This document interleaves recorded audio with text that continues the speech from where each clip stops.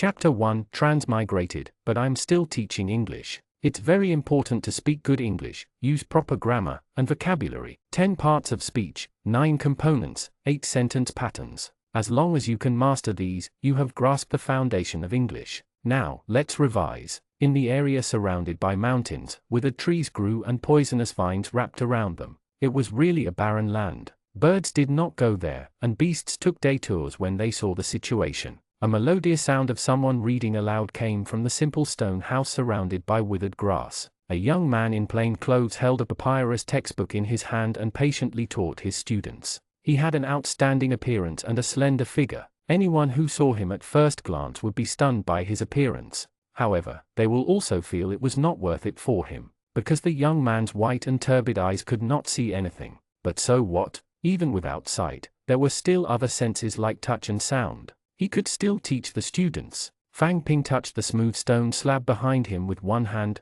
confirming the location of the pen. With his other hand, he held a talc and carved 4 English letters on the stone slab behind him. Today I'm going to teach you a new word. Cure, the meaning of healing. Cure. It's usually used to treat something. For example, this is a cure for nature. It's to treat and heal nature. Read it with me. Read it a few more times. This is a cure for nature. As the students read, the green light that symbolizes healing enveloped the withered grass outside the courtyard. Under the catalysis of magic power, new sprouts quickly grew from the roots on the ground. In just a few words, the courtyard was filled with vitality. Very good. Listening to the students' increasingly standard pronunciation, Fang Ping was very pleased. When they first met these children, they could not even grasp the simplest 26 English letters. Now, almost all students can communicate normally in fluent English. In addition to his teaching, the diligence of these students was also a very important factor. As a reward for your hard work, let's end class early today. When the students below the podium heard that the lesson was about to end, they immediately panicked. No, Teacher Fang. We haven't heard enough. That's right, teacher. Teach us more. Teacher, I'm still wanting to swim in the ocean of knowledge. These students were much more studious than when he was in school. Fang Ping smiled. It was certainly a good thing that children liked learning. But we've already had 5 hours of lessons today. Although knowledge is important, everyone has to pay more attention to the balance between work and rest. He was too biased. Learning knowledge but missing out on learning to be human. It will be his negligence as a teacher. And you're all kids. Children should play well and socialize. Learning knowledge can always come later. Fang Ping closed the textbook in his hand. Go on, go out and play. Under Fang Ping's urging, the children in the class reluctantly walked out of the classroom. Unknowingly, he had taught these children English for 4 years. He should have accumulated enough lecture points to recover his vision, right? Fang Ping opened the systems page in his mind. Indeed, he was only 50 points away from the goal of 999 teaching points needed to restore his vision. It was only a matter of time before he regained his vision. Unfortunately, if only nothing had happened when he first arrived. Fang Ping sighed slightly. In the systems mall, lecture points could be exchanged for other interesting things. If only he hadn't been blind when he first came. Otherwise, he would have settled down by now. 4 years ago, on his way to the branch school, Fang Ping had an accident. When they drove past a rugged mountain road, the mountain road suddenly collapsed. Fang Ping and the car rolled dozens of times on the almost vertical hill. If not for the few crooked trees growing on the cliff that supported the car and acted as a buffer, he would not be alive today. However, just as he crawled out of the car window covered in blood, he encountered another strange wolf. Although it was a wolf, there was actually something a little different about it. The wolf was covered in a thick layer of frost, and its eyes were like blue glass marbles without pupils. The wolf bit him without any explanation. At that time, seeing that the situation was urgent, he could only pick up the stone on the ground and smash it hard. But at that moment, the wolf seemed to spit out something cold. Fang Ping was caught off guard. His eyes were blinded by that thing, and he could not wipe them clean no matter how hard he tried. That was how he became blind. If not for the fact that the children in the village had saved him, he might have really lost his life. Thinking of this, Fang Ping's lips curled into a smile. Until now, he still remembered clearly what happened back then. Just when Fang Ping thought he was going to be killed, the ferocious wolf suddenly let out an earth-shattering howl. A girl's exclamation, hurried footsteps, and the sound of tearing fabric mixed together. A pair of cold little hands touched Fang Ping's forehead. The warm, rough fabric wrapped around his forehead. That wonderful sense of security was like someone handing him a bowl of hot porridge when he was about to starve to death. You saved me just now, right? Thank you. Fang Ping forced a smile. There was a slight pain in his forehead. The bandage was almost done. Remember to give me your contact information. Although I'm blind, it's not a problem for me to sponsor you to university. Fang Ping could not repay this life-saving kindness. Upon hearing his words, the tense feeling instantly stopped. Ji Jinseng Gu. Fang Ping. What language was this? Aren't ethnic minorities bilingual nowadays? If Fang Ping could see it now, his jaw would definitely drop. The girl who had treated him. She had slightly glowing moon-white skin, pitch-black hair, green eyes, and a pair of standard drooping elf ears. She clearly had the appearance of an elf from another world. The elf girl looked at Fang Ping curiously. Who was this person? Why did he come to the Dark Elves' territory, and what was he talking about? Moon Bell pinched her petite chin in distress. She remembered reading about forbidden spells in books. She had seen incantations that could be used to communicate. She didn't know if it would work, but gave it a try first. Moon Bell carefully moved closer to Fang Ping's ear and tried out the forbidden incantation. Rain? How are you? This little girl's pronunciation was not standard. Could it be? Fang Ping's intuition as an English teacher reacted immediately. How are you? Thinking of this, Fang Ping's heart instantly turned cold. Could it be that he had transmigrated after falling from the mountain, and he crossed over to an English-speaking country?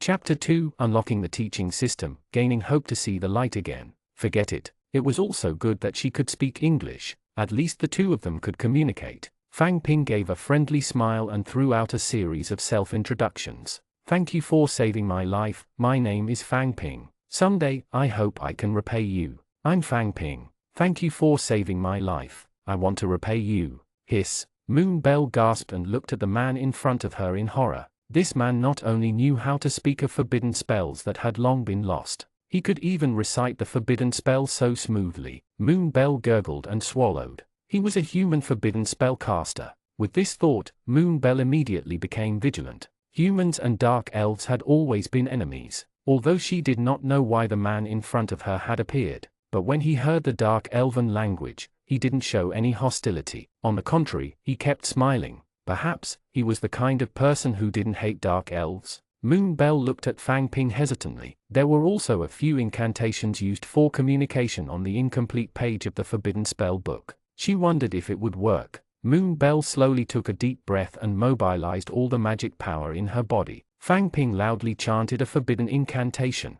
San, Ke, Yao, Fang Ping. What was she thanking him for? Fang Ping's lips twitched helplessly as he shook his head slightly. This answer was incompatible. Their standards were even worse than the students in bilingual kindergartens. There was no way to communicate at all. Fang Ping was extremely dejected. Didn't he say that he would reach the peak of his life after transmigrating? Why was he so unlucky after transmigrating here? Not to mention that he was blind. Even communicating with the locals became a big problem. He was a blind man who had no relatives or friends and was wandering in a foreign country. He would probably starve to death soon. Thinking of this, Fang Ping's eyes gradually moistened. Why did such an unlucky thing happen to him? A pair of cold little hands leaned against Fang Ping's face, gently wiping away his tears. Fang Ping held the girl's hand sluggishly and looked up in the direction of Moon Bell. Do you want to learn English? It will be very easy for you to find a job in the future. As long as you provide me with food and accommodation, I will teach you everything I have learned in my life. In this world, Fang Ping had no other hope. It was dangerous to entrust himself to a stranger. However, if he did not do so, he would only die. Fang Ping felt a lump in his throat. It became difficult for him to speak. Take me back. I don't want to die in this godforsaken place. I must be going mad. He actually expected a little girl to take him in. Had he fallen so far just to survive? Fang Ping laughed bitterly and let go. However, the moment he let go, a pair of cold hands grabbed him tightly. Ge sen Ke Yao. Although he did not understand what Moon Bell was talking about. However, her sincerity was constantly conveyed to Fang Ping through her cold palms. You really want to? The girl opposite him grabbed his hand tightly and shook it 3 times. Fang Ping trembled slightly. Endless hope rose in his heart, and the corners of his lips curled up. That's great. Since you're willing, I'll teach you the first lesson now. Fang Ping grabbed Moon Bell's hand and tilted his head, thinking for a while. Moon Bell should still know some commonly used phrases. However, for some reason, her pronunciation was especially wrong. Perhaps it was some strange dialect. Your pronunciation is especially bad. Let me correct it for you first. Start with everyday language. There should be great progress in the short term. We can start with the greetings first. Fang Ping let go of Moon Bell's hand and pointed at his mouth. If she wanted to speak good English, the coordination between the teeth, tongue, and lips is important. The girl in front of him had a strong accent. It was probably the same problem as some Southerners in the country who spoke English. When she spoke, her nasal voice was indistinguishable, and her tongue was pressed against her lower teeth most of the time. When speaking English, she would be immersed in this habit, so it is important for her to get used to it. With a little adjustment, it could be successfully corrected. Watch my mouth. Repeat after me. How are you? Fang Ping slowed down and pointed at his lips and tongue, one word at a time. This phrase did not require teeth.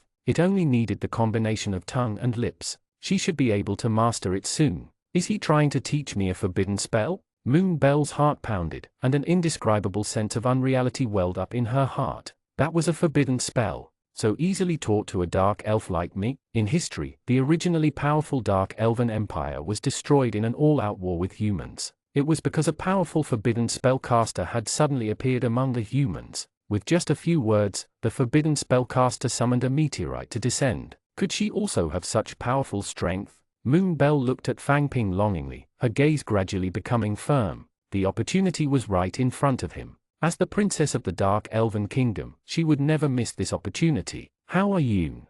Moon Bell seized the opportunity and stared at Fang Ping's constantly deformed lips and tongue. Subconsciously, she imitated him. Once, twice, 3 times. Moon Bell's words became more and more accurate. The magic power in her body also slowly vibrated like rock being thrown into a body of water. How are you? The moment the forbidden spell was truly spat out, the magic power in Moon Bell's body instantly came roaring. A large amount of magic power rushed out of her body through her skin, turning into a gentle breeze that gently and warmly wrapped around Moon Bell before quickly dissipating into nothingness. Moon Bell covered her mouth in disbelief as tears welled up in the corners of her eyes. She did it. The feeling of using a forbidden spell was actually so wonderful. Amazing. What's so great about that? Moon Bell's exaggerated tone immediately caused Fang Ping's lips to twitch. Suddenly, Fang Ping sensed that something was amiss. He could suddenly understand this child's words. This is the novice teacher reward for teaching your first apprentice. It's an unobstructed communication ability. Just as Fang Ping was secretly rejoicing, the system's voice suddenly popped up. No matter what language the other party uses to communicate with you, you will understand. I see. Fang Ping nodded thoughtfully and started to operate the system interface in his mind. Name, Fang Ping. Lesson value, 1/999. Lesson value? Looking at the numbers in front of him, Fang Ping was a little confused. Every time you teach an apprentice, you will gain 1 teaching value. He had just taught a student and it had increased a little. Fang Ping was deep in thought. Then what does this 999 mean? Does it represent the highest limit? When your teaching value reaches 999 points, your eyes will be cured. Fang Ping's breathing instantly became heavy. He couldn't help but become even more excited. In other words, he only needed to teach 998 more students before he could see again. Chapter 3, To repay the gratitude. Wait. Instantly, Fang Ping calmed down. Where could he find so many students? This thought instantly extinguished half of Fang Ping's enthusiasm. Moreover, who would hire a blind person as a teacher? Teacher. Moon Bell pushed Fang Ping with some hesitation. After hesitating for a long time, she finally dared to speak. Our colony has many children like me who are eager to learn. Are you willing to teach, teacher? Although I might not be able to pay you much, I can arrange food for you and a stone house for you to live in. Moon Bell felt extremely guilty, and her voice became softer and softer. Would he agree to such poor conditions? However, she really could not offer any better conditions. Ever since they were driven to this barren Sunset Valley, the lives of their dark elves had worsened. Not only could the cultivated fields not produce much food, those who went out to hunt were often eaten by dangerous monsters. Even members of the royal family would often go hungry under such circumstances. Being able to feed Fang Ping every day was already her limit. However, to Moon Bell's surprise, Fang Ping grabbed Moon Bell's hand tightly. How many kids do you have to teach? He agreed. Moon Bell's eyes widened slightly in excitement, and her tone carried a hint of probing. There are a lot of them. A few hundreds of them. Isn't that too much? Not much, not much. Fang Ping shook his head impatiently and gripped Moon Bell's arm tightly. Hurry up and bring me there. I can start class immediately when I reach the village. Since that day, Fang Ping had been living here. He had been teaching English to his students for 4 years. Still, this place seemed to be even poorer than the mountain village where he had gone to the branch sect. At night, the villagers could only light unpleasant oil lamps. Fang Ping was almost used to the oily smell of spoiled meat. Moreover, the villagers seemed to rely on the hourglass or the position of the sun to calculate the time. It was only later that Fang Ping asked the village masons to help him make a sundial based on what he had learned. Only then could he know the exact time. Living here, although there were no entertainment facilities and life was very dull, but now he had a hot meal every day, enough to not starve to death. This kind of life was already enough for Fang Ping. It was just that he was a little bored during his free time.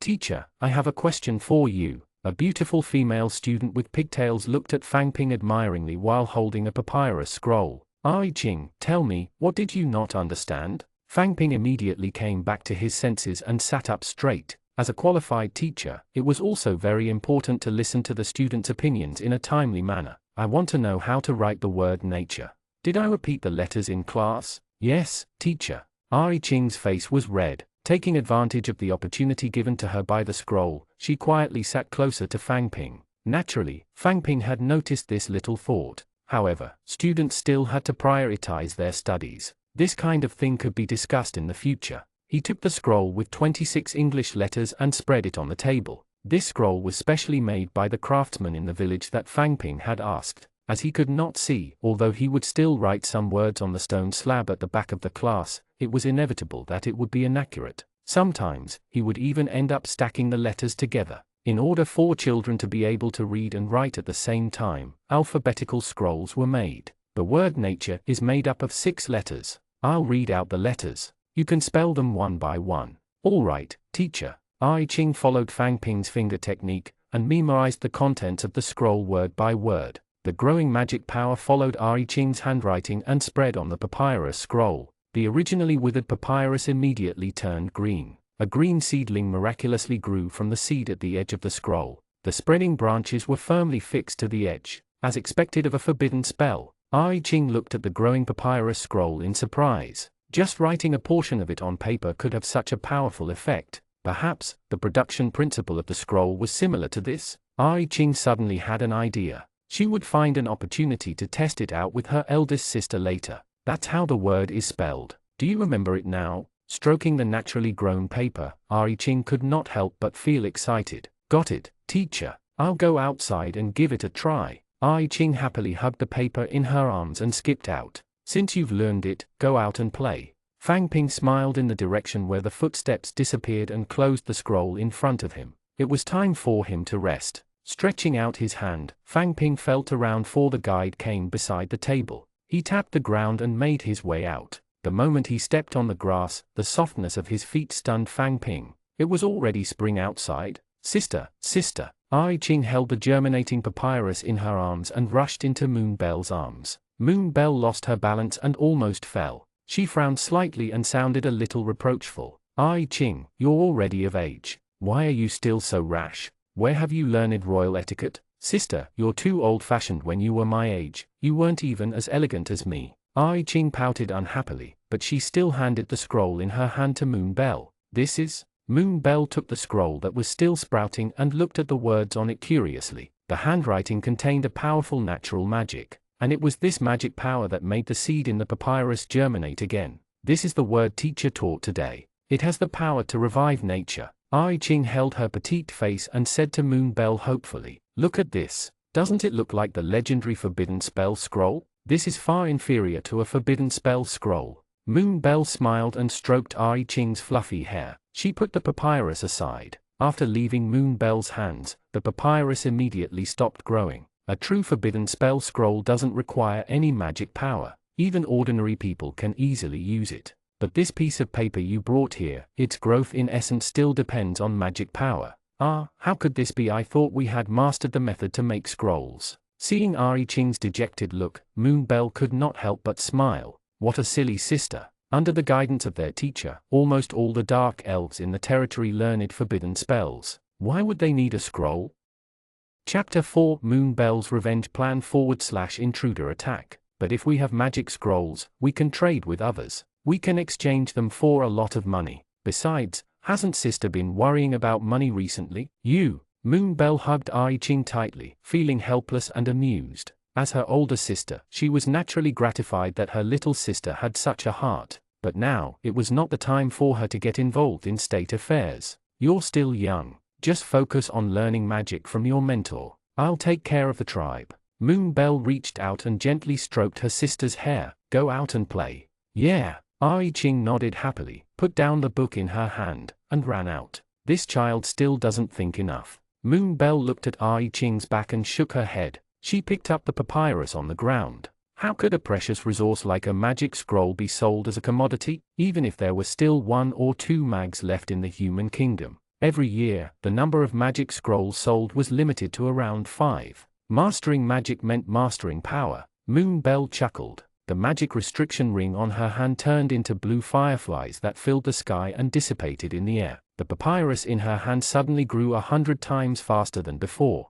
Not long after, it transformed from a thin piece of paper into a lush tree ball that intertwined with each other. The tree ball continued to expand at a speed visible to the naked eye, gradually occupying nearly half of the room. The one Ai Ching had brought over was the lowest level growth magic scroll. There were only a few simple words written on it, as well as a little bit of magic power. In the hands of a person with a large amount of magic reserves, as long as enough magic was poured into it, this low-level magic scroll would instantly turn into an impenetrable forest. If it was placed on the battlefield, it could instantly trap the enemy's army and reverse the situation. In the hands of her sister, who did not have enough magic power, it would at most sprout firefly.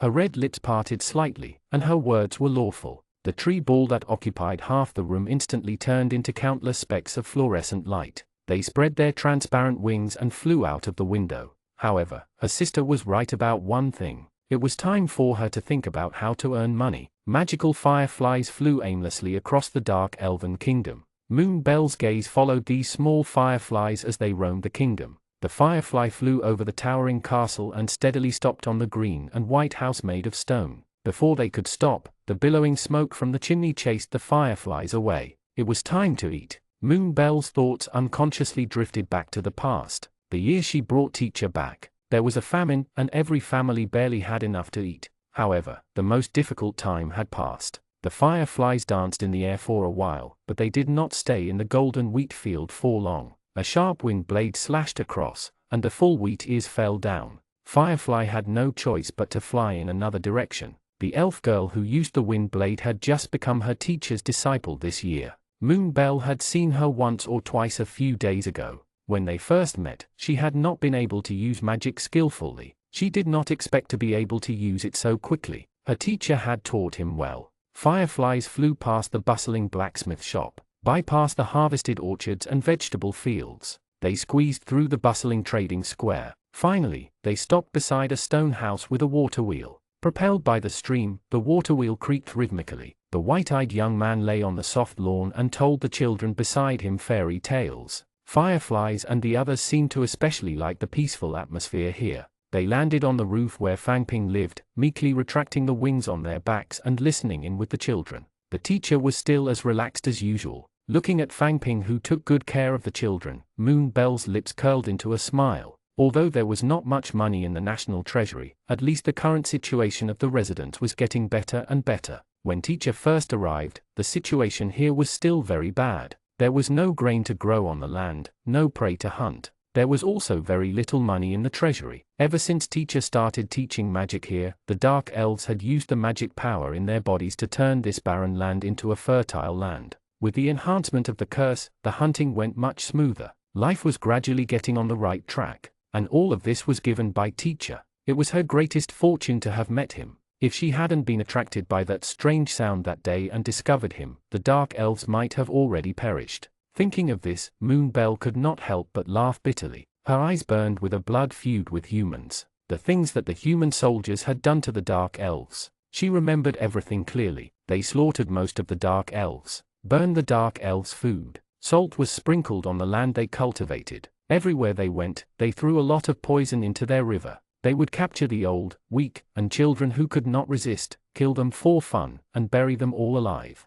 Every time she thought of this, Moon Bell could not help but clench her fists. These be asterisk starts. One day, she would return this hatred to humanity. Moon Bell spread out the map on the table. The Hanoian Empire, which had poisoned the Dark Elven Kingdom and spanned almost the entire continent, had now split into 5 new countries. Teacher had taught her that Rome was not built in a day. Vincent Republic, Nolladen Duchy, Holy Accord Divine Kingdom, East Hanoi Empire, West Leyden Empire. Moon Bell picked up a dagger and stabbed it into Vincent Republic, which was closest to the Dark Elves. Take back the Dark Elves' territory and restore their glory. Let's start with this country. Now, most of the people in the country had mastered forbidden techniques, and their combat strength had soared. But if they really wanted to start a war with the human empire, with the current foundation of the Dark Elves, it was still not enough. War requires a lot of logistics and robust supply chains, and it also burns a lot of money. With the catalysis of magic, the crops in the field could even grow 2 crops a day.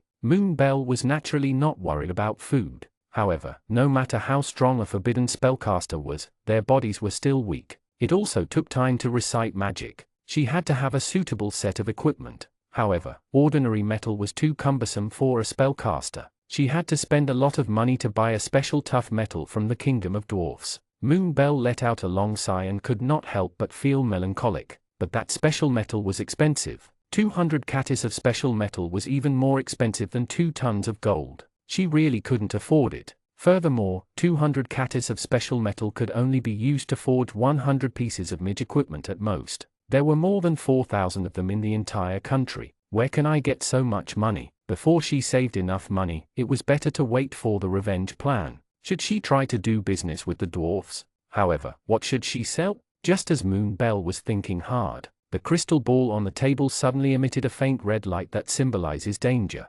Moon Bell immediately became vigilant. An intruder had snuck in from the border. Chapter 5. She's actually a forbidden spellcaster? Who dared to invade them? Moon Bell held the crystal ball with both hands and instilled azure magic into it. The azure clouds slowly circulated in the crystal ball and gradually transformed into human knights. They were fully armed and rode on horses of various colors. They brought a group of servants and bulging luggage and walked fearlessly in the territory of the Dark Elves. An army of humans? No, I don't think so. Moon Bell carefully sized up the knights in front of her. The armor they wore did not have any royal patterns. Moreover, they did not carry flags that symbolized their status as usual. This group of people should only be a group of ordinary private mercenaries. Why did they come here? A team of knights scurrying through the dark forest with torches. In the middle, the person in the lead was wearing the most complicated armor. It looked expensive and was obviously from a noble family. The other people were only wearing the most ordinary basic armor. There were no fancy decorations or strange details. The front half of the team was very compact. The knights in front rode their horses and galloped forward.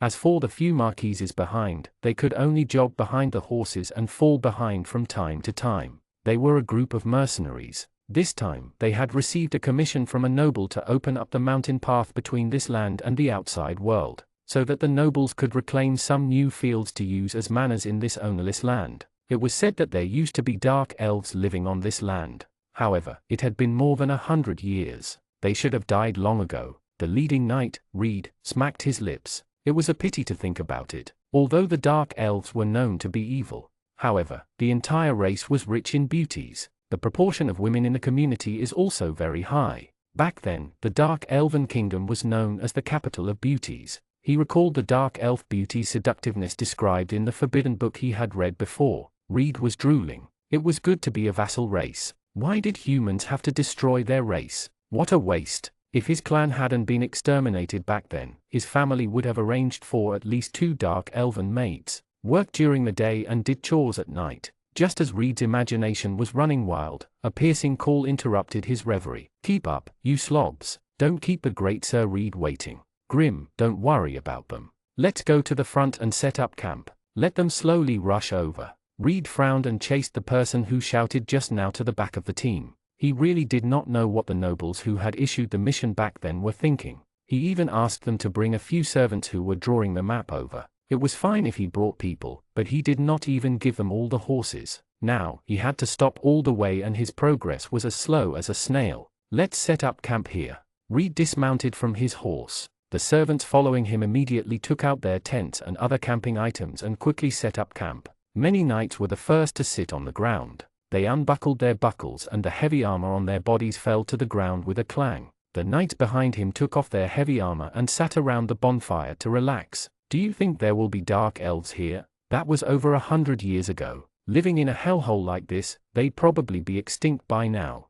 It's good that this territory is empty. It's convenient for us to complete the mission given by Master Andrew. The red-haired knight stretched and pointed at the mountain path. Find a suitable location later and open up the mountain path between the two sides as soon as possible. We'll go back and report and collect our wages. Don't be so impatient. Reed studied the map intently. Lord Andrew wants land where he can grow crops and grapes. Look at this place. Can it grow grapes? The surrounding withered trees twisted strangely, and caterpillars covered in thorns squirmed on the branches. The ground was often mixed with brownish-yellow salt particles. In this godforsaken place, even grass can't grow, let alone crops. Then why don't we go to the gathering place where the dark elves live? The yellow-haired knight in the team had an idea and immediately suggested it to everyone. After all, it's a place they used to live in. Where people can live, they can usually farm food. Maybe we can even pick up some treasures left behind by the dark elves over there. Not a bad idea. Reed clapped his hands in approval. Since you say so, let's speed up our march today and get there as soon as possible. As for those map artists over there, it depends on whether they work hard enough to catch up to us. Moonbell looked at the knights in the crystal ball with anger in her eyes. Ha ha. What did these knights take her territory for? He could come and go as he pleased. Dream on. Unfortunately, it was easy to enter, but he could forget about leaving. When the sun was about to set, they finally found the gathering place of the dark elves. We're almost there. Look. The knight's attendant pointed at the smoke in the air. There were obviously people living here. I didn't expect there to be people living here. Could it be that the dark elves hadn't been completely exterminated? Wasn't this perfect? A fire burned in Reed's heart. Coincidentally, he still lacked a few dark elven maids in his territory. Let's go. Reed shook the reins and squeezed the horse under him. Without hesitation, he rushed forward. He must see the beauty of the dark elves today. Sir, look, there's one in the wheat field over there. Reed looked over and saw a petite beauty with twin braids. She was holding a heavy rice stalk and looking at the sunset in the distance alone. Her moon-white skin was a healthy honey color under the setting sun. Just looking at her back was enough to seduce one's soul. Reed was almost drooling. As the ancient records described, the dark elves were all top-notch beauties. No one is allowed to tell anyone about the dark elves' survival. If you dare to disobey my orders, I'll kill you immediately. Reed immediately frowned and warned the people around him sternly. If such a beauty was discovered by that greedy noble, he would not have a share. This news must not be leaked. The surrounding people immediately nodded submissively. Yes, boss. Next, we'll change our target. Reed looked enviously at the dark elves in the wheat field. Let's play a game. As long as one of you can catch her, I'll reward him with a gold coin. 1 gold coin. 1 gold coin was enough to support a noble family's living expenses for a year. To poor knights like them, this was a windfall. Many knights immediately raised their hands enthusiastically. Me, let me do it. Boss, this mission is mine. Besides, this dark elf girl was clearly easy to manipulate. This gold coin was a piece of cake. Fire. The petite dark elf raised her hands and chanted an incantation. Under his feet, waves of fire elements turned into a vortex. In a moment, the wanton flames devoured all the wheat stalks in the wheat field. Seeing this scene, the many knights who had raised their hands enthusiastically just now fell silent. They looked at the huge fire vortex on the wheat field in silence and couldn't help but gulp. This delicate little girl was actually a forbidden spellcaster? Chapter 6 Going Forward and Coming Home Sean. Even though he was far away, Reed's legs still went weak when he felt the powerful invasive fire. Forbidden spellcaster. That dark elf was a forbidden spellcaster. Reed quickly tightened the reins in his hand and hid in the bushes at the side. Reed, who had been drooling over the dark elven beauty, instantly became a coward. The surrounding knights also hurriedly hid to the side. Reed's chest heaved violently, and his heart almost jumped out of his throat. Why was there a forbidden spellcaster in this godforsaken place? It had to be known that forbidden spellcasters were the rarest and most terrifying existences in this world. After mastering the forbidden spell, they could easily destroy a country with a raise of their hands. Even more powerful forbidden spellcasters could change the flow of time and change the fate of the future. There were only 3 such monsters in the world. One of them was from the Siladan Empire. The other 2 belonged to the Sacred Grace Pavilion Divine Kingdom. Reed gulped. That elemental throbbing feeling just now was definitely not wrong. The dark elf in front of him was the 4th forbidden spellcaster in this world. Fortunately, he did not charge ahead just now. Reed heaved a long sigh of relief. If he was discovered by the forbidden spellcaster, he would probably be dead by now. Boss, should we retreat now? The lackey at the side suggested nervously. If caught by a forbidden spellcaster, even his soul will be torn into pieces. Retreat my ass. We have to catch at least one today. Reed gritted his teeth and hit the man's head. Lust was like a knife to the head. With such a beautiful woman in front of him, how could he retreat so easily? Reed crouched beside the grass. Since the one in the paddy field knew forbidden spells, he would simply change the target. It was impossible for every dark elf to be a great forbidden spellcaster. Reed swung his arm violently. Let's go to another place. I don't believe it. Beside the pond, 2 long-haired dark elves each carried a basket of clothes and washed them seriously. The dark elf on the left took advantage of the fact that the person beside him was unprepared and splashed water at him. The other party was caught off guard and his clothes were drenched. The expression on his face instantly became angry. Seeing that the prank was successful, the dark elf on the left snorted and giggled. The crisp laughter that sounded like wind chimes quickly attracted the attention of Reed and the others. Another 2 beauties. Reed looked at them like a wolf. With such a delicate figure, it would definitely be good to bring her home as a maid. To be safe, he had been waiting here for half a day. However, these 2 people showed no signs of using forbidden spells. Wasn't this just letting him do whatever he wanted? The smile on Reed's face became more and more arrogant. The extravagant life of having 2 dark elf maids was waving at him. Everyone, spread out. We'll surround them from all sides. We must take them down together. All right, stop fooling around. The long-haired dark elf pressed down her younger sister who was fooling around. We still have clothes to wash. I'll play with you after we're done. Sister, there are so many clothes. How long will it take us to wash them? Her sister looked at the basket of clothes beside her with a dejected expression and casually threw the washing board aside. Let me think, teacher mentioned something called a washing machine before. They said that as long as you throw the clothes in, the clothes will spin quickly in the water. After spinning for a while, they will be very clean. It's spinning rapidly. It sounds like the tornado that teacher taught us 2 days ago. Her sister's eyes lit up. If you release a tornado in the pond, will it achieve the washing machine effect that teacher mentioned? We'll know once we try. Upon hearing this, her sister poured all the dirty clothes into the pond. She rolled up her sleeves and sank her hand into the pond. Everyone, listen to my orders. When the time comes, let's go out and capture them. Anyone involved will get a share. As long as you help me capture one, I will give you a gold coin as a reward. Reed stared at the 2 beauties lying by the pond from behind. Many knights were already in position. As long as he gave the order, the knights would swarm forward and capture the 2 of them. This time, let's see how they escape. Now, Reed suddenly stood up from behind the bushes and raised his sword high. Charge! However, before he could finish speaking, a waterspout more than 10 meters tall rose from the pond in front of him. In an instant, something with a fishy smell slapped Reed's face. Before he could react, the strong north wind slammed him into the stone wall behind him. Foot! The huge impact made Reed black out for a moment. Captain! Captain! When Reed opened his eyes again, he had already returned to the camp. Why are we here? Have you caught those 2 beauties? No.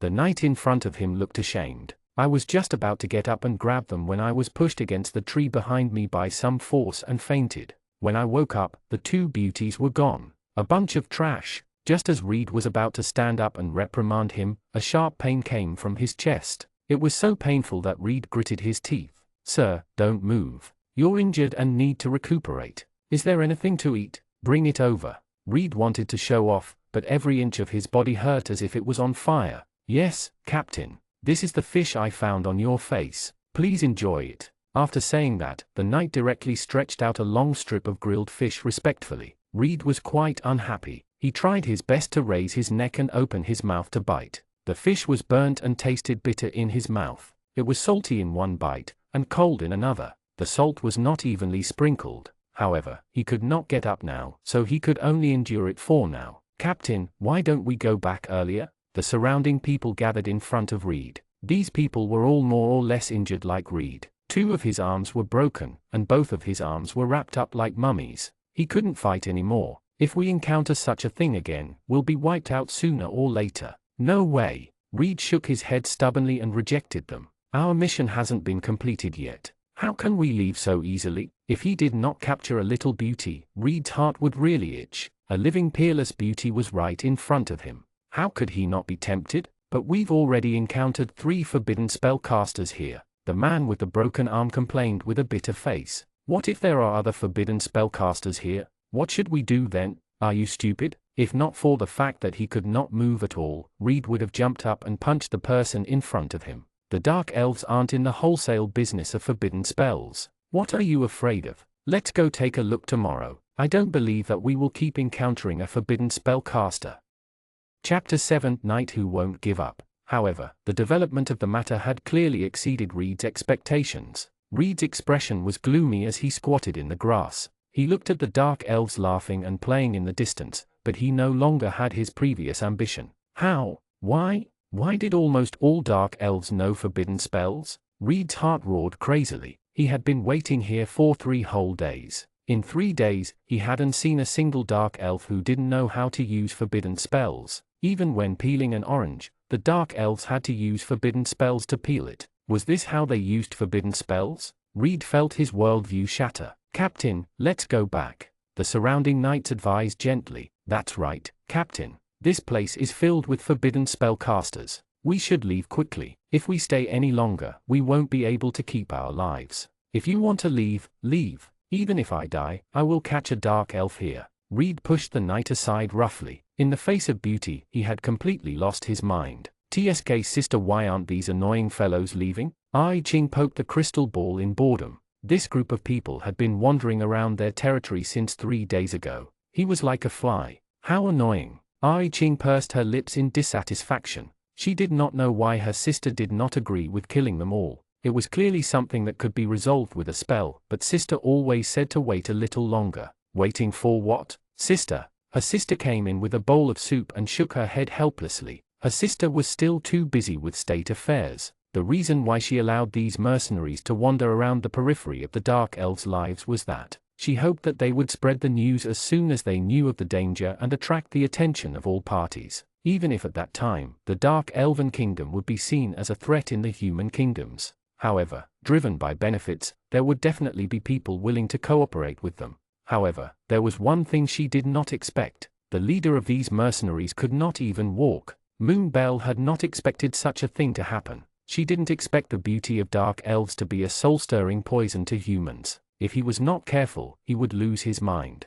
just like the human in front of him. In the past 3 days, he had seen them release forbidden spells countless times. However, he still stayed in the territory despite knowing the danger. Fortunately, such people were rare. The other mercenaries had already started to retreat along the path they came from. As for this mercenary, Moonbell looked at the knight who was squatting there in annoyance. In any case, someone had already walked out of the territory. The news should have spread. Let's kill this person. Moonbell narrowed her eyes and smiled darkly. Sister, haven't you always wanted to try a forbidden spell? Sister? Her sister blinked innocently, and her peripheral vision unconsciously drifted to the crystal ball. I approve of your earlier request. Get rid of those flies. Really? Upon hearing this, her sister immediately sat up. Her 2 pigtails swayed left and right, and her eyes sparkled. Of course. Go quickly. You can try out the scrolls you made a few days ago. Moonbell casually stuffed a few papyruses with spells on them into her sister's arms.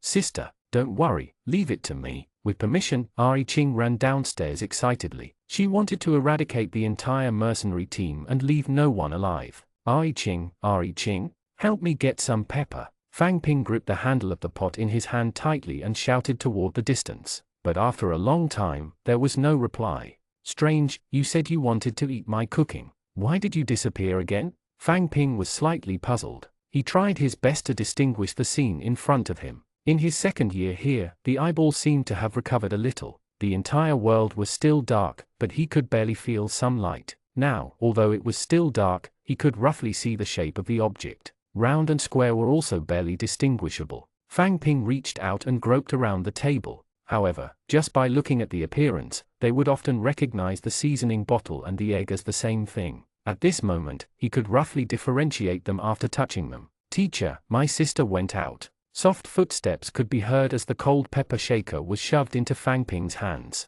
Fang Ping looked at Moon Bell in front of him. Even now, he still found it unbelievable. After regaining the sense of light, it was only then that Fang Ping realized that the skin of the children he taught actually emitted a faint glow. Moreover, there would be a different number of light spots on each child's forehead that were like stars. Moon Bell in front of him had 7 shining stars connected to each other on its forehead like the Big Dipper. The light emitted from her skin was as gentle and elegant as the moonlight. Unlike Moon Bell's younger sister, Ari Ching, the sense of light on her body would sometimes be like a porcupine, suddenly erecting sharp light spikes. However, when she touched her head, she would quickly become docile. However, compared to Moon Bell, Ari Ching only had 3 pitiful stars on her forehead. Even if his eyes could only sense light, he could recognize the child in front of him at a glance. Thank you, Moon Bell. Fang Ping smiled and skillfully unscrewed the pepper shaker. After touching the pot handle, he shook his wrist slightly and sprinkled some pepper into the pot. Ever since his eyes regained their sense of light,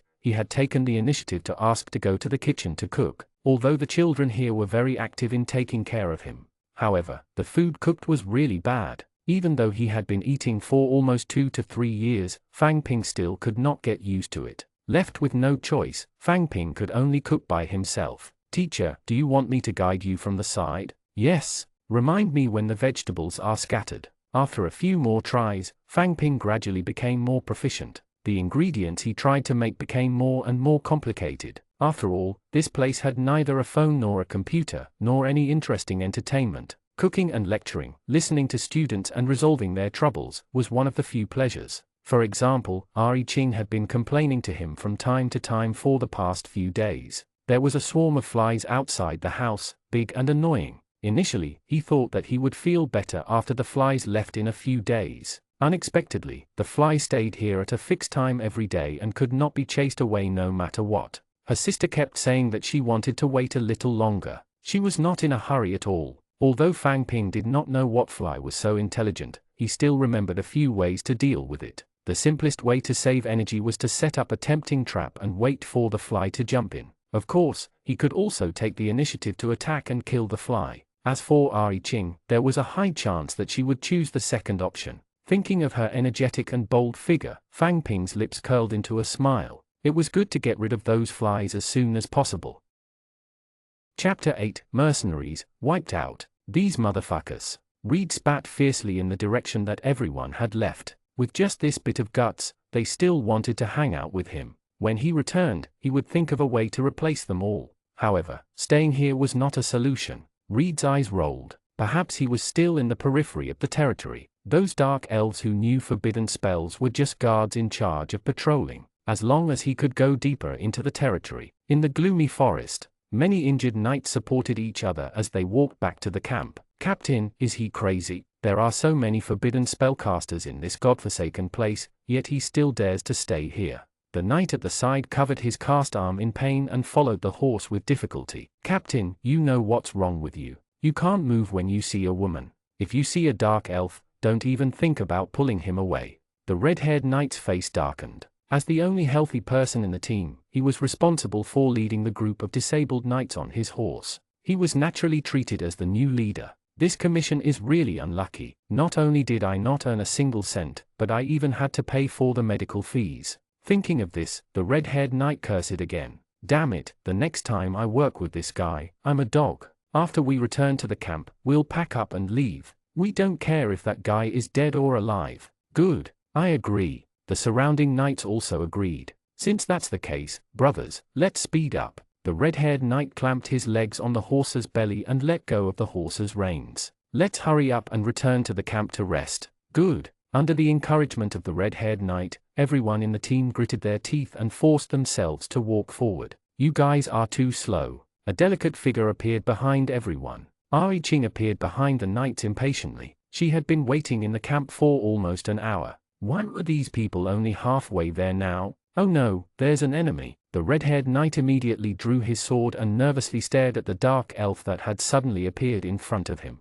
The surrounding knights also drew their weapons and aimed at Ari Ching. Everyone, don't be afraid. Although the dark elves more or less know some forbidden spells, as long as the few of us work together, we will definitely be able to destroy her. The leader of the red-haired knights was already covered in sweat, but he still held the sword in his hand tightly and had no intention of retreating. It was obvious that it was impossible to kill a forbidden spellcaster with the sword in his hand. However, the red-haired knight had no other choice. Drink up. The red-haired knight's eyes turned cold. He tightened his grip on the reins of his horse and the rapier in his hand as he charged at Ari Ching. Huh? What do you want? Ari Ching frowned. The disgust for humans in her eyes had reached its peak. These despicable flies had barged into their territory without permission. Now, he even wanted to fight her with his sword. Sister was indeed too benevolent to them. Ari Ching did not show any fear in the face of the charging knights. She reached out and pulled out an ancient papyrus from her pocket, holding it high in front of the knight.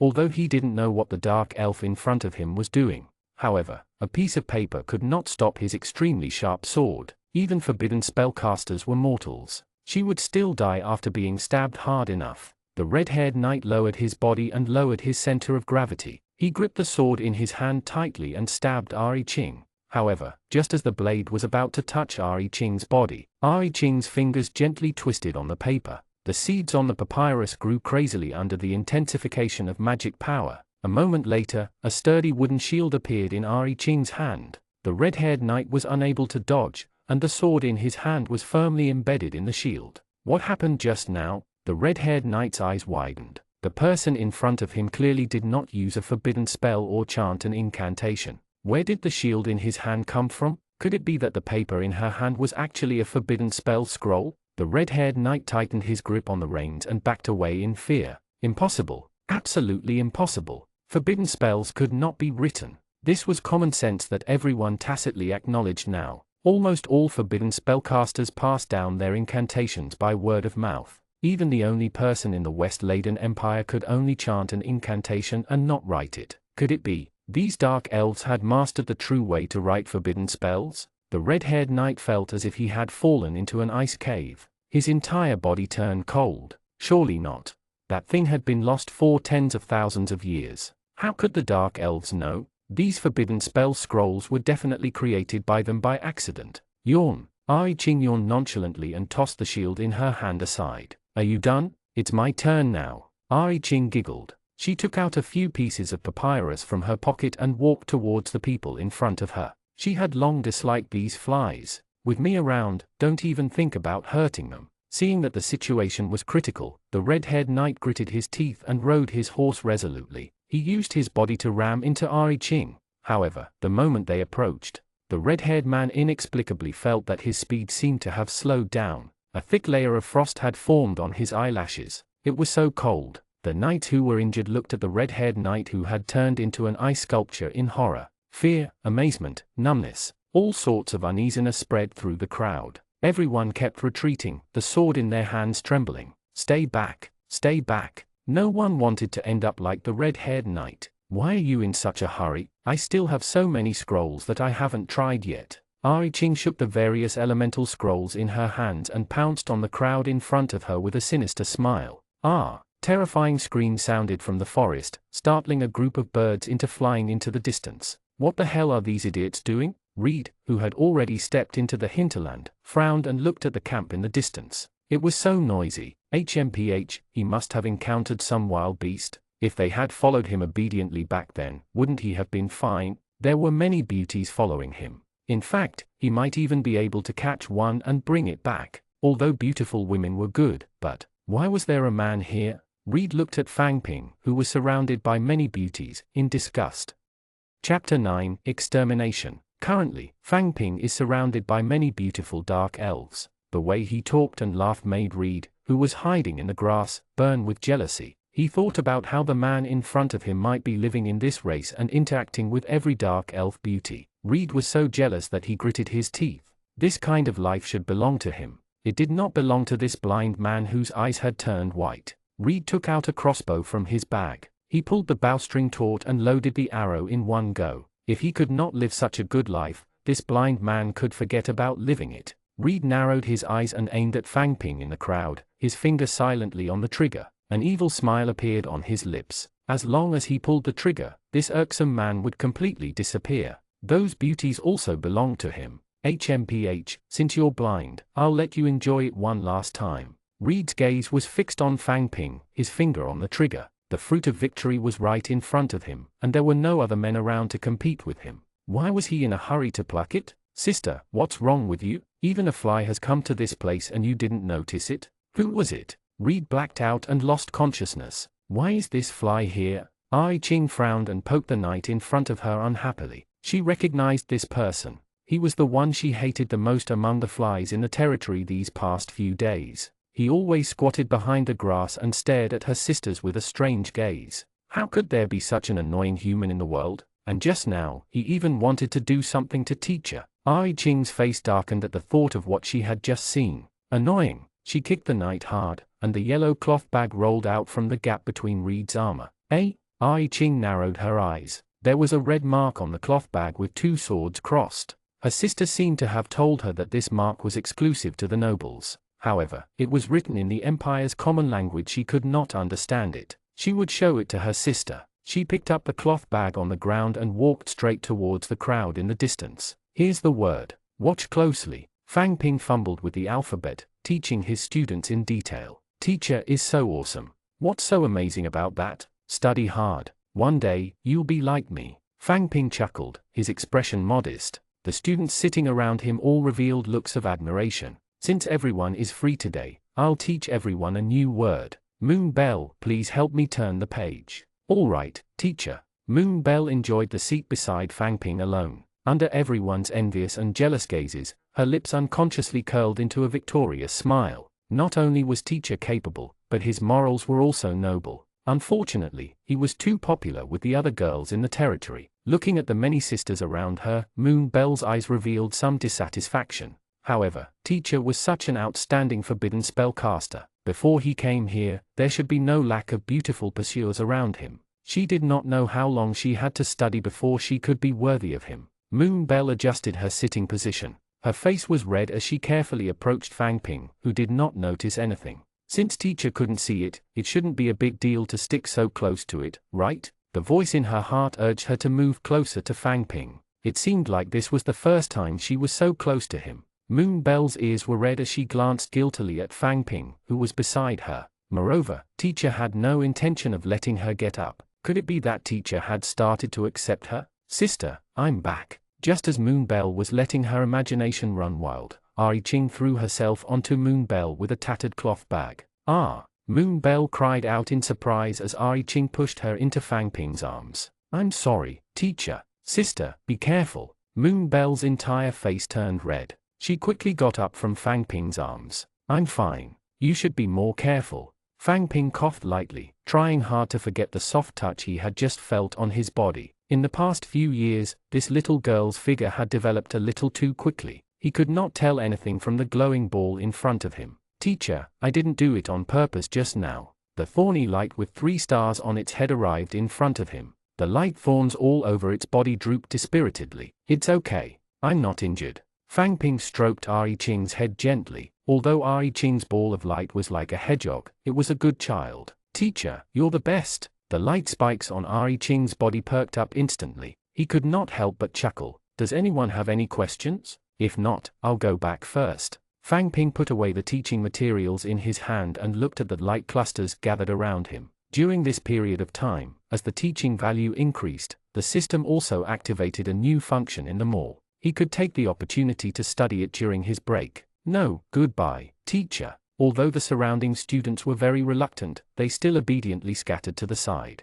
After spending so much time with Fang Ping, the students understood his habits very well. Usually, when he said this, it meant that he had something to do and should not be disturbed. Seeing that everyone had dispersed, Moon Bell hesitated for a moment with a red face, then grabbed Fang Ping's arm firmly. She still had some private matters she wanted to talk about to teacher alone. Teacher, my sister and I have something on today, so we'll leave first. Before Moon Bell could finish, Ai Ching grabbed her arm and ran towards the castle. These 2 little girls. Fang Ping shook his head helplessly as he watched them leave. He turned around and entered the room. After returning to the castle, go on. Did you find something? Sister, how did you know? Ai Ching covered her mouth in surprise. Seriously, you grew up with me. Don't I know what you're doing? Moonbell smiled. It was rare for her sister to be so serious. She even had to avoid teacher when talking to her. It must be something incredible. I just picked this up from that annoying fly. With a serious expression, Ari Ching handed the cloth bag with the royal seal to Moonbell. The moment she saw the cloth bag, the smile on Moonbell's face disappeared without a trace. The emblem on this is the Count seal of the West Laden Empire. That team of knights must have been entrusted to come here.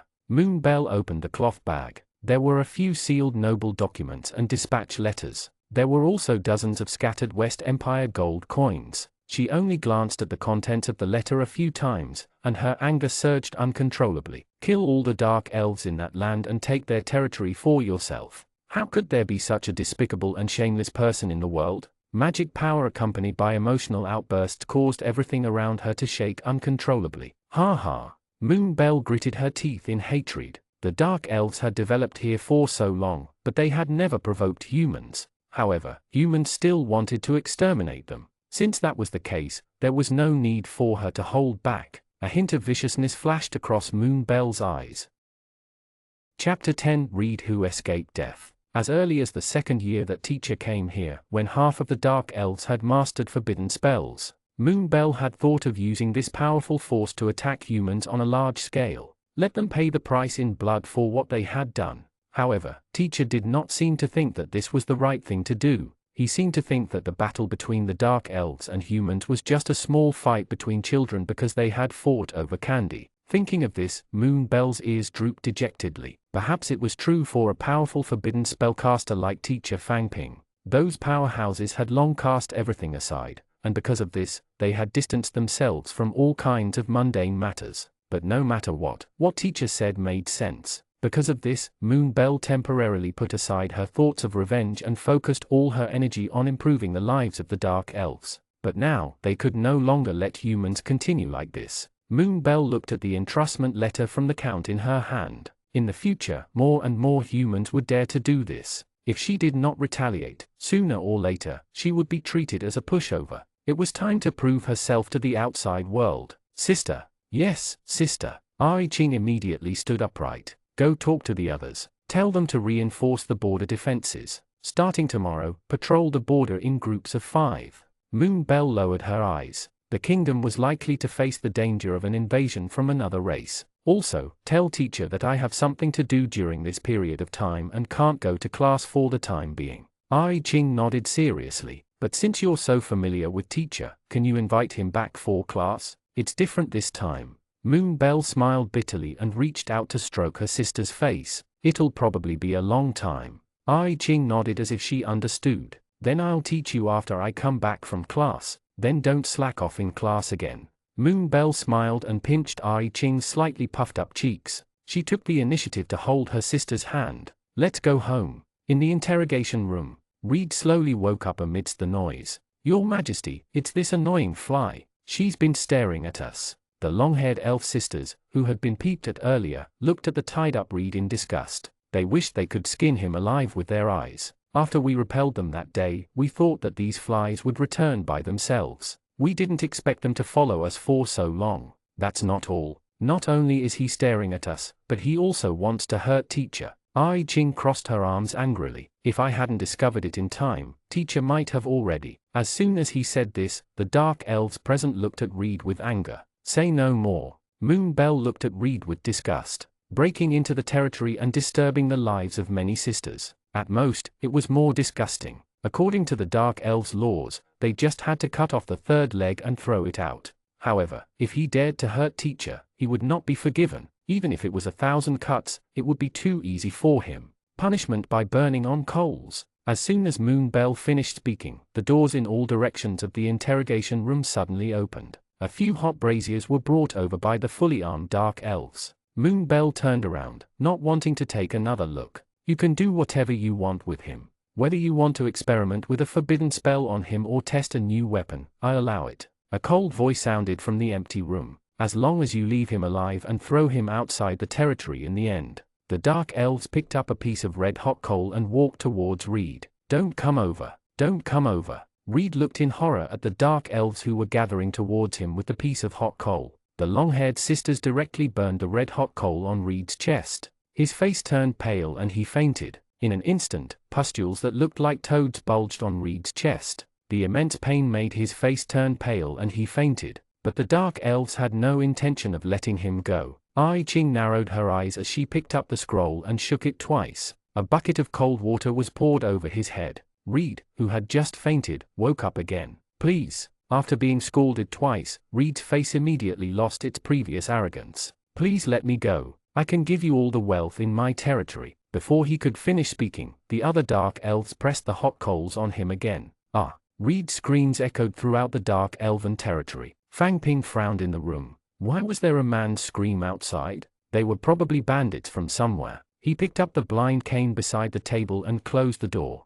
The children here were almost all girls, but they fight dangerous beasts every day. Their combat strength was much stronger than a blind adult like him. Let them handle a bandit themselves. Now, he only wanted to study the system shop. Fang Ping browsed through the mall briefly for a while, his frown deepening. The things inside were ridiculously expensive. A trap mechanism for hunting. Just the production method alone required 50 lecture points. To ask for half a year's worth of teaching value in one go, wasn't that too much? Should he wait for his vision to recover before thinking about this? Fang Ping hesitated. If he changed, he would have to wait another year before he could regain his vision. However, the children's safety was guaranteed. Anyway, he had been waiting for 4 years. It made no difference to wait another year. Confirm the deal? Confirmed. In an instant, all kinds of trap-making methods flooded Fang Ping's mind. Reed's screams didn't stop until late at night. Just leave him here. A few dark elves chatted and laughed as they threw Reed, who was injured and looking less like a human, into the forest outside the territory. I accidentally went overboard just now. He should still be alive. He's still breathing. He must be alive. In the bushes, Reed suddenly woke up while enduring the pain all over his body. Every inch of his skin was charred and cracked. Every time he moved, every inch of his body hurt like a knife. Cough, cough. Reed coughed out a piece of bloody charcoal with difficulty. These damn bitches. With a hoarse voice, he endured the pain all over his body and walked determinedly in the direction he came from. Sooner or later, he would have to return this torment to these dark elves. Chapter 11, Caesar's Ambition. I'm finally back. Reed was wrapped in a rotten cloth as he looked up at Count Andrew Morphetto's manor. He recalled the inhumane treatment he suffered in the Dark Elves' territory. Reed subconsciously tightened his grip on the charcoal in his hand. Sooner or later, he would make those other race bitches pay. However, just as Reed was about to enter, the 2 guards beside the door stopped him. Stop. Who are you? The 2 guards looked at Reed coldly. This kind of beggar wanted to enter Sir Morphetto's mansion? Reed looked at the 2 of them with disdain. You 2 lowly things dare to speak to me like this? These 2 used to be his lackeys. If he had not been kind enough to recommend the 2 of them to work in Count Morphetto's mansion, how could they have lived such a good life? The 2 knights at the door instantly looked at each other, although the person in front of him spoke in a hoarse and unpleasant voice. However, this arrogant tone was definitely that annoying former master, Reed. Looking at his downtrodden appearance, no one in this place should recognize him. At the thought of this, the 2 of them looked at each other in tacit understanding. They instantly stood upright and mocked. If you want to see Count Morphetto, you must have an invitation. Can a beggar like you afford it? Are you 2 fools blind? Reed was furious. He rushed forward and grabbed their collars as he roared. Hurry up and let me in. I won't take your offense today seriously. Otherwise, when I see the Count, you 2 will suffer. The 2 people at the door were indifferent. Did you hear that? Reed was instantly enraged and punched the guard in front of him. Thud! The guard slammed into the iron gate, and a long, muffled sound echoed through most of the manor. What are you arguing about? Today is the second prince's big day here. If anyone dares to disturb me again, I'll deduct 3 months of his salary. Annoyed, Count Morphetto pushed open the terrace door and stepped out onto the balcony. What was wrong with these new servants? To not even have the sense to behave themselves? As soon as the Count came out, Reed immediately raised his arm and shouted at him. Lord Morphetto, this is Reed, please let me in. Reed. Count Morphetto frowned at the monster at the door. Upon closer inspection, that tall nose did indeed have Reed's charm. But why did this guy choose this time to come back? TSK. Morphetto looked at Caesar, the second prince of the West Laden Empire, who was a guest in the study behind him. If the second prince found out that he had taken over the territory, the wealth he had accumulated over the years would be confiscated. Count Morphetto sized up Reed. Looking at how disheveled he was when he returned alone, he probably hadn't completed his mission. A sinister thought flashed through the Earl's mind. He might as well pretend that he did not know him. He could even avoid his previous payment. The two at the door, what are you waiting for? Throw that thing out. Yes, my lord. The two people at the door looked at each other in tacit understanding. Ignoring Reed's objection, they threw him out of the door. The gate of the manor slammed shut in front of Reed. Sir, please let me in. I'm Reed. Reed knelt on the ground in despair and kept knocking on the manor's door. Count, I have the details of the mission to report to you. Let me in. Why was this monster still not leaving? The Earl was annoyed. He pretended not to hear Reed and closed the window. Just now, the entrance of the manor seemed very lively. Your Highness Caesar, there's no such thing as what you said.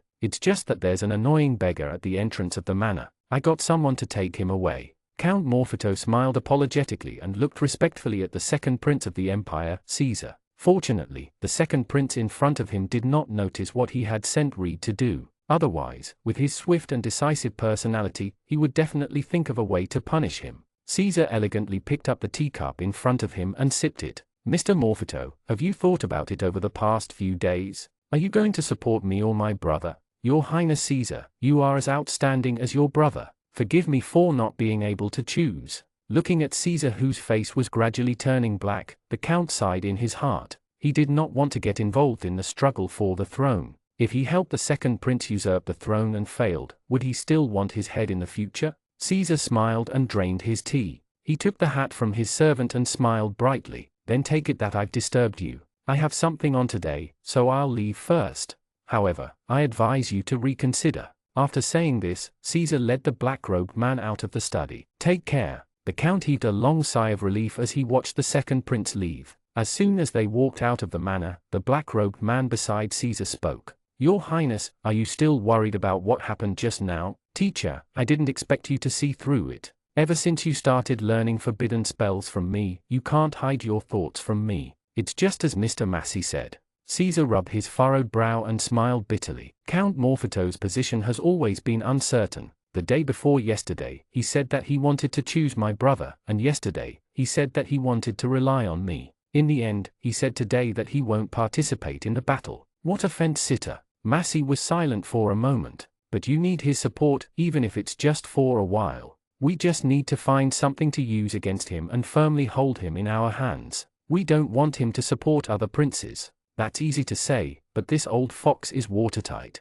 There's nothing to hold against him. How can we control him? Caesar held his forehead in worry. Massey made a contemplative gesture. Just as the two of them were thinking, a dirty monster ran over and grabbed Caesar's cloak. Sir, please do me a favor and ask the person at the door to let me in. Leave me alone. Caesar pulled at his cloak and frowned in disgust. Where did this beggar come from? He was touching everywhere with a dirty handful of soot. Please. Seeing that Caesar was about to leave, Reed immediately pounced on his legs. My lord, don't look down on me. I was once a knight working for Count Morphetto. If I didn't work for him, I wouldn't have ended up like this today. What you just said, is it true? Upon hearing this, Caesar immediately stopped what he was doing and revealed a happy smile on his face. What he needed had actually delivered itself directly to him.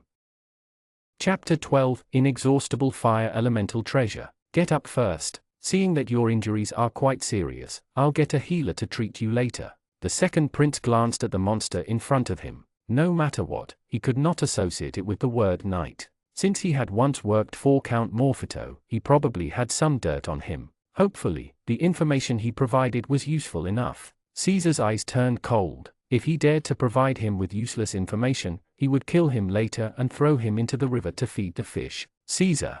Mass's voice sounded in Caesar's head. The person in front of me might be a forbidden spellcaster. What? Caesar looked at the person in front of him in disbelief. He didn't look like a forbidden spellcaster at all. Teacher, did you see wrongly? The beggar in front of him was a forbidden spellcaster? Maybe, maybe not. Massey shook his head slightly. I can feel the powerful and surging forbidden spell elements from him, but I can't feel any magic power from this person. Even if he's not a forbidden spellcaster, he still has a powerful forbidden spell item on him. After saying this, Mass's eyes gradually became fanatical. That forbidden spell contains powerful fire elements. It's definitely not an ordinary item. I'll find a way to get it. Caesar nodded slightly and looked at Reed with a burning gaze. "Let's go." Caesar shrugged off his cloak and led Reed towards the royal manor. First, he would extract Count Morphetto's secret from him. Then, he would test his authenticity. Phew! Reed soaked comfortably in the hot spring. This was the first time he felt so comfortable after leaving the dark elven territory. Recalling the torture in the interrogation room, Reed felt a dull pain in his body. Now he had found a new master.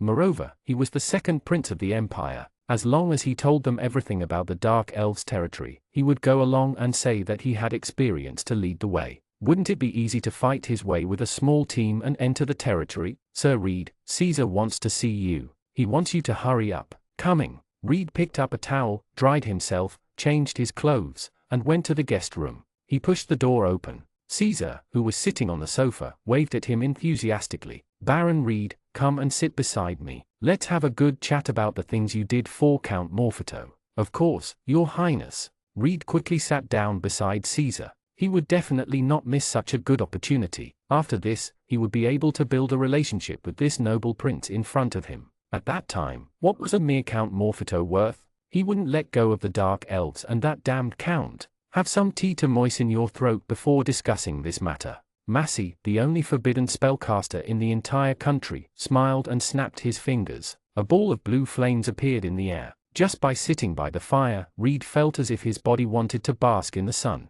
It was warm, and he could not help but squint his eyes and enjoy it. Massey picked up the brass teapot on the table, filled it with some scattered black tea, and placed it on the flame. In less than 10 seconds, the faint fragrance of tea accompanied by boiling tea gradually spread throughout the entire room. For some reason, Reed couldn't control himself just by smelling the fragrance of the tea. He couldn't wait to try it. "Please have some tea." Massey picked up the teapot and poured a cup for Reed first. Reed couldn't wait any longer. He grabbed the hot teacup and poured all the tea into his mouth. When the tea entered his mouth, there was an indescribable sourness, but after the sourness, there was an endless sweetness. "Good tea. Good." Before Reed could finish, his eyelids drooped and he fell onto the coffee table. "Teacher's medicine is still as effective as ever." Caesar smiled indifferently and pushed Reed off the sofa next to him in disdain. "It's just right to deal with such a useless and nosy person." Massey's smile disappeared instantly. He picked up the remaining glass on the table and drained it.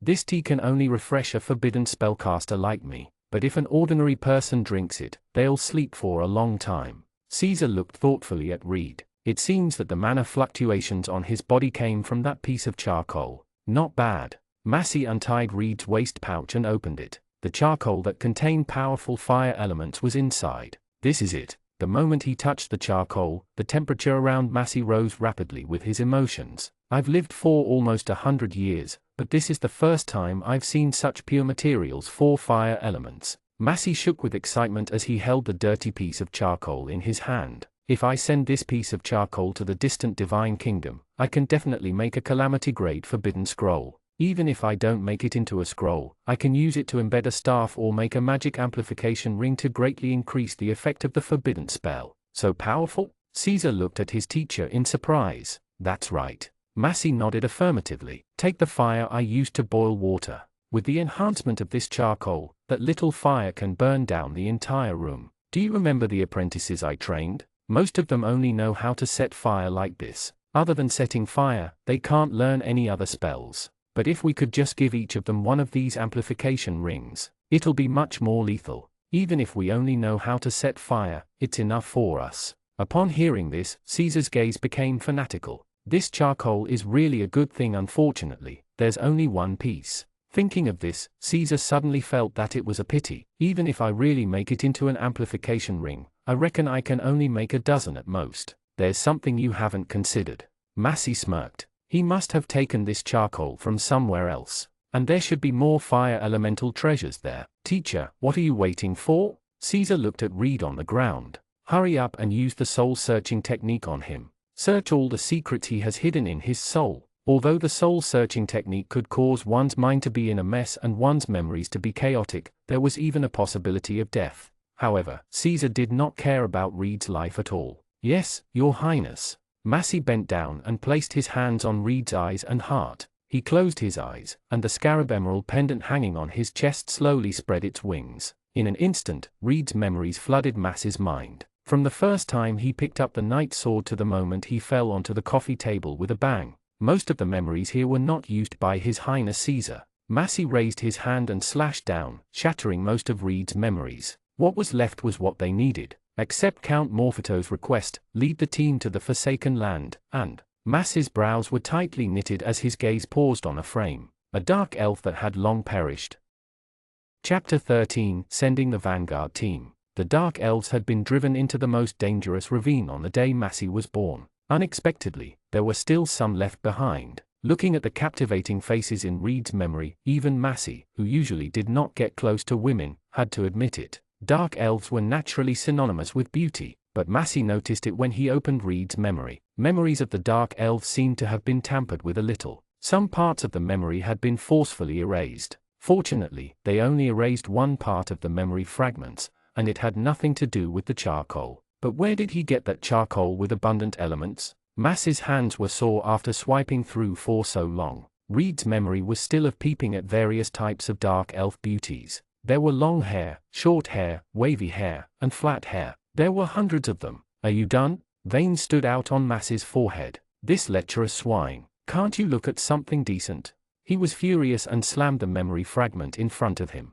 In an instant, all the dark elf memories in Reed's mind flashed and completely turned into fragments. The last memory suddenly froze at the moment he received the charcoal. Reed's scarred hand was tightly gripping the piece of charcoal. This is the place. Massey was quick. He stopped Reed's memory and repeatedly observed the landmarks around him. He seemed to have obtained charcoal from a forest. Moreover, the forest he was in seemed to be a place with rich natural elements. If he could turn this forest into charcoal, Massey's gaze instantly became fanatical. Their west-laden empire would become the only empire on the entire continent. Even the current divine kingdom could only obediently move aside when they saw them. Massey flipped through it briefly. There was nothing interesting to see in the subsequent memories. I found the source of the charcoal. Massey slowly opened his eyes. The emerald scarab on his chest slowly folded its wings. It's in the territory where the dark elves were chased away. It should be made from local trees. A conservative estimate is that if we take all the materials over there, we can make at least 50,000 corresponding enhancement rings. Over 50,000?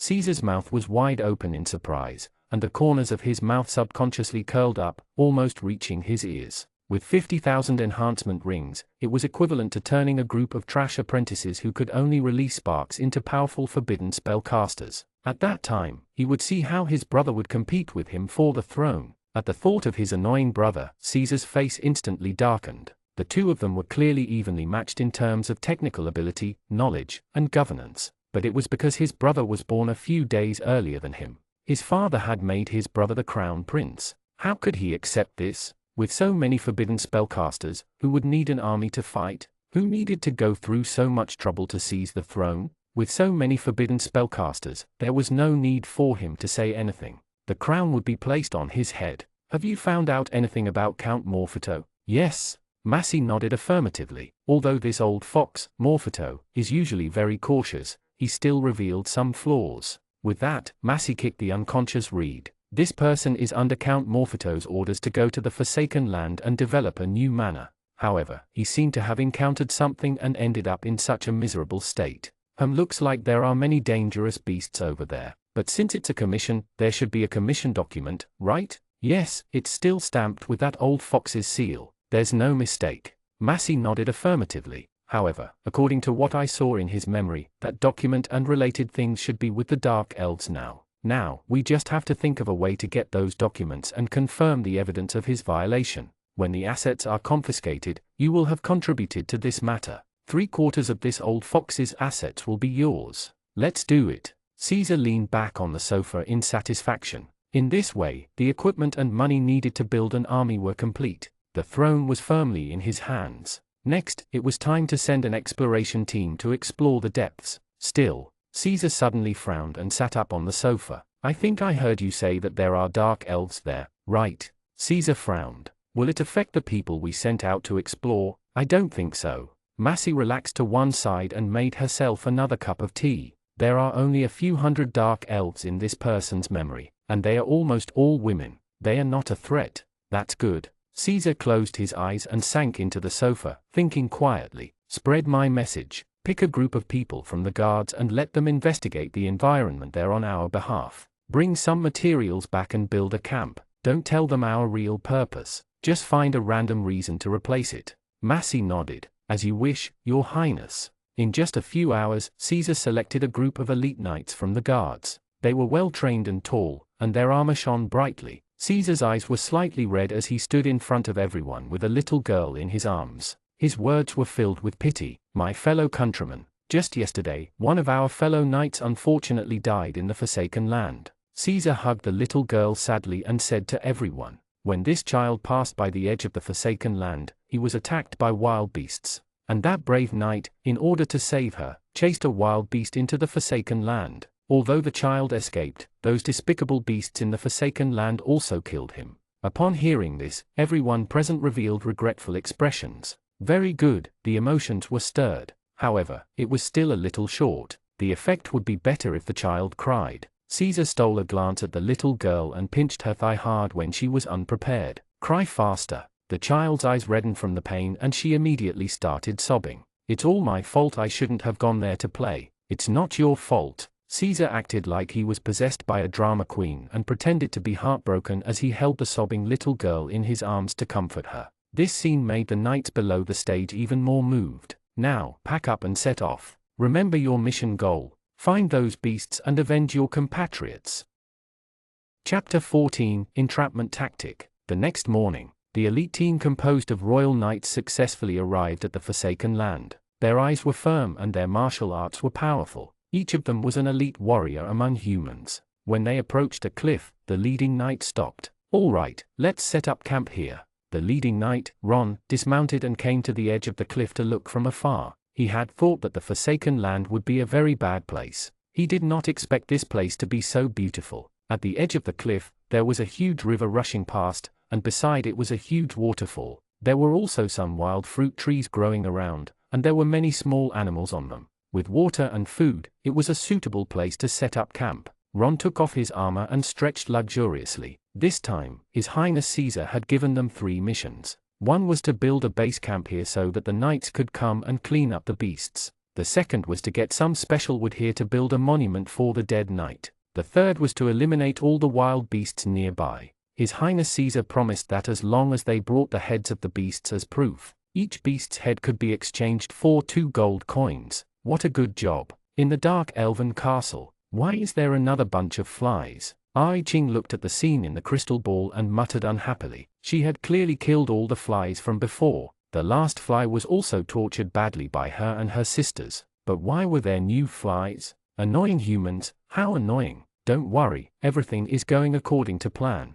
Moonbell smiled and rubbed her angry sister. With a wave of her hand, the scene in the crystal ball dissipated like smoke. "Sister, you always talk about plans. What exactly are you planning?" "Sister is planning to catch a big fish." Moonbell's lips curled into a beautiful smile. Her sister might not understand right now. However, when the plan was completely implemented, she should understand. These annoying flies are just bait for the big fish. "What is it?" Ai Ching was still pouting, looking dissatisfied. "You." Moonbell giggled and reached out to pinch her sister's rosy cheek. "Don't be angry. I'll give you a mission, okay?" Upon hearing this, Ai Ching's eyes lit up and she stood up immediately. "Sister, do you agree to let me kill the flies?" "Of course, it's part of the plan." Moonbell gently patted her sister's back and whispered in her ear, "Go, kill them all. This time, don't leave a single one alive." "Yay!" Ai Ching picked up all the scrolls in front of her and jumped out of the window of the castle. A moment later, a black bat with slender ears flew up from under the window and flew far away towards the human gathering place.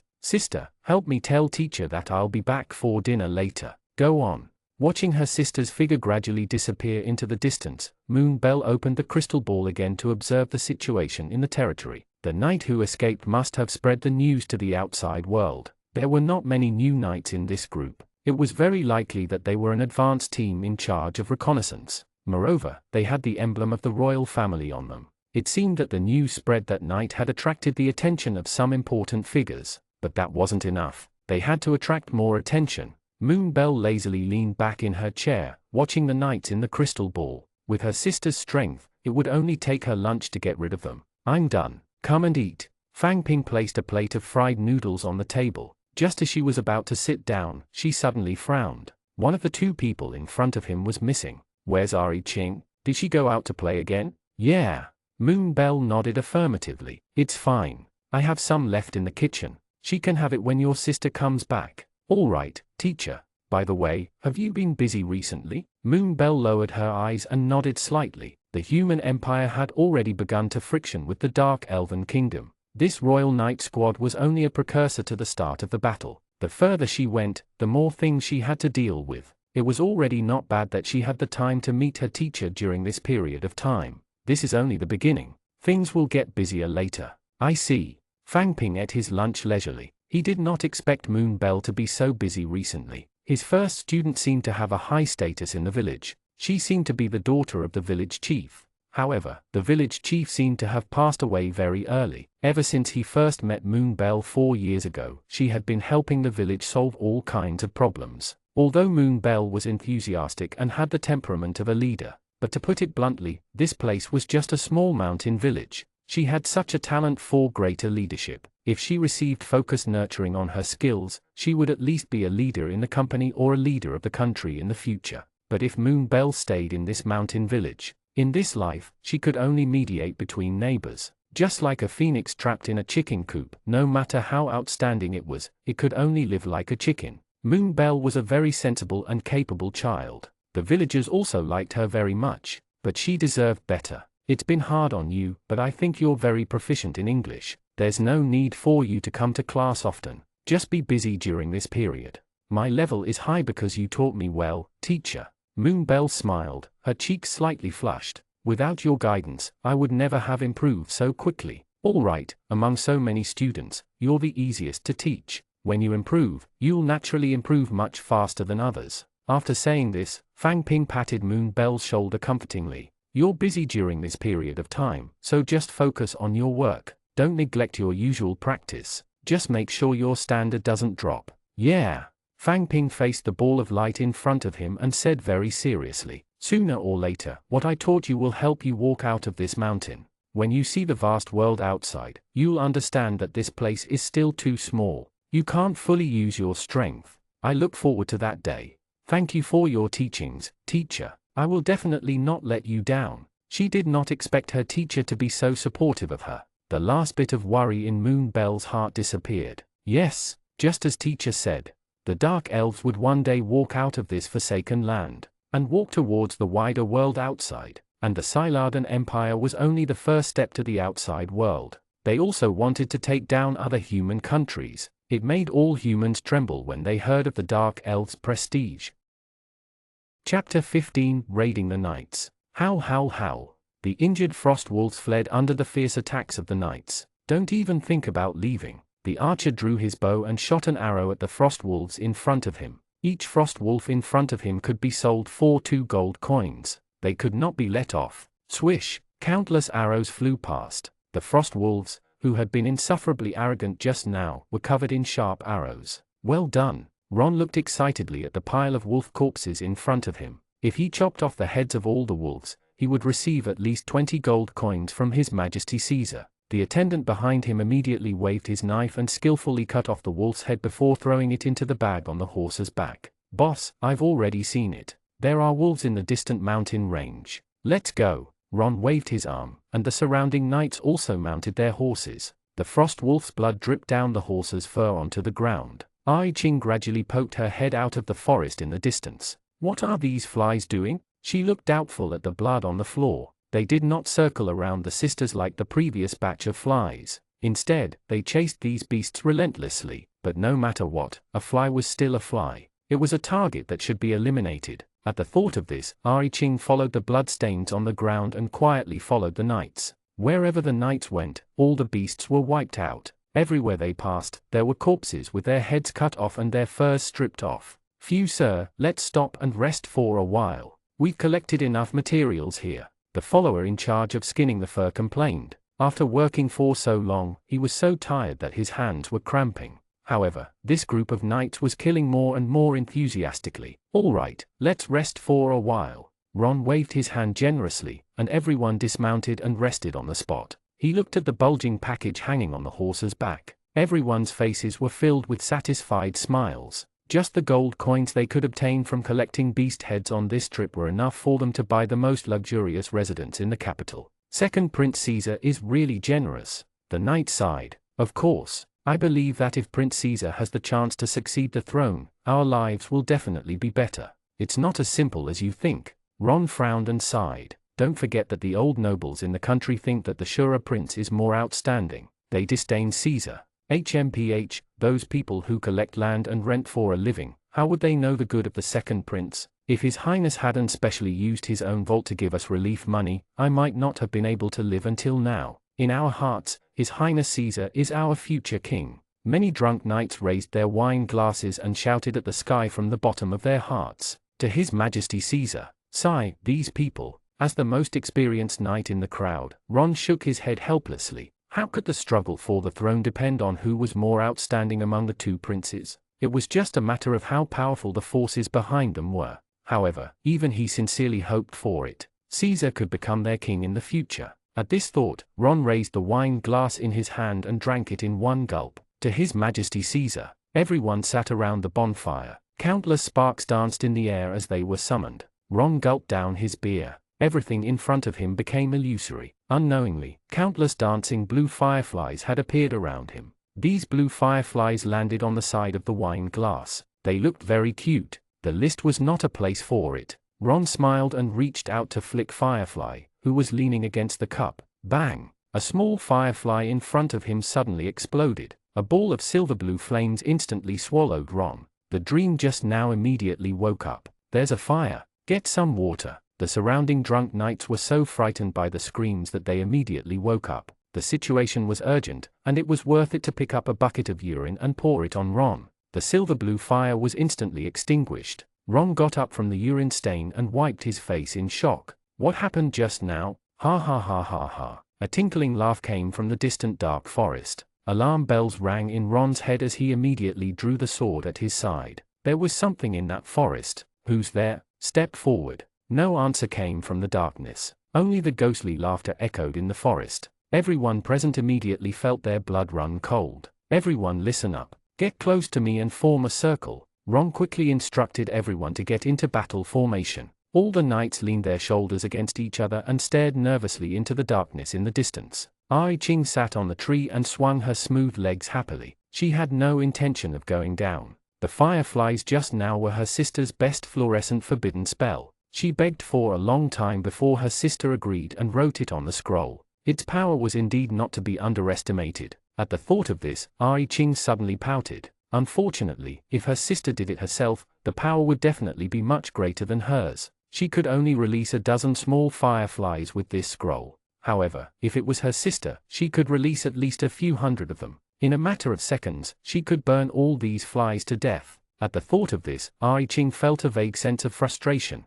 How long would it take for her to catch up to her sister? However, no matter what. For now, it was better to deal with these flies first. It was a good opportunity to try out her new scrolls. Many knights in the woods gathered together nervously. After a long time, there was no more movement in the darkness. But Ron knew very well that a powerful predator would never let go of its prey so easily. Drip! A drop of cold rain fell on Ron's helmet. In midair, it suddenly started to drizzle. However, everyone remained where they were and did not move. Ai Ching stood on the tree and looked down at everything in the distance. This scroll was her proudest work. This batch of flies was its first experimental subject. Sir, your helmet is melting. The knight beside Ron cried out in horror. What? Ron was alarmed. Only then did he realize that there were many dense water droplet-shaped holes on his helmet. Moreover, these holes were still expanding at a visible speed. Even the skin under these holes quickly deformed and turned red. Quick, get rid of your helmets. Ron took off his helmet in horror and threw it far away. The people around them did the same. However, the moment Ron dropped his helmet, without the restraints of the armor on his body, the skin on his face was directly exposed to the rain. Every part of Ron's body that was touched by the rain hurt as if it was scalded by fire. It was only then that he suddenly realized. The problem was not the helmet, but the rain.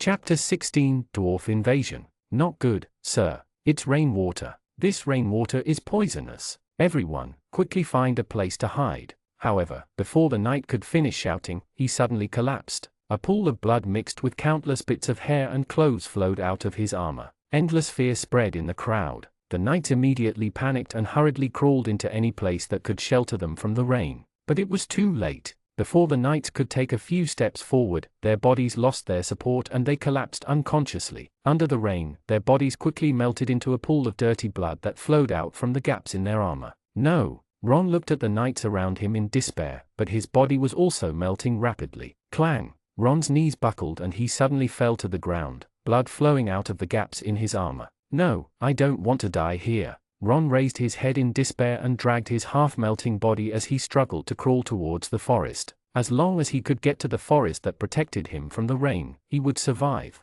However, just as Ron was trying to approach the forest, a beautiful figure with pigtails walked out of the darkness with a piece of paper. Ron's pupils contracted. His instinctive fear of danger drove him to crawl backward. However, it was already too late. Could it be that the sentence I used was too complicated? It actually took me more than 10 seconds. Why is this new spell still not as effective as Sisters? Perhaps it would be better to remove that word.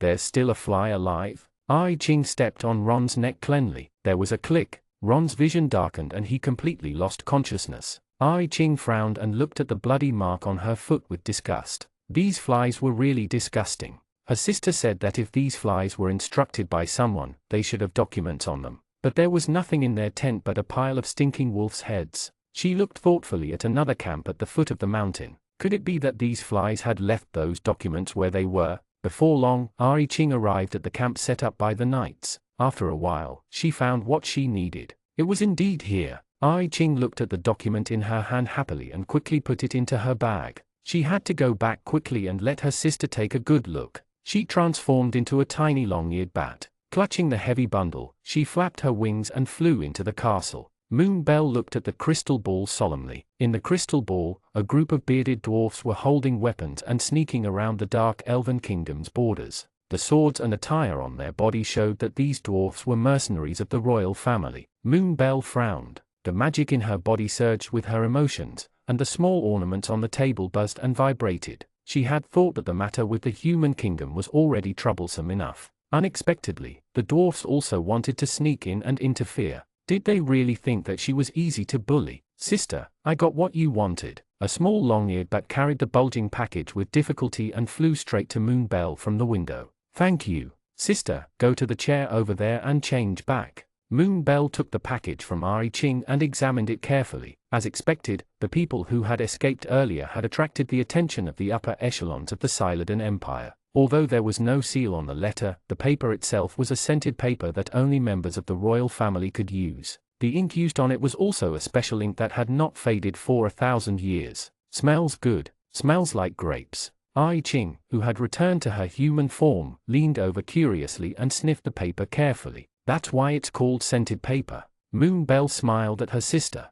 Humans have many interesting things. Hee, you're right. Sis. Ai Ching suddenly stopped talking. She blinked and looked at the crystal ball beside her, her brows tightly knitted together. Why are the dwarfs in our territory, and they are all wearing equipment? They look so fierce. I think they have the same plan as the human kingdoms. They want to invade our territory. From the looks of it, they won't stop until they get what they want. But how did we provoke them? Ai Ching's face was full of questions. We should have had a good relationship with the dwarfs. In the past 100 years, although we haven't had any transactions, there hasn't been any major friction. Sister, think about it carefully and you'll know why. Moon Bell smiled bitterly. Everyone in the world lived for benefits. Although the dwarf kingdom didn't seem to have any conflicts with the dark elves on the surface, if they sent troops to invade the dark elves' territory, it would definitely be a good deal for the dwarfs. I don't understand. Ai Ching lowered her ears helplessly. She really did not understand why the dwarfs would do such a thing when they had nothing against them. Silly sister.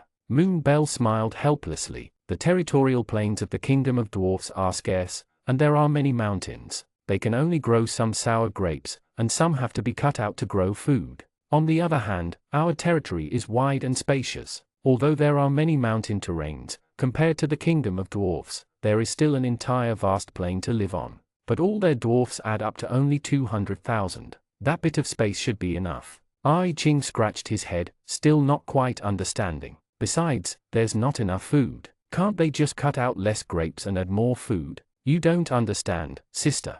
Dwarfs are addicted to alcohol. You can make them skip a meal, but not a drink. The wine brewed from grapes is sour and astringent. Only the wine brewed from grain is mellow. Ari Ching instantly understood what Moonbell meant. They want to obtain more land to plant and brew wine to attack our territory. Ari Ching lowered her eyes and pursed her lips speechlessly. This is ridiculous. In the future, there will be more and more ridiculous things like this. Moonbell sat opposite Ari Ching and smiled gently at her. Her sister was indeed still a child. She could not see these things clearly by herself for a while. As her sister, she should often remind her. But it doesn't matter. No matter how ridiculous these things are, I will explain them to you. Then what do you plan to do with these guys? Ari Ching looked worriedly at the dwarfs in the crystal ball. Although she did not have to worry about the safety of the people in the territory, but in the end, the dwarfs were also a disaster. Let's use a borrowed knife. A borrowed knife? Ari Ching repeated the word over and over. It sounded very unfamiliar. It felt like he had never seen it in a dark elf book. Teacher taught me this move one day. He said that it's one of the 36 tactics in Art of War passed down in his hometown. Moonbell smiled. Victory was in her grasp. Sister, go and set up the scene. It's best if you get some weapons unique to dwarfs and throw them at the place where the flies died. It's a good opportunity to make the West-Laden Empire an enemy of the dwarfs. When the time comes, we just have to watch from the side. Chapter 17, Borrowing Someone's Knife. A few days later, Caesar and Massey sat on the balcony, waiting for a reply from the knights. Cuckoo, a white carrier pigeon flew over from outside the windowsill and landed steadily on it. Caesar quickly stepped forward and held the white messenger pigeon in his hand. However, the letter on the messenger pigeon's leg was intact and no one had touched it. Caesar immediately felt a little dejected. It had been a few days. Why hadn't the royal elite team sent them any news yet? Could they have been wiped out by the wild beasts in the forest? They were all elites of the royal family. They couldn't be so weak, right? Caesar rested his chin on his hand and tapped the table thoughtfully. Were the wild beasts in the Forsaken Land so powerful? No wonder it could cultivate such high-level materials. Your Highness. Massey bowed slightly to Caesar. It's not a good idea to wait here any longer. Besides, the Crown Prince election will begin soon. We don't have time to wait any longer. Why don't we send another suitable team over? Caesar pondered for a moment. Indeed, waiting like this was not a solution. The Forsaken Land was not far from here. It might be faster to check it out. Massey, gather the rest of the elites and ask the servants to pack some luggage and rations. We'll pack up and set off. Yes, Your Highness. Wait. Massey was about to leave when Caesar reached out and stopped him. I'm afraid there are dangerous beasts over there. Just to be safe. This time, the two of us will follow that elite team. Those elite teams of the royal family were formed by his closest knights. The knights inside were all elites among elites. To be able to kill an elite beast, its strength was definitely extraordinary. With a forbidden spellcaster like Massey following him, there shouldn't be any more accidents. Sister, look, it's just as you said. Ai Ching sat beside Moonbell and pointed excitedly at the scene in the crystal ball. A group of fully armed knights once again stepped into the territory of the Dark Elves. They are really coming. Then you should prepare early, sister. You can't leave any of these flies behind. After saying that, Moonbell reached out and handed a piece of grey papyrus to Ai Ching. Tear this piece of paper open and see how it works. Okay, sister. Ai Ching tightened her grip. In an instant, ice blue magic power flowed out of the grey paper and surrounded Ai Ching, enveloping her entire body. The blue light dispersed. Ai Ching, who was originally youthful and energetic, suddenly became a slovenly dwarf with stubble all over his face. Through the crystal ball, Ai Ching was shocked by her new appearance. My face, how did I become like this? It's very realistic. Moonbell stroked Ai Ching's head proudly, and Ai Ching instantly transformed back into a dark elf. This is the illusion that teacher taught me 2 days ago. Moonbell smiled and waved her hand. Hundreds of dwarfs with different appearances and tempers appeared around her. This move can be used to execute the tactic that teacher mentioned. Sister, are you trying to throw all the blame at the dwarfs? Ai Ching's eyes lit up. Hee, not bad. Moonbell smiled. Since these dwarfs and humans are coveting our territory, why don't we let them compete first? What the hell is going on here? Caesar rode his tall horse and looked at the scattered armor and dried blood in the camp with mixed feelings. Massey's face had long darkened. Those weapons on the ground are used by dwarfs only. Your Majesty, what we see here is probably the work of dwarfs. Massey reached out and raised all the weapons in front of Caesar, displaying them one by one. Because dwarfs were too small to use weapons like humans, their weapons were specially processed. As for the knights they sent out, they were probably ambushed by the dwarfs while they were resting, which was why they ended up in such a miserable state. Massey looked at the scene of the accident with pity. Poor them, they had clearly placed all the forbidden spell materials collected in the tent along the way. In the end, they died at the hands of the dwarf before they could return. What a joke. However, using these elite knights to exchange 4 precious forbidden spell materials was still worth it. Massey looked at the materials behind him in satisfaction. Whether it was the beast heads he had collected or the wooden blocks he had searched in the forest, they contained a large amount of elemental power. As long as it was slightly processed in his hand, it could unleash an incomparably powerful effect. Compared to what he could get in the end, sacrificing a few knights was nothing. Let's go back. Caesar sighed and glanced at the material on Massey's horse from afar. Hopefully, these elites who died were worth it. However, just as everyone was about to leave, a light suddenly flashed in the dark. A sharp feather sword shot out of the darkness and stabbed straight into the neck of the horse under Caesar. The horse under Caesar suddenly neighed. It desperately spread its hooves, wanting to throw Caesar off the horse. Enemies are attacking. Dodge! Massey frowned and waved his arms. A huge ring of flames appeared in front of everyone. The flaming ring spun crazily in front of everyone. In just a moment, it turned into an indestructible fire shield. Everyone immediately hid behind the round shield. Your Highness, are you all right? Massey hurried his horse towards Caesar. I'm fine. Caesar tightened the reins as he tried to calm the horse beneath him. Burp yo, isn't this the second prince of the human empire, Sir Caesar? Why did you come to the Forsaken Land today? In the dark forest, heavy footsteps sounded. More than a dozen armed dwarfs with heavy weapons walked towards them. Caesar frowned. The dwarf in the lead wore a crown and looked noble. His cheeks were red, as if he was drunk, but the other dwarfs weren't much better off. Nearly all of them looked drunk. No wonder this race was called wine bags outside. Caesar silently drew the long sword at his side. Needless to say, the dwarfs in front of them must have killed Ron and the other knights cruelly and turned the camp into this mess. Since these dwarfs dared to come, they could forget about returning. Caesar's eyes were stern. He raised the sword in his hand high and suddenly pointed it at the dwarf in front of him. Knights, hear to my command. Kill them and avenge our compatriots.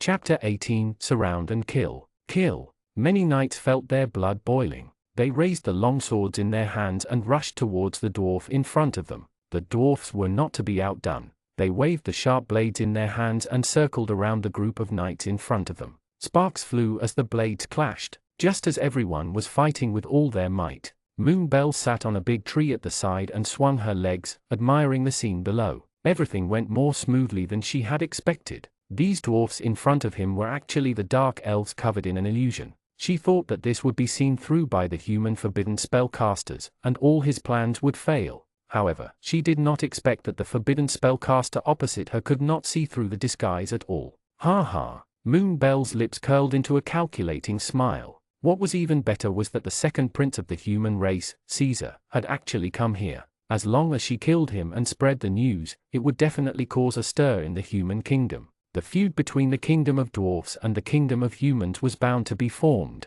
Sister, remember this. You can let the others go, but you must kill the one with the crown and the one in the black robe. Leave it to me, sister. Ai Ching immediately took out a piece of papyrus that emitted a faint chill. In an instant, an invisible cold wind swept around everyone. The knights were covered in a thick layer of frost. The ice and snow connected the joints of the armor, trapping all the knights in the armor. Your Highness, be careful. Massey, who had been following Caesar, immediately flashed to Caesar's side. He stretched out his hand and released a ball of scarlet flames to offset the incoming cold air. I didn't expect these dwarfs to have forbidden spell scrolls. Massey frowned as he watched the knights gradually turn into ice sculptures. Where did these dwarfs get these forbidden spell scrolls? This year's Divine Kingdom had only sold a total of 3 forbidden curse scrolls, and they had all been bought by the West-Laden Empire. Where did the dwarfs get this 4th one? However, before Massey could think about it, the dwarf in front of him dug into his pocket and another scroll appeared in front of Massey. On the scroll, all kinds of tiny electric arcs flew between unknown words, surging lightning elements. Even if there was some distance between them, Massey could feel it. Damn it! All knights, retreat! If this continued, they would die in this godforsaken place sooner or later. Where did these dwarfs get these scrolls? Caesar sheathed the sword in his hand, grabbed the reins and gave it a hard yank. The horse under him seemed to sense the danger and ran away with all its might. Massey sat with his back facing Caesar and kept chanting an incantation. A hemispherical eggshell fire shield protected the two of them tightly. He wondered if he could withstand it. The new scroll in the dwarf's hand was different from the previous one. The ice scroll just now was at most a low-level scroll. Although it was equally lethal, as a forbidden spellcaster, he had a way to break it. Looking at the electric arcs on this scroll, it had already reached the category of an intermediate scroll. Fortunately, dwarfs had short legs. As long as they could run out of the range of this forest, they would not be able to catch up for a while. At that time, it would be the best time to escape. Massey held his breath and focused on observing the dwarf's every move. Suddenly, the dwarf in the distance shook the scroll in his hand.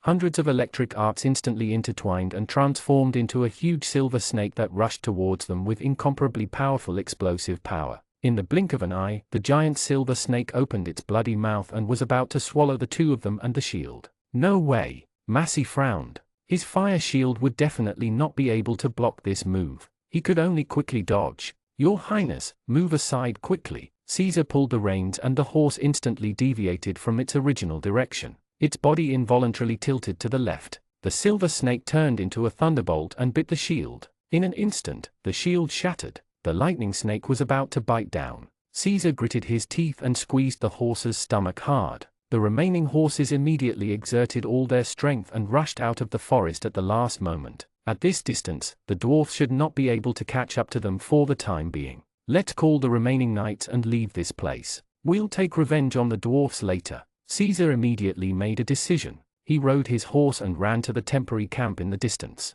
Sister, why did you ask me to stop just now? Ai Ching looked at Moon Bell in confusion. Just now, as long as she continued, she could have crushed all those flies. However, her sister suddenly ordered her to stop. Could it be that he had another plan? Look over there. Moon Bell pointed at the two fleeing people at the bottom of the cliff. When they came, they only brought half of the knights here to search. The other half are still in the camp. To cut the grass, we have to remove the roots. It's best to kill all the humans at once. But most importantly, they placed the video crystal in the camp when they came. Video crystal? What's that? Ai Ching tilted her head and looked at Moon Bell curiously. Moon Bell pointed at the black crystal floating in the middle of the camp. That's the one. These video crystals are usually used to observe the royal family's every move and ensure their safety. Humans are not allowed to step into our territory according to the agreement. In order to cover up the fact that they violated our territory, they actually left the video crystal in that place. Moon Bell smiled and shook her head. She looked at the two people running for their lives below with contempt.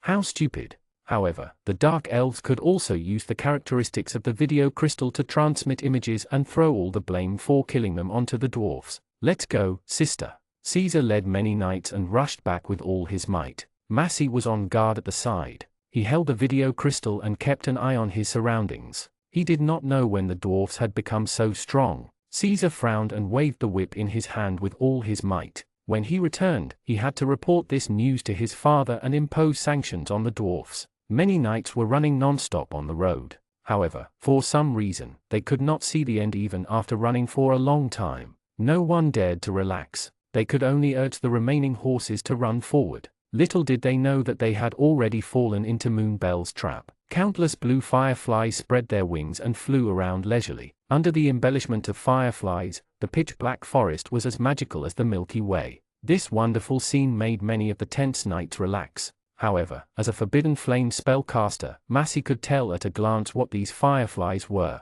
Speed up, don't stop, don't let these fireflies get close to you. However, as soon as Massey called out, he saw it. A blue firefly quietly crawled into the gap of a young knight's armor. Ah! Hot blue flames suddenly burst out from the armor and completely enveloped the young knight. Ah! He screamed in horror, but in less than 2 to 3 seconds, the young knight, along with his armor, had turned into pitch-black ashes. The surrounding people did not dare to stay any longer. They quickly sped up, wanting to escape. However, those blue fireflies had somehow crawled into their armor.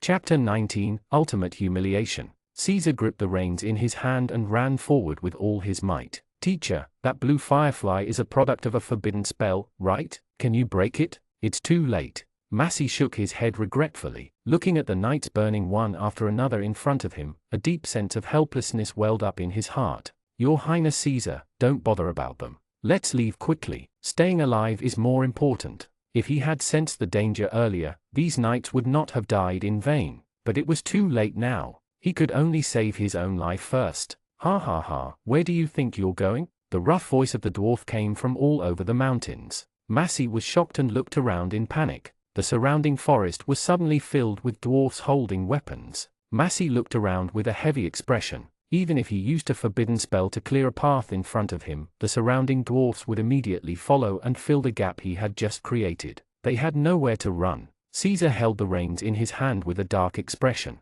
For a moment, he could not find a way out. As long as he dared to make the horse move slightly, the dwarf in the corresponding direction would raise the spear in his hand. What did these dwarfs want? I was wondering who it was. Isn't this the second prince of the human empire, Caesar? The group of dwarfs in front of him suddenly stood to the side. A dwarf in gorgeous clothes and a crown on their heads walked arrogantly to Caesar and the midge. Persian, since you know who I am, get out of the way. The kingdom of dwarfs can't withstand the wrath of the Silardan Empire. Caesar immediately recognized the dwarf in front of him. He was the eldest prince of the kingdom of dwarfs, the most treacherous dwarf, Persian. Whether you can withstand it or not is not something you can decide with a few words, Caesar.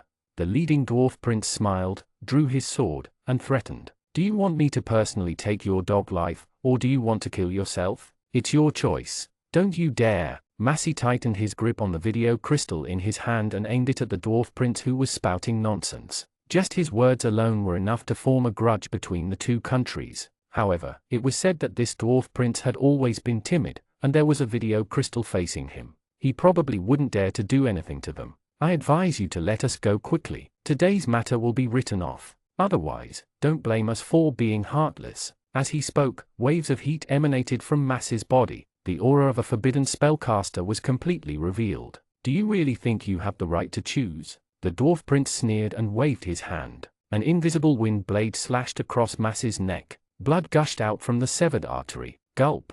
Massey's head slid off the broken neck in shock. The video crystal in his hand fell to the ground. Teacher. Caesar's eyes widened as endless grief welled up in his heart. Hey, make your choice. The dwarf prince scratched his ear and said impatiently, I don't have the time to wait for you here. Do you want to kill yourself or do I have to do it? Caesar gripped the reins tightly in his hand, his other hand silently reaching for the long sword at his waist. Even if he had to die, he would drag this damned guy down with him. The sword was unsheathed, and the silver longsword slashed at the nonchalant dwarf prince with a sharp glint. Go to hell. However, just as the saber beam was about to touch the dwarf prince's neck, Caesar's body went limp and his head fell limply from his neck. The sword on the dwarf prince's neck fell to the ground weakly. I told you, I can help you. Moon Belle, who was pretending to be the dwarf prince, shrugged her shoulders and pondered for a while as she looked at the head on the ground. Was it more lethal to kick like a ball? Or would it be more insulting to have everyone spit on their heads?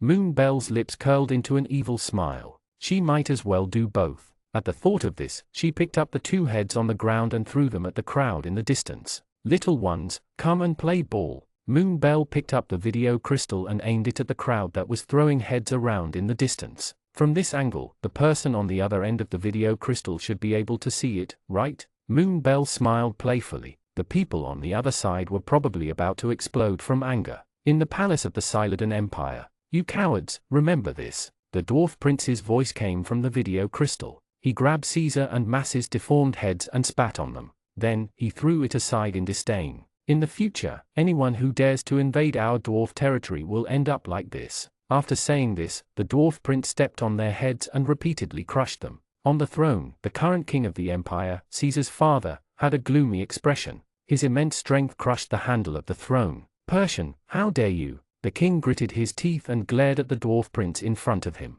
Not only did he kill his beloved son, but he also killed the only forbidden spellcaster in the empire. Not only did he kill them, he even kicked their heads like balls. The king glanced coldly at the dwarfs in the video. He had already gotten someone to draw a portrait of these dwarfs who had humiliated them. In a while, it would be released to the entire country. Anyone who met them would be killed without mercy. HMPH, these dwarfs actually dared to humiliate the Silardan Empire like this. It was just a vassal species. Who gave them the guts? As expected, it was his kindness that had allowed them to live a good life for too long. It made this lowly species want to rebel. Your Majesty, please let me lead the troops to attack. I'm willing to avenge His Highness Caesar. Many members of the royal family and nobles also looked angry. These people only have half a head. How dare they humiliate us? How dare they? They even said that humans dare to invade their territory. They are really courting death. Silence. The king slapped the remaining armrest, and the many nobles present instantly fell silent. All of you, pass down my order. The king's expression darkened as he spoke to the people in front of him. From today onwards, we will buy the heads of dwarfs from all over the kingdom. We will open up a dwarf hunter profession. As long as you bring a dwarf's head, you can get 3 gold coins. The entire country is in a state of war preparation. Send a challenge to the kingdom of dwarfs. We will fight them to the death. To the death. To the death. Chapter 20 Preparation for the celebration. Sister, please bring me the lantern over there. Here, take it. Make teacher's door look more beautiful. We still have a banquet to host tonight. Moon Belle smiled and handed over the lantern in her hand. Then, she straightened her body and stretched lazily. It had been a long time since the day of the human invasion. On that day, after ensuring that humans received the news, Moon Belle destroyed the video crystal and left with the spoils of war on the ground. The next day, when her sister turned into a bat and went out to play, she heard some news from a nearby human town. The Siladon Empire had now activated the dwarf head bounty. 1 kill could be exchanged for 3 imperial gold coins. All the humans rubbed their palms together and began an inhumane hunt for the dwarfs. Thinking of this, Moon Belle was in a good mood. The blame on the kingdom of dwarfs was finally done and dusted. HMPH. Moon Belle smiled coldly. If the kingdom of dwarfs had not sent someone to provoke them, she would not have used such a trick. The dwarfs asked for it. They deserved it. Hey, what are you guys doing? Fang Ping pushed open the window and looked curiously at the 2 balls of light outside. Teacher, we're preparing for tonight's thank you ceremony. I Ching smiled sweetly at Fang Ping. Thank you for the celebration, but I don't think it's time yet. Fang Ping was a little puzzled. In the past, the thank you celebrations were only prepared when the weather turned cold. It was still warm. Why did they start preparing so early? Not the thank you ceremony in the fall, sir. Moon Belle took the initiative to step forward and held Fang Ping's hand tightly. It's a thank you ceremony specially prepared for you, teacher. Thank you for your guidance all along the way. You've really helped me a lot. Her cheeks were slightly red, and her voice gradually became as soft as a mosquito. This time, if not for teacher's guidance and strategy, she would never have thought of using this move to balance both sides. It could be said that teacher had contributed greatly to the current situation. Thinking of this, Moon Belle held Fang Ping's hand tightly. This banquet was not only to thank teacher, but also to celebrate their good start. From today onwards, the Dark Elves were no longer the weak race that could be bullied by others. Also, I have a gift for you. Moon Belle took out a slender emerald scarab necklace from her pocket and hung it around Fang Ping's neck. The cold sensation on his neck stunned Fang Ping. This is my carefully chosen gift. I hope you like it, teacher. This necklace was found by Moon Belle on Massey, who was also a forbidden spellcaster. It seemed to have a powerful effect that could increase one's forbidden spell. A forbidden spellcaster like teacher should like it very much, right? You child. Fang Ping touched the cold necklace around his neck. He could not help but feel touched. This child had gotten such a necklace from somewhere, although it was very light and not expensive. However, Fang Ping was already very touched by her kindness. When she was in school, there were dozens of students in her class. In the end, only a few of them could persevere and consistently visit teacher once a year. When most people left the campus, they completely forgot about the teacher and were not even willing to remember him. Fang Ping held Moon Belle in his arms and patted her head lovingly. This was the first time he had received a gift from a student since teaching. Still, the place where Moon Belle lived was not a good place to begin with. She should save the money for her gift, buy some new textbooks, buy 1 or 2 new sets of clothes, or eat a good meal, instead of spending it on him. Besides, it felt like a woman's necklace. Wearing it around his neck would not have the desired effect. Fang Ping gently removed the magic enhancement necklace from his neck and held it in his hand. Teacher, don't you like this? Moon Belle was a little dejected. Could it be that the necklace was useless to teacher? I'm very satisfied with your gift, but your conditions aren't good to begin with. Compared to giving gifts, I hope you can spend this effort on yourself. Come on, come closer. Fang Ping picked up the necklace and waved at the ball of light in front of him. Moon Bell sat over obediently, her back leaning against Fang Ping. Fang Ping gently wrapped the necklace around Moon Bell's neck and fumbled with the clasp behind it. The moment he put it on her, the green scarab hanging on Moon Bell's chest suddenly spread its wings under the nourishment of magic. This necklace is better for you. Thank you, teacher. Half of Moon Bell's face was red. She held the sacred beetle in her chest excitedly, and the magic power in her body kept shaking. Since teacher thought so highly of her, she would definitely work harder and not let him down. Looking at the ball of light in front of him, Fang Ping subconsciously narrowed his eyes. He did not know if it was an illusion. The moment he put the necklace on Moon Bell, the light on Moon Bell's body seemed to have become even more dazzling. Moreover, there seemed to be another star on her forehead. He felt that the stars on their forehead seemed to mean something. Almost every student had such a thing on their foreheads. It was a little like the classification of talents in games.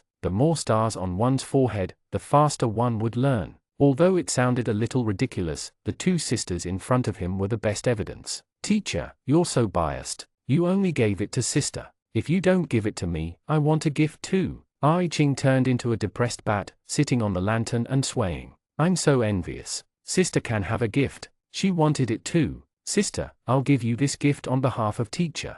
Wow, sister, what is it? When the little bat heard this, it immediately pricked up its ears and danced around Moon Bell excitedly. Her sister was too much. How could teacher have any extra gifts for her? Fortunately, she had picked up another spoil of war earlier. It was just right to give it to her sister. Moon Bell reached out and searched her body. However, Fang Ping suddenly reached out to stop her and gave a mysterious smile. As for the gift, I've really prepared it. You two sisters, come with me. After saying this, Fang Ping pushed open the door at the side. Wow! Ai Ching's eyes lit up when she saw what was inside. Moon Bell walked to the side in surprise and sized up the dazzling array of exquisite mechanisms in the room. Teacher, did you do all these by yourself? I asked a friend to help me calibrate the appearance of the parts. For the past 2 days, the two sisters had been busy, but he had not been idle. He had been studying the traps he had bought from the system. In the end, with the help of the system, a portion of it was made.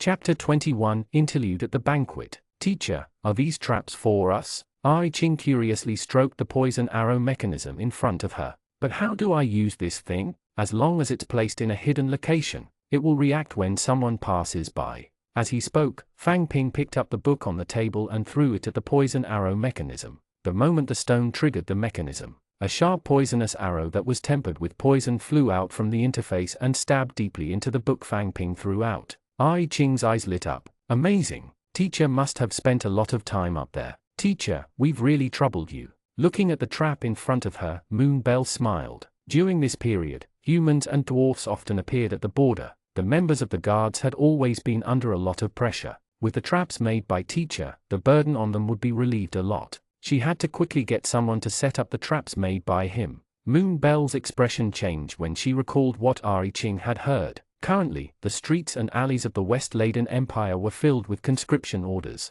It was estimated that in a few days at most, the Xylardan Empire would launch a fierce attack on the Dwarf Kingdom. The Kingdom of Dwarfs was also very close to their territory. At that time, there should be many dwarfs fleeing here. Dwarfs were alcoholics. When they were drunk, they would hit people at the slightest touch. They were like a bunch of walking gunpowder barrels. Moon Bell's gaze gradually turned cold. She had to make preparations early and stop all these dwarfs at the border. Sister, what are you thinking about? Ai Ching grabbed Fang Ping's hand and leaned over curiously with her head tilted. Moon Bell shook her head slightly. She stood up and pushed open the door. Nothing special. Take teacher to the ceremony first. I still have some things to deal with. I'll be there in a while. Good. Ai Ching nodded decisively. She grabbed Fang Ping's hand and ran to the side. Seeing the two leave, Moon Bell turned around and transformed into a dark blue crow, flying in the direction of the West Laden Empire. Some things were still waiting for her to confirm.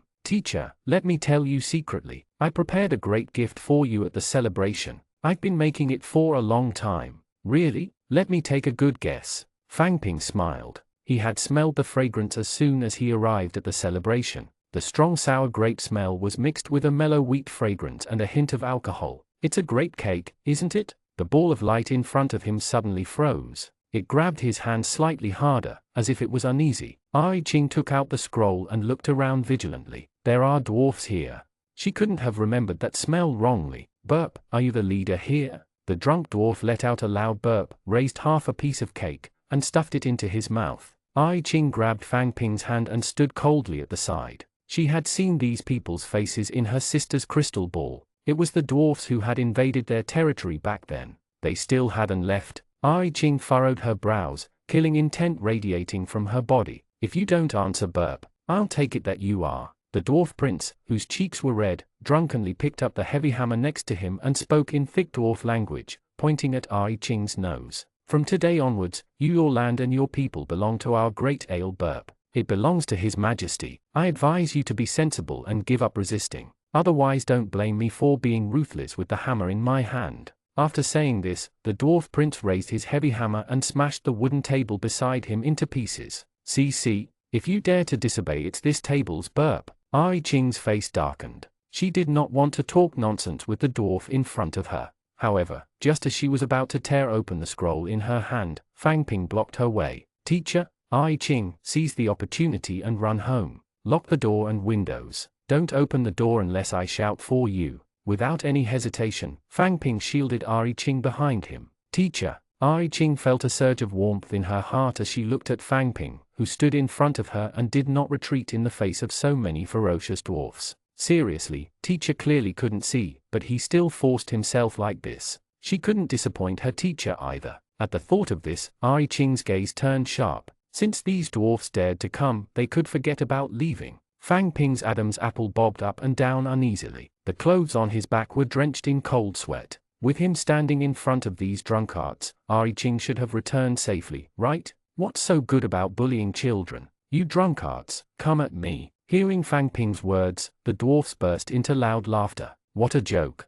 You're blind. Where did you get the confidence to challenge me? The drunk dwarf picked up his hammer and sized Fang Ping up maliciously. Toward such an ignorant thing, he would break his legs. Just as he raised his hammer and was about to smash it at Fang Ping, however, his body suddenly did not listen to him. The dwarf Persian stiffened and looked at Ai Ching in horror. The dark elf slowly stretched out a hand. The magic power around him continuously surged into his hand. The pitch-black magic waves were flowing freely on Ai Ching's body like a waterfall. Magic power gathered and condensed into an irregular black crystal. It floated in the air and slowly rotated. In an instant, the dwarf prince's mind became much clearer. Persian broke out in a cold sweat. When did a forbidden spellcaster appear among the dark elves? Calm down, calm down. Persian took a deep breath. So what if he was a forbidden spellcaster? Although they had a very strong ability to control magic power, they were still noobs as long as they were close to them. Wasn't there someone behind him who wasn't controlled? All of you trash, attack! The dwarf mercenaries acted as if they did not hear anything.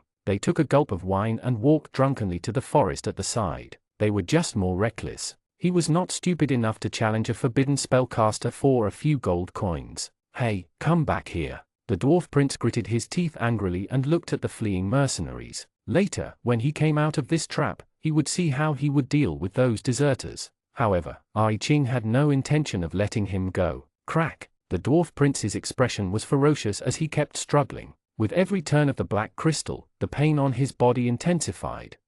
Countless black crystals began to cover his body from the ground under his feet. As the black crystal spun, half of the dwarf prince's body had completely turned into a black crystal. Stop, stop. The dwarf prince looked at Ai Ching in despair with his pale face. Please spare me. Chapter 22 Playing with the Dwarf Prince. Ai Ching was unmoved. Her face was still ashen, and the crystal in her hand spun faster and faster. Looking at the crystal that gradually spread to his chest, the dwarf prince's face turned pale, and his drunkenness instantly disappeared. Let me go. I won't dare to do it again. As long as you're willing to let me go, I promise I won't appear in front of you again in this lifetime. Please, please. Ai Ching turned her head away and ignored the dwarf prince's miserable cry. They barged into their territory and called them slaves. Why didn't he think of this when he was so quick-witted back then? It was so noisy. Fang Ping frowned and stuffed his ears. He did not want to hear this bandit's voice for a moment. To be honest, he didn't think there was anything wrong with Ai Ching's actions. It would be best to kill the bandits who barged into the house, smashed, and burned casually, threatening the lives of their families. Ai Ching. Fang Ping frowned and his tone became stern. Don't show mercy when dealing with such a person. If you want to punish him, make it as miserable as possible. Got it, teacher? Upon hearing Fang Ping's words, the crystal in Ai Qing's hand stopped, because at this moment, she already had a better idea. Ai Qing's lips curled up happily. I wanted to give you a quick death. Since you've begged me like this, I'll let you live a little longer. Ai Qing's wrist shook slightly, and the spinning speed of the crystal instantly slowed down. You slut! Ah! The sharp black crystal slowly pierced into his body. Compared to before, the pain was longer. The dwarf prince's face contorted in pain. His mouth was wide open, but he couldn't say a word. Ai Qing's face lit up when she saw how much pain he was in. Ai Qing had handled the situation here quite well. In that case, he could leave in peace. Later, she had to quickly teach the students how to make traps and get them to set up around the village to guard against these dangerous bandits. Fang Ping fumbled around and picked up a table leg to use as a blind cane. He turned around and walked in the direction of the sound of the water wheel. Ah! The dwarf prince howled in pain. He had been tortured by this she-devil for more than an hour. However, she seemed to be unsatisfied, and the speed at which the crystal in her hand spun slowed down significantly. All right, sister, stop. I still have a use for him. A dark blue crow circled in midair and stomped on the dwarf prince's head. Sister, you're back. Ai Qing reached out to take the crow on the dwarf prince's head and placed it on the ground. The crystal in his hand also turned into countless black stars and disappeared without a trace. Seriously, the crow shook her head in distress. Then, the feathers on her body gradually faded, turning into a dark blue dress that draped over her body. Didn't I tell you before that I specially kept this dwarf team alive? For future plans. Sister, Ai Qing grabbed Moon Bell's arm and said coquettishly, the bandits have already come to our house. Of course I won't show mercy. Besides, Ai Qing glanced at the dwarf prince guiltily. He's still breathing. Don't try to get away with it. If I hadn't flown back just now, this bait would have died. Moon Bell gently knocked on Ai Qing's head. She extended her hand, and half of the crystals on the dwarf prince's body shattered.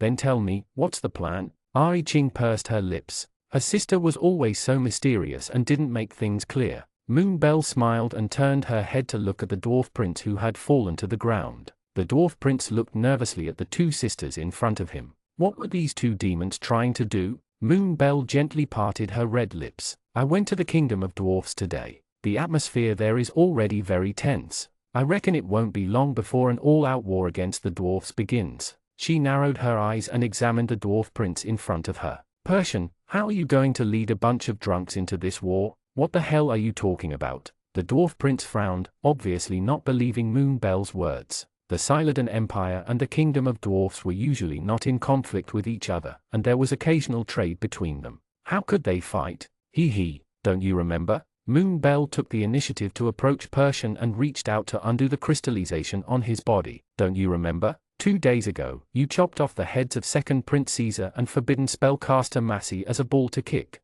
You look so unafraid of death. You're so manly. Bullshit. The dwarf prince immediately blushed and struggled to get up from the ground. Isn't the Second Prince Caesar doing well in the Imperial City? Why is he here? That forbidden spellcaster is the same. Hasn't he always stayed in the Royal Library Tower? Why would he come to your godforsaken territory? Then, Your Highness, shouldn't you also stay in the capital of the Dwarf Kingdom? Moon Bell glanced at him in disgust. Why would he come to the backwater of our dark elves? The dwarf prince was rendered speechless by Moon Bell. It took him a long time to come up with an excuse.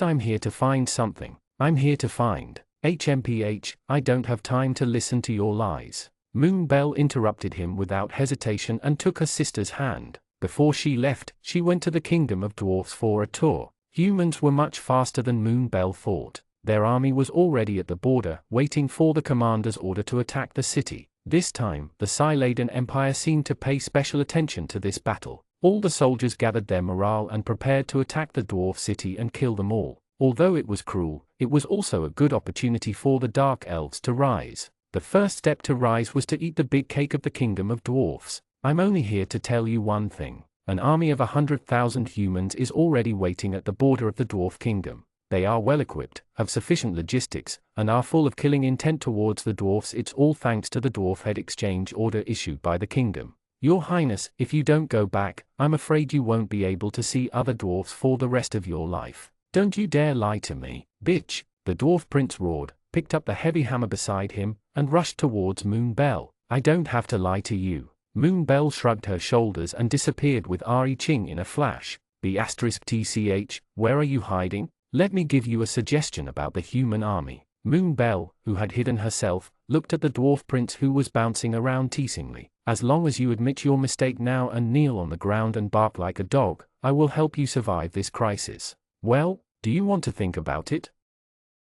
Chapter 23, Army Pressure. Get lost, bitch, get lost. The dwarf prince waved his heavy hammer in the air and hit the surroundings fiercely. That comical look made Moon Bell laugh. Sister, I don't want to help him. Aching immediately pursed her lips. Persian had made a mess of the ceremony she'd carefully prepared, and he wanted them all to be slaves. This punishment was too light. Even if he knelt on the ground and barked like a dog, she would not help him. Sister, he won't do it yet. Moon Bell chuckled as a scheming glint flashed across her eyes. Dwarfs cared about their reputation. How could he bark like a dog so easily? He doesn't cherish this opportunity now. It's useless to bark like a dog when he really needs it. Moon Bell held her sister's hand and smiled gently. Let's go back to the castle first. We'll wait for a good show in the next few days. Before she left, Moon Bell glanced at the dwarf prince one last time. Given some time, this guy would naturally understand. After waving it for a while, the dwarf prince sat on the ground, panting and gasping for breath.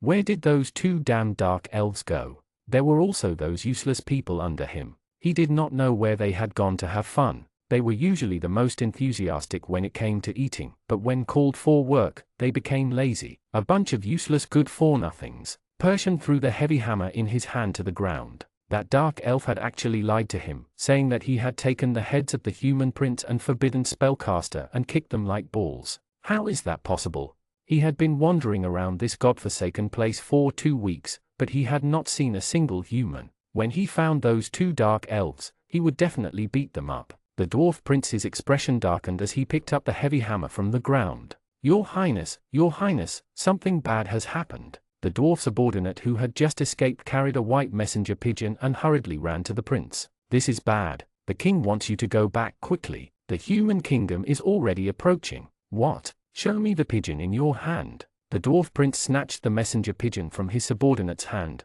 tore off the envelope on his lap, and opened it to take a closer look. The moment he saw the contents of the letter, his pupils constricted, and his hands holding the envelope could not help but tremble in anger. Impossible. When had he ever touched the human second prince and the forbidden spellcaster? Could it have been on that drunken night? No, he was clearly playing cards with Old Horn at the camp. He did not kill the human second prince, nor did he touch the human spellcaster. Someone was maligning him. Absolutely impossible. Persian tore the envelope into pieces and threw it on the ground. The image crystal attached to the letter fell to the side. Your Highness, please calm down. Many subordinates immediately surrounded him and respectfully handed him the wine bag. Move aside, I don't drink. The kingdom of dwarfs picked up a heavy hammer and smashed the image crystal into pieces. His voice came out of the crystal intermittently. Burp yo, isn't this the second prince of the human empire, Sir Caesar? Why did you come to the Forsaken Land today? Was that his voice? The dwarf prince turned around in shock. There was no mistake. The drunken and handsome face in the video was definitely him. But why did he have no impression of it at all? The dwarf prince gulped. A bad thought spread through his mind. Could it be that he really drank too much? He stared at the video closely. Because it was broken, it was a little distorted and intermittent. The faces of the other dwarfs in the video were the people who had followed him that day. The scene flashed. He and the others beside him lifted the heads of the second prince and the forbidden spellcaster and played with them like soccer balls. After the head was kicked to pieces, they even spat on the person above. A few dwarfs even took off their pants in public and peed on it while pointing their middle fingers. That dark elf was telling the truth, but reality was worse than what the dark elves had said. The dwarf prince's face paled. After he got drunk that night, he blacked out. He actually only knew about these things now. Bad, bad, bad, bad. The dwarf prince was so anxious that he wanted to slap himself twice. Why didn't he sleep in the middle of the night? Why did he get up to drink? Great, something happened after drinking. Based on the temperament of the current king of the West Laden Empire, he would definitely choose to kill all the dwarfs and bury them with his son. Even if he went back to apologize with his life, it was too late. All knights, listen to my command. Full speed ahead, let's hurry back to the kingdom of dwarfs. No matter what, he would go back first. The dwarf prince led everyone and hurriedly ran towards the camp. If he did not speed up, things would only get worse. Everything was progressing as planned by Moon Bell. The army of the human empire was like an efficient meat grinder, quickly turning the drunken dwarf army into a pile of meat paste. The city-states of the fallen dwarf kingdoms fell one after another. Even the capital was about to be taken down. At this moment, a large number of refugees from the dwarf kingdom were also constantly approaching the borders of the Dark Elves. However, a few days ago, Moonbell had already sent people to the border to set up the trap Fang Ping had created. Under the patrol of the border guards and the protection of traps, not a single dwarf had been able to break through their blockade. Sister, have you thought of a good solution? Ai Ching, who had transformed into a black bat, flapped its wings and landed on Moonbell's table. Those dwarfs get drunk every day at the border. It makes the place smell like alcohol. I can't stand it anymore. Don't worry too much about that.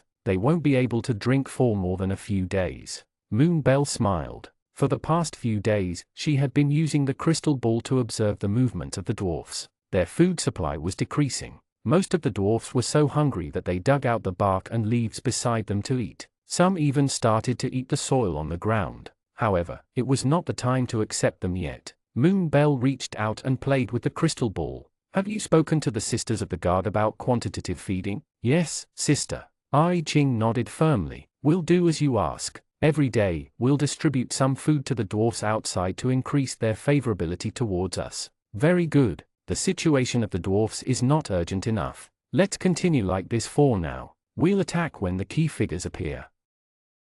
Chapter 24, Famine at the Border. Your Highness, this is the only food we have today, please. Our youngest daughter is about to starve to death. Cut the crap. Give it to me. Before the dirty peasant woman in front of her could finish speaking, Persian kicked her away, snatched the apple from her hand, and stuffed it into his mouth. He let out a long burp. Burp. Persian patted his round belly in satisfaction and walked towards his next target. Bahoo, my apple! It wasn't easy for me to find an apple. The farmer's wife clutched the tattered pocket in her hand and cried softly. Hearing the cries, the people around her looked at her with pity. Their family was already on the verge of starvation. She heard that her husband went to war and was stabbed to death by humans on the battlefield. When the human army attacked, she picked up her 2 children and followed the evacuation team here. Her infant child cried every day because she did not have milk to drink. In the beginning, the cries were still very powerful, but over the past few days, one could no longer hear their breathing. Her other daughter was not much better. After the rain yesterday, her youngest daughter had a high fever and had nothing to eat. Her body could not recover, so she probably would not make it through today. Many of the refugees present looked at Persian with disdain. The situation had already become like this, but this guy still relied on his strong body to plunder other people's food. If he hadn't beheaded the human second prince and the forbidden spellcaster, they wouldn't have ended up like this. Was it so great to have a crown on his head? Auntie, I still have some food here. Take it. A child with a lean face stretched out his trembling hand and dripped the dried mushroom in his hand in front of the farmer's wife. I've eaten it before. This mushroom is not poisonous. You won't be hungry after eating it. Thank you, child. You will definitely be a great person in the future. Hope lit up in the farmer's wife's eyes. She reached out and gently removed the umbrella cover of a mushroom. Auntie only needs to eat this little bit. You can eat the rest yourself. The peasant woman tried her best to prop herself up and smiled at the little girl in front of her. All right, you lowlifes are actually hiding food? Give it to me. The dwarf prince appeared behind the 2 of them like a vicious dog. He grabbed the little girl's hair and rudely pulled the fungus handle from her hand. He stuffed it into his mouth and chewed. Gulp. Persian swallowed the food in his mouth and turned to glare fiercely at the peasant woman. You, hand over the food in your hand. Your Highness, please, don't. The farmer's wife quickly held the small mushroom umbrella in her hand and curled up tightly, protecting the only food in her arms. The dwarf prince raised his leg and kicked the peasant woman hard. Ah! The farmer's wife gritted her teeth and endured the pain on her back. She hugged the fungus umbrella in her hand tightly. I told you to hand over the food. Do you hear me? Seeing that the peasant woman did not listen to him at all, the dwarf prince's face suddenly became ferocious, and the strength of his foot increased. Ah! The peasant woman wailed miserably. Her back was almost deformed from the kick, but she still hugged the small fungi umbrella in her hand tightly and refused to let go no matter what. The surrounding people hid at the side. Although they also hated this unreasonable prince, he could kill them all alone. Therefore, they could only endure it. Let go of me. Persian's eyes turned red. He reached out and pinched the farmer's wife's neck. Ahem, your highness, your highness. The peasant woman panted with difficulty. The scene in front of her became more and more blurry. In the end, her head tilted and she fainted. Her body gradually loosened, and a mushroom cap that had long been crushed stuck to the farmer's hand. TSK, I thought it was something special since she protected it like a treasure for a long time. I didn't expect it to be a pile of dog shit. Persian stared at the mushroom cap in the peasant woman's hand for a while. Then, he spat on it and left. It wasn't until Persian left that the dwarfs crawled out of their hiding places and clenched their fists in anger. Such things happen every day. They had had enough. However, they did not have much strength to begin with, and they did not have enough to eat. Even if a group of them gathered together, they could not defeat Persian alone.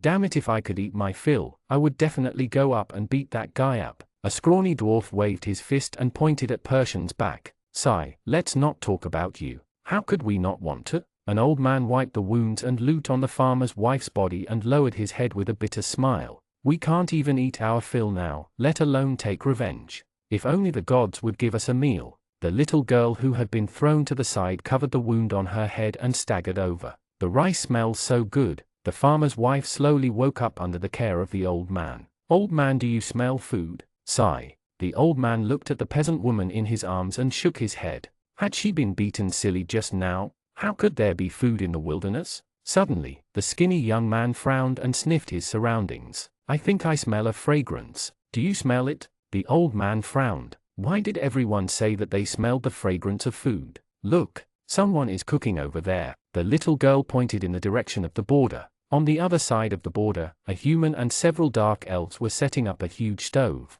He started the fire in one go. Under the command of the humans, the dark elves carried a bag of rice and poured it into the pot. The human picked up the spatula and continued to stir-fry in the pot. The plump rice instantly expanded and turned into fragrant stir-fried rice. Just by smelling the fragrance of stir-fried rice, many dwarfs could not help but drool. Food. When the peasant woman smelled the fragrance, she reluctantly propped herself up and walked in that direction. However, just as she was about to go over, the dwarfs beside her stopped her. Don't go. On the first day they came to the border, they had experienced the danger of the border trap. Moreover, that human was deliberately cooking here. Perhaps he was trying to lure them there and kill them. Although the fragrance was tempting, the dwarfs present only dared to swallow their saliva and surround the border. No one dared to step forward. Chapter 25, Assisting the Dwarfs. Are they coming?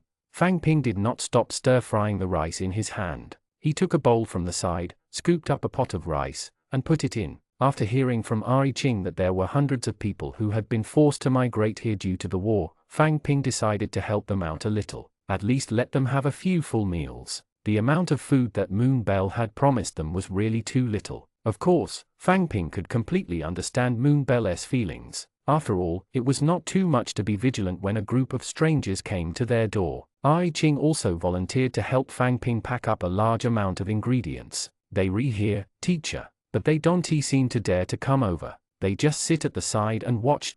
In reality, Ai Ching had told Fang Ping about this on purpose. Sometimes, her sister was too heartless. Ai Ching looked at the starving dwarf in the crystal ball every day and could not help but feel a little sad. Especially when she saw the children crying and complaining about hunger every day, Ai Ching's thoughts kept returning to the famine. At that time, teacher hadn't come yet, and the place where the dark elves lived hadn't improved at all. Even if she and her sister were both members of the royal family, at that time, they could only live like this. During the period when she could not eat, her stomach often hurt like it was being cut by a knife. The things she spat out were all clear water. She knew how it felt to be hungry too well. She naturally understood her sister's thoughts. When these dwarfs were hungry, he would provide them with help and increase their favorability. However, it was very difficult to change one's mind just because of a meal. A bad person was a bad person from beginning to end. Even if he was given a meal, he would not become a good person. She wanted to win people's hearts with just a meal. Her sister was too good at this. However, her sister would definitely not listen to her. That was why she specially went to tell teacher about this. There's no need for them to come over. You can just send the bowls and chopsticks to them. Fang Ping glanced at the crowd outside the border. Compared to the children with glowing skin and stars on their foreheads, this group of hungry and cold people looked like a black gel wrapped in a dying fire. It didn't look good. Lillian, Lena, how's the beef brisket soup coming along? It's almost done. The long-haired dark elf sisters held spoons and continuously stirred the ingredients in the pot. The fragrance of the ingredients was completely stimulated by the collision of various seasonings, making the dwarfs in front of them drool. It had been a long time since they had decent food. The other dark elves quickly prepared the food on the spot. He added a spoonful of soft fried rice that was filled with soup into the bowl and scooped out a few fresh and fragrant potatoes and radishes to cover the rice. A bowl of basic side dishes was almost ready. Ari Ching carefully held the bowl in her hand and handed it to the dwarf opposite her with a smile. "We don't have time to cook yet. Let us eat some soup first. This is for us." Many dwarfs stared at the bowl of rice in Ari Ching's hand, but no one dared to step forward. They had already learned this lesson many times along the way. Seeing their reaction, Ari Ching immediately reacted and reached out to place the bowl on the other side of the border. Since they were unwilling to take it, she would let them take it themselves. "Take your time to eat. Don't snatch it. There will be more in the future. Just put the bowl aside after you finish eating. Fooder." As soon as she smelled the fragrance of the food, the peasant woman lying in the old man's arms propped up her trembling body and took the initiative to hold the bowl in her arms. She picked up the hot food in the bowl and put it into her mouth without hesitation. The hot food slid smoothly down her throat and into her shriveled stomach. The farmer's wife trembled in pleasure, and her body gradually regained some strength. She looked at the remaining food and gulped. She carefully held the bowl in her arms and bowed deeply to the dark elves in front of her. "Thank you. I'll bring my rice bowl back later. After saying this, the peasant woman hurriedly ran back home. The children at home finally had a meal today. "Is there any more food?" Seeing that the peasant woman was fine after eating for a long time, the trembling little girl beside her also came over. "Yes, and a lot more. Ai Ching nodded decisively and handed another bowl of food to the child. "Thank you, sister."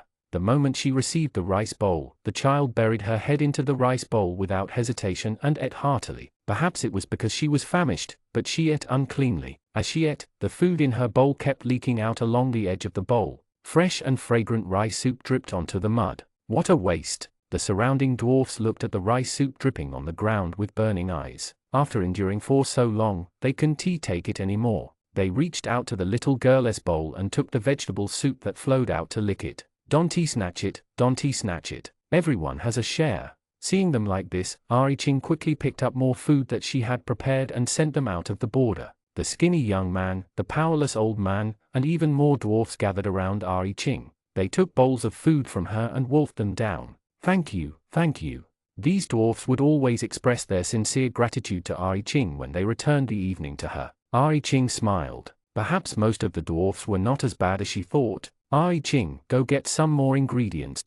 Fang Ping frowned and fumbled around in the sack containing the ingredients. In just a short while, almost all the ingredients had been eaten. However, on the other side of the border, the flames in those people's bodies were only slightly brighter than before. It seemed like he had to eat more. "All right, teacher. I'll bring someone to get it now." Ai Ching nodded and turned around to bring Lillian and Lena to the warehouse where the ingredients were stored. "Is there anything else to eat?"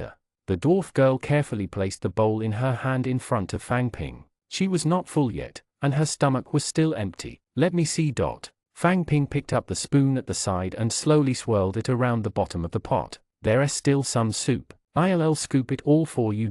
Fang Ping fumbled to pick up the bowl, picked up the spoon, and carefully poured it into the bowl. "Take it. Fang Ping reached out and handed the bowl to the little flame in front of him. The child took it happily and was about to thank him. A loud voice suddenly came from afar. "You bunch of people, how dare you not call me when there's food?" Upon hearing this voice, the little girl's expression changed drastically. She quickly hid behind Fang Ping. Fang Ping frowned. This voice sounded familiar. Why did it sound so much like the drunkard from before? Chapter 26, Revenge on the Dwarf Prince. Ari Ching frowned. From the sound of it, it was the guy who had invaded the territory previously. Unexpectedly, he still dared to come over now. When the dwarfs heard this voice, they immediately hid to the side in fear. "You low-lifes burp." The dwarf prince, who had offended them earlier, staggered over with a wine bottle in his hand. He looked around in a daze. Fragrant soup and rice, delicious vegetable soup and even a few scattered fruits. Gulp.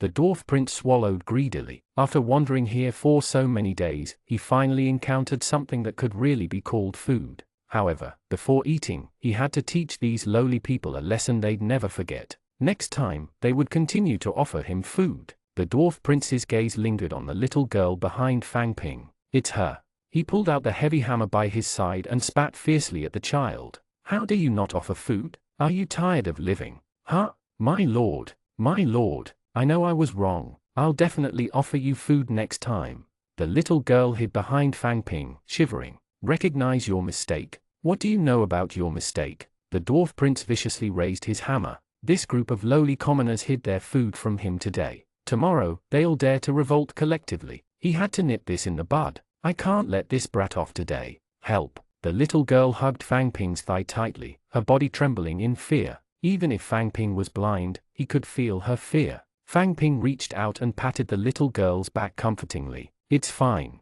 With me around, he won't dare to act rashly." "I'm afraid, brother, I'm afraid." Even with Fang Ping's protection, the little girl's body was still trembling helplessly out of habit. This scene made the dark elf's hearts ache even more. What did this dwarf prince do to his people to become like this? Enough, enough. Ai Ching stood out impatiently and blocked the dwarf prince. "Look carefully, this is the dark elves' territory, not a place where you can act as you please. If you want food, go look elsewhere. Don't stand in our way." After saying that, Ai Ching pushed with all her might. The dwarf prince immediately fell to the ground and rolled several times. Ai Ching glanced coldly at the dwarf prince on the ground. To put it bluntly, the current dwarf prince was just a paper tiger that looked strong on the outside but was weak on the inside. After starving for so many days, his body was no longer as strong as before. He could only scare the refugees who were also starving. "You lowly peasants dare to speak arrogantly to me? Aren't you afraid that I'll take revenge on you after I regain my power?" "Power?" Fang Ping frowned. This bandit was actually a high-ranking noble. It seems that he is used to plunder the people's wealth. Then go and take them back. Take them back from those people. If you can take them back, we welcome you to take revenge. At this point, Ai Ching took 2 steps forward and kicked the dwarf prince hard. The force was so great that the dwarf prince clutched his stomach in pain and rolled back and forth on the dirty mud. But even so, the dwarf prince's mouth did not show any mercy. *tch, remember this. When I regain my throne, I will definitely bring troops to attack you. I'll make you my bed-warming slave. You're quite fierce. Ai Ching grinned and stepped between the dwarf prince's legs. "You think you still have power, do you? Now that your country is about to be wiped out, do you still want your beheaded father to come and avenge you? The crown on your head is just a decoration. Stop, stop, stop. You *tch. The dwarf prince's face was in so much pain that it changed shape. Ai Ching kicked him hard on the bridge of his nose. Instantly, the dwarf prince's nose bled and he fainted. The surrounding dwarfs looked at the scene in disbelief. They widened their eyes and watched Ai Ching's every move carefully, afraid that they would miss a single detail. This was exactly what they had been thinking about day and night, but they did not dare to do it. HMPH. Seeing the dwarf prince being tortured beyond recognition, Ai Ching finally stopped. After this beating, her anger was completely vented. This rude fellow barged into their territory in the middle of the night and even tried to plot against them. However, even if he had become like this, Ai Ching did not want to let him off so easily. However, it was too unlucky to bring it back to the territory and continue to torture it. Moreover, her sister's plan still needed her. Ai Ching's gaze lingered on the dwarf prince. At a glance, she saw the dirty golden crown on his head. She might as well bring some souvenirs back. Ai Ching bent down and picked up the golden crown before turning around and returning to the dark elves' territory. When the other dwarfs saw that Ai Ching had left, the dwarf prince on the ground was still unconscious.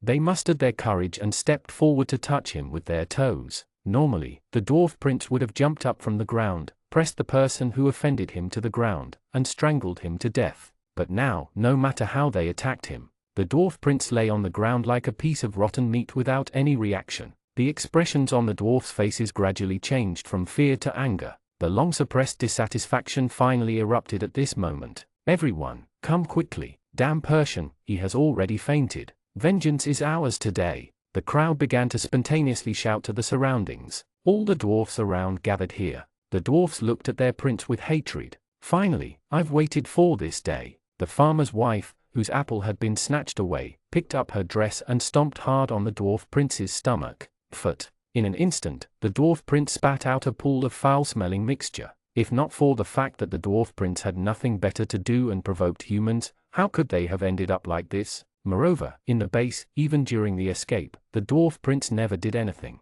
He always left all kinds of work to them. Not only that, he even fought with them for food. He turned a blind eye to the tragic encounters of his people. The dwarf saw everything. Without hesitation, they raised their feet and stomped on the dwarf prince.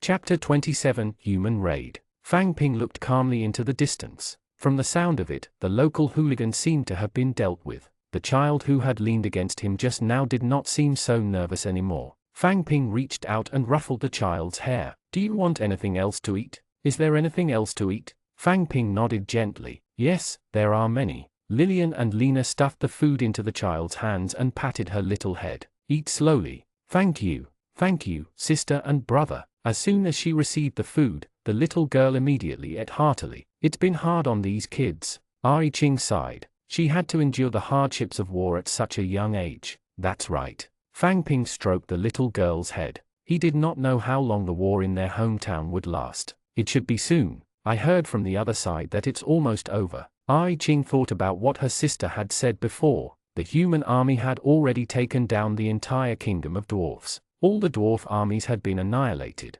Their army had not retreated yet. They only wanted to eliminate the remaining dwarfs. The troops sent to eliminate them would soon be pushed into the Dark Elves' territory. At that time, they would naturally open the border and subdue another wave of dwarfs. The dwarfs were all excellent brawlers and craftsmen. With their addition, the territory would become even more prosperous. However, before that, she had to prepare another batch of shelters. "Teacher, we've already distributed the food here. The people here seem to be full. Let's pack up and go back." "Okay." Fang Ping nodded. Led by the many dark elves, they headed home. Ai Ching looked at the dwarfs from afar. After memorizing the approximate number of people, she transformed into a bat and flew towards the castle. Ai Ching soon returned to the castle. The little bat flew out of the window and landed on the edge of the window. "Sister, there are about 500 or 600 dwarfs on the border." 500 to 600? So few? Moonbell frowned. This was much less than she had estimated. Although the kingdom of dwarfs was not large, its population was more than 20 million before they were driven in. Why were there only 500 to 600 of them at the border? It seemed that this time, humans had indeed made up their minds to kill them all. "Ai Ching, I asked you to go to the place I prepared earlier. Are you ready?" "It's almost ready, sister. I heard you say that you need to prepare at least 5,000 households, so I sent someone to build it overnight. However, those craftsmen said that it would take more time to completely build it. They only built about 1,000 households now." "No need." Moonbell stopped her sister and said directly, "These houses are enough for the dwarfs. Let's get these first." "Sister." Ai Ching looked at Moonbell in confusion. "I think it's enough that these dwarfs have been punished. There's no need to torture them like that anymore, right?" Ai Ching remembered everything she had seen at the border. The dwarfs were living a miserable life and were bullied by the rich and powerful. Even Ai Ching could not stand it anymore. "Let's wait a little longer." Moonbell pointed at the map on the table. "Soon, the human empire's army will reach the border. We can save them then." "These damned peasants." The dwarf prince stumbled to his feet and rubbed his aching arms. If not for the fact that he had been tolerating these lowly commoners, how could they have lived freely until today? The dwarf prince was furious. And these damned dark elves actually dared to work for these lowly commoners. They really thought they were capable. They were really ruthless. The dwarf prince looked at the scars on his body and immediately gasped in pain. However, today, he would make an exception and spare these lowly commoners. He would come back to deal with them after he returned and recuperated. The dwarf prince limped back into his house. He had only taken a few steps when his body could not help but fall to the ground. Damn it! Enduring the pain all over his body, the dwarf prince got up from the ground again. These lowly commoners just wait for him. However, just as he got up, he saw a dazzling light streak across the sky. The light fell on the dwarf's temporary house and was quickly set ablaze. No, the dwarf prince narrowed his eyes. It was not light, but a rocket.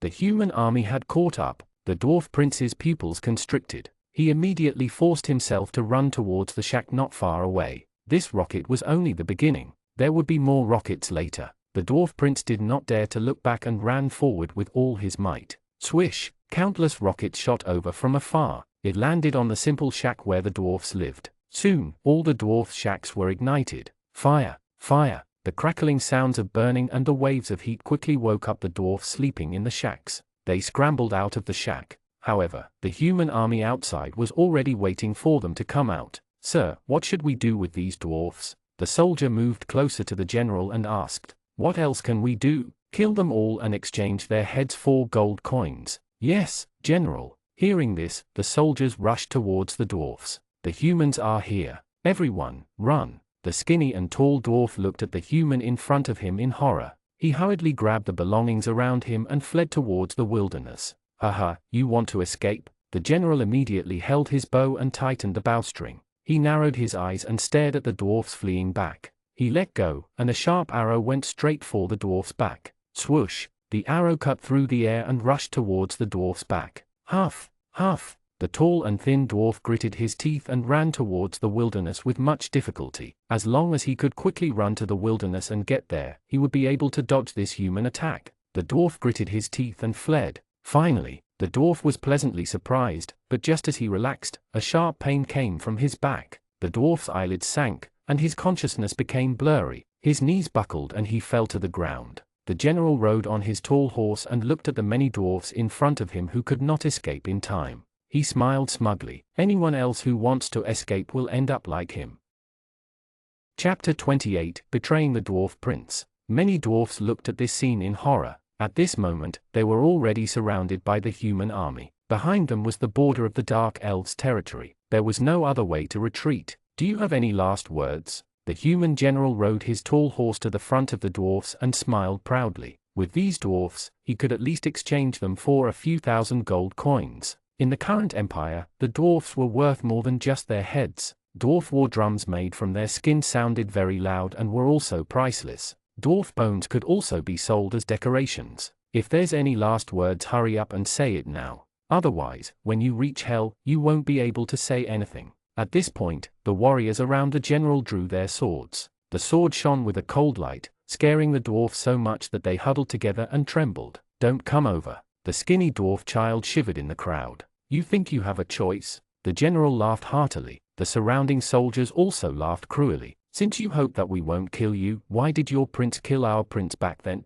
Disgust appeared on the general's face. That video was regarded as a disgrace to their West-laden empire. It was also the main reason why they had all launched a war and sent troops to the Dwarf Empire. Not only did he kill the second prince and the spellcaster in public, even after they died, they would not let it go. They would take off their heads and kick them around like a ball. If the dwarf prince hadn't been so impulsive, how could they have ended up like this? In the end, the dwarfs asked for it. It was too late for regrets. Then why did you kill us? If you want to kill, go kill the prince. He's right here. Shut up. The dwarf prince frowned and reached out to slap the little girl's head. Why is this brat so talkative? Is she afraid that he won't die soon enough? The human general narrowed his eyes. The one who attacked just now should be the dwarf prince himself. The smile on the general's face widened. Found him. The dwarf prince's head could be exchanged for 1,000 gold coins. He was much more valuable than ordinary dwarfs. It was a pity that he had searched the capital for half a day and did not see the dwarf prince. Initially, he thought that he might have hidden somewhere. He did not expect to follow the fleeing team here. Seeing the dwarf prince's lowly appearance, the human general laughed in his heart. For a prince to be able to become like this, it could be considered a special ability. However, it was obvious that he was not qualified to be a prince. The human general narrowed his eyes. The dwarfs around him looked at him with resentment, and it seemed that no one was willing to protect him. If it weren't for you, how would we end up like this today? And you still dare to attack now? The surrounding dwarfs could no longer hold it in. The grievances they had suffered for many days completely erupted. Kill him! Kill him! Among the crowd, a lean dwarf pounced on the dwarf prince with bared fangs and brandished claws, pressing him down ruthlessly. The other dwarfs' faces darkened. They picked up the things around them and walked towards the dwarf prince gloomily. You peasants, don't come over. The dwarf prince watched in horror as the crowd surged toward him. Many dwarfs spat on the dwarf prince's face. How dare you call yourself a prince?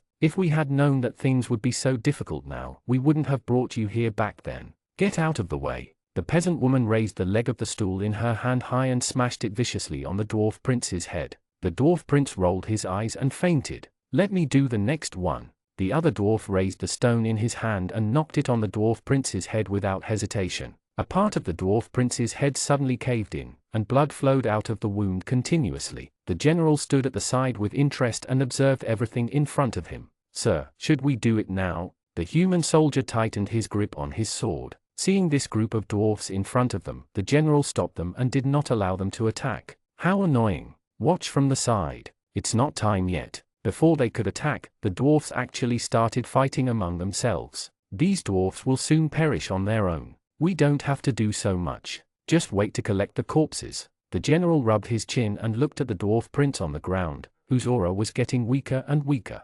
Originally, he was still thinking about how to destroy the dwarf prince. His hammer skills were superb. Back then, before the human army was familiar with him, they had already suffered a few losses. Huff huff. The dwarf prince panted weakly on the ground. However, he probably did not even have the strength to pick up the hammer now. Many human soldiers waited patiently beside the dwarf prince like vultures. Sister, are we going out now? Not yet. On the watchtower, Moon Bell and Ari Ching looked down at the chaos on the ground. Blood kept flowing from the hole in the dwarf prince's body to the ground. He lay on the ground and struggled to survive. His eyes were wide open as he looked at the sky unwillingly. He did not expect that he would end up like this. My lord. Some dwarfs dragged the dwarf prince to the general, bent down, rubbed their hands, and asked respectfully, "We are willing to offer the prince of our country in exchange. Can you let us go, you bunch of low-lifes?" The dwarf prince coughed up a mouthful of blood and cursed with great difficulty. As soon as he said that, the dwarf in the crowd gave him a look. Another dwarf raised his knee and slammed it into his stomach. Be quiet.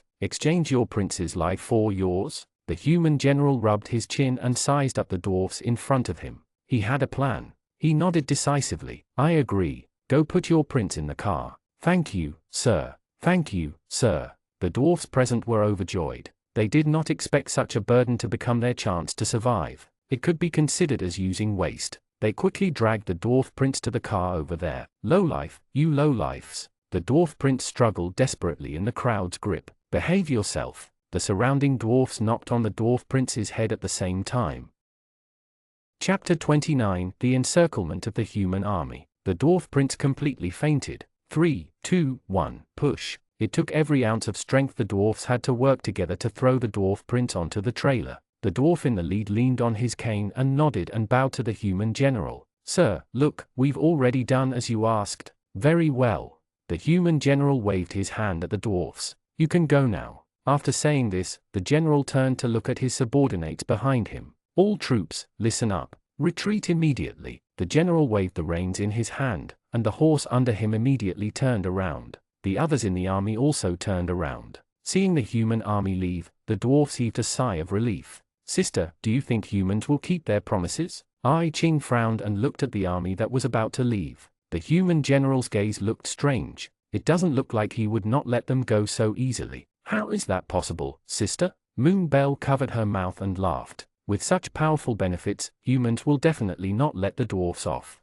Just wait and see. Not long after the human general retreated with the army, he immediately grabbed the reins and turned to look at the gathering place of the dwarfs. Soldiers, listen up. Turn around now and let's kill all the dwarfs just now. But the human soldier looked at the general in confusion and asked carefully, didn't you just promise to let them go? The general snorted disdainfully. That's what I promised before. What does it have to do with me now? The human general raised his eyebrows. This little soldier really didn't know how to do anything. A dwarf's head was worth 3 gold coins. How could he let them go so easily? He pulled the reins, turned around, and led the army towards the gathering place of the dwarfs. The rumble of hooves reverberated across the wasteland. The dwarfs who had just fallen asleep woke up. What's going on? The dwarfs walked out of the ruined shanty in a panic. In the distance, a group of small black dots was charging towards them. The dwarf elder trembled as he leaned on his walking stick and narrowed his eyes to look into the distance. Is that the human army? But shouldn't they have left already? The tall, thin dwarf frowned.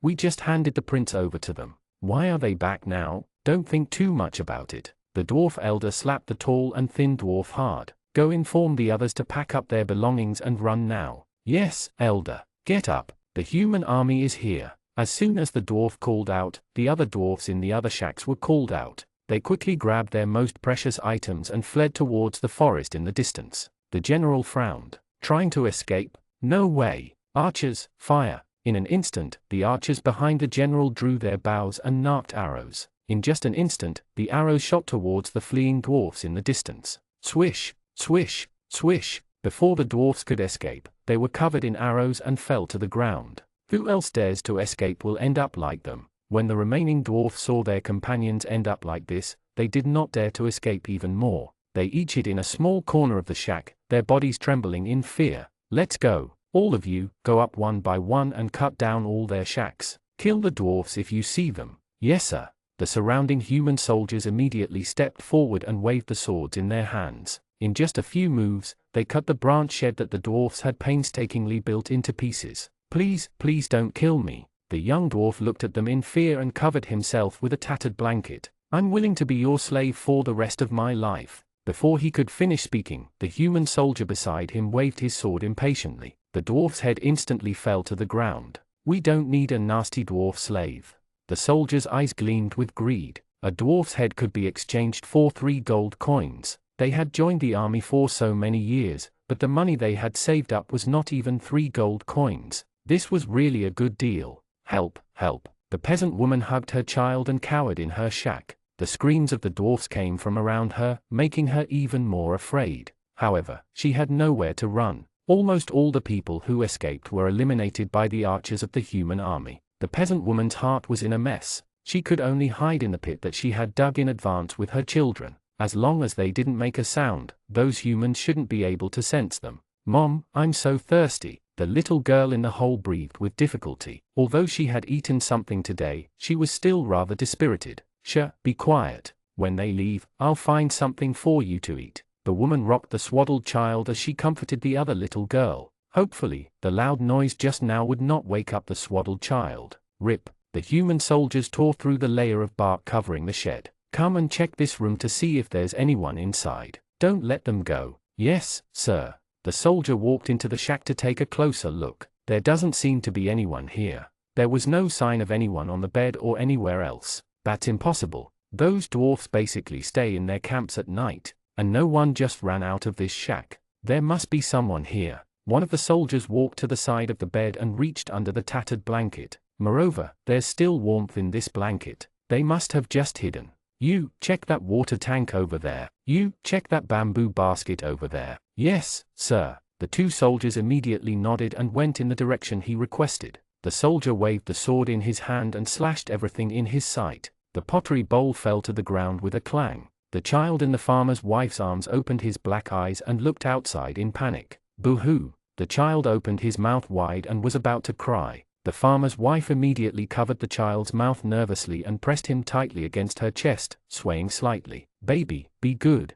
Baby, be good. Don't cry." The footsteps outside suddenly stopped. There don't seem to be any dwarfs in this place. It looks like they went out early in the morning. "Well, let's go, then." An early search of the other tents. The footsteps gradually faded away. Only then did the farmer's wife heave a sigh of relief. Suddenly, a sharp sword pierced through the blanket covering the 3 of them. "Sir, just as you said, these dwarfs are hiding here."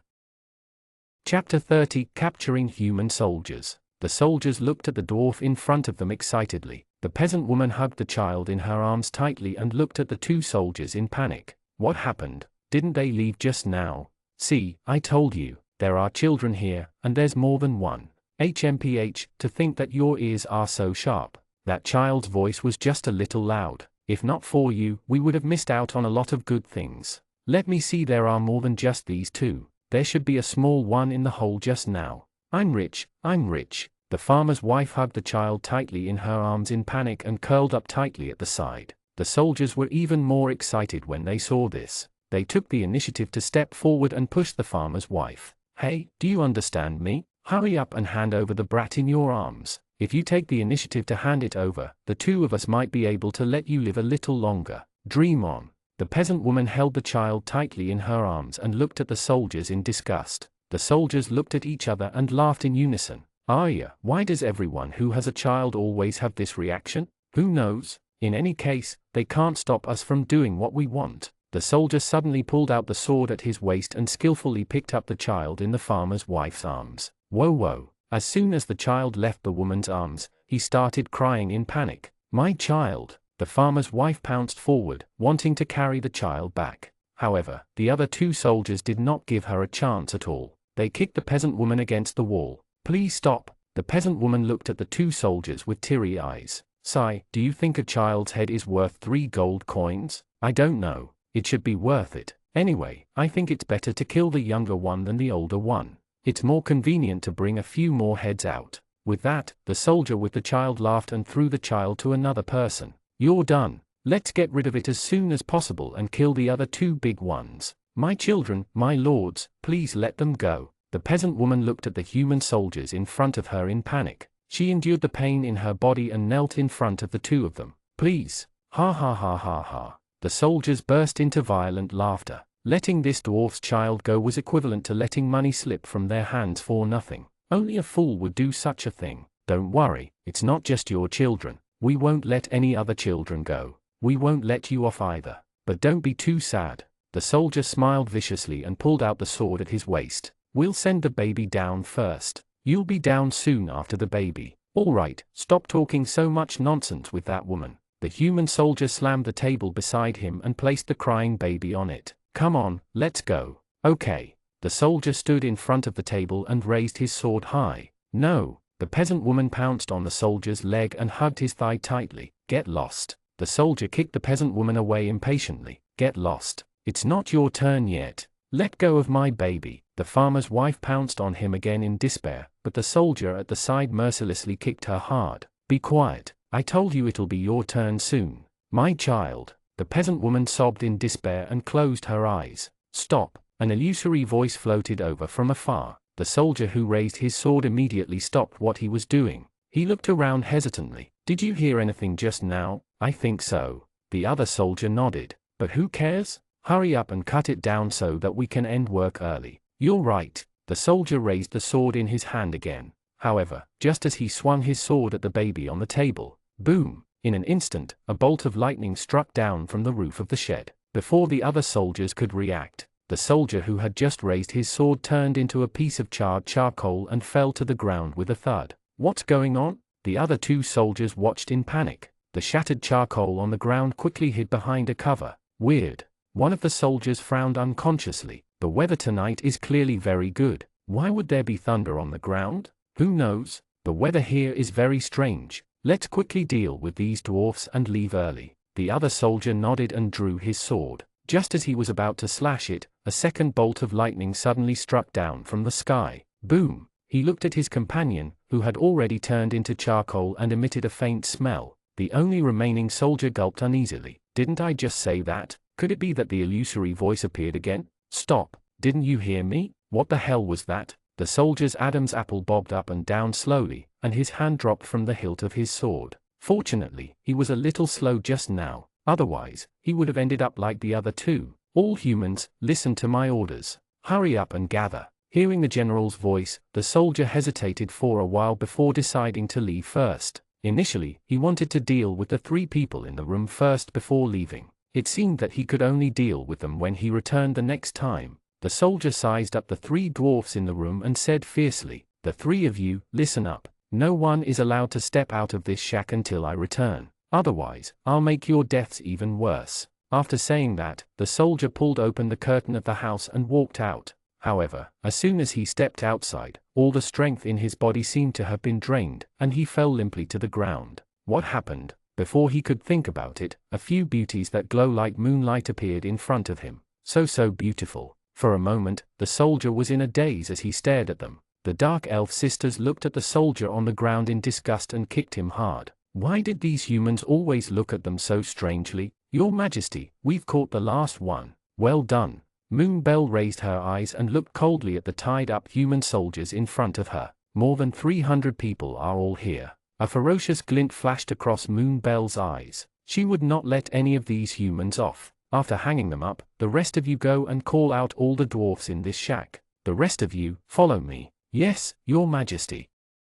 Chapter 31, Subduing Dwarfs. When the dwarfs walked out of the shack in fear, their eyes widened in disbelief. The humans who had been strutting in front of them a moment ago were now crucified and struggling. Below the cross stood many beautiful dark elves. Their expressions were cold, their chain mail glinting in the moonlight. It was like a dream. It was too unreal. Addressing the dwarfs, the leader of the dark elves had a silver crown on her forehead. The various gems embedded on it shone brightly under the moonlight. Moonbell slowly swept her gaze across the group of dwarfs in front of her. "We dark elves have seen your hard work these days. As a race that is oppressed by humans, I want to give you a chance. A chance to destroy these humans and take back your homeland. Moonbell raised her head slightly and smiled at the dwarfs who were discussing intensely in front of her. The dwarf elder trembled as he walked in front of Moonbell. He bent down and asked carefully, "What do we need to do?" "Simple." Moonbell smiled. "As long as you are willing to join us as our vassal race and acknowledge that the current territory of the Dwarf Kingdom belongs to us Dark Elves,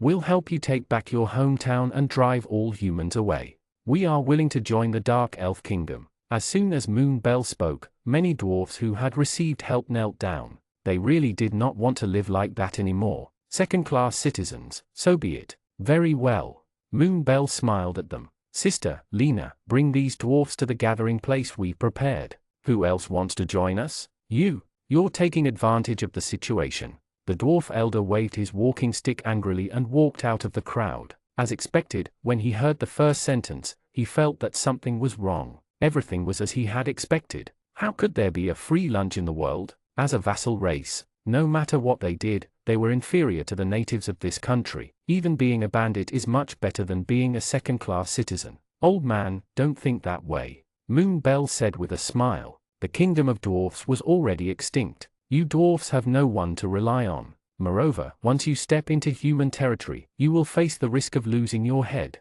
Not even third-class citizens, let alone second-class citizens. This promise from us Dark Elves is already very friendly." After hearing Moonbell's words, the dwarf elder looked hesitant. Moonbell was right. They really had no choice. "Although what you said is very true, this concerns the reputation of the dwarfs after all. This old man needs to think about it again. Think about it slowly. Is your pride more important or your life more important? You'll come to a conclusion soon." Moonbell smiled as she watched the dwarf elder leave. "You want the dwarfs to submit to you and become your second-class citizens? You Dark Elf, are you dreaming?" The human general tied to the cross looked at Moonbell mockingly. "Dwarfs always take pride very seriously. Better to kill them than to make them second-class citizens. I advise you to give up on your fantasies and put us down quickly. This place has nothing to do with you Dark Elves. If you don't let go, we'll wipe you out with the dwarfs when our reinforcements arrive." The general looked at Moonbell with contempt.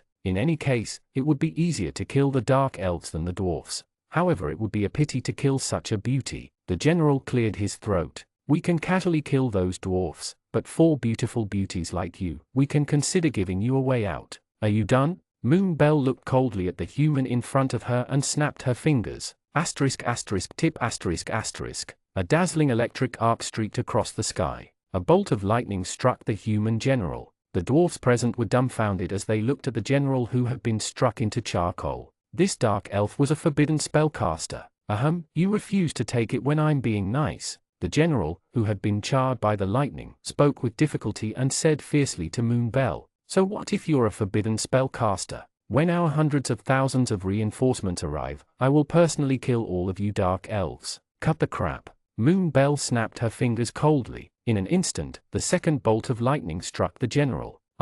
Under the huge lightning strike, the general's head tilted and he completely fainted. The dwarf elder looked at the charred human general and sighed. If it was in the past, he would definitely spend a lot of time negotiating with the Dark Elves in front of him for benefits. At the very least, he had to let the dwarfs live the lives of true citizens. But they didn't have that much time left. The densely packed black dots on the distant hill were the hundreds of thousands of human reinforcement troops. The dwarfs had no time to hesitate. Moreover, after so many days, everyone was so hungry that they were practically skin and bones and had no strength at all. If it was in the past, they would definitely choose to die in battle than to live as a second-class citizen. "I have thought about it." The dwarf elder threw down the walking stick in his hand. His knees went weak and he knelt in front of Moonbell. "This old man is willing to join the Dark Elves, at your disposal." "Very good. Lena will bring this old man a bowl of porridge and bring him to the gathering place that has been prepared." "Yes, Your Majesty." The long-haired Dark Elf immediately went forward to support the Dwarf Elder on the ground and brought him into the Dark Elf territory. Seeing that the elders had joined in, the remaining stubborn dwarfs instantly knelt on the ground. "Please let us join." They no longer wanted to have a life like this. Become a second-class citizen. As long as they had a place to stay and a hot meal to eat, they would be satisfied. "We are willing to become a vassal race of the Dark Elves. Please eliminate these humans for us." "Very good." Moonbell smiled. Originally, she thought that it would take more effort to convince these stubborn dwarfs. She did not expect them to join so easily. Lillian, take all of them inside. Moonbell flung her cloak behind her and looked into the distance with a sharp gaze. Everyone else, prepare for battle. We're going to wipe out hundreds of thousands of human troops. Chapter 32, Settling the Dwarfs. Hundreds of thousands of human troops appeared on the mountaintop. Moonbell rose into the air, and the magic power in her body shook wantonly in the air. The thunderclouds in the sky circled around Moonbell, emitting a low buzzing sound. As soon as they walked past, the people at the border couldn't help but look up at Moonbell floating in the air. Was that the legendary forbidden spellcaster? At this moment, Moonbell was like a god that had descended to the mortal world. Countless blue lightning bolts surrounded her in the clouds, ready to attack the ground at any time. Moonbell stretched out her arms to the sides. In an instant, the dark blue lightning element turned into countless lightning elves that danced wildly in the air with magic power. Countless blue lightning bolts flashed like stars in the clouds. Go! Killing intent flashed in Moonbell's eyes. Her slender fingers pointed at the dense crowd. Thousands of dazzling lightning bolts, wrapped in the power of thousands of lightning strikes, suddenly struck the hundreds of thousands of soldiers on the ground. Boom! Boom! Boom! The sound of thunder was endless. Before the human soldiers could react, they turned into pieces of charcoal standing on the ground. This is a miracle that only the gods can do. The dwarf elder could not help but widen his eyes. He immediately threw down the walking stick in his hand and knelt piously in the direction of Moonbell. The other dwarfs around the elder followed suit and knelt in the direction of Moonbell. It could be said that the dwarfs joining the dark elves was the first choice they had. Then, after seeing the strength of the dark elves, this helplessness turned into willingness. In the territory, Fang Ping, who was studying the mechanisms and traps, suddenly received a series of system messages. Detected that your apprentice performed well. Reward, 1 top-grade arcane crystal. Reward, 5 scroll-making manuals. Fang Ping, why did the system suddenly reward so many things? Fang Ping began to feel a little worried. Children, nothing serious happened, right? Out of worry, Fang Ping quickly picked up the blind cane at the side, pushed open the door as usual, and walked out. Teacher, why are you still out so late at night? As soon as he pushed the door open, Fang Ping saw a prickly ball of light waiting at the door. It was Ai Ching. However, there seemed to be a blurry shadow beside Ai Ching. What was that thing? Fang Ping frowned. For some reason, he felt that the thing beside Ai Ching was very similar to the drunkards from before. Ai Ching, do you know what happened outside? Ai Ching blinked slyly. Teacher, we have new residents here. New residents? Yes, those people from this morning. My sister and I discussed it and decided to let them stay in some empty rooms here. Fang Ping suddenly understood. The outstanding contribution mentioned by the system should be Moonbell inviting the people from the neighboring villages to the village, expanding the size of the village. It seemed like Moonbell had invited a lot of people. The village would probably be much livelier in the future. However, with so many people joining, there should be more students coming. At the thought of this, Fang Ping was instantly excited. Ai Ching, wait. What happened, teacher? Ai Ching looked at Fang Ping with a blush. Teacher, you seem to be very happy today. I have something to ask you. It's very important. Please answer me seriously. Fang Ping gripped Ai Ching's hand tightly and looked seriously at the ball of light that was gradually turning into a thorn. Teacher. Ai Ching blushed and turned her head away shyly. Teacher is really. Fang Ping smiled. Ai Ching was entranced by his smile. Are there any young children among the new villagers? Ai Ching's smile froze on her face. So that was all teacher wanted to ask. Then what was she thinking earlier? I think there are dozens of them. Ai Ching tried her best to think. When she brought these dwarfs to the camp, she did not count them carefully and only remembered the general situation. A few dozen, not a lot, but it's enough. After dozens of people joined in, it was just enough to make up for the lecture points he had paid to exchange for the trap last time. After all, it was better to have as much as possible. Ai Ching, go back and tell your sister that if there are children of the right age among the newcomers, tell them to come to my classroom for class. Oh, okay. Ai Ching answered gloomily. Watching Fang Ping leave, Ai Ching was troubled. Sigh, when can teacher be more enlightened? After settling down with the dwarfs, Ai Ching returned to the castle. Teacher said he wants to teach those dwarfs too. Hearing this, Moonbell frowned. Yes, that's what teacher said. Ai Ching leaned on the table and poked the crystal ball in boredom. The next time you see teacher, tell him that I allow it, but don't let a dwarf have the chance to hear teacher's lesson. Moonbell rubbed her temples and sighed slowly. As a forbidden spellcaster, Teacher was indeed magnanimous. However, forbidden spells were extremely powerful. She could only let the dark elves firmly grasp it in their hands. But Ari Ching could not help but worry. Sister, although we promised Teacher, if there are no new students, we will definitely be exposed. That's easy, sister. Moonbell cleverly blinked her eyes. When the time comes, you can let those who have never attended classes in our territory take turns to attend. Teacher can't see us anyway. Just tell them to talk less and study in silence. You're right. Realization dawned on Ari Ching. All right, tell me briefly, have there been any changes here after the dwarfs joined? There is. Ari Ching nodded decisively and pointed at the newly built blacksmith shop on the map. There are many skilled craftsmen among the new dwarfs. Their armor is much better than ours. I've got the border guards in new armor. In addition, they also helped us debug the traps at the border and make the anti-invasion traps more stable. But there's one thing to take note of in the colony. Those dwarfs used their brewing skills to secretly brew wine in their own homes with the food we distributed. Hearing this, Moonbell frowned. Dwarfs tend to go crazy when they drink, sister. You have to pay attention to that. Ari Ching nodded. I've already put away these wines for them. Other than that, there won't be any major problems for the time being. Chapter 33, Search Warrant. You're doing great. Moonbell looked at Ari Ching with satisfaction. It seemed that she could leave the matters of the territory to her in the future. In that case, she should have told her earlier. Ari Ching, from now on, you'll be in charge of everything in the territory. Sister, don't joke with me. Ari Ching looked at Moonbell in confusion. Why was her sister acting strangely today? I'm not kidding. Moonbell smiled mysteriously. From tomorrow onwards, when I'm not around, you'll be in charge of the territory. Isn't that what you always wanted to do? Sister, don't joke around. Ari Ching panicked. How could she have the ability to manage the territory like her sister? It's not a joke, and I've made up my mind. Moonbell's gaze was solemn as she spoke word by word. Tomorrow, I will enter the territory of the dwarfs and take back all the territories that have been annexed by humans. Furthermore, I want to take this opportunity to declare war on the Silardan Empire. Don't joke around, sister. Ari Ching looked at Moonbell with her mouth agape and stuttered.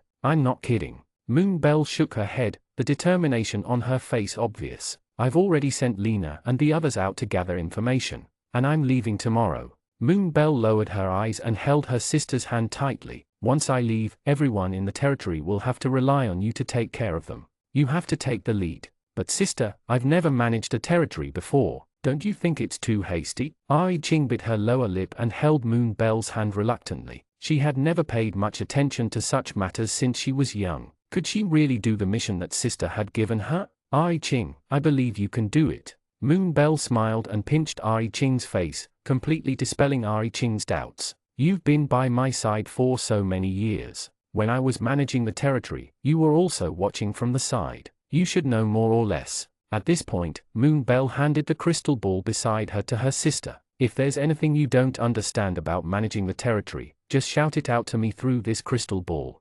As long as I'm there, I'll respond. Okay. Ai Ching held the crystal ball tightly in her arms and nodded solemnly. The confusion in her eyes was swept away. Since you've said so, I'll definitely complete the mission. I definitely won't disappoint you. That's my girl. Moonbell hugged Ai Ching comfortingly and patted her head gently. She had already thought about the future. With the addition of the Dwarf Kingdom, the Dark Elven King's land area had increased by nearly a third. After they recovered, they would plant wine-making grapes and barley all over the territory of the Kingdom of Dwarfs. Further development of the wine-making industry, export of wine products, economic development. Although the kingdom was powerful now, it did not have much money, and compared to those human empires, the palace they were living in now could at most be considered the standard of the countryside of the human empire. Forbidden techniques could guarantee invincibility. However, martial strength could not always be exchanged for money. If she wanted to dominate the entire continent in the future, she had to think of a way to develop her own economy. In addition, it was said that there was a long mithril mine under the mountain range where the Kingdom of Dwarfs was located.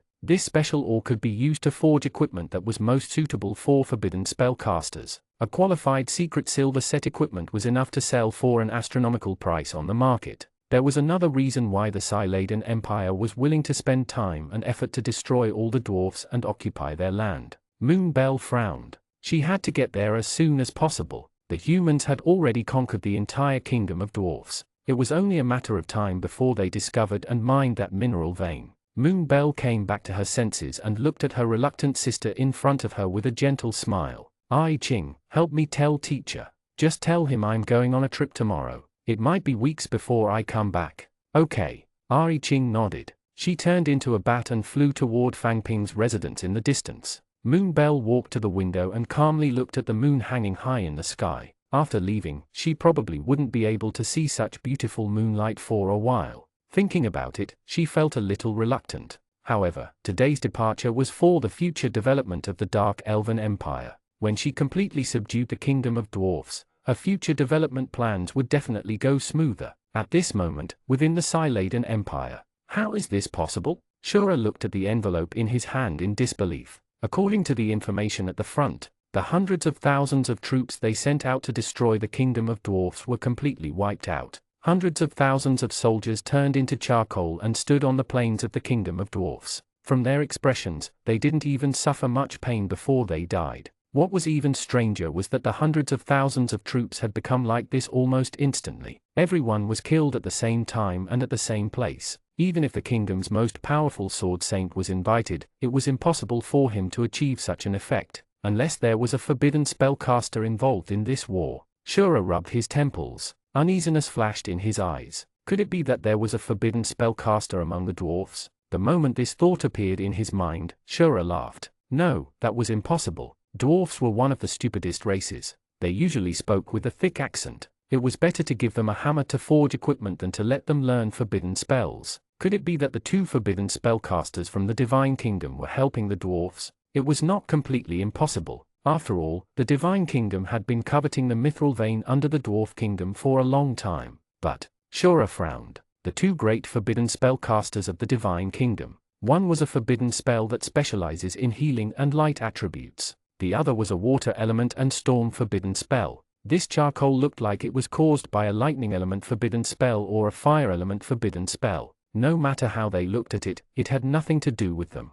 Moreover, during the battle between the Siladen Empire and the Divine Kingdom, two great forbidden spellcasters attacking at the same time could at most wipe out more than 100,000 soldiers of the Empire. But this mysterious spellcaster was several times stronger than the two great ones combined. If the dwarfs had such a trump card, it would be too terrifying. However, even if the dwarfs had a forbidden spellcaster, they shouldn't be very powerful. No, wait. How could he have forgotten about the mithril mine? Indeed, an ordinary dwarf was nothing to be afraid of. However, with the enhancement of mithril equipment, every forbidden spell released would be extremely terrifying. It was not entirely impossible to kill hundreds of thousands of people. Thinking of this, cold sweat broke out on Shura's forehead. He had to quickly find the person hiding in the dark. Otherwise, that person would not just kill hundreds of thousands of humans. Pass down my order. Shura tossed aside the briefing paper in his hand and paced in front of the many guards. I suspect that these dwarfs still have trump cards. You have to search the dwarfs' territories in greater detail. Don't miss a single place.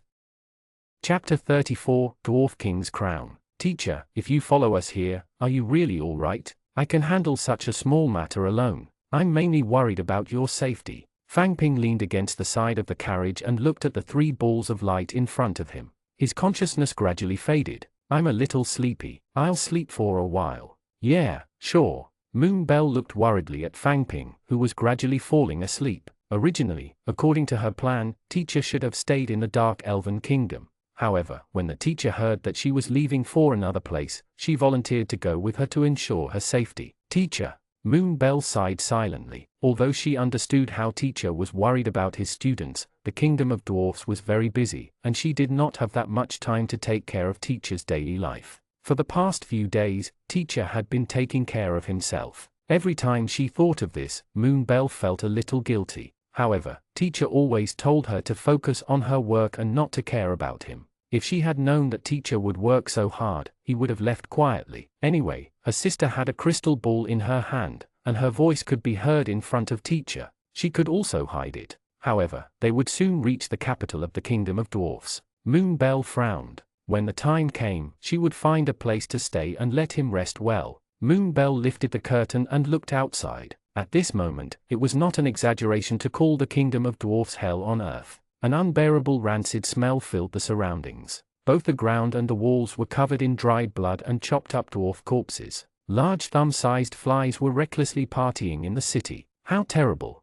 Moon Belle put down the curtain of the carriage. She could not help but feel sad. They've gone too far. Lillian and Lena, who were in charge of controlling the carriage, looked at the scene outside the window. Their expressions changed. I thought that the things described in the book were already the limit. Moon Belle looked outside silently. They were now in Grape Town, the most prosperous capital of the dwarfs. Moon Belle's target this time was the grape-scented dwarf palace. The carriage creaked to a halt. Lillian and Lena lifted the curtain and said respectfully to Moon Belle, "Moon Belle, we're here. Take good care of teacher. I'll be back soon." Moon Belle stood up and jumped off the carriage. Just as she was about to land on the ground, her clothes gradually turned into dark blue feathers under the catalysis of magic power. Moon Belle, who had transformed into a crow, flapped her wings and flew quickly towards the palace. The last time she turned into a crow to scout, this was still a paradise for the dwarfs. Now, this place has become a hell for the dwarfs. The city was filled with brutal soldiers and broken limbs of dwarfs. Moon Belle could not bear to watch any longer.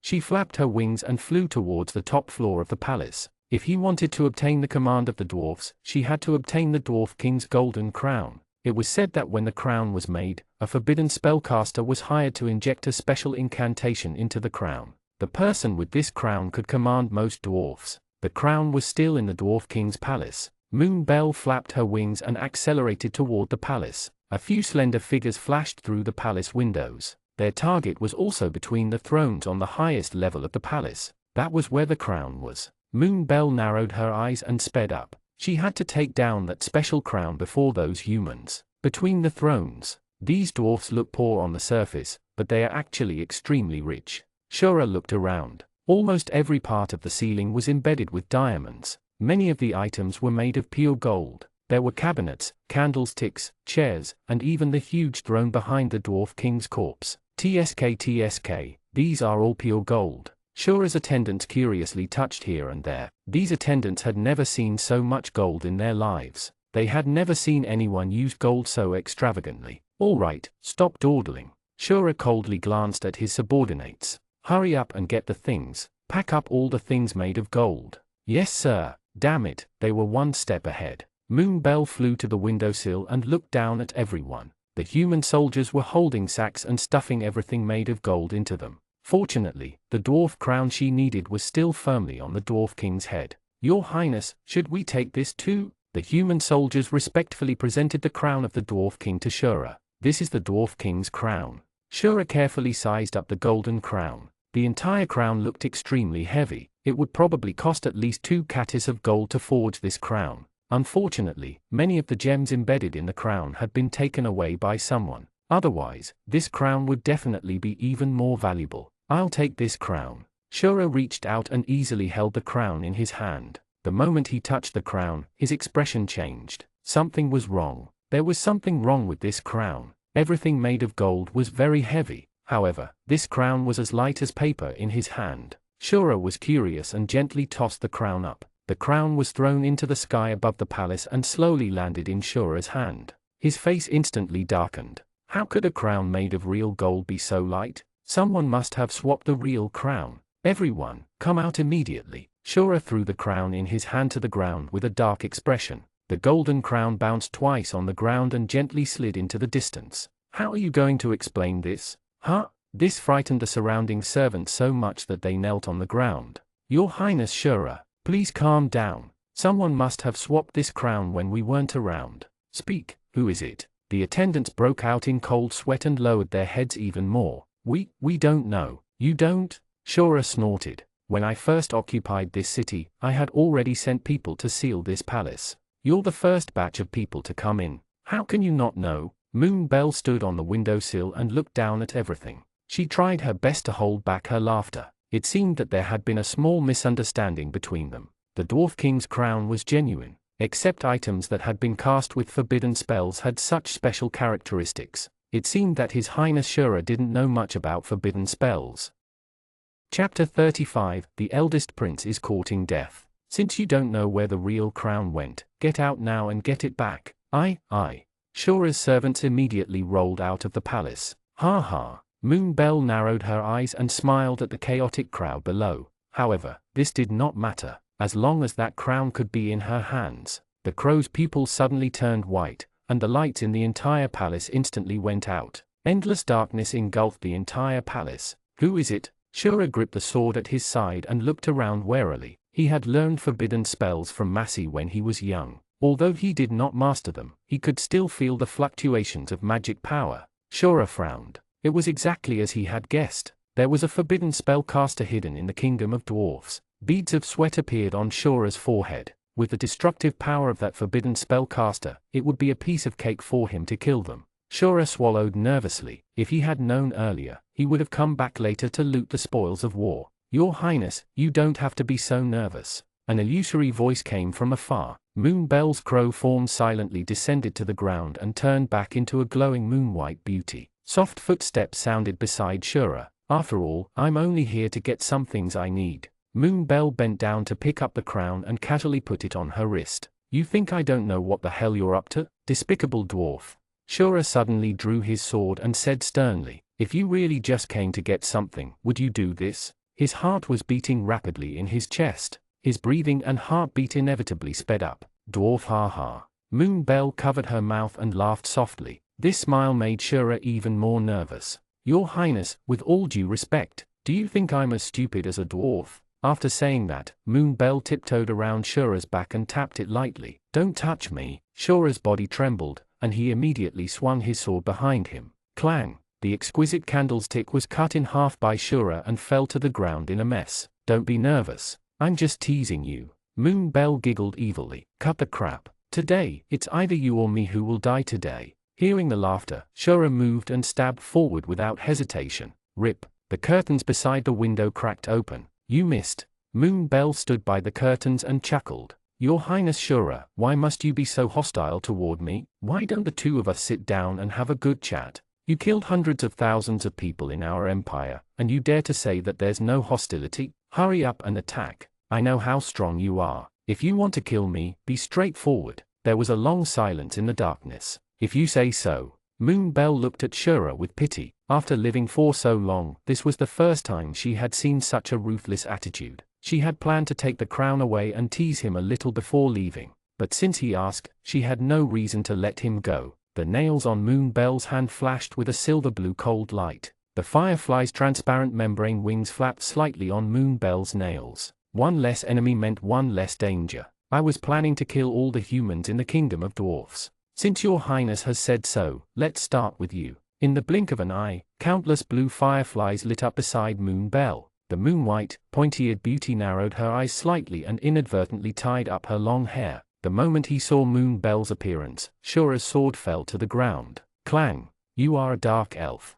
Precisely. Moonbell smiled, and countless fireflies instantly pounced at Shura. The moment it touched the Shura's skin, the fireflies instantly exploded. Raging flames ignited on Shura's body. Shura's image was completely gone. He lay on the ground and kept rolling. Listen carefully. Moonbell slowly sat on the throne and fiddled with the crown on her wrist. Her eyes gradually turned cold. From today onwards, the Dwarf Kingdom is the territory of the Dark Elves. Even if it's occupied by you humans, it's useless. We will start from this city and push forward bit by bit. In the end, we will take back all the territory that you humans occupy. She looked at the Shura that had gradually stopped struggling and turned into a pile of charcoal. A smile appeared on Moonbell's face. The war had begun. Your Highness Shura, what happened to you just now? Moonbell looked at the door. After the scream just now, the guard at the door seemed to have sensed that something was wrong. For a moment, she was having too much fun. Looks like they had discovered her.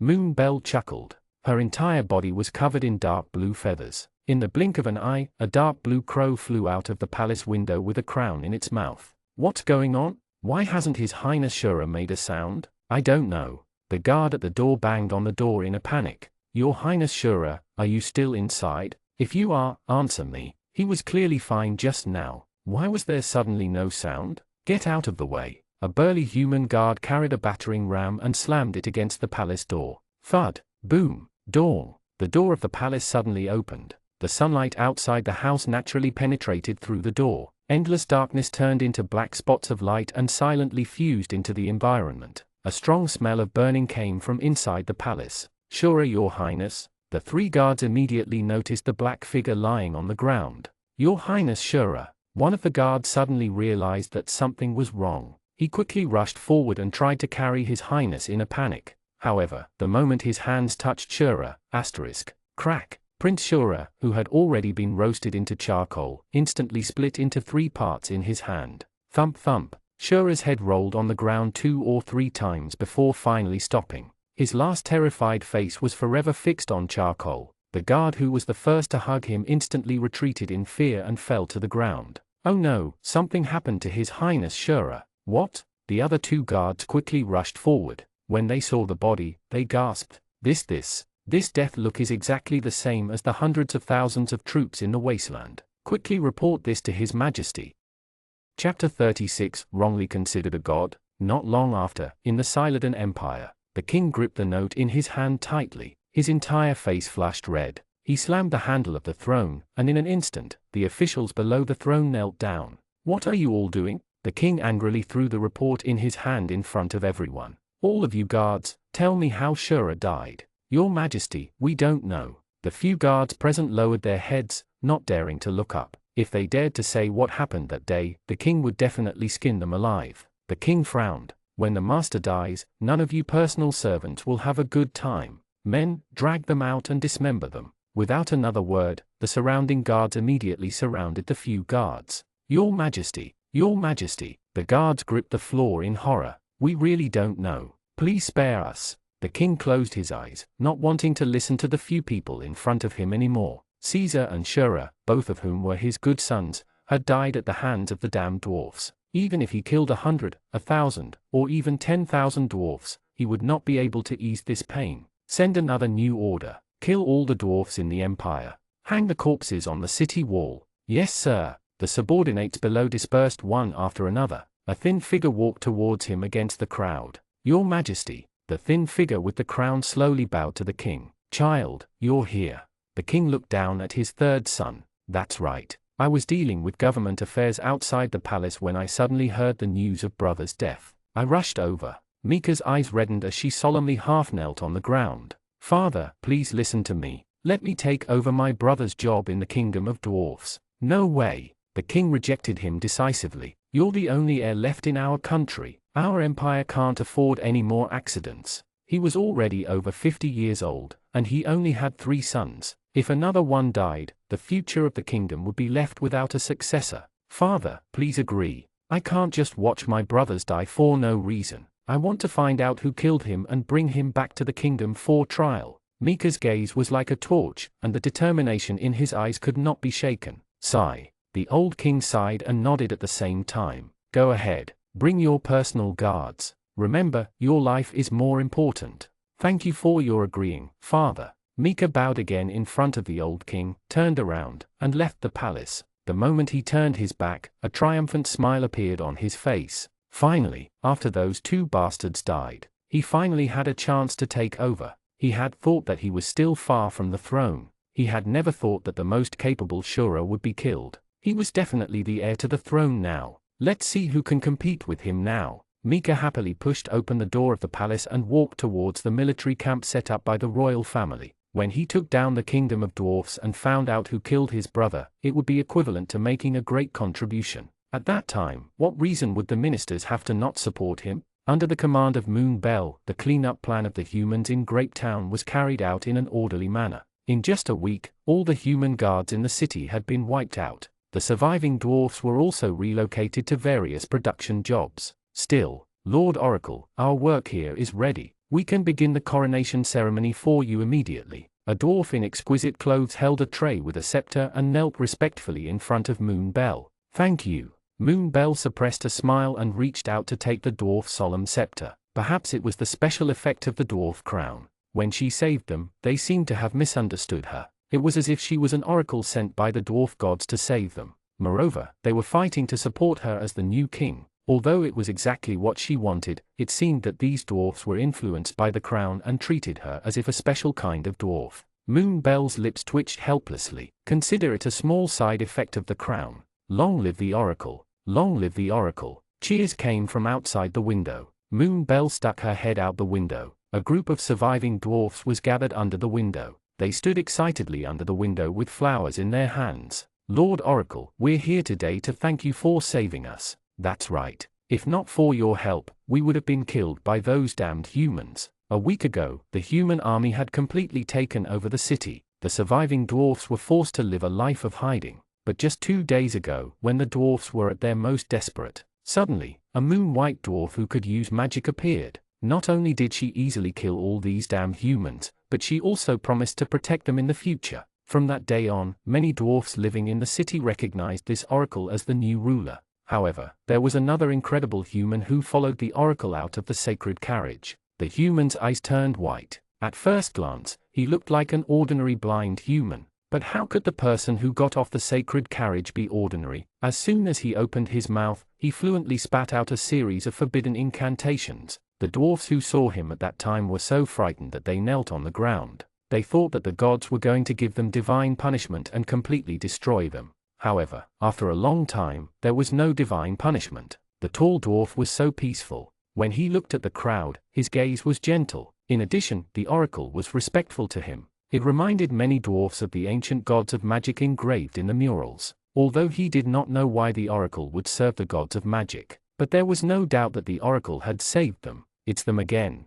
Fang Ping heard an unfamiliar voice. Leaning on his blind cane, he walked to Moon Belle's side. He remembered that he had noticed these people when he first came to this place. These people spoke in another unfamiliar language. It sounded strange, but they seemed to be able to communicate. The people in this world seemed to be like this. Basically, every place had its own specific language. Moon Belle and the others should be the only ones communicating in English. Recalling what happened yesterday, Fang Ping let out a long sigh. Originally, he had planned to test these strangers and see if they were willing to learn English. After all, it was a good thing to have one more lesson point. Unexpectedly, as soon as he said that, the many black shadows gathered in front of him waved at him. Since they were unwilling to learn, Fang Ping could only give up. After all, since they could communicate smoothly, there was no need for him to waste time teaching English.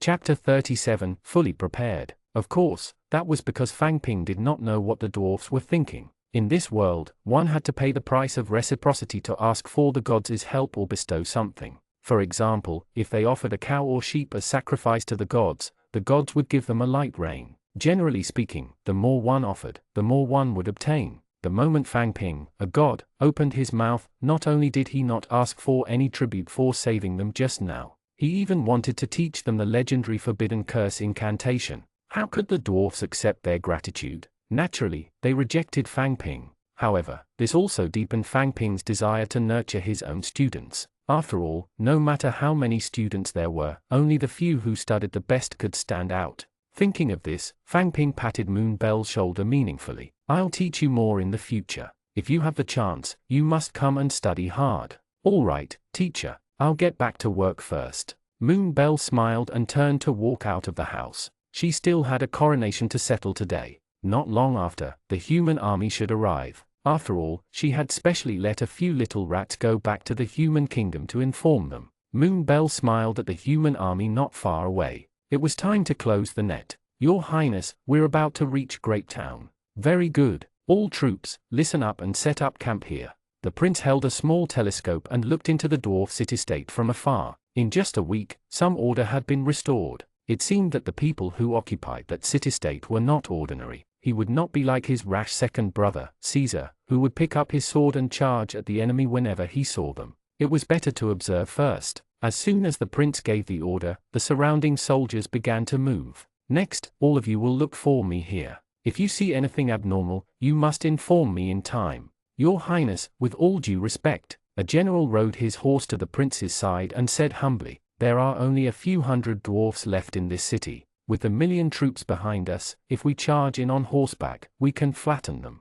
Why do you have to delay so long? General Lauren, you've already said that. Don't you always say the same thing? Be careful and never go overboard. The prince smiled and silently tightened his grip on the binoculars in his hand. What was he talking about here? The plan to conquer this city-state this time was related to his future ascension to the throne. They definitely could not take it down so easily, and it would be best if he could draw a picture of his conquest of the kingdom of dwarfs, record it, and publish it in all the major cities. Let everyone understand his heroic deeds. For this reason, he had specially brought a large number of famous palace painters and videographers who were good at recording. It was to record his heroic moments and make himself a hero. If the plan went smoothly, not to mention Caesar, even Shura's limelight would be dimmed. Is that so? Then forgive me for disturbing you. General Loren glanced worriedly at the great fragrance in the distance. Generally speaking, the longer they delayed, the more prepared they would be for the people in the city. War, especially in such a situation where there was a huge gap between friend and foe, could be easily pushed over.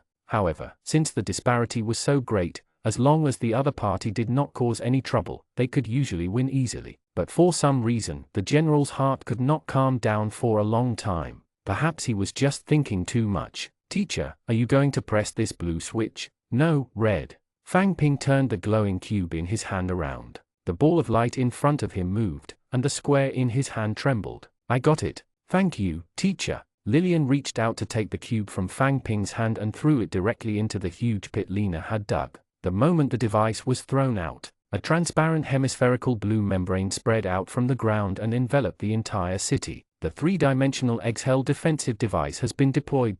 As soon as the system notification sounded, Fang Ping knew that everything had been set up. Speaking of which, teacher, what do you call this? A defensive device? Lillian looked up curiously at the blue membrane that was emitting a faint light in midair. So beautiful. It's beautiful, isn't it? And its protective properties are top-notch. Fang Ping smiled. He had exchanged all his experience points from the system shop for this defensive device. Although it was a little painful, it did not matter as long as he could ensure the safety of his students. After all, from the moment he entered this city, Fang Ping had already smelled the bad smell of blood in the air. Moreover, the longer they were in the city, the stronger the smell of blood became. This place was even worse than the small mountain village where the children used to live. During the time he pretended to be asleep in the carriage, he had been researching a solution. In the end, he used all his experience points to exchange for this. It was a defensive device that could be deployed at the speed of light with just a little energy stimulation. Whether it was heat, kinetic energy, or electricity, as long as it was an energy source, it could stimulate this defensive barrier.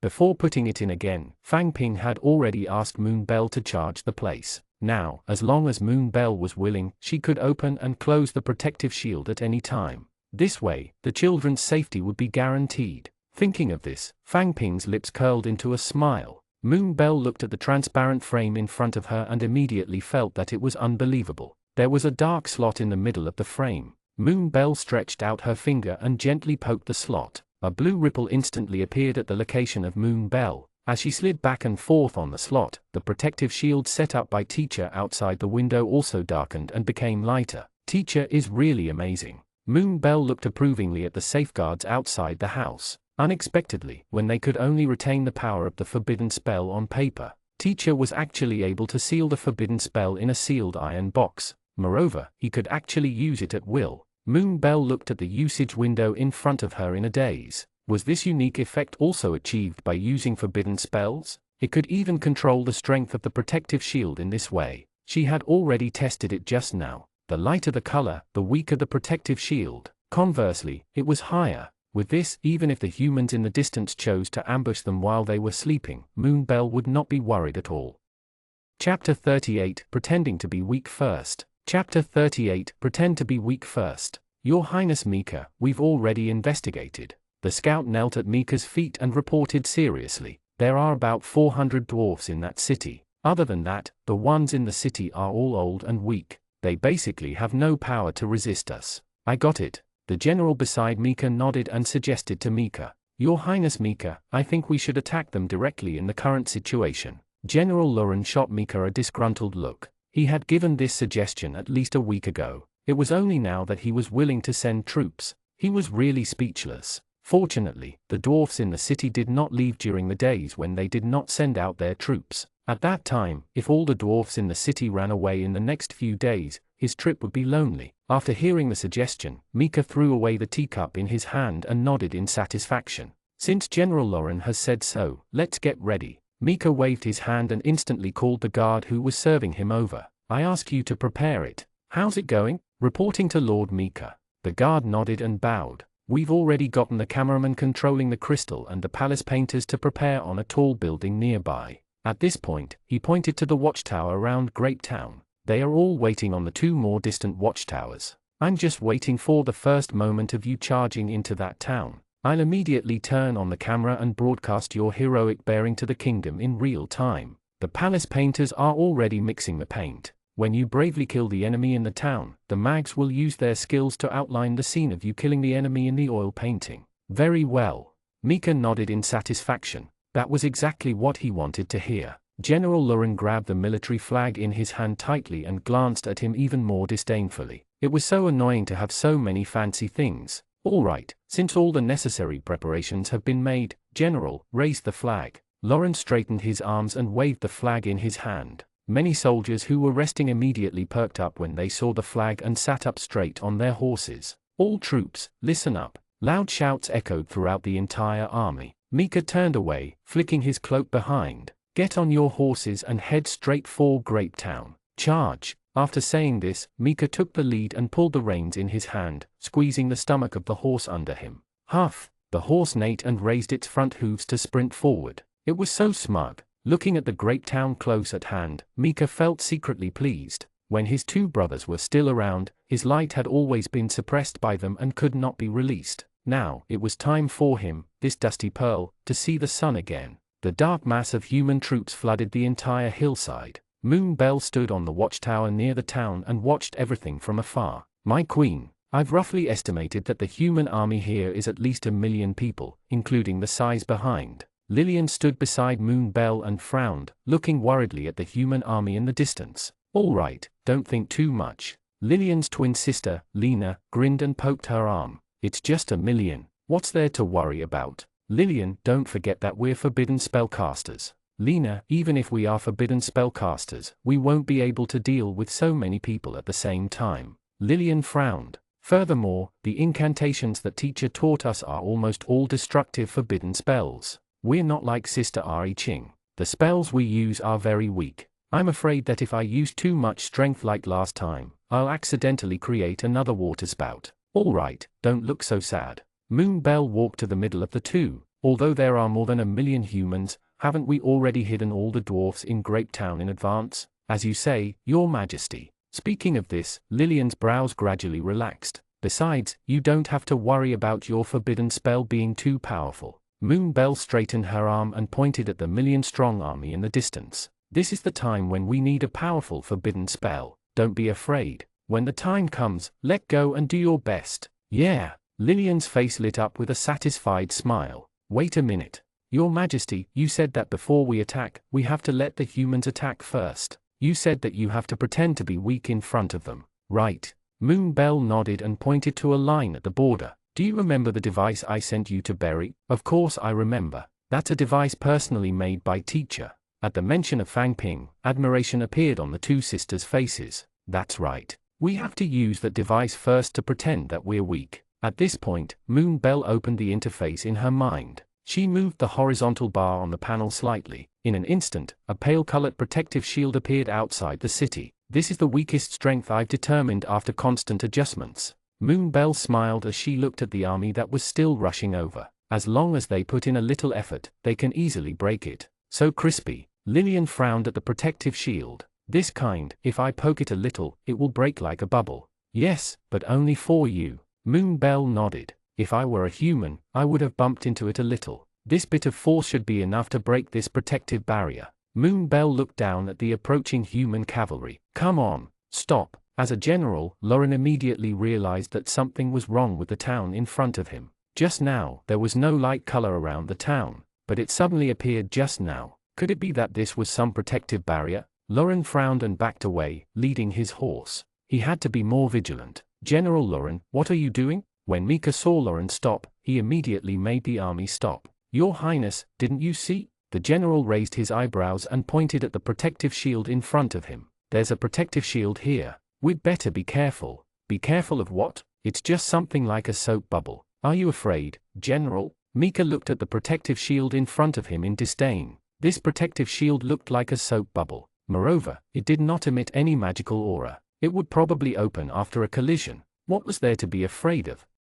Chapter 39. Won't this make us look too strong? Your Majesty, Mika, do you want to wait a little longer? Before the general could finish, Mika impatiently pulled the reins and rushed towards the protective shield with his horse. Quick, quick, quick, His Highness Mika is here. Get in position, get in position. The palace painter and photographer, who had been waiting on the watchtower for a long time, quickly got into position. The court painter dipped the paint and hurriedly drew a large shape on the canvas. The cameraman set up a video crystal on the other side, aimed it at Mika, who was sprinting towards the energy shield, and cleared his throat. On the other side of the crystal, most of the people of the West-Laden Empire looked up curiously at the real-time video projected on the square. Look, everyone! Our empire's most valiant Prince Mika is charging towards those despicable dwarfs. In the image, His Highness Mika waved the spear in his hand and thrust it forward. Blue ripples appeared on the tip of the spear. Heavens, it's His Highness Mika! His Highness Mika is so handsome.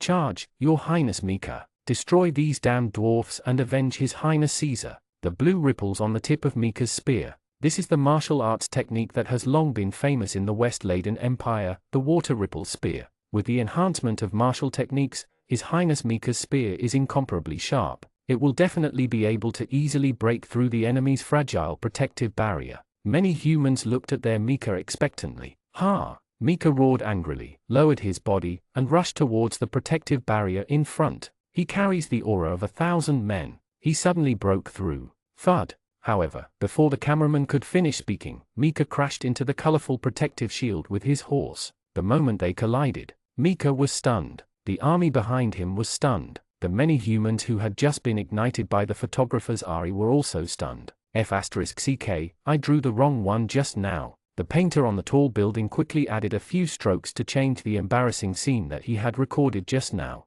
The controllers around the video crystal quickly defended Mika. There was an accident just now. Our enemies are too cunning. They actually set a trap for horses on the way. However, with Mika's powerful strength, after he escapes, he will definitely be able to continue forward smoothly. Now let's enjoy a musical performance. To be on the safe side, the photographer quickly played music on a phonograph as Mika adjusted himself. However, Mika was not the only one who was stunned. Moonbell was also a little confused. This was already the minimum protective shield. Any lower and it'll be turned off. Could humans not even break through this level? No. Moonbell rubbed her chin, her eyes serious. Perhaps they had not used their full strength. She would maintain this state for now and wait for the other party to rush in. What happened? Mika covered his forehead and slowly stood up from the ground. Did he just crash into this thin protective shield? But how was that possible? He had just used the strongest martial technique in the Empire, water ripple. Usually, be it when facing a shield made of iron or steel,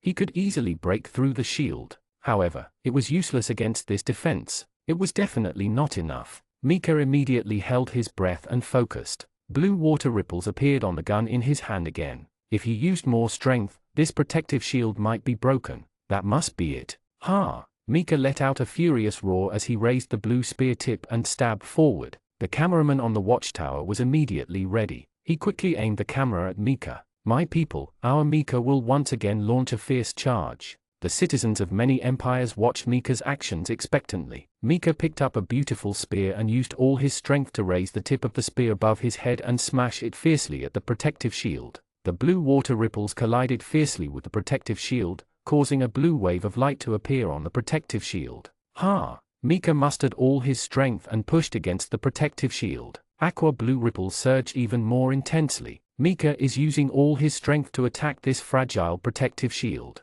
I believe that under the effect of this huge force, the fragile protective shield here will be broken very quickly. What nonsense are these humans talking about? Lillian frowned at this. The human on the ground had been standing there for a long time. However, after so long, the protective shield did not react at all. Moreover, she did not sense any energy fluctuations. I really don't know how that human has the cheek to brag like this. Looking at Mika, who was constantly changing his posture and trying to break through, Moonbell could not help but frown. According to the plan, he should have broken through long ago. Why did it take so long? Moonbell couldn't help but reflect. She had been carrying out every part of the plan. Logically speaking, it was unlikely that anything would go wrong. Could it be? The minimum level of the protective shield given by teacher was too high for humans. Cold sweat broke out on Moonbell's forehead. Wouldn't that make us look strong? No, this can't go on. Moonbell straightened her body and looked sternly at the two sisters in front of her.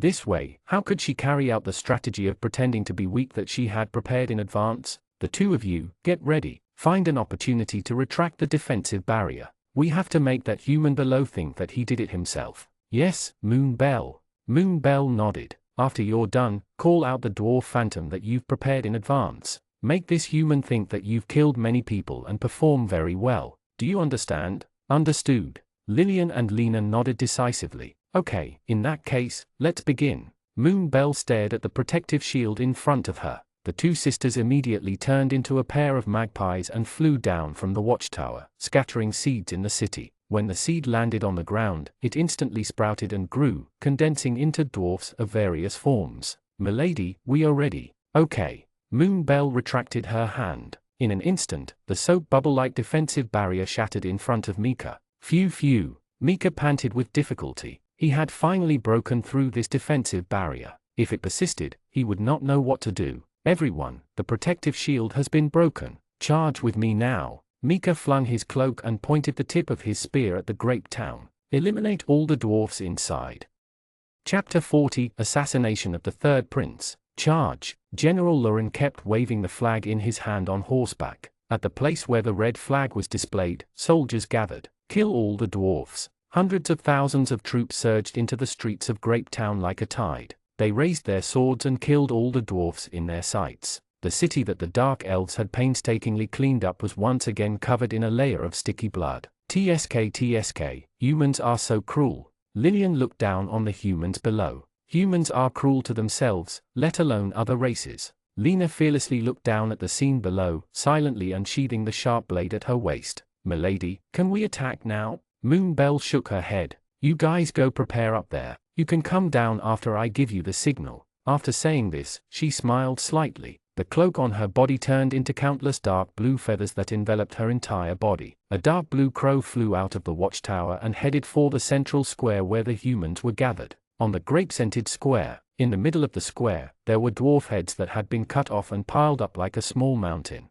Many humans looked at the pile of heads excitedly. Your Highness Mika, please get into position and raise the dwarf's head higher in your hand. That's it. The court painter picked up his brush and outlined Mika's heroic figure on the canvas. Your Highness, we've killed all the dwarfs in the city. Shouldn't you do something serious? General Lauren glanced unhappily at Mika, who was fiddling with his posture, and shook the blood off his sword. While they fought the dwarfs to the death, Mika was busy having the royal painter record his exploits. The general silently clenched his fists. If such a person was his subordinate, his head would have exploded long ago. Business? Isn't that what I'm doing? The general looked coldly at Mika, who was still posing. If you continue like this, things will never be done. Please quickly gather the soldiers so that we can end this quickly. Otherwise, I will honestly explain your actual situation in this battle in the next report. Hearing this, Mika immediately threw down the head in his hand and walked towards the general eagerly. Coming. General, don't take it so seriously.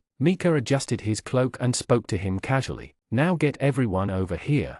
The general nodded and raised the flag high. The moment they saw the flag, soldiers from all directions rushed towards the center of the square. Many soldiers knelt down respectfully in front of Mika. Mika was secretly pleased by his humble appearance. Now, his two brothers, who had been suppressing him, were dead. He could finally enjoy the same treatment. I've seen everyone's performance today. Everyone, put all the dwarf heads you've hunted on the square behind me. After you're done, stay here for a while. I have something to tell everyone. Gar. Moonbell, which had turned into a crow, flew over the heads of the crowd and landed on the human head mountain in the middle of the square. She stepped on the dwarf's head and looked down at the humans present. Although she really wanted to make a move now, it was not the time yet. Is everyone done? Mika held a bunch of dwarf heads and looked at the soldiers in front of him.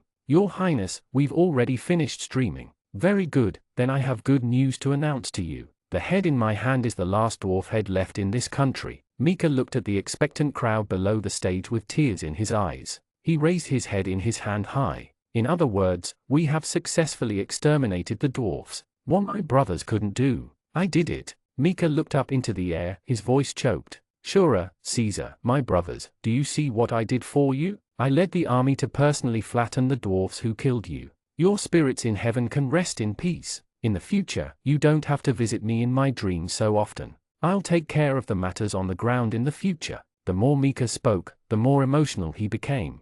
That moving performance made many people present tear up. I didn't expect the three princes to have such a good relationship in private. I'm so touched. Is this brotherhood? His Highness Mika is right. If we flatten these dwarfs, His Highnesses Caesar and Shura will be at ease in the sky. My people, let us celebrate the spirit of my brothers in heaven. Good. After saying that, Mika threw the head in his hand backward. The moment the head fell to the ground, the human army erupted. How pretentious! Moon Belle, who had turned into a crow, slowly tidied her feathers. She looked down at Mika with contempt. Although what he said was beautiful, to put it bluntly, he was just eating the ashes of her two brothers. Moon Belle did not understand much about brotherhood. However, Moon Belle clearly heard his ambition to snatch away the position of his other two brothers. But now was the time. A cold light flashed in Moon Belle's eyes. It was time to make a move. In an instant, the sky changed drastically. The entire sky suddenly darkened. Oh my God! Many humans knelt on the ground piously as if they had encountered a miracle. Mika looked at the sky in disbelief. He was just saying it casually. The two brothers were really giving him face. An almost imperceptible gentle breeze drifted beside Mika. It was as if his mother was gently caressing his cheek. Mika subconsciously reached out to touch it, but at that moment, the imperceptible wind turned into sharp wind blades that slashed across his neck. A line of blood instantly appeared on Mika's neck. Blood slowly flowed out from the wound on his neck. What happened just now? Mika frowned and subconsciously touched the wound. Hurry up and call. However, the moment he touched the wound, his entire head slid back uncontrollably. Everyone exclaimed, "Your Highness Mika!" Before the soldiers present could figure out the situation in front of them, their eyes widened in horror. Mika's head still had the stunned expression before it died, and it rolled to the ground. His headless body went limp and he hit the ground with a thud. Who dares to assassinate the prince in front of everyone? General Lauren was instantly enraged. He suddenly pulled out the sword by his side and looked at the people in front of him. "It's me." Moon Belle jumped and revealed herself in front of everyone. 41 Dark Elves Victory. Dark Elves? Did you just kill His Highness with a forbidden spell? How dare he? Damn Dark Elves. Soldiers, listen up. Kill her. Obviously, after knowing that His Highness was dead, General Lauren was shocked and furious. However, he was not afraid. After all, this little girl in front of him looked very young, but he had hundreds of thousands of troops at his disposal. Even if the little girl in front of him was very likely a mage with the ability to cast forbidden spells. However, in General Lauren's opinion, mags were also humans. No matter how powerful a mage was, it could not change the fact that they were made of flesh and blood. Therefore, in his opinion, the hundreds of thousands of troops he controlled were enough to take down this little girl. At that time, whether the prince was killed by this little girl or not, he could still use her as a scapegoat. This girl's head would be the best gift for him to appease the king's anger in the future. He could not absolve himself of the blame for the prince's death. As it was obvious of his involvement, he still had a chance to salvage the situation. As long as he captured this dark elf, even if he couldn't obtain the king's forgiveness, he would be able to obtain a merit, and this merit was enough to exempt him from the punishment of death. As long as he did not die, there was still hope. Thus, General Lauren could not help but tighten his grip on the sword in his hand. At this moment, the soldiers under his command kept advancing under his command. It had to be said that when the soldiers surged over like a tide, Moon Belle was still a little nervous. After all, the power of the crowd was really terrifying. Hundreds of thousands of troops charged. This was the first time Moon Belle had witnessed such a scene. Therefore, the first impression this steel torrent gave Moon Belle was that it was unstoppable. It was overwhelming as the imposing soldiers charged over. The Dark Elves couldn't help but feel a little guilty. Fortunately, Moon Belle was not one to be trifled with. Although these soldiers were very strong and well-trained, Moon Belle was not alone. Although there were very few Dark Elves, almost all of them could release terrifying forbidden spells. In the face of a forbidden spell comparable to a natural disaster, no matter how many people there were, they were just ants. Thinking of this, Moon Belle's expression turned cold. Then, she brazenly issued an order, "Sisters, activate the forbidden spell." Previously, they had already pretended to be weak, making the human army lower their guard to send the entire army deep in. It was to trap these hundreds of thousands of troops here, leaving no man behind. And now, the mission was completed. In addition, the Moon Belle had successfully killed the leader of this human army, causing some people to be furious. This sent the generals dizzy and gave out the wrong orders in a fluster. Therefore, these hundreds of thousands of soldiers had clearly become live targets for the Dark Elves. the terrifying forbidden spell was instantly activated. Hundreds of thousands of troops were reduced to ashes in the blink of an eye. Even General Lauren was no exception. Originally, General Lauren had a chance to escape. Unfortunately, he had already been blinded by anger just now, and the Dark Elves had come to catch him like a fly in a jar, not giving him any chance to escape. At this point, they had lost the entire game. Hundreds of thousands of troops were wiped out before they could even cause a ripple. If this General Lauren had enough wits about him, just now, he should have ordered the soldiers to split up and escape in all directions to spread the news that there was a forbidden spellcaster here. Unfortunately, General Lauren was not very smart. As a general, he had read a few books on the art of war and could recognize a few words. However, when he was alive, he lacked perseverance and continuity in his education and skills. Therefore, he was fundamentally not knowledgeable. He could only be considered a dabbler. It was precisely because of this that he did not notice anything unusual at the first moment, and this had clearly indirectly harmed 400,000 to 500,000 troops. It seemed that this fellow was no different from the Zhao Qiu in history who only knew how to talk strategy. He might even be more stupid. Moon Bell clearly didn't have any allusions to military strategies. She only knew that they had killed hundreds of thousands of human troops in one go. The Dark Elves had obtained a great victory that could be recorded in history. Sisters, we've eliminated these evil humans, but this is only the first step in our plan. Evil humans have destroyed our homes and left us as refugees, homeless and ultimately stranded in the mountains. But now we have the power to rise. We have mastered a terrifying forbidden spell. This power will definitely help us take back our home and take revenge on humans. Revenge! Revenge! After winning the battle, Moon Bell issued her victory declaration. The fervent desire for revenge of the elves was already overflowing with words just now. Thus, this battle successfully laid the foundation for Moon Bell to become the Dark Elven Queen. Her intelligence allowed her to take down hundreds of thousands of humans without wasting a single soldier. Such a magnificent feat could probably only be seen in the historical records of the heroes of the Dark Elves. That's right. In the ancient legends, only the experts of the Dark Elves could be called heroes. Moon Bell's performance in this battle undoubtedly met certain standards. Moreover, the appearance of a hero was destined to encourage the Dark Elves, allowing them to have a high degree of cohesion. The results were certain, given everything that has happened under such circumstances.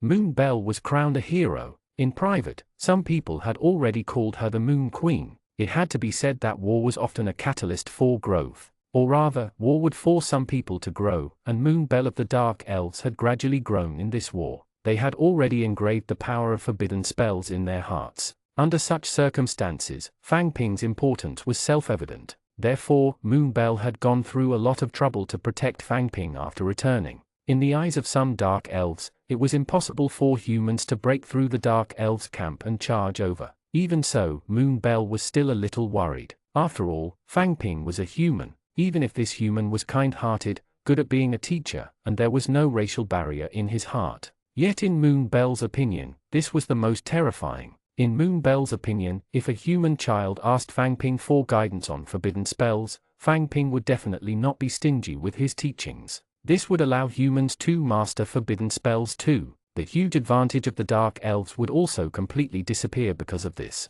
By then, the Dark Elves would definitely be massacred. Therefore, under such circumstances, Moon Bell and the other Dark Elves had to set up layers of protection. Only then could they be at ease. Actually, it was not that they did not have a better solution. For example, killing Fang Ping is always an option. As long as Fang Ping is dead, the possibility of humans mastering forbidden spells would be minimal. However, asking Moon Bell and the others to kill Fang Ping, is this some kind of a morbid joke? Moon Bell and the other Dark Elves were terrifying executioners in front of some humans. However, in front of those close to them, they were angels. Fang Ping was obviously someone they deemed close to them. Therefore, in their hearts, they had never thought of killing Fang Ping, and they would definitely not in the future. There was no other reason than his nature.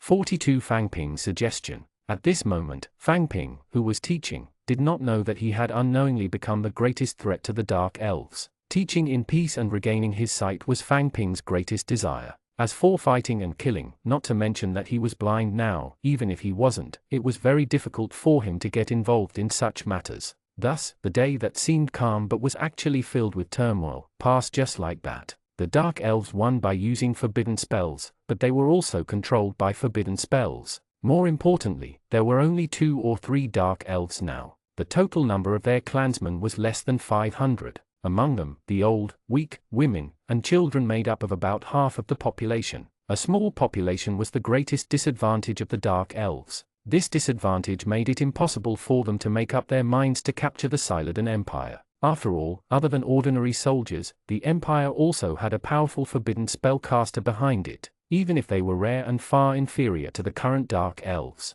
However, it was undeniable that no matter how powerful they were, no matter how many of them there were, they will still remain as a threat to the Dark Elves. The current Dark Elves could no longer withstand too many waves of attack. If they lost too many clansmen, the current Dark Elves would completely lose the chance to rise up. No matter how powerful they were, it is difficult to make something out of nothing. Therefore, the population problem was the biggest problem they had to tackle first. The problem of population deficit was too big an issue. It was so serious that even though the current Dark Elves controlled powerful forces, they did not dare to start a war. In a sense, this could be considered an act of self-defense. After all, the Dark Elves had already lost the protection of the Mother Tree of Life. Therefore, under such circumstances, they had already lost the ability to reproduce asexually. If they want to produce offspring, they can only reproduce through gender unions like humans. However, the Dark Elves that had been produced from the ancient times clearly did not produce any male elves.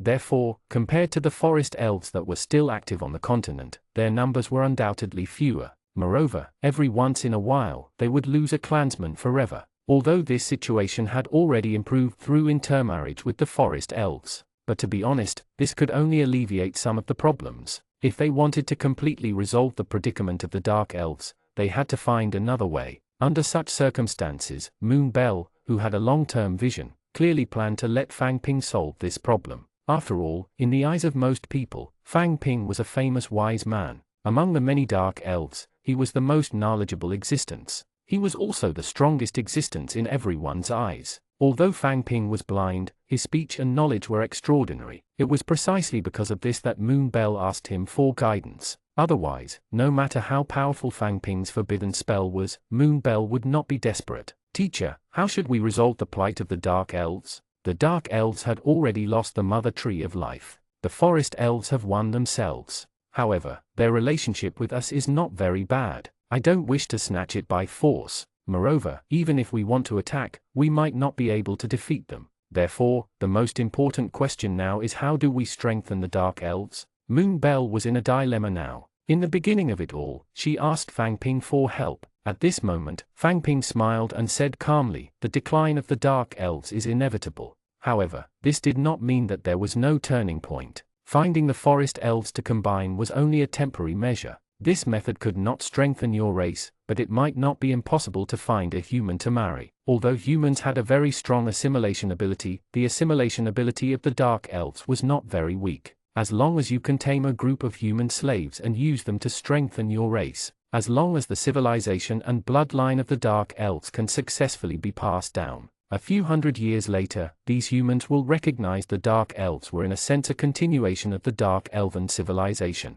Even if the Dark Elf bloodline in their bodies is no longer pure, but as long as they agreed with the culture of the Dark Elves and sided with them, even if they were pure humans, in a sense, they were already members of the Dark Elves. If this plan was implemented, the number of Dark Elves would double in a few decades at most. At that time, anyone who acknowledges the Dark Elves and is loyal to them will become the successor of the Dark Elven civilization. To be honest, Fang Ping was not very interested in the humans in this other world. He was a real Earthling, and everyone in this world was an alien to him. Therefore, although they were all humans, Fang Ping did not approve of them. His recognition of these guys was not even comparable to these kind and cute Dark Elves in front of him. Although he couldn't see these Dark Elves, from the interesting news around him, he could still deduce that they were a peace-loving and kind-hearted race. And such a race was persecuted by the aliens on this planet. To be honest, he was very angry. However, Fang Ping was powerless now. Even if he wanted to do something about it, it was very difficult.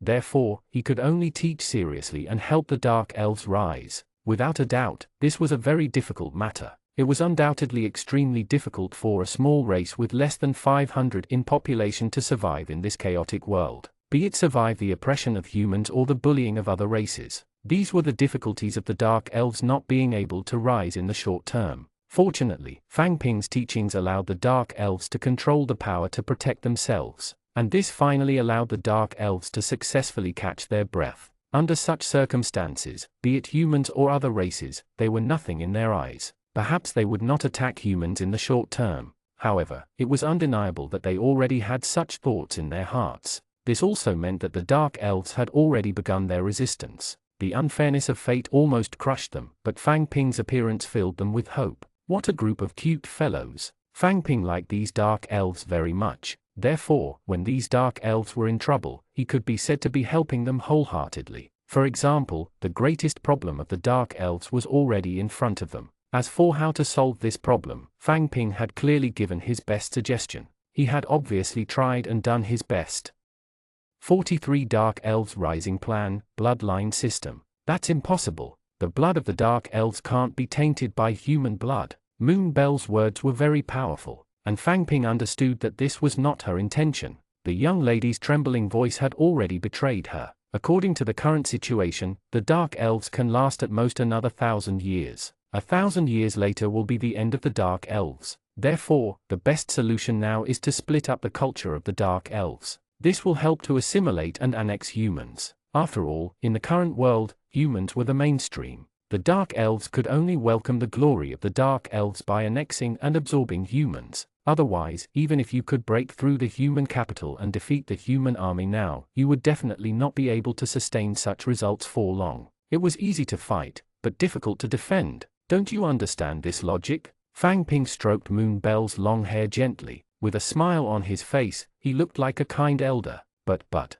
Moon Bell clearly had other concerns. After such a long period of observation, Fang Ping clearly understood what Moon Bell's concerns were. Therefore, he smiled calmly and slowly said, "Those people in the Elder Council are all rotten people. They cannot see the current situation clearly at all. Instead of worrying about it, it is better to take control everything as soon as possible. Only then could you become the true queen of the Dark Elves. This is also the only way for the Dark Elves to develop faster." Fang Ping's words made Moon Bell, who was blushing, nod gently. Obviously, Moon Bell had been convinced by Fang Ping. After all, Moon Bell wasn't a real fool. Compared to Ari Ching, Moon Bell was a swift and decisive Dark Elf. She was also a renegade Dark Elf who didn't follow the rules. In Moon Bell's opinion, the development of the race was the most important. As for the rules, it was fine if they were broken. Times had to change to keep up. The Dark Elves were once powerful, so they naturally had many rules and traditions. And now, the Dark Elves weren't even as powerful as the gnomes in this world. Their population couldn't even compare to a small werewolf tribe. Under such circumstances, continuing to abide by the rules was no different from courting death. On the contrary, if they were to follow Fang Ping's instructions and integrate into the human race, they could still retain the Dark Elf civilization's cultural heritage. At that time, a cultural erosion would secretly allow the civilization of the Dark Elves to continue. This was undoubtedly the best choice for now, and also the only way for the Dark Elven civilization to continue. Actually, there was another way. For example, integrating into the Forest Elves and completely becoming a part of the Forest Elves. However, this way, the civilization of the Dark Elves could not continue. Their race would be completely integrated into the Forest Elves. This way, the Dark Elves would lose their independence. The cultural heritage of the Dark Elves would gradually be destroyed until it was finally replaced by that of the Forest Elves. One is to be her own master, and the other is to live under someone else's roof. It went without saying which was better. Although humans were far more detestable than the Forest Elves, there were still good people among humans, such as Fang Ping. If she could marry someone like Fang Ping, it might not be a bad choice. Thinking of this, Moon Bell's face inexplicably turned red. It was a pity that Fang Ping could not see this. Otherwise, he might have done something strange. It was a pity. "Teacher, will humans be at our mercy, even if we can enslave them? If they choose to resist and are unwilling to accept all of this, what should we do?" As slaves, they would not accept all of this willingly. They would only bury their hatred deep in their hearts. And this hatred would continue generation after generation. By that time, no matter how powerful the Dark Elves are, it will only be a false prosperity. They will be completely destroyed in a day. Moon Bell had clearly thought of something even more far-reaching and some troublesome things that might happen in the future. It was precisely because of this that she said all that at this moment, foreseeing that she has to deal with such a troublesome matter in the future. After hearing this, Fang Ping rubbed his chin and frowned. Then, he said coldly, I suggest creating a system where bloodline is respected. With the pure dark elven bloodline as the standard, the bloodline system was set to be respected by the bloodline density. The purer the bloodline, the more benefits they could enjoy. This way, humans would have hope, and in the future, they would entrust everything to having the dark elven bloodline. Perhaps they themselves couldn't possess this bloodline, but they could think of a way to marry a woman with dark elven bloodline or even a half-dark elven bloodline. In addition, humans with half-elven bloodlines would have more choices under such circumstances. They could choose to marry a human or a woman with half-elven bloodline or even pure dark elf bloodline. But to them, no matter which one they chose, their dark elven bloodline would definitely continue. However, there is a huge difference between the half-bloodline and the pure bloodline. Such a gap would naturally cause their children to have different statuses in the future. At that time, it would naturally allow them to actively pursue a stronger bloodline in the future. Under such a system, the true dark elves could be said to be enjoying the fruits of their labor. They were born with a huge advantage. Therefore, if this system can be passed down from generation to generation, the dark elves will definitely rise again. After careful consideration, Fang Ping said this. Moon Bell could not help but nod seriously, deep in thought. Fang Ping's words moved Moon Bell greatly. Although there were many imperfect ions in Fang Ping's solution, at the end of the day there was no best and most perfect system in this world. Moreover, this system could be constantly optimized and perfected in the future. Therefore, this plan was completely feasible. Even an intelligent dark elf like Moon Bell couldn't think of a better solution in a short period of time. Moreover, the current dark elves indeed had such methods since they controlled powerful forbidden spells on this continent. Although they were not completely invincible, they could definitely be considered outstanding. Therefore, under such circumstances, as long as they were willing to do as Fang Ping said, the rise of the dark elves seemed inevitable. 44 Plan exposed, the elders appear. Unfortunately, Moon Bell's plan was ultimately exposed. There were still some stubborn folks in the dark elves. These guys had always been powerful, although their lifespan was about to end. The power they have was indeed very terrifying. Even the queen could be impeached, not to mention that Moon Bell had yet to truly become the queen of the dark elves. Therefore, under such circumstances, the information that Moon Bell unintentionally revealed made these elders realize that something was wrong. They, who enforced the rules, came to an elder council to take off the Moon Bell's laurel crown. Under such circumstances, Fang Ping was naturally affected. The dark elves who had come to class a few days ago could not be seen today. Clearly, after learning some news, the dark elves were starting to worry about Fang Ping. They thought that Fang Ping was a demon from hell who specialized in tempting the queen to their demise. Rumors like this were flying everywhere in the outside world. Under such circumstances, Fang Ping naturally felt extremely wronged.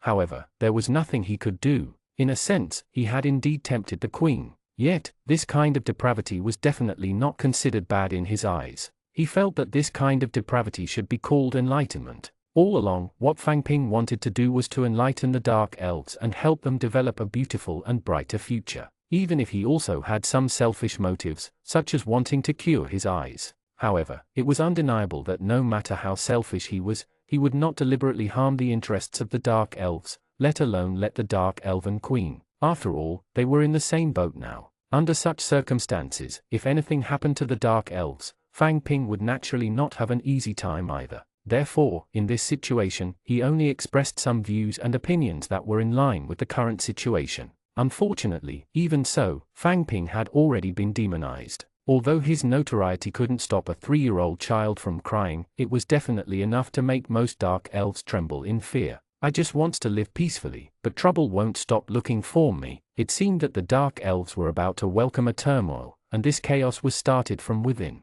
The dark elves might suffer considerable losses because of this. Under such circumstances, how would Moon Bell choose? With such doubts, Fang Ping lay on the bed and sighed deeply. In the elder council, the 3 old women, who looked like they are on their last breaths, stared fixedly at Moon Bell. One of the old women, whose face was covered in age spots, had white hair and a ferocious expression, started questioning, "Why are you doing this? Do you know that by doing so is already going against the intentions of the ancestors? If you really plan to be stubborn, the dark elves might go extinct in your hands. This way, how could you face the previous queen? How could you think of breeding with humans? Do you know the current situation of the half-elves? Every once in a while, humans would capture a group of half-elf slaves. Most of the half-elves had already been considered as slaves, but even so, they did not dare to resist. Humans are powerful. Even if they choose to resist, the outcome would be almost the same. What made them even more desperate was the attitude of the elves. Even if the forest elves would not exterminate them, they wouldn't capture them as slaves either. However, they would definitely not take in any half-bloods. Could it be that you also want the dark elves to fall into that situation? The one who spoke was the great elder of the three. This elder had always been swift and decisive. She usually followed and enforced the rules the most. What she detested the most were clansmen who did not follow the rules. However, it was undeniable that this old fellow was very knowledgeable. She quoted classics and very few people could outtalk her in a battle of words. Beside the great elder were the third elder and the fifth elder. As for the second elder and the fourth elder, they had already died one after another because of their age or war. Other than that, there was also a younger sixth elder among them. Unfortunately, she had long disappeared and there was no news of her ever since. She had probably met with misfortune. So this was the former elder group. Unfortunately, there were only a few of them left in the elder council. These three elders were the last ones left behind. However, in Moonbell's opinion, the three of them were definitely not left behind. They were more like poison. Previously, Moonbell had made things difficult for these three elders. Now that the conflict had deepened, they regarded each other as enemies. Once one of them made a mistake, the other party would immediately seize this matter and use it to fight for power. This was obviously no exception. Obviously, where there were people, there would be disputes. Although the habits of dark elves were very different from humans, they also had the desires that humans should have. There were also conflicts that humans have. Moonbell had clearly seen the faces of many elders. On surface, the three elders took the initiative and invited her to the Elder Council. However, the Moonbell at this time was definitely not to be trifled with. Sparring with the Great Elder verbally was terrifying. Moonbell was already prepared before coming, so she was not afraid at all. After hearing the Great Elder's words, Moonbell suddenly frowned. She frowned slightly and sized up the three elders seriously. Then, she slowly said, the half-elves are different from us. They did not have autonomy. They were forced to become half-elves. Their mothers were often slaves, and their fathers were mostly barbarians. Most importantly, they did not accept the cultural inheritance of the forest elves or the baptism of our civilization. Therefore, these half-elves who had been influenced by human culture all year round could not find their place in society. They were very confused. It was precisely because of this that the inheritance of the forest elves could not be continued by them. They were doomed to be losers, but we are different. The forest elves relied on the tree of life, so they didn't care about those half-elves. However, we, who no longer have our tree of life, cannot afford to not care about this. If my plan can be completed, the dark elven civilization will definitely continue. Even those half-dark elves would be proud to have our dark elven bloodline. Isn't that what everyone wants to see? Yes, I broke the rules this time, but since things have come to this, we can no longer hold on to our pride as before. If this continued, the dark elves would definitely completely disappear. Instead of completely disappearing from history, it was better to do something about it. The rules were set by the predecessors, but how can the rules of the predecessors restrain the survival of their descendants?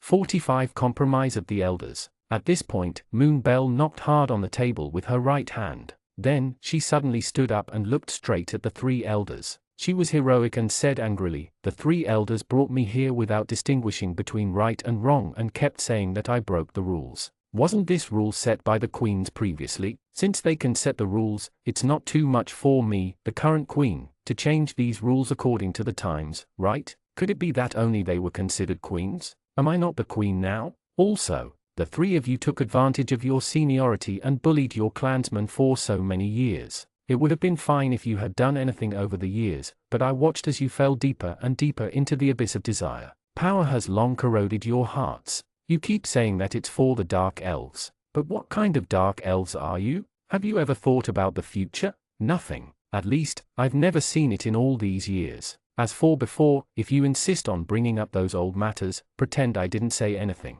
I naturally have nothing to say about the merits from 1,000 years ago, but that doesn't mean I'll approve of you. Moreover, how much courage do you have today? Can the greedy really protect the dark elves like before? What a joke. Now, you have become the greatest obstacle to the rise of the dark elves. Think about your future path. This is the last time I will tolerate your misdeeds, and what I am doing now is to put this into words. If there's a next time, Moon Bell, will definitely make you pay the price. Even if the Dark Elves' vitality is greatly damaged because of this, there will be no hesitation. After slaughtering hundreds of thousands of troops, the murderous aura from Moon Bell was no joke. Although the three elders could also cast some forbidden spells, they were so old that they could not even think straight. Hence, the forbidden spells he learned were all very simple spells. It was precisely because of this that their strength was really worlds apart from Moon Bell. Under such circumstances, when Moon Bell was angry, the three elders were a little afraid. Previously, only Moon Bell was afraid of these three elders as they had the upper hand.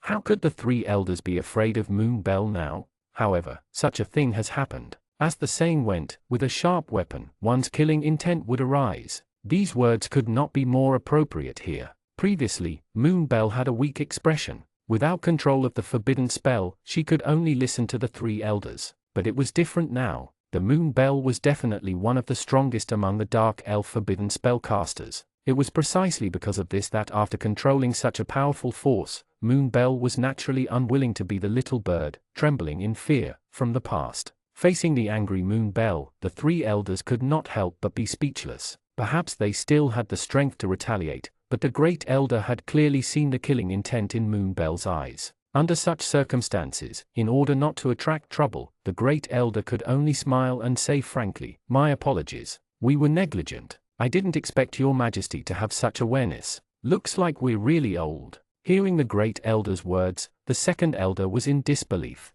However, the third elder thought about it and quickly understood what the Great Elder meant. Therefore, this elder, who usually liked to keep a straight face, could not help but smile. She could not help but mutter, "Her Majesty is indeed Her Majesty. With such foresight, such talent is definitely not something we can compare to. Since Her Majesty doesn't want to bring the Dark Elves to an end, this matter should be a misunderstanding. In that case, we'll take our leave first. I hope Your Majesty can forgive us after this. We sincerely apologize. We've worried Your Majesty." It was not strange for the Great Elder to say this, and the third elder also said so. The confused second elder could only go along with it. Therefore, she could not help but smile and reply, "Listening to Her Majesty's words is better than studying for 10 years. Since Her Majesty has said so, we shall take our leave. As for what happened before, it was just a misunderstanding. I hope Your Majesty can forgive us." The three elders seemed to have admitted defeat, but Moon Bell was smiling faintly at this moment, as if she had already seen through something.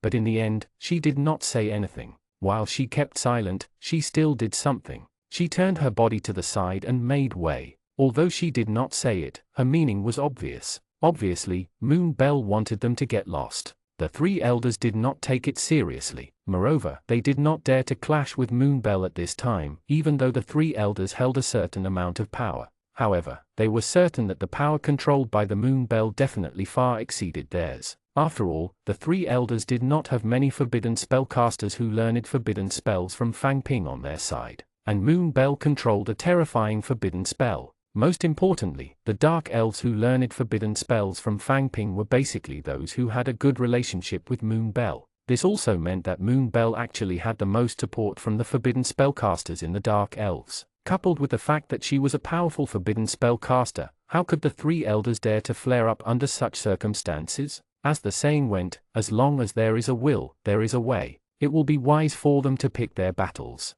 Under such circumstances, they had to admit defeat. Otherwise, once they attracted trouble, none of them would be able to escape. Moon Bell would obviously not attack the three elders under such circumstances, although she wished she could take down the three elders and burn them to ashes. However, if she really did that under such circumstances, the public opinion in the clan would be enough to ruin her reputation. Therefore, she would not make such a move for the time being. However, this obviously did not mean that Moon Bell would never attack. She just didn't make a move at this time. After some time, as long as she found an opportunity, she would naturally let the three elders disappear. Before that, Moon Bell had to deal with the troublesome matters of the Dark Elves. Although Moon Bell had passed the elders' test, there were actually many who were similar to the three elders and some relatively inflexible young people in the Dark Elves. Moreover, most of the people in the clan were waiting and watching if this policy will pass. Whether the Dark Elves' rise plan could go smoothly depended on how the Moon Bell operated. It was basically impossible for the Dark Elves to accept this plan in a short period of time. But as time passed, Moonbell believed that sooner or later, they would join in and become key players to the plan. 46 Return. Fang Ping could roughly guess Moonbell's plan. However, he did not interfere much in this. Preaching and teaching and answering questions were already his limit. It wasn't that he didn't want to help the Dark Elves, but he didn't have the strength. After all, he was only a blind. He had the will but not the strength. Even if he, a blind man, had caused the situation of the Dark Elves to change drastically. However, it was undeniable that most of these changes could not benefit him. His eyes were still not cured. Just this alone was enough to make him extremely regretful. How could it be so easy to earn lecture points? Over the past few days, Fang Ping had only earned 200 lecture points after putting in so much effort. He was still far from his target of 999. Fortunately, the points he used previously were worth it, allowing him to have a relatively stable environment. Without his help, the human army would definitely have stomped this place. At that time, not to mention a stable environment, even living was probably an extravagant hope.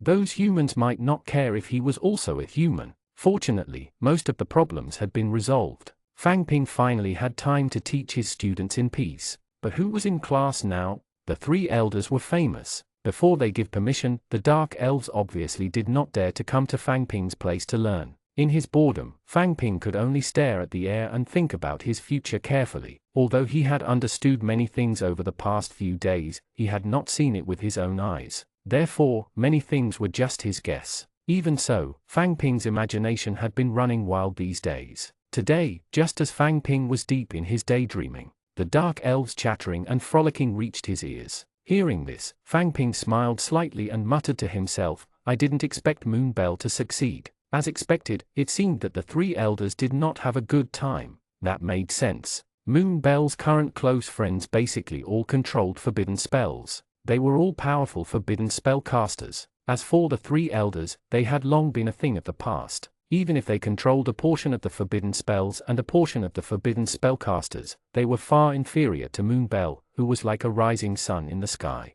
Under such circumstances, in a situation where their strength was inferior, even if the three of them combined, they would not be able to defeat Moonbell alone. Although they were usually arrogant and domineering, they were just paper tigers in front of a true expert. Moonbell had only used a little of her strength, so the three elders could only compromise. What else could they do when their skills were inferior? It seemed that in this world, only strength was matters. No matter when or where, no matter which world, powerful strength would always be the foundation to dominate the world. Unfortunately, let alone obtaining strength, it was difficult for him to even make his eyes light up again. Fortunately, these little fellows had started class. This way, I should be able to accumulate a lot of lecture points. There's nothing better than this. Not long after Fang Ping said that, many lively little elves walked into the simple classroom. Due to his blindness, Fang Ping's hearing had improved exponentially during this period of time. It was precisely because of this that he could basically hear what these little fellows were doing clearly. Therefore, Fang Ping could not help but put on his signature smile again.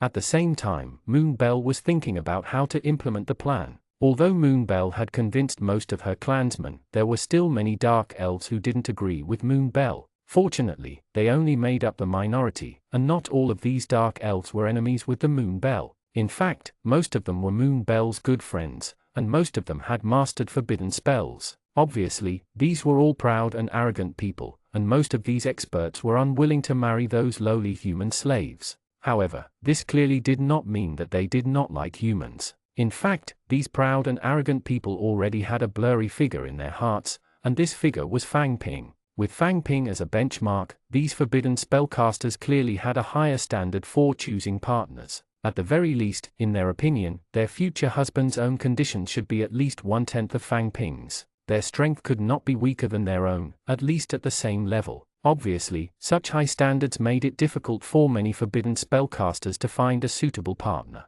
At the very least, there were no slaves with such high standards. Even if they went out to capture them, it would be very difficult to find a suitable partner. After all, most of the people they could capture were weaker than them. What right did those weaklings have to protect them? Even those humans might not be able to support each other, let alone others. The Dark Elves were destined to cause a storm in the future. Under such circumstances, he could not expect these forbidden spellcasters to stay at home and take care of their husbands and children. This was unrealistic. In the face of such chaos, ordinary people were powerless to resist. Therefore, many forbidden spellcasters wanted to find husbands who were on par with them and support each other. This could be said to be their simplest request. Couldn't possibly be relied upon to protect her future husband, right? If they really did that, then having more husbands would be equivalent to having a heavier burden. What was the use of having them? If it was those ordinary dark elves who couldn't learn forbidden spells, it wouldn't matter. After all, their strength was about the same as an adult man.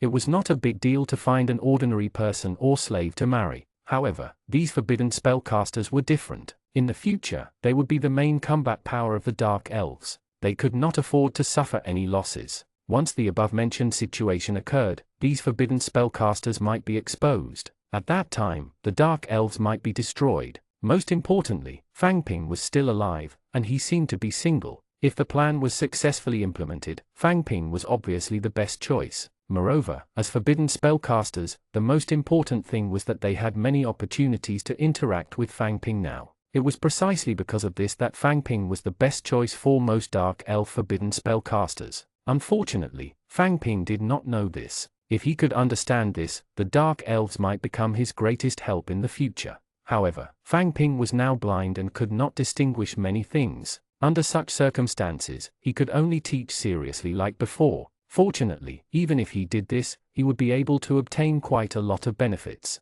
This was clearly enough to satisfy him. As for the rest, he did not want to care, nor could he be bothered. It was best to let nature take its course. Compared to the relaxed Fang Ping, Moon Belle was really worried. Moon Belle let out a long sigh as she looked around the empty room. Then, her expression turned cold as she instructed the two dark elves around her, "Go, buy a batch of high-quality human male slaves as soon as possible. Be careful on the way." 47 different kinds of humans. The plan was underway. Moon Belle handed some matters to her most capable assistant, and she clearly did not relax. Every day, she practiced the various forbidden spells taught by Fang Ping. This was something Moon Belle had to do every day. Even if Moon Belle was the uncrowned queen here, this did not mean that she would work hard on forbidden spells. In fact, it was the opposite. It was precisely because she was the queen here that she had a heavier responsibility. Such a responsibility obviously needed a strong enough shoulder to bear. At the very least, Moon Belle's originally thin shoulders were definitely unable to carry the banner of racial revival. Even if Moon Belle had many talented and capable people around her now, and they were enough to protect Moon Belle in most cases. But in Moon Belle's eyes, a queen who needed protection is destined to be unsuccessful. In her eyes, a true queen should be the most powerful warrior in the country. Although Moon Belle was not the strongest forbidden spellcaster in the entire Dark Elves, she was definitely one of the best. The gap between her and the strongest forbidden spellcasters was not very big. At most, there was only thin line between them. From this, it could be seen how terrifying the current Moon Belle's strength was, especially when facing the powerful Moon Belle at her current state. Even the three elders, who had once been insufferably arrogant, had all been defeated now. They had become defeated dogs and had completely become losers. However, these three elders clearly did not learn their lesson. On the surface, they obviously could not make things difficult for Moon Belle, but they could secretly trip her up. As long as they were not caught, they could do whatever they wanted. Although Moon Belle had noticed these trivial matters, she did not pay much attention to them. As long as these old fellows did not affect her next big plan, no matter how happy they were, it would be over sooner or later. By the time Moon Belle's plan was more than half completed, it was time to settle scores. Thinking of this, Moon Belle could not help but sigh. Actually, these three elders had watched her grow up. They were her elders after all. If only these old fellows did not take advantage of their seniority and did not do those disgusting things, they could completely live in harmony. But what could she do? Compared to the busy Moon Belle, Fang Ping, who had just returned home, was rather comfortable. At this moment, in Fang Ping's house, Ari Ching was chatting happily with him. "Teacher, how do I read this word? What should I pay attention to when I enunciate it?" Hearing Ari Ching's question, Fang Ping smiled and said, "Little girl, you must have not been listening to the class properly just now. No wonder you kept pestering me after class. So you wanted me to give you special treatment alone. Listen carefully, this word should be read like this." Hearing Ari Ching's question, Fang Ping shook his head slightly. Then, he explained how to pronounce the word several times. Then, he asked with a smile, "How is it? Did you understand it? Don't you think it's very simple?" Ari Ching nodded. However, looking at Fang Ping's empty eyes, she was worried that he would not be able to see. She could not help but reply, "Teacher's explanation is very clear. It's very clear. However, sister and the others told me that forbidden spells are not simple at all. It only seems very simple with teacher." Hearing Ai Qing's words, Fang Ping could not help but sigh softly. He said, "Actually, this thing is only difficult for beginners. For me and you people who are already very familiar with forbidden spells, this thing is not very difficult. It's just that you've always thought it was difficult. By the way, how's your sister doing recently?" Fang Ping obviously wanted to get first-hand information. According to Moon Bell, Ai Qing was not scheming. The innocent her replied seriously, "Sister has been very busy recently. She's so busy that she doesn't have time to keep me company, so I don't know how she's been recently. However, I heard from some elders in the clan that my sister seems to be recruiting a group of humans into our clan recently. What do you think of your sister's move? Do you like humans joining the Dark Elves?" Fang Ping clearly wanted to know the thoughts of a normal Dark Elf. Hearing Fang Ping's question, Ai Qing could not help but frown. After all, she did not know how to answer this question at the moment. Hence, she frowned slightly and thought carefully for about 3 minutes before giving an answer. "I think sister is really too willful this time. I don't really like humans joining the Dark Elves." Hearing this answer, Fang Ping was slightly stunned. Then, he asked with a smile, "Why?" With Fang Ping's question, Ai Qing really could not think of a suitable reason for a short period of time. She could not help but say angrily, "Because humans are too annoying. They are greedy and hypocritical, and they are cruel." Hearing this, Fang Ping smiled slightly and said, "Look, all the words you can list to belittle humans actually stem from the prejudice of the Dark Elves. In fact, there were times when your race was greedy and hypocritical. They were equally cruel to the foreign races. How is such a Dark Elf different from a human?" Ai Qing, don't be blinded by prejudice. Otherwise, the Dark Elves' prejudice against humans will sooner or later be your downfall. After saying this, Ai Qing came to a realization. Although Ai Qing did not know why Fang Ping was telling her this, she was certain that no matter what the reason was, he would not harm her. Moreover, what she had said just now was indeed too one-sided. After all, Fang Ping was the best example. He was not as greedy, hypocritical, and cruel as the humans in legends and stories. Such people were clearly not rare in the human world. On the other hand, the ones who often interacted with the Dark Elves were often the slave-catching and mercenary groups. All they saw was evil and darkness. It was precisely because of this that the Dark Elves thought that most humans were cruel, greedy, and hypocritical. If they were willing to go deeper into human towns, these Dark Elves would realize that most humans were harmless. Moreover, most of them would stay in certain towns and rarely go out. As for those who went out, most of them were of the same. It was precisely because Dark Elves never dared to step into human towns that everything they saw was darkness, so humans were naturally treated as evil. Evidently, the Dark Elves only saw one side of humans, and it was unfortunately not the good side. However, what Fang Ping displayed was the good side of humans. Both of them were human, but yet he seemed out of place. However, no matter how incompatible they were, humans were still humans. The essence of the two would not change.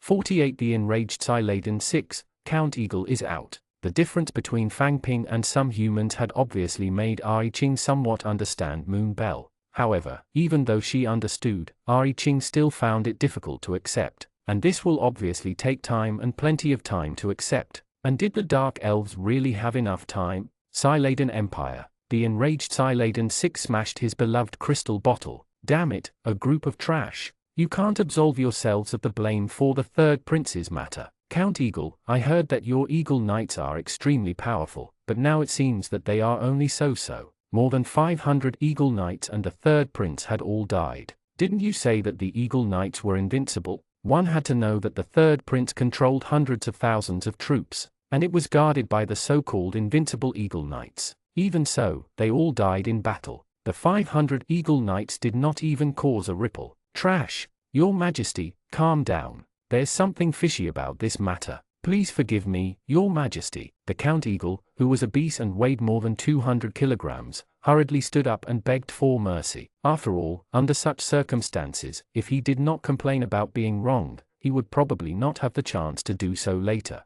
The Emperor had always been the most heartless. Not to mention Count Eagle, even Duke Eagle might not be able to bear such a disaster. If he was one of those veteran counts, he might still have some confidence. However, he was a true newcomer. He did not come from a long line of nobility, and his current status was basically all thanks to the support of this king. Without the king, he was nothing. It was precisely because of this that although this person was an count, in the eyes of the king, he was nothing more than the guard beside him. Perhaps Count Eagle could use his current status to chat and laugh with many nobles, but that was all. In front of true experts and true nobles, he, the Count Eagle, was just a dog raised by His Majesty, and now this old dog had failed to protect his little master, indirectly causing his death. Under such circumstances, even if Count Eagle did not die, he would not be able to escape punishment. Fortunately, the king was not an unreasonable person. Count Eagle's word saved his life. "Tell me, what happened?" Saladin VI asked slowly with a dark expression. "Your Majesty, according to the investigation on the scene, we discovered traces of a forbidden curse there. We suspect that someone used a forbidden spell to attack the third prince and the army he led." Count Eagle's words made Saladin VI fall silent. There was no doubt that the news brought by Count Eagle overlaps with the information he had sent his subordinates to investigate. Compared to the Count Eagle, Saladin VI obviously had more information channels. It was precisely because of this that he knew the most information among the two of them. Everything that had happened before was just Saladin VI trying to teach the Count Eagle a lesson. He naturally knew the truth. Hence, after frowning, Saladin VI could not help but say, "All right, I know about this. I can't blame the Eagle Knight or you, Count Eagle. However, the Eagle Knight's training must be increased in the future." "Yes, Your Majesty." "All right, let's forget about what happened just now. Next, we have to discuss how to deal with those lawless forbidden spellcasters." These forbidden spellcasters relied on the fact that they controlled forbidden spells to do whatever they wanted.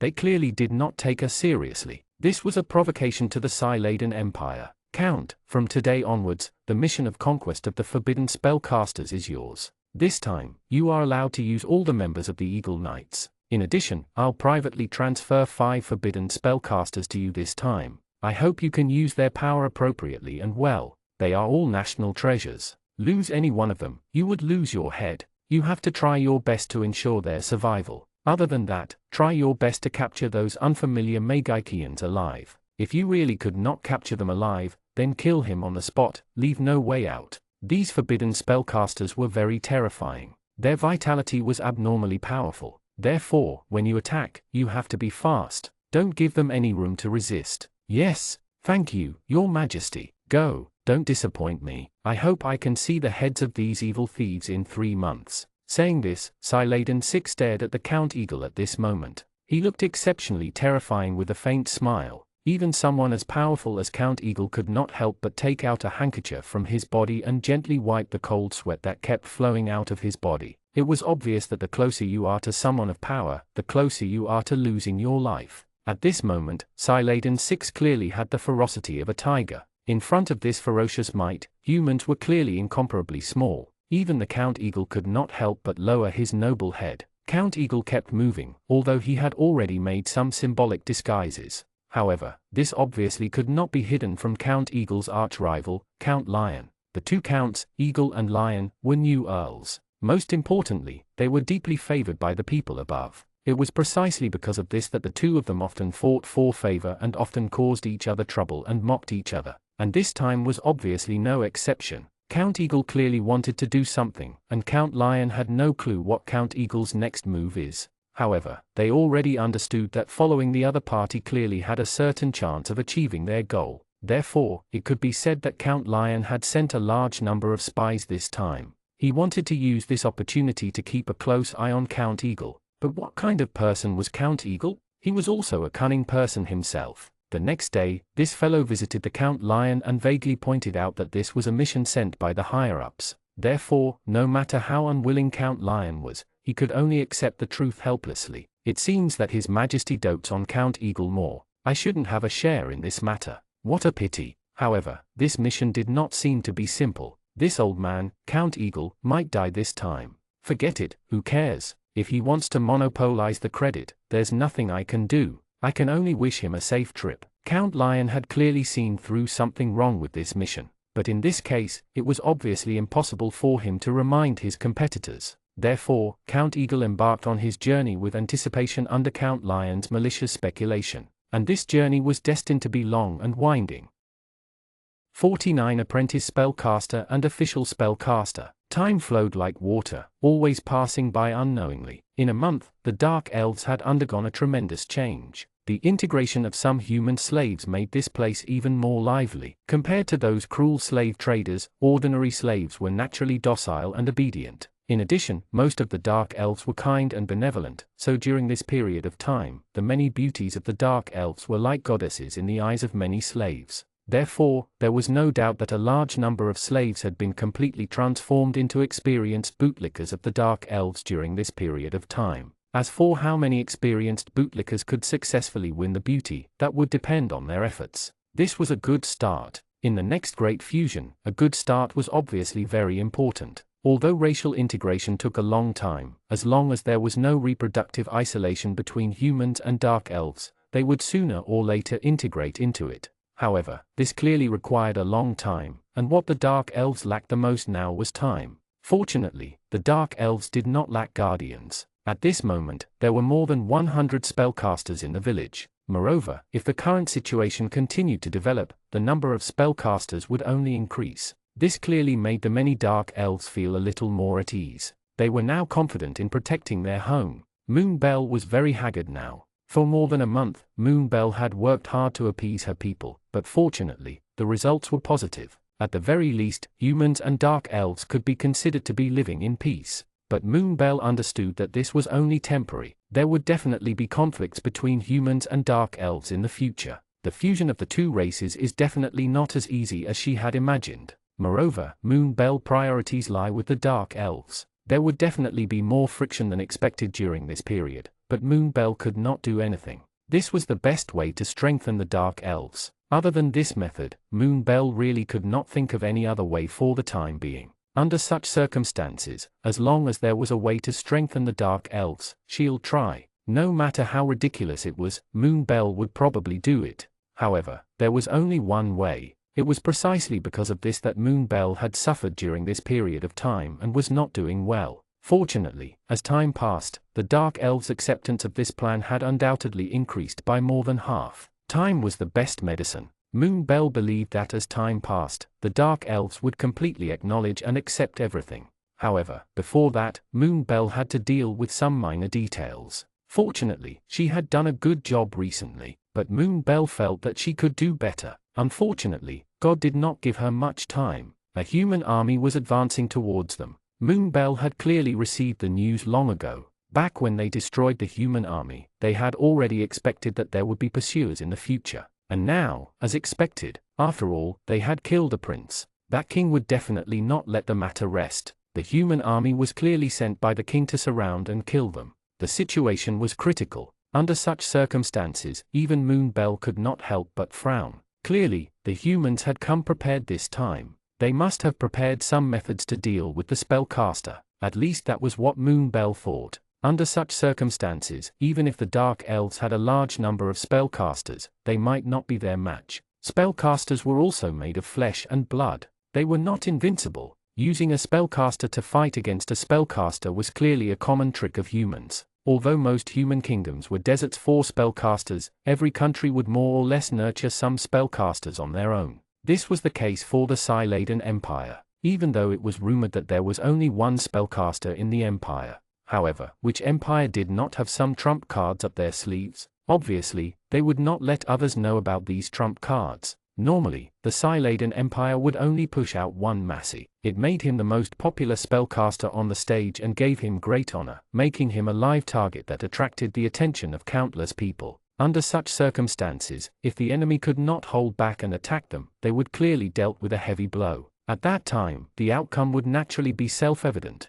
Many countries in this world actually did similar things. Although many small countries did not have any spellcasters on the surface, the spellcasters they secretly nurtured might be comparable to an empire. The law of the jungle was the norm between countries. In the absence of nuclear deterrence, spellcasters were the last line of defense for these countries. It was precisely because of this that most countries attached great importance to spellcasters, even if they did not openly form any organizations related to spellcasters like the Spellcaster Association. However, in reality, the royal family of every country was the strongest spellcaster organization in the area. Most of the royal family would nurture a group of boys and girls from young every once in a while. It could be said that there were very few young men and women who could become spellcasters alive in the end. However, no matter how rare it was, there were still one or two. Just like that, every few years, the number of spellcasters would increase. Of course, the spellcasters mentioned here were not those apprentice spellcasters who had just entered and learned for a few years.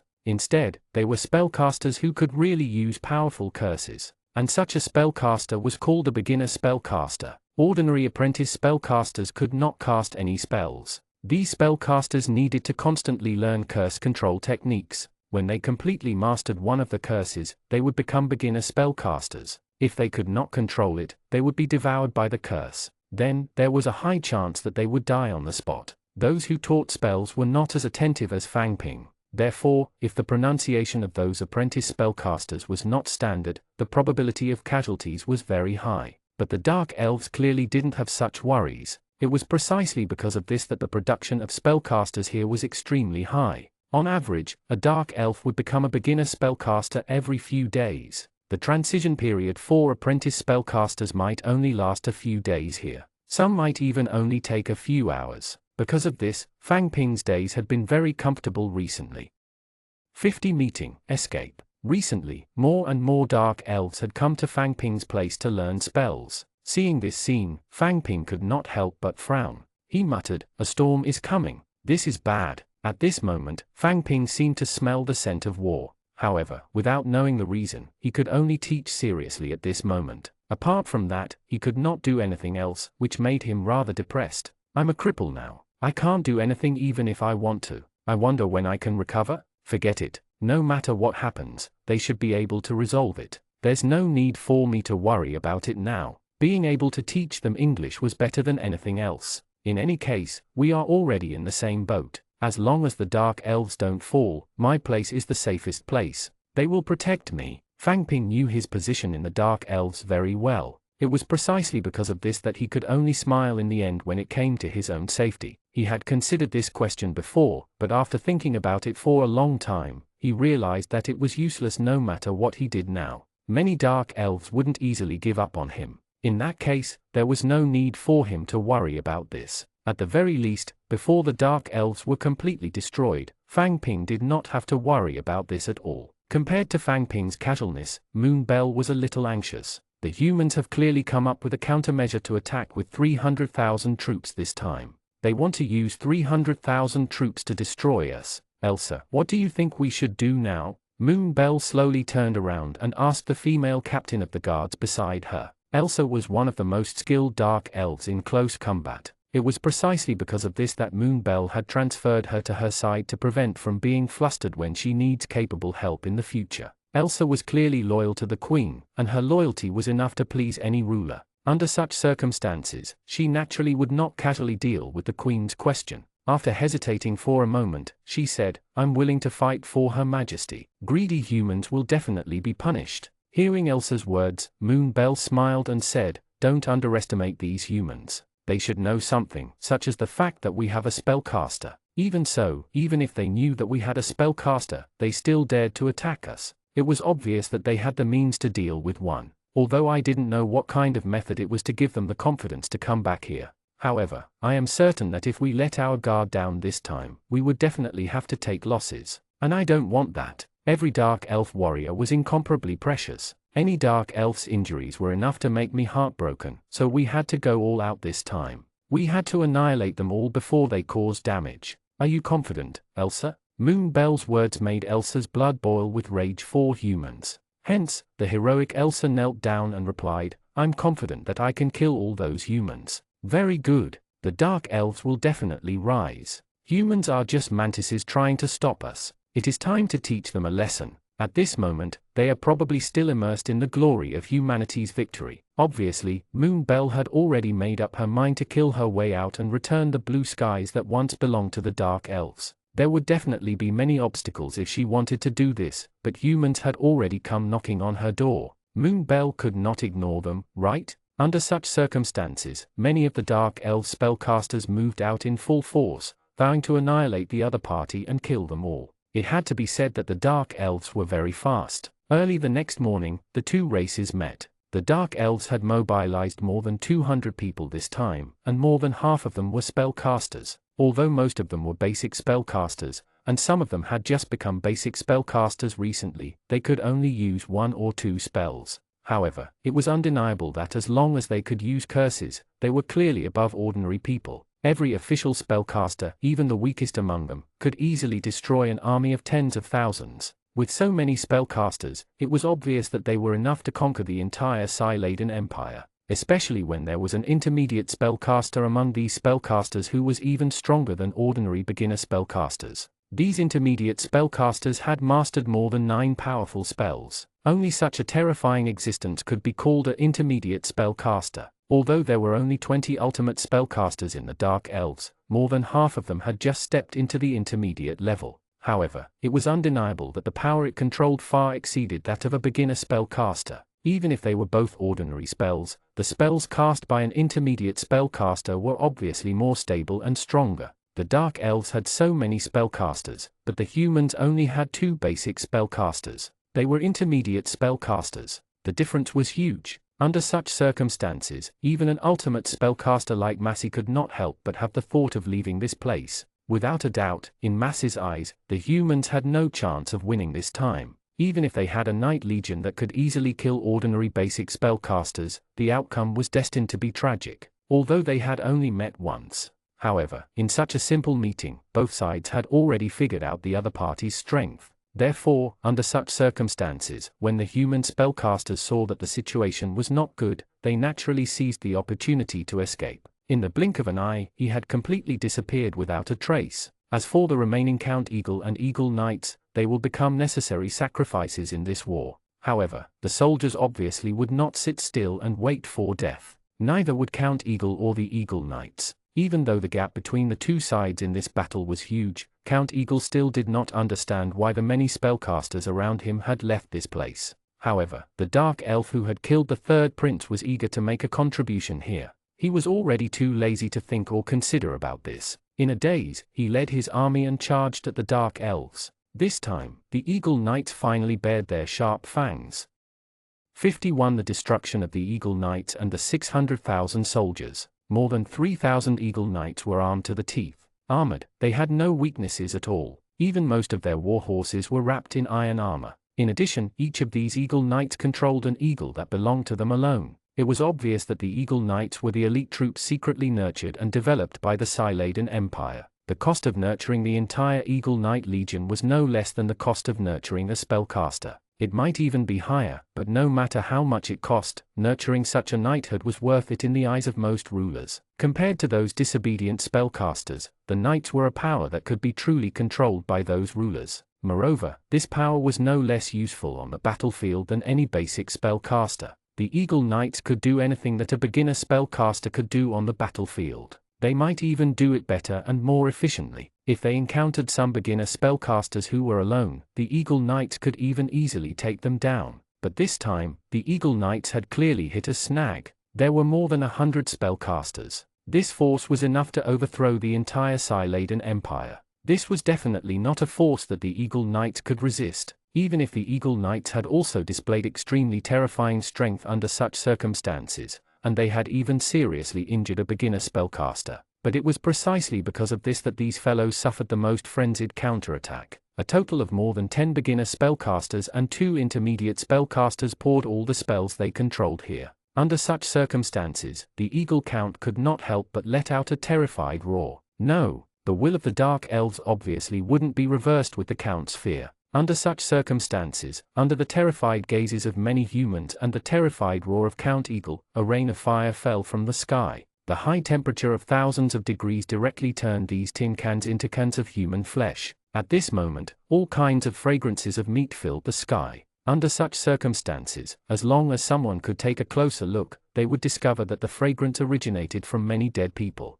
And under such circumstances, any normal person would definitely vomit. After all, this scene was really unbearable to look at. War was undoubtedly cruel, be it to humans or Dark Elves. If the one who won this time was the human Dark Elves, it wouldn't be any better. But this time, the humans lost. Originally, humans thought that this would be a massacre of the Dark Elves. Those dark elves were nothing in their eyes and couldn't cause much of a stir. Some people had even begun to treat some dark elves as theirs. Some perverts even treated them as their exclusive property. Unfortunately, all of this was just their imagination, and now they had even lost the right to imagine. A rain of fire fell from the sky and meteors were everywhere. In an instant, this place became the burial place of the 600,000 human soldiers. In such an attack range, the human army could not withstand a single blow. Even if they had momentum, even if these hundreds of thousands of soldiers could completely destroy countless small clans like the Dark Elven clan, they were nothing now.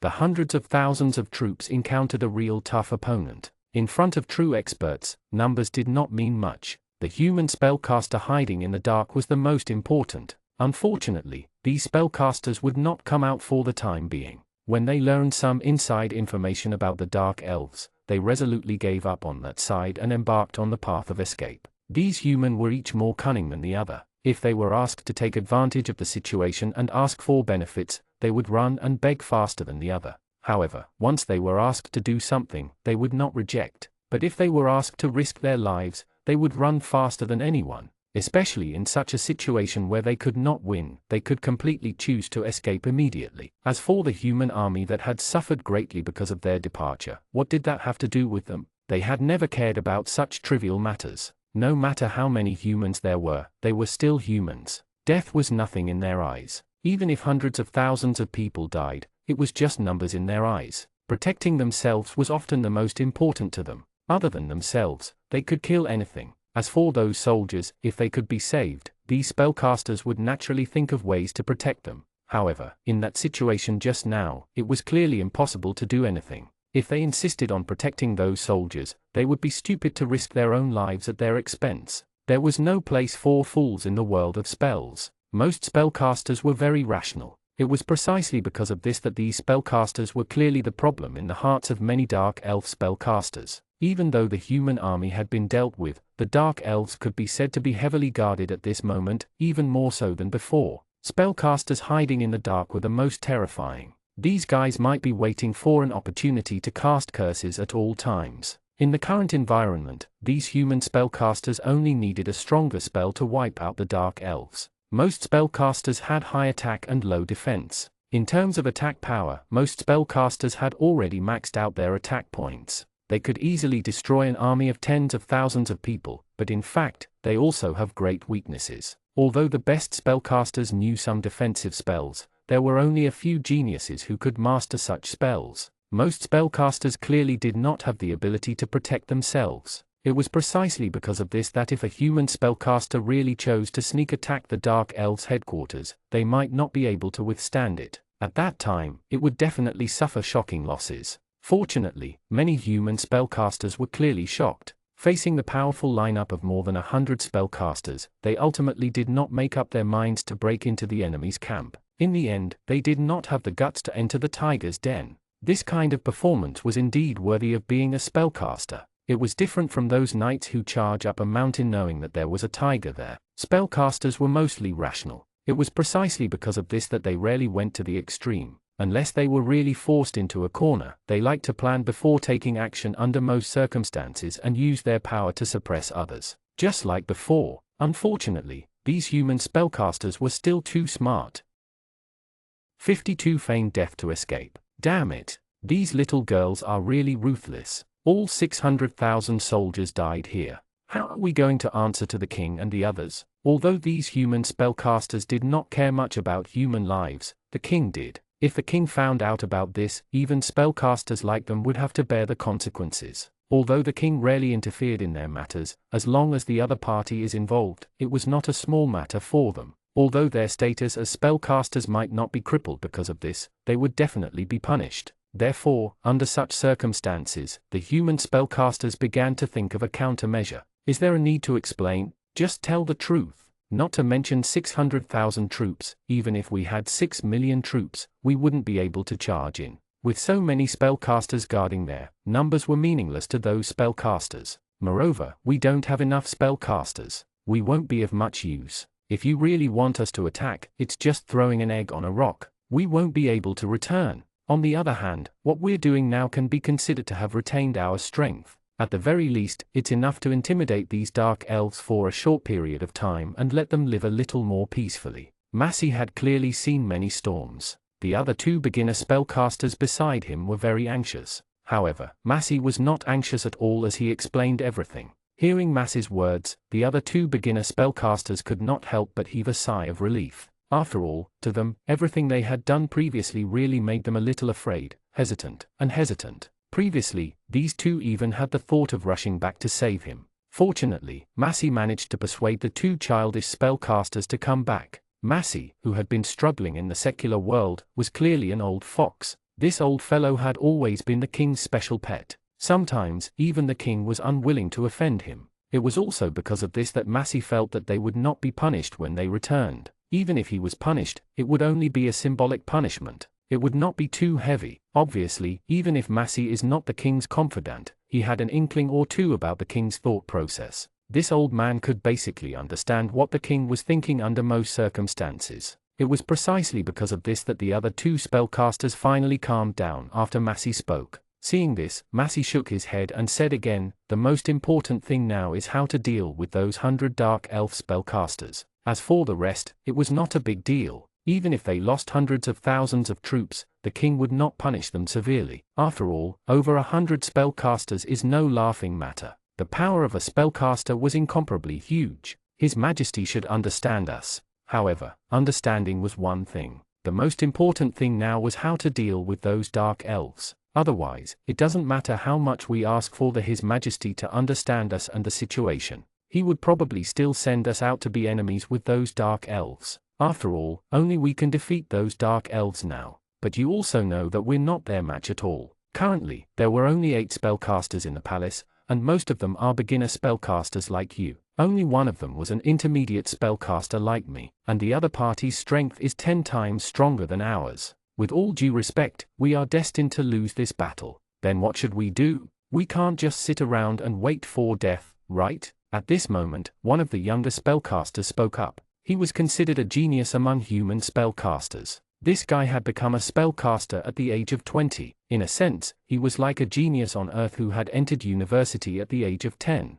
Such a person's future was naturally limitless. However, in terms of now, he could only be said to be an idiot. Compared to Massey, Jack was still very young. There were many things he did not understand. He was young and impulsive. There were too many shortcomings. However, no matter how many flaws there were, in the current situation, they were all in the same boat. Therefore, under such circumstances, although Massey was unwilling, he could only be forced to explain, "Are you stupid? Who told you that we were going to wait for death? Compared to waiting for death, we have a better way now. According to the situation, we can completely take drastic measures." Take drastic measures? What do you mean? Jack was still stupid at this moment, which made Massey want to slap him. However, in this situation, he really could not offend Jack. Otherwise, his plan might fail. Therefore, he waved his hand impatiently and replied seriously, "You're too naive. You really don't understand. What I mean is that we can fake our deaths and escape from this vortex. There's no need for us to fight to the death with those dark elves. He should understand now, right? Why do I have to explain so much? You really are. Forget it. I can't be bothered with you. Just follow us later. Do whatever I tell you to do. Don't King talk nonsense." Jack finally understood what Massey and the others meant. Although Jack did not want to leave his hometown, after thinking about it, it seemed that this was the only way to save their lives. Letting them fight those dark elves to the death was suicide. Jack didn't want to die, so in this situation, the best way to survive was to fake his death. Despite this, Jack and the others would lose the support of the royal family, and a lot more. However, the outside world was huge. Massey believed that with their status as spellcasters, it should not be very difficult to find a country that was willing to take them in. However, at that time, they might be forced to sign a very harsh contract, but under such circumstances, they had no choice, right? Moreover, they did not have to find a country. It was not impossible for them to live a carefree and happy life. In any case, capable people were their own bosses everywhere. No matter which country it was, spellcasters were always feared. Thinking of this, Jack could not help but relax a little. Although it was a little uncomfortable to be away from home, what was this compared to death? Even an old fox like Massey did not want to die, let alone him, Jack. He was still young and had great potential. He really did not want to die. Therefore, his desire for life made Jack make the best choice in his life. 53 Eyes recovered, a lifetime mistake at the sight of the moon bell. The Dark Elves didn't wait for the human spellcaster to take revenge. Those human spellcasters seemed to have vanished into thin air. Under such circumstances, other than being vigilant, the Dark Elves' uprising plan had been going on, and today was a particularly meaningful day, because today, the group of human slaves finally welcomed a breakthrough from 0 to 1. Among them, there was a handsome man who actually obtained the favor of a Dark Elf. Without a doubt, this was a breakthrough for the Dark Elves. In order to show her respect, Moonbell even promised that she would be the witness when they got married in the future. It was precisely because of this that although the two of them were not married, they already had the thoughts of doing so. This news quickly spread to Fang Ping. It had to be said that this news made him quite gratified. After all, he was the first to propose the plan and it has now been successfully carried out. It was precisely because of this that when he heard this news, his face was filled with smiles. The Dark Elves are finally on the right track. At this rate, it wouldn't be long before the Dark Elves would have a place among the many powerful races. In that case, even if I leave this place in the future, the Dark Elves will still rise because of this. I feel much more at ease this way. Fang Ping actually had the thought of leaving this place a long time ago. He heard that this world was huge. He wanted to explore around, but he was unfortunately blinded. Fortunately, as time passed, Fang Ping was getting closer and closer to that goal.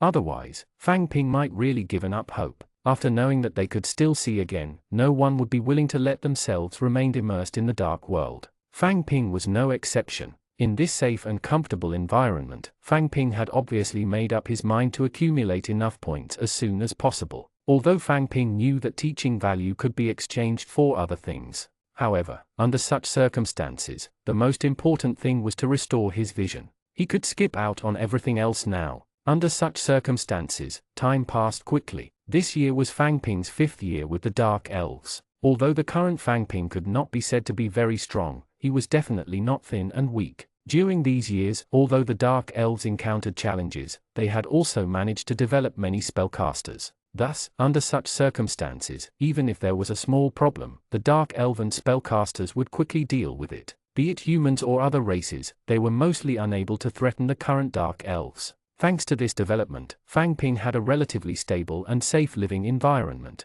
Under such circumstances, in Fang Ping's 5th year with the Dark Elves, he finally accumulated enough points from teaching. Fang Ping had plucked the courage to restore his light without hesitation. He has had enough of dark scenes. In the next moment, Fang Ping's eyes shone brightly. The glaring sunlight made him rub his eyes. As time passed, about a minute later, Fang Ping finally adapted to the current light. I finally recovered. Fang Ping let out a long sigh, then walked out of the room. Then, everything in front of him stunned Fang Ping. There were beautiful women everywhere, even though these beauties were different from humans. For example, their ears were sharp, but this added a different kind of charm to them. Fang Ping carefully observed the many dark elves around him and recognized a few dark elves that he was more familiar with. All these years, Fang Ping had not done anything. Although he couldn't see this world or the appearance of these dark elves, after losing his sight, he obtained sharper hearing. He could hear everyone's voices with his ears. It was precisely because of this that he could easily distinguish those dark elves who were familiar with him through their voices.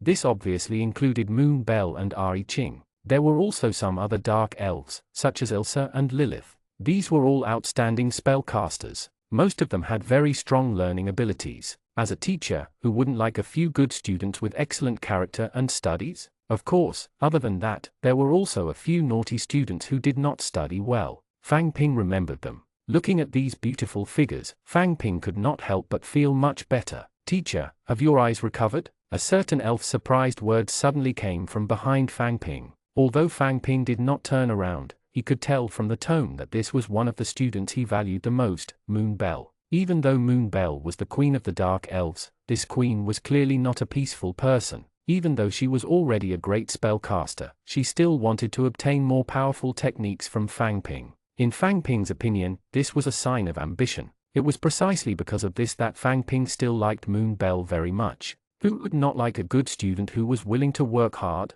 A genius was good, but a genius who was willing to work hard was a true good student in Fang Ping's opinion. Through Moon Bell's ambition and desire to learn, Fang Ping taught Moon Bell many things that ordinary dark elves could not learn. Compared to ordinary dark elves, Moon Belle was more like Fang Ping's successor. Therefore, the two of them were naturally closer, especially since the dark elves' rise had been smooth in recent years. Moon Belle's relationship seemed to have changed. Initially, Fang Ping thought that their relationship had always been a teacher-student relationship, but recently, Moon Belle had become more and more excessive. Under such circumstances, Fang Ping was powerless to resist. After all, she was the queen, while Fang Ping was powerless now. Under such circumstances, he could only compromise helplessly. Now that Fang Ping had finally regained his light, this meant that he could master the curse technique in a very short period of time. At that time, he would have the right to refuse. However, when Fang Ping saw the beautiful figure in front of him, his originally calm heart stirred for some reason.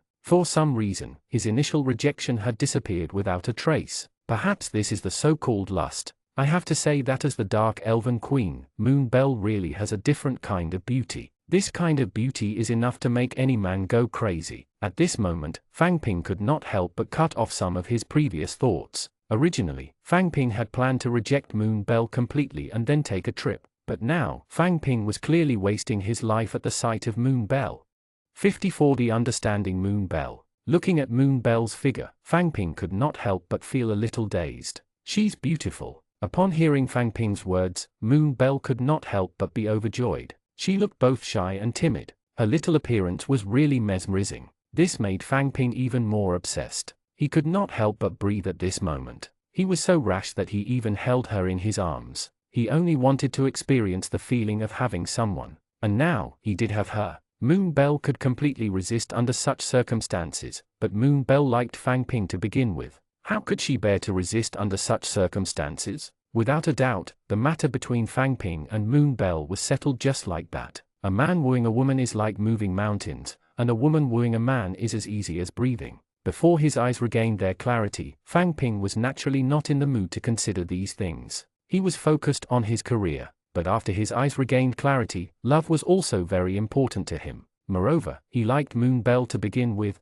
and Moon Belle naturally loved him deeply. Since they were in love, what was such a thing? Under such circumstances, Fang Ping was once again forced to stay in the Dark Elf clan. Although Fang Ping would leave this place sooner or later, this obviously did not mean that he would not return later. Because of this matter with the Queen, Fang Ping had long treated this place as half his home. It was precisely because of this that Fang Ping could not bear to leave this place for the time being. A comfortable home, hero's tomb. The gentle fragrance of the Moon Belle made Fang Ping intoxicated, unable to extricate himself. This involuntarily increased Fang Ping's vigilance. At this moment, he deeply understood that if he were to continue to be trapped here, he would definitely be completely intoxicated and lose all his motivation. Fang Ping hated the feeling of being out of his control. He really wanted to explore the world. He wanted to know what the world outside was like. The delicacies outside and the scenery outside attracted Fang Ping deeply, although his current life was very fulfilling, and he is living a blissful life. However, Fang Ping knew very well that such happiness was not easy to come by. Powerful strength was the capital to maintain happiness. It was precisely because of this that Fang Ping had recently made learning and improving curse techniques his most important task. It had to be said that the effect was really not bad. As the teacher of many spellcasters, Fang Ping's understanding of spells had far surpassed that of other students during this period of time. In just a month, he had already become the strongest spellcaster among the Dark Elves. That's right. In an extremely short period of time, Fang Ping had become a high-level spellcaster that surpassed many others. To others, this was unbelievable, but to Fang Ping, it was just a simple matter. Late in the night, after leaving and returning to his room, the candles flickered in the room. She was as beautiful as a piece of porcelain jade. Fang Ping embraced the beauty gently and said, "I might have to leave this place in a few days." The beauty in his arms stiffened slightly, and then a pleasant voice sounded. "Go, I'll support you no matter what you do. The Dark Elves will always be here for you. However, don't leave for too long this time. Don't make me wait too long. Come back soon. I will always be waiting for you." Moon Belle was clearly different from other women. Being an understanding person, she had long understood Fang Ping's plan. Moon Belle could tell that Fang Ping's heart was not here, so he would leave sooner or later. Even so, Moon Belle was still willing to accept all of this. She did not complain, nor did she quarrel, nor did she give him the silent treatment. There was only that all-encompassing gentleness and the gentle voice. The rise of the Dark Elves requires more than the efforts of ordinary people. Those in management are also very important. How to manage all the humans, elves, and half-dark elves here is the most important thing now, and I was just like the current dark elves. I, who wanted to pursue the ultimate power, could not stay here in seclusion. This might increase my strength, but this improvement would never achieve a qualitative leap. What I need the most now is this kind of leap and advancement, so I'm sorry. Fang Ping felt very guilty for not being able to stay by Moonbell, but he had no choice. Who asked him to have a higher pursuit now? After teaching diligently for so many years at the Dark Elf side, Fang Ping's teaching points could be said to be negligible. It took him a full 5 years to heal his eyes. Such speed and efficiency was really unbearable for Fang Ping. In order to obtain more lessons, we still have to attack humans. Humans are one of the most intelligent creatures in the current world. As long as I can think of a way to become a teacher in a university, the teaching value I can obtain every day will definitely be dozens or even hundreds of times more than now. Fang Ping is a very ambitious human after all. Having the system, he had been keeping a low profile for too long. It was so long that he almost forgot that he had such a cheat, and now, it was time to use it. Previously, Fang Ping was quite curious about this golden finger that seemed to be able to exchange for everything. Now, his curiosity was even greater. However, no matter how curious Fang Ping was, there was nothing he could do under such circumstances. A clever woman could not cook without rice. Without teaching value, even if he had such a mysterious system, it would be very difficult for him to be of any use. Therefore, Fang Ping had to find a way to increase his teaching value as soon as possible. His idea just now was clearly the most likely to succeed among the many methods. What Fang Ping wanted to teach this time was not those spell techniques. In fact, Fang Ping did not intend to teach anyone he was unfamiliar with other than a very small number of people and those dark elves. It was precisely because of this that Fang Ping had set his sights on history. Compared to teaching other things, teaching history was obviously simpler for Fang Ping. If he wanted to do this, he only needed to read a lot of books, read all kinds of historical documents, and forcefully integrate them into his mind. It was not difficult for Fang Ping to do this. Forcefully memorizing various historical documents was not difficult for Fang Ping. After all, he was one of the best in the 9 years of compulsory education. He had always been best at memorizing, right? Hence, just like that, although Fang Ping had not gone out yet, he had clearly planned the direction for the future. As long as he worked hard in this direction, everything would definitely go according to his wishes in the future. At that time, he would be able to exchange for everything he wanted. Under such circumstances, his strength would definitely undergo a qualitative leap. 55 Learning Curses. Fang Ping did not have to teach today, so he meditated for a while. Seeing that Moonbell was not around, he decided to take a walk outside and practice the spell and forbidden techniques he had learned in the past few days. It was impossible for him to rely on Moonbell or the others around him for the rest of his life. Near the residence was an empty training ground. Summoning spell, summon the Rabbit Man-Hunter. After waiting for 9 seconds, a petite Rabbit Man-Hunter appeared in front of him. She held a small red bow and looked at Fang Ping. Her eyes were a deep shade of red. Holding the gold coin in his pocket, Fang Ping looked at the human-rabbit hybrid archer and chanted, "Special characteristics. Characteristics granted. Target, Rabbit Man Archer. Abundant energy. Obtained characteristics to kill." The human-rabbit hybrid archer in front of him slowly disappeared. This time, Fang Ping had experience. He checked the characteristic secondary image. Random summoning skill, hot-blooded troll, Rabbit Man-Hunter, Griffin, Elven Warrior. Excellent grade Rabbit Man-Hunter, 1 strength, 60 HP. Feature bow, range increased by 75 meters. Feature retreat. When attacked within range, movement speed increases. Feature snipe, dealing 5 strength damage to summoned creatures and 5 strength damage to yourself. The attack power of the Rabbit Man-Hunter was even higher than that of the hot-blooded troll. It had a total of 60 points. However, the characteristic snipe was interesting. It dealt damage of 5 points of strength to the summoned creature and the spellcaster. Was it a life-and-death battle? Moreover, if it was only for summoned creatures, then this characteristic seemed to be useless against magical beasts or other enemies. A functional summoning creature. At least it was more useful than the others before. Since he was at the training ground, he might as well practice his skills. After finding a place far away from the crowd, Fang Ping continued to practice the Forbidden Blessing spell. According to Moonbell, a normal level Blessing Forbidden spell could increase attack power by 30 points, while Fang Ping could already increase it by more than 20 points. In the beginning, the light from the forbidden blessing spell could only attach to the surface of the skin.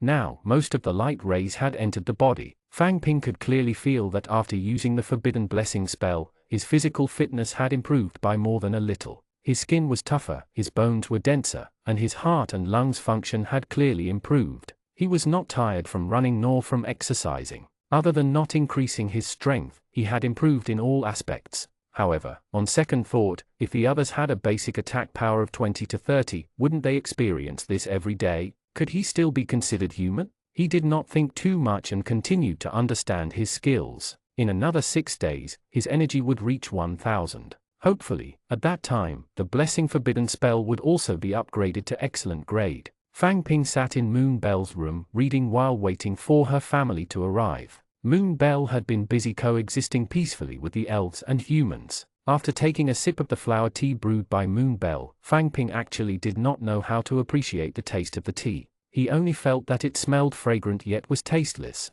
The book Night Sean's Continental Travels that Moon Bell had given him was indeed written well, and the language was very humorous. On one hand, he was writing about the local customs of various places in the continent. On the other hand, he was also writing about the oppression of the nobles. This book was written more than 10 years after the end of the Holy War. Humans lost most of their territories and cities and retreated to the Silver Heron territory. From the two poles of the human elves, it became a situation where 7 races guarded one place. However, the aristocrats who emerged after the war began to accumulate wealth and plunder the resources of the commoners. All kinds of social conflicts appeared. Fang Ping reckoned that the aristocrats' cancellation was also an inevitable outcome under such conflict. Moon Bell returned and said to Fang Ping, "Recently, many people have gone to the dark forest to train. I think the dark elves can't miss such an opportunity because it will make them even stronger." Fang Ping had always been blind. He had wasted a lot of time not seeing the world, so he wanted to go everywhere. When he heard of the dark forest, he immediately expressed that he wanted to participate as well.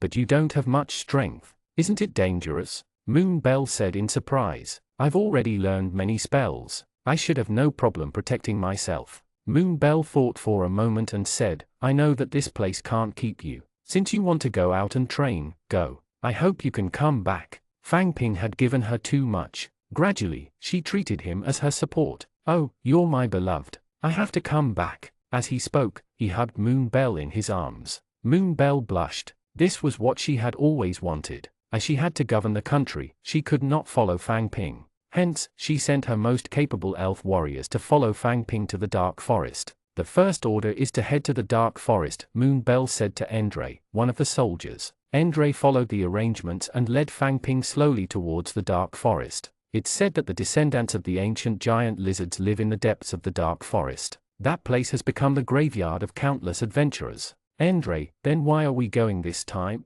Endre shook his head. "I don't know. We'll do whatever the Queen wants us to do. However, I've heard that it's not very peaceful over there recently. I don't know why." They did not line up along the way. Fang Ping walked together with Qing Niao and Endre. No one knew what was going on in the dark forest, but yet Fang Ping wanted to explore. Fang Ping looked around, looking for Elsa. She should know what's going on. "Endre." Someone approached Fang Ping and the others. It was a girl. She had medium-length hair adorned with a red butterfly headband. She was wearing a red slim-fit dress that looked like a cheongsam. The black socks on her legs looked like black silk. There was also a hole in her chest that was snow white. If one only looked at her, they would think that she was quite sexy. But it was the huge snake beside her was more than 10 meters long and had a red back and white stomach that looked quite scary. "Red Camellia Snake? The Queen's teacher actually knows my name. How honored." Red Camellia Snake bowed. Fang Ping had read about her. She was a wizard, but the weapon she used was not a staff, but a short wooden stick with a few strips of cloth tied to it. With a wave of the wooden stick, a few black snakes flew out of the wooden stick and landed on their opponents. Not only did they cause damage, but they also reduced their opponent's strength. The attacks of their opponents who were wrapped by the black snakes became weak. He did not know what her characteristics were, but seems like she's quite strong. "What can I do for you? I just want to get to know you, can't I?" Red Camellia Snake flipped her hair and said in a charming voice. She blinked her big eyes and looked at Endre. Endre didn't have any reaction. He asked, "Then do you know what's going on in the dark forest?" "That's just asking information from me. That's boring. We can talk about something more interesting." "I think that is interesting." Well, okay. Fang Ping and Qing Niao pricked up their ears and listened together. Red Camellia Snake patted the head of the huge snake beside her. Fang Ping looked a little afraid of this huge snake, but the people around him were very calm. 56 Common enemy. Other than snake-type magical beasts, the snakes here were not poisonous, so everyone subconsciously did not fear snakes. In the depths of the dark forest lived the descendants of the ancient giant lizards and some elves. In the past, there would also be some adventurers who went in, seeking rare treasures. From time to time, there would be some friction, but it was basically peaceful coexistence. After all, there were many magical beasts in the dark forest, and the magical beasts were the real common enemy. However, for some reason, the elves and beasts had begun to join forces and attack us humans. If they walked out of the dark forest, they would pose an immediate threat to Fair City and Elf City. The trolls and gnomes of the Linden Highlands have been covertlying us. If a new enemy appears behind us and we're attacked from both sides, it won't be a good thing. Yes, you know quite a lot. I also know other more interesting things. I wonder if you're interested in knowing. Fang Ping looked at Andre. Red Camellia Snake was getting closer and closer to Andre. Andre's face seemed to be a little red. Andre was tall, muscular, and good-looking. Now that he looked a little shy, it was quite interesting. Why don't we spar? After walking for more than a day, they ate rations and slept in the wilderness. Other people in armor and weapons began to appear around them. There were individual solo adventurers, and most of them were teams of 4 or 5 people. Not long after, many buildings appeared in front of him. They had wooden fences surrounding the perimeter and the place looked quite lively. This is Big Town, the town closest to the dark forest. There were many people the last time I came, but it's not as many as now. For the past 2 days, Red Camellia Snake had been by Andre's side. From time to time, she would come up and say a few words, but she had never paid attention to Fang Ping and Qing Niao. Fang Ping thought to himself, at least there is Qing Niao. What are you doing here? And asked her. Look at the elves. Big Town is a famous tourist town. The dark forest is the easiest place to see the elves. Many people came to see the elves because of its reputation. Red Camellia Snake glanced at the huge snake beside her. The huge snake rubbed against her. This time, we're here to kill elves. Fang Ping listened from the side and asked, then why didn't you clean up this place in the past? There wouldn't be so much trouble. Red Camellia Snake ignored Fang Ping's words. Andre replied, I think it's probably because of the 7 races peace contract. If we start a war rashly, it's equivalent to taking the initiative to break the peace contract. It'll give other races an excuse to attack us humans. Fang Ping nodded. That's true. Andre, it's not that simple. You probably haven't seen The Legend of Duke Roland, right? When Andre nodded and looked at her, Red Camellia Snake rolled her shoulders and pointed to the backpack on her back. Andre took her bag before she continued, I didn't fight not because I didn't want to, but because I couldn't win. Before the Holy War, when humans were at its peak, Duke Roland had led a team into the dark forest and returned with a crushing defeat. He had written in his book, we occupied the Archer Towers of the Elf tribe and began to advance into the depths of the dark forest. Only then did we realize that the strength of the forest far exceeded my imagination. Large super heavy armored lizards, thunder lizards, hellhounds spitting flames, and elven archers constantly shooting arrows in the dark corners made it difficult for us to move. Moreover, there were balls of lightning constantly shooting out from the depths of the forest. Those who were hit would be paralyzed. No one knew what was deep in the forest. In the end, I had no choice but to give up on the Archer Towers and leave the forest. In that battle, my team sacrificed 3 legendary knights. This made me regret my decision to attack the dark forest. Hearing Red Camellia Snake was as if she was telling a story. It seemed that she knew this piece of history very well. 3 legendary level professionals had died. That was really exaggerated. Fang Ping poked at Qing Niao beside him and asked softly, Duke Roland, is he William's father? Qing Niao whispered, no, it's his grandfather. Red Camellia Snake continued, it's just that the beast tribe in the dark forest has never come out. They seem to be guarding something. Perhaps it's as the legends say, they are guarding the remains of the ancient giant iguana. This time, the beast tribe in the depths did not come out. They are not particularly strong, so they did not send out troops on a large scale. Instead, they issued various missions and let adventurers and mercenary groups deal with them together. The number of troops that take up the mission is probably not many. As they spoke, the God's chosen mercenary group was getting closer and closer to Big Town. Teacher Suzaoya, who had been walking in front of the team, stopped and said, line up and follow me closely. A group of people walked into Big Town majestically. Fang Ping could also feel what a tourist town meant.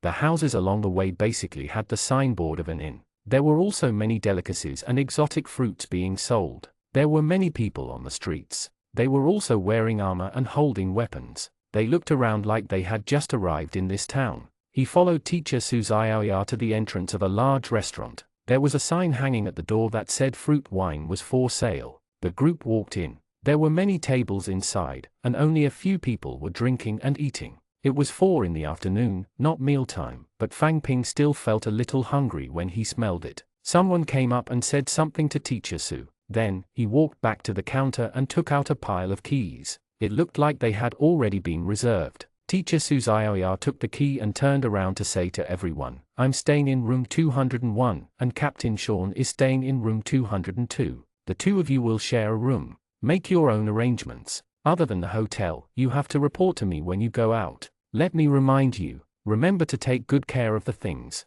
This is not the academy. There is no array protection." Fang Ping looked at Qing Niao. "Let's share a room." Qing Niao nodded. "Sure. Who should I share a room with?" Fang Ping pointed at the red camellia snake beside Andre. Seeing Andre's gaze, red camellia snake crossed her arms and shook her head. "I'm sharing a room with Little Red. I've already told Teacher Su. Little Red should be this red and white snake. Then let's have a room for the 3 of us." Fang Ping shrugged. Qing Niao nodded as well. In any case, they could sleep in the wilderness. It was not a big problem for 2 to 3 people to share a room. The room was not big. There were only 2 beds, a table, a chair, and a tube that came from the fountain. Other than that, there was nothing else. It looked simple. Placing his backpack on the ground, Fang Ping checked the room. The door was a simple wooden bolt, as was the window. Just like the academy, it was not difficult to enter by force. "Let's put the beds together so it can sleep 3 people. What do you think?" Qing Niao asked. "All right, I'll go buy something to eat. I see fruit wine here. I'll ask the price. We can drink a little tonight." Andre put down the things and ran downstairs. 57 A small conflict. Fang Ping, on the other hand, moved the bed with Qing Niao, organized things, and cleaned up. Dinner was a specialty of Big Town. Fresh wild vegetables, fruits, a small piece of barbecue that tasted good, and a familiar flatbread. The restaurant's rooms did not provide free lights. If they needed to use them, 1 copper horn per night. After Fang Ping and the other 2 finished eating, they meditated on the bed. Fang Ping also noticed the difference between this place and the academy's cultivation. After accumulating energy for a while, the number of light spots in the surroundings decreased and even disappeared. Fang Ping opened his eyes and realized that Qing Niao had also sat up. "The energy is gone? You noticed too, didn't you? There's so little energy here." Andre, who was lying in the middle of the bed, also sat up. "The physical energy of the warrior is gone. I forgot to bring energy fragments. Do you have them?" Qing Niao shook her head. Fang Ping crawled under the bed and took out a cloth bag from his backpack. "I have energy fragments, but what's the use of this? Increase the energy concentration. Do you think all of us cultivate together at night? Will there be so much energy for us to absorb?" "It's all because the academy used energy fragments to increase the energy concentration. So we've absorbed all the energy here." "Yeah." Fang Ping took out 3 pieces and handed them to Andre and Qing Niao. 1 silver coin for an energy fragment was not a low price, but to Fang Ping, it was not too much of a financial pressure for the time being. "Thank you. I'll give you the money when I have it." "Yeah." Andre took out the money. Compared to Qing Niao, he still had a little money. "Sigh, I forgot to ask Teacher Su for my awakening stone. I'll tell Teacher Su tomorrow." He took the energy fragment and continued to accumulate energy. "Boss, when are we leaving? We've been waiting for a long time." "We're waiting for another person. He's here." Ayabar stood on the ox cart and looked around. Finally, he saw Collie in the distance. He jogged over. "Sorry I'm late. I ran into something." Collie wiped his sweat and jumped onto the ox cart. Ayabar said to the person sitting in front of the ox cart, "Let's go." The ox cart slowly set off towards the north gate and off for Big Town. On the ox cart were neatly stacked wooden boxes. In addition to Ayabar and Collie, there were 3 others on the ox cart. Fang Ping and Andre walked on the streets of Big Town. They could go out today. Tomorrow, they would enter the dark forest. Today, they are out buying some things they needed, such as energy fragments. Qing Niao did not come out. She said that she was looking after the things in the room, in case of thieves. After paying for a few energy fragments, Fang Ping and Andre continued to stroll around Big Town. "Let me tell you, this is my territory. Did you get my permission to sell things here? Why should it be your territory? The nobles have already revoked it. Are you the mayor? This place is managed by our Wild Wolves gang. If you want to sell something, you have to pay. Fang Ping heard someone arguing in front of him. The voice was quite familiar. Collie, Andre was taller. He had already seen the person in front of him. Kei Li. Fang Ping recalled that the warrior beside Moon Bell, Ayabar, had said that he would set off for Big Town the next day. It was already the third day, so they should have arrived by now. Could something have happened to them? There was also a sum of money for him.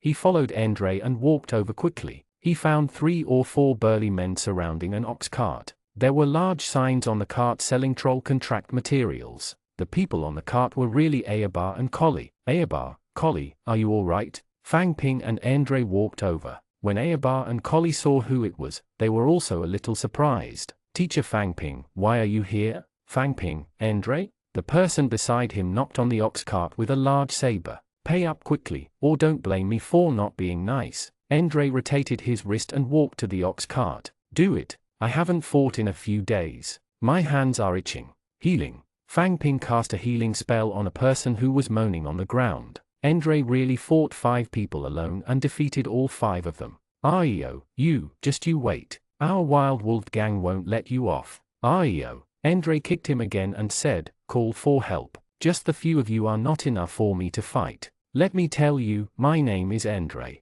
Get your most powerful men to come. The man on the ground lit up with green light. He was still moaning when he suddenly froze and rolled over to get up. Fang Ping, do you have so much energy? Why are you still using skills? Andre suddenly turned around, his expression still a little serious. The energy return ratio is only 30. How many days will it take you to make up for it? They won't die. It's too wasteful for you to do this. Fang Ping watched as the 5 of them helped each other up and ran away. The 5 members of the Wild Wolves gang, including Andre, did not use any skills. Moreover, they did not attack any vital points. They looked like they had fought very miserably, but they were all superficial injuries. In this world, not using skills or killing people seemed to be a consensus. It was probably because of the living environment. Humans were not safe. There were many external enemies in the outside world. Faced with Andre's question, Fang Ping spread his hands. My energy is almost full.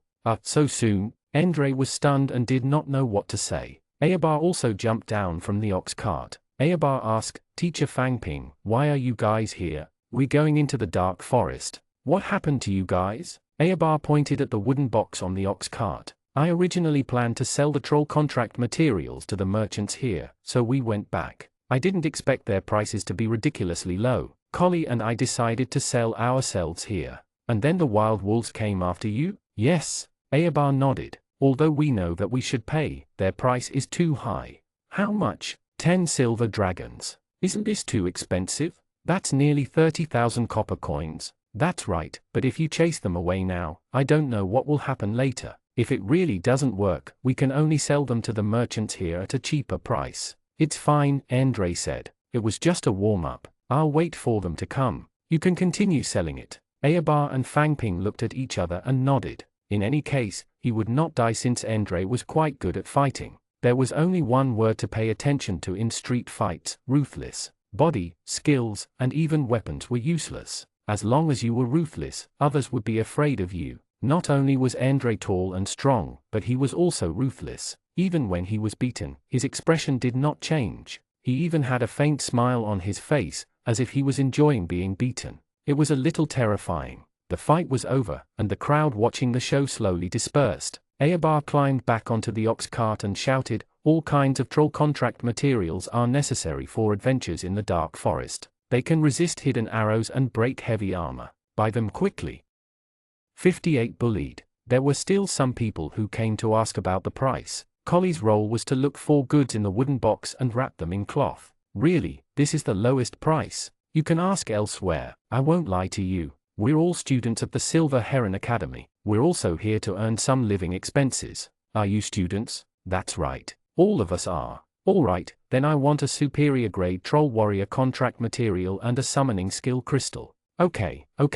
Thank you, Collie. Wrap it up. Fang Ping and Andre sat at the front of the ox cart and did not go up to help. Ayabar and Collie's cooperation was quite tacit, so there was no need for them. And it seemed that business was not bad. Andre stretched. Why is the Wild Wolves gang so slow? I was thinking of warming up before entering the dark forest tomorrow. As soon as Andre finished speaking, Fang Ping saw someone walking toward him from the crowd. I think they are here. All right. Andre jumped off the carriage, looking expectant. Fang Ping took a look. The person in the lead was called Levi. Like Andre, he was a tall and strong man with a lush beard. Levi strode over with his men and met Andre's eyes. You're Andre? That's right, it's me. You're the one who hit my men? Cut the crap. How do we fight? Do we fight one-on-one all at once? Levi looked back at the men behind him and cursed. Bunch of losers, beaten up by a kid. Leader. Levi looked at Andre. According to the rules, if you're alone, then we'll send someone too. My little brother was beaten up by you. It won't make sense if I don't stand up for them. Andre cracked his wrists and looked at Levi. You're the one fighting me, right? Levi nodded. The people behind him moved, forming a circle around them. Many more people stood by and watched. Come on. Andre picked his fingers. Levi didn't waste any time punching him. Andre stretched out his hand to block, but he was actually forced back 2 steps. You are quite strong. Andre swung his palm. Levi took a step forward and punched again. Andre did not block this time and could only retreat and dodge. Meanwhile, Levi punched again and again, only to see Andre continuously retreat. Is that all you can do? Levi roared. Andre suddenly turned his body and walked forward. The two of them were face to face. Andre placed the palms of his hands on Levi's chest. Old man, don't come and fight at your age. Belts and shoulders, shoulder straps and elbows, elbows and wrists. In an instant, both hands exerted strength and pushed him straight out. Then Andre took the opportunity to turn and kick back, directly into Levi's chest. He flew straight into the crowd. Leader! Leader! A group of wild wolves rushed over. Andre stood quietly on the spot and did not move. Fang Ping looked at him. This technique was against the rules, right? Was this a forbidden spell technique? Someone suddenly rushed out with an angry expression. How dare you hurt my leader? Go to hell. Shadow assault. Fang Ping quickly raised his cane. Blessing forbidden spell. At the same time, he heard Ayabar's voice. Blessing forbidden spell. The shadow on Andre's back suddenly distorted quickly and emerged from the ground, turning into a black sharp cone that stabbed at Andre's back. The moment the white light of the forbidden forbidden spell enveloped Andre's body, the black cone also pierced in. Andre half knelt on the ground, one hand on the ground, and the other grabbing his chest. His face was pale and his face was ferocious. His entire body could not help but tremble. It was obvious that he was in extreme pain. Healing. Fang Ping raised his cane. However, he still had to wait a minute for the healing technique to take effect. Fang Ping ran over with the healing potion. Andre half knelt on the ground and pushed Fang Ping's healing potion away. He gritted his teeth and said, since you've used the healing technique, don't waste the healing potion. Don't worry, I won't die. As he spoke, Fang Ping could see the sweat on Andre's forehead. The weather was so cold now, and this sweat was not from the heat. In the crowd ahead, the tall Levi walked out. Fang Ping stared at him closely. There was an obvious footprint on his chest. He glanced at Andre and said nothing for a long time. Suddenly, he turned around and punched the stomach of the person who had just used Shadow Strike. Leader! Leader! He held his stomach and knelt on the ground. It could be seen that the strength of this punch was not light. Levi ignored him and walked over. The others followed. He walked up to Andre and bowed deeply. Fang Ping rarely saw the people here use the etiquette of bowing, but the intent should be an apology. The people behind him followed Levi and bowed to Andre together. Moreover, they bowed at a standard 90 degrees, making Fang Ping feel strange. After a while, Levi stood up and looked down at Andre. This time, my people broke the rules. I apologize. You can sell things here. The green light came late and finally lit up on Andre's body. He loosened his grip on his chest and his expression became much better. Andre stood up. Okay. Levi turned and left. The others followed. The man on the ground scrambled to his feet, clutching his stomach, and followed. Fang Ping, Ayabar, thank you. If not for the forbidden blessing spell, I'm afraid I would have died. Andre turned around and smiled at Fang Ping and Ayabar. However, Fang Ping saw the cold expression that flashed across Andre's eyes when he saw the person holding his stomach and leaving out of the corner of his eye. Shadow Strike is an excellent ranger skill. Andre, you're really lucky. Collie walked over. Don't be so impulsive. Your life is the most important. Andre ignored him and ignored Collie. He looked directly at Fang Ping. Then the matter here has been resolved. Let's go back. Millimeter, Fang Ping nodded. Abar, collie, continue selling then. If it doesn't work, sell it to the merchants. I can take a smaller share. It's fine. The current price is higher than I expected. We'll earn a lot. Then we'll get going first. Yeah. After bidding farewell to Abar and Collie, Fang Ping and Andre continued to stroll around Big Town. They bought some more popular items, such as firewood, kerosene, heart-protecting tablets, alarms, dried fruits, breath removal potions, and so on. They did not cost much, but they were all more practical. Who is it? I'm Fang Ping. The door opened, and Fang Ping handed a cloth bag to Qing Niao. I bought this for you. By the way, Elsa wants you to get the mercenary certificate. All right, I'll go later. You've been there for so long. What did you buy? He walked in and closed the door. Fang Ping looked around the room. It was clean and tidy. Qing Niao must have cleaned up again. 59 Starting the battle. They are all small things, but they are more practical. Okay, thank you, Fang Ping. Andre looked at Fang Ping. Hurry up and accumulate energy. You used so many skills today. Your energy consumption has reached 100, right? We're going into the dark forest tomorrow. Accumulate more energy. Use your skills. What did you do? Didn't you go shopping? Qing Niao put down the things in her hand and looked at the two of them in confusion. Fang Ping thought about it. He had also consumed 45 points of energy. His energy was only 850 now, so he still took an energy fragment and sat on the bed to accumulate energy. She could still hear Andre whispering to Qing Niao about what had just happened. When he mentioned Shadow Strike, Qing Niao even cried out in surprise. Then, she immediately lowered her voice, afraid of disturbing Fang Ping. Unknowingly, Fang Ping slowly fell asleep again. Fang Ping, get up. We're leaving. When he opened his eyes, it was pitch black. He touched the darkness and began to pack his things. He put on his armor and gathered in the hall. There was a small lamp in the restaurant's main hall. If one's vision was clearer, they would be able to see that Qing Niao was the only person in Fang Ping's team who did not have any defensive equipment. Elsa and Captain Shockley appeared at 6 sharp. Elsa said, "Let's go." When they walked out of the restaurant, Big Town had already woken up at 6 in the morning. People came and went, and many people were fully armed. Just like Fang Ping's team, they headed towards the dark forest. After walking out of Big Town, Fang Ping saw a large forest in the distance. The surroundings were filled with low yellow weeds, and dark green trees suddenly appeared in the distance. The tall and dense forest seemed a little abrupt. Big Town was not far from the dark forest. There was also a road in the middle that had been walked out by someone. However, there was a barricade in the middle of the road and thorny walls around it. There were soldiers standing guard, leaving only 2 small entrances. Elsa led the team to the side of the road and stopped. From now on, everyone is on high alert. There might be hidden arrows from the elves at any time. All actions have to listen to my instructions and not act on your own. After Elsa finished speaking, she looked at Fang Ping, who was standing behind her. Many people turned around after Elsa. Fang Ping was stunned. What's wrong with me? I'm just an ordinary forbidden spellcaster now. Why are you looking at me? Elsa continued. Also, Captain Shockley's specialized assistant's range is 200 meters. No matter what happens, you can't go more than 200 meters away from Captain Shockley. After Elsa finished speaking, she saw a purple halo appear under Shockley's feet. Fang Ping immediately felt much better. His body was in good condition, and so were the others. Our mission this time is to destroy an elf stronghold. Now, let's make a clear move. As Elsa spoke, a dark arrow flew out of the dark forest at high speed and flew towards Elsa's back. Shockley reacted quickly. Instead of raising his shield, he waved his mace and sent the arrow flying. Everyone, raise your guard and use your skills carefully. Don't act on your own.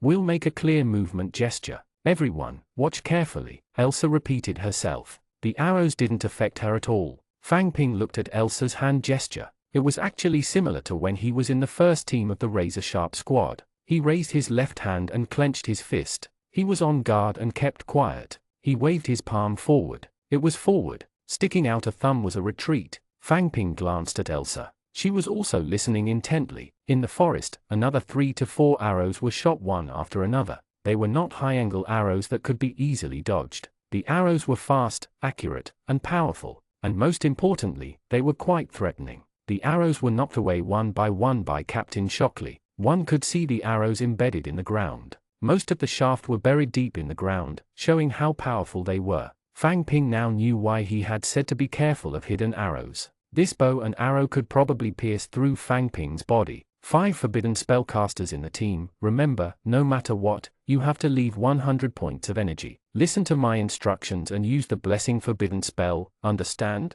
Understood, Fang Ping answered along with the voices around him. Fang Ping's team had a total of 5 forbidden spellcasters. Other than Fang Ping, Qing Niao, Antony, Magotin, who had always competed with Antony, and a girl Fang Ping was not familiar with, Jeannie. Jeannie usually gave people the impression that she was very elegant. She was tall and a glamorous figure. She had long light green hair that reached her waist. The weapon in her hand was similar to Antony's. She had a huge staff with a long handle. Coupled with her special characteristic of heavy armor and the blessing forbidden spell, no one could break through her defense. Captain Shockley and I won't take the initiative to attack unless the situation is urgent. It's all up to you. Let's go now. The 50-man team majestically headed for the dark forest. Fang Ping asked Endre, who was beside him, "Don't you think that with so many of us, our target is very big? Wouldn't we be easily attacked by the elves?" Endre replied, "Yes, but with the support of Captain Shockley's characteristics, the more people there are, the greater the improvement."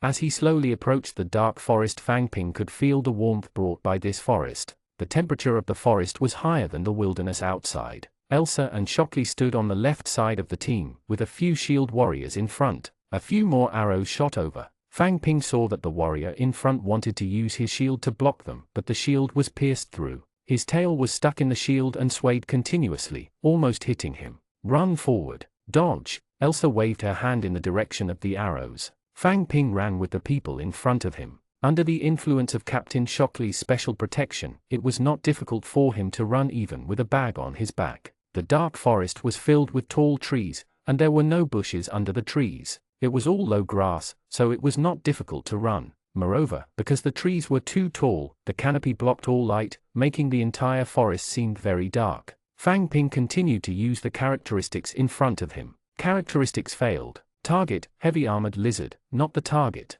Characteristics failed. Target, sword-tooth thunder lizard, not the person. Characteristics failed. The target is a scarlet bat, not the person. The feedback he received from the front was that they were not elves. Fang Ping hurriedly shouted, "Stop chasing. There are no elves ahead. They are all wild beasts." Fang Ping raised his left hand high and clenched it tightly. "Stop, stop." Fang Ping stopped. Some people who were closer to Fang Ping also stopped. However, most people ignored Fang Ping and continued to run forward, putting Fang Ping in a dilemma. "Stop." In the dimness, Elsa raised her hand and clenched her fist. The people in front finally stopped in their tracks. 60 nervous feeling. At this moment, a few arrows suddenly shot out from the darkness. Moreover, several huge black shadows swooped down from the tall treetops. A few warriors in front were pounced on. Panic broke out behind them. Fang Ping raised his cane. Blessing forbidden spell. Fang Ping did not know who that person was either. He only saw a huge black shadow pounce on him. He stood rooted to the ground, as if he had been scared silly. Someone beside him threw a bag and smashed it into a tree in the distance. Then, he broke a firewood and threw it over. The tree instantly burned. The bright light illuminated the darkness. Fang Ping saw that huge bats had rushed into the crowd. They were about the size of humans. There were 4 brown vampire bats, 3 purple bloodthirsty bats, and the largest was a scarlet giant bat. Apart from causing panic at the beginning, they immediately reacted. After all, they were all who survived through war. Their actual combat ability and reaction were not slow. The warrior began to harass the giant bat, leaving wounds on its body. At the same time, he dodged the bat's attacks.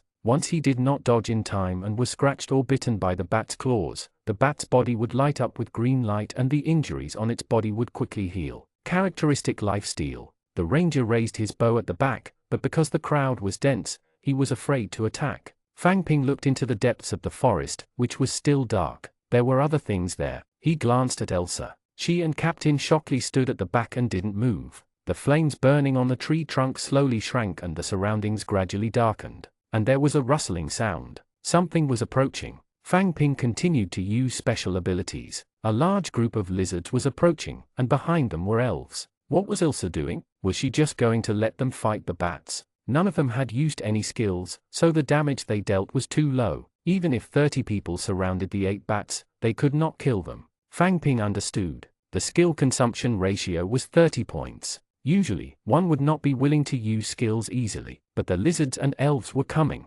Elsa, there are still many lizards and elves behind us. Should we retreat first? Elsa looked at Fang Ping. If you were the commander, what would you do now? Retreat. We can't defeat the bats, nor can we defeat the heavily armored lizards. When the elven archers at the back arrive, we won't be able to defeat them. Then what do you think we should do? Elsa spoke unhurriedly, making Fang Ping nervous.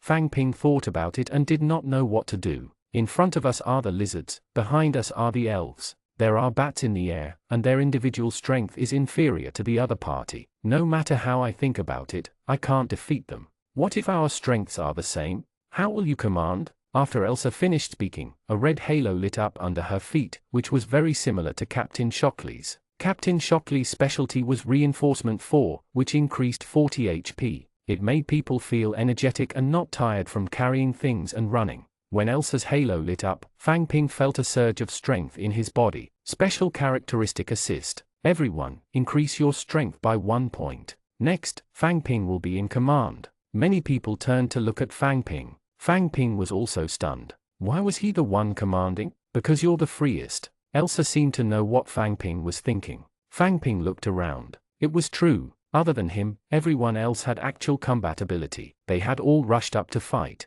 Only Fang Ping stood at the edge and watched. Now you're in command. What are you going to do? Fang Ping quickly came back to his senses and shouted, "Focus fire on the vampire bats and bloodthirsty bats. Don't be afraid of getting injured. Black Star and Freya, hold back the scarlet giant bats." Fang Ping realized that he could use his special characteristics to give everyone their names. Even if he could only see their backs, Fang Ping could call out everyone's names and give precise instructions. All rangers, shoot from 50 to 60 meters ahead. Fang Ping estimated the distance between him and the sprite through the angle given by the characteristics. With the enhancement of the characteristic assist, the 4 vampire bats fell one after another. The bloodthirsty bat and the scarlet giant bat flapped their wings and wanted to fly back into the darkness. Stop them. The 2 bloodthirsty bats also fell one after another. The last one disappeared into the darkness with the scarlet giant bat. Those who are injured take healing potions. Everyone, retreat. Warriors with shields, block in front.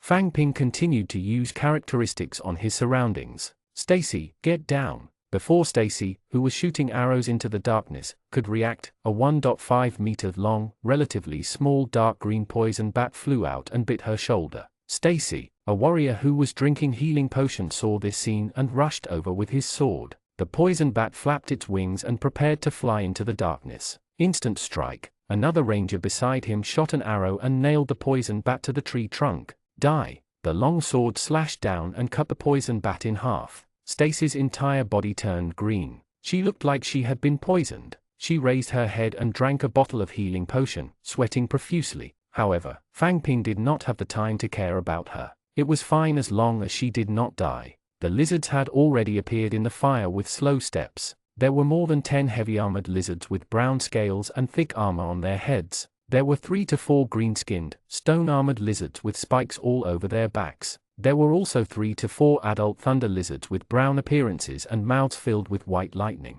They looked more like rhinoceroses, but their movements were slow. However, the solid shell on their bodies made it impossible to attack. Whoever has more than 2 points of basic strength, raise your hand. After playing the 7-colored chess, Fang Ping knew that the characteristic of the super heavy armored lizard was heavy armor 4, which reduced physical damage caused by 4 points of strength. A total of 7 people raised their hands. They were all famous people, such as William, Snow White, Andre, Elsa, and so on. Enhance and poison them. Against adult thunder lizards, mags use fireballs to attack the super heavy armored lizards. Rangers shoot arrows 30 meters behind. The other warriors, as well as Qing Niao and Antony and Magotin, advanced to the left. The lizards had extremely powerful heavy armor, but their movement speed was slow, and their main role was to protect. The arrows of the elven archers behind them also began to fly over. Fang Ping estimated that there should only be 6 elf archers. 2 or 3 of them had even been killed by the rangers' blind shots.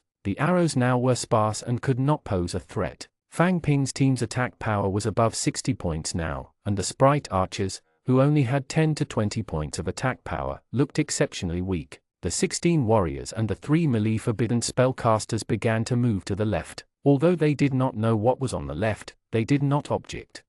61 Extremely fortunately, the 7 of you focus on the adult thunder lizards and harass the other lizards at the same time. Seeing the 7 of them rush over, Fang Ping looked at the crowd on the left. Those are all large hunting dogs. Be careful. As Fang Ping spoke, he saw William take out an eye mask from the corner of his eye and put it on. He whispered, "Kill them all." The 3 adult thunder lizards in front of William stopped in their tracks. The thin sword slashed at him. The thick armor was like a layer of thin paper, and the entire sword sank into the adult thunder lizard's body. The other 6 people's attacks followed. The 3 huge adult thunder lizards were instantly beaten into a bloody mess like paper. Was this William's characteristic? This thought flashed through his mind. There should be no problem here for the time being. Fang Ping looked to his left. Someone had lit a fire on a tree, illuminating the surroundings. Stay alert. A group of large hunting dogs slowly walked out of the forest. They were half the height of a person and had blue-purple manes all over their bodies.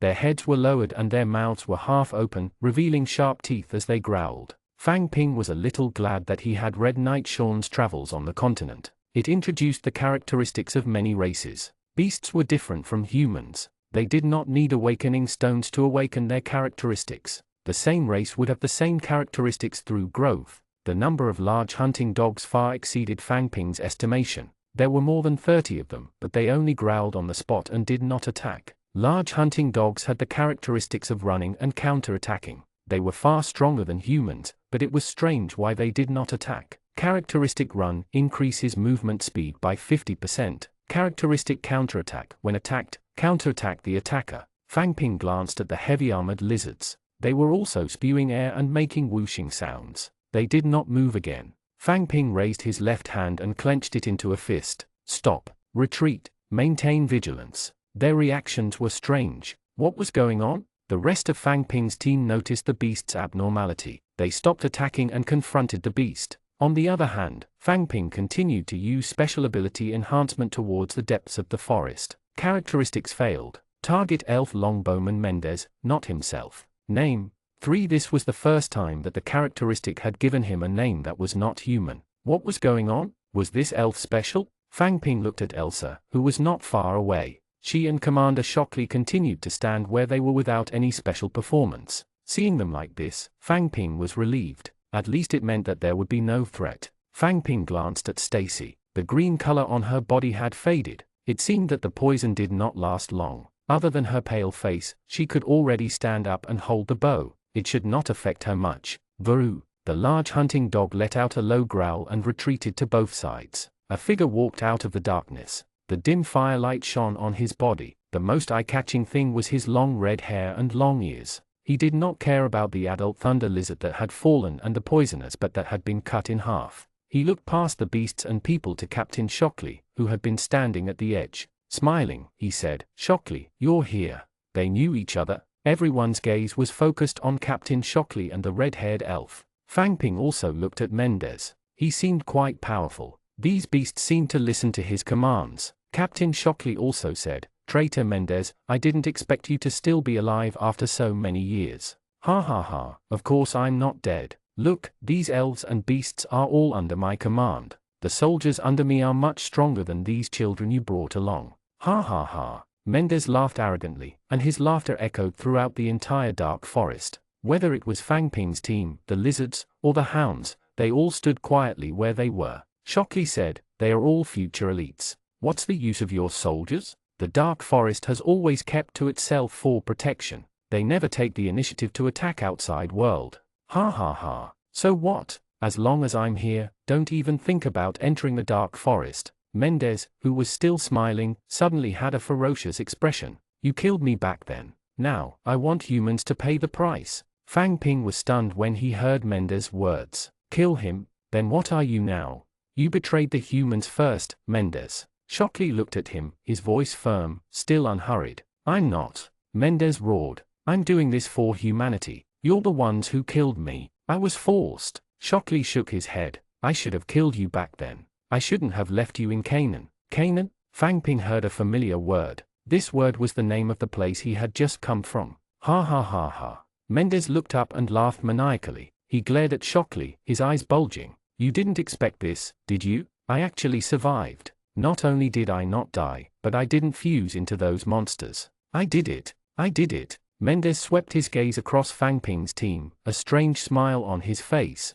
Die, die, all of you die. Ha ha ha ha. He turned and walked into the dark forest, his arrogant laughter still echoing in the forest. The large hound glared covetously and growled again. Everyone. Fang Ping heard Elsa's voice and looked over. She raised her hand and gave him a thumbs up. Retreat! Densely packed arrows instantly flew out of the forest. Fang Ping had just estimated with his special characteristics that there were not many spirit archers in the forest, but now, how could there be such a huge deviation? However, now was not the time to think about this. The large hounds had already pounced on him. They were fast and there were many of them. Fortunately, the damage was not high. However, the damage of the arrow was not low. Once entangled, it was no laughing matter. Captain Shockley raised his mace. Sanctum! A huge golden circle of light descended from the sky, and the dark forest immediately became golden. Fang Ping also saw the large group of sprite archers in front of him clearly. Further away, there was still an endless stream of figures surging over.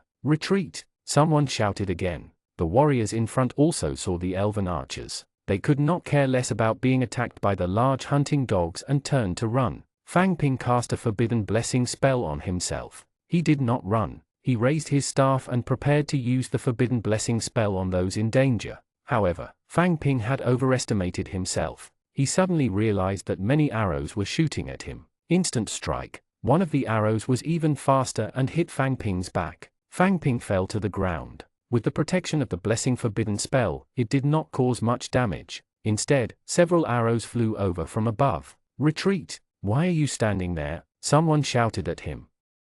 62 Finally entering the dangerous hinterland. Fang Ping quickly got up. Now that his attack power was high enough, he did not feel much pain in his back. It was just that the elemental set should be broken again. Fang Ping could not care less. He ran first. Using the cover of the trees, he turned around to look at the warriors. The warriors ran into the circle of light. The large hunting dogs still wanted to chase after them, but they realized that they could not enter no matter what. Several bats flew over and were also stopped in the air. As if they had hit an invisible wall, they swayed and fell to the ground. A warrior entered the circle of light and saw that the large hunting dog was blocked outside. Just as he was about to take a breather, he realized that a dense rain of arrows was shooting at him. He scrambled and ran. Elsa had already retreated far away, and many rangers retreated with her. On the other hand, Captain Shockley was still standing where he was. Many arrows hit him and broke on the spot or bounced away, making clanging sounds. Captain Shockley also raised his hammers one after another.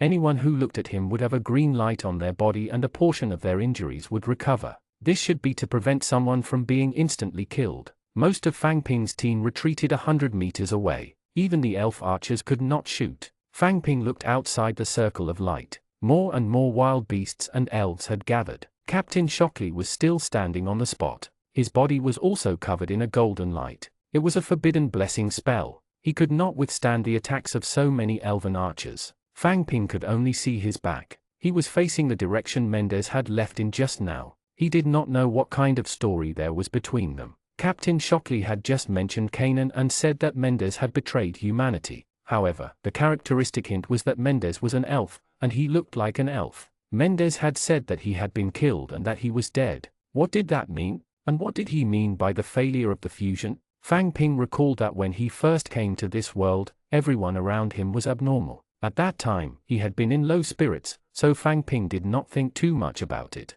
However, after leaving Canaan, Fang Ping realized that the people around him were still very normal. According to the 3 principles of normal abnormality, no one around him seemed to be problematic. Canaan seemed to be the only one that was different, not this world. Also, at the Silver Moon riding carriage, Tangji's strange performance, his awakening with 1 awakening stone, and the rapid comprehension of the skill crystal, did this have anything to do with Canaan? While Fang Ping was thinking, the wild beasts and elves outside the circle of light began to slowly retreat, away from the circle of light and into the darkness again. Captain Shockley also turned around and walked over with steady steps. Fang Ping thought about it as he walked into the team. Fang Ping, you're good. I let you be the commander. Fang Ping only came back to his senses when he suddenly heard someone talking to him. It was Andre. Andre walked over and patted Fang Ping. Not bad. Continue to work hard. Being a commander is much better than being a soldier. Ouch. Fang Ping felt a sharp pain in his back from Andre's pat. Be gentle. I was shot in the back.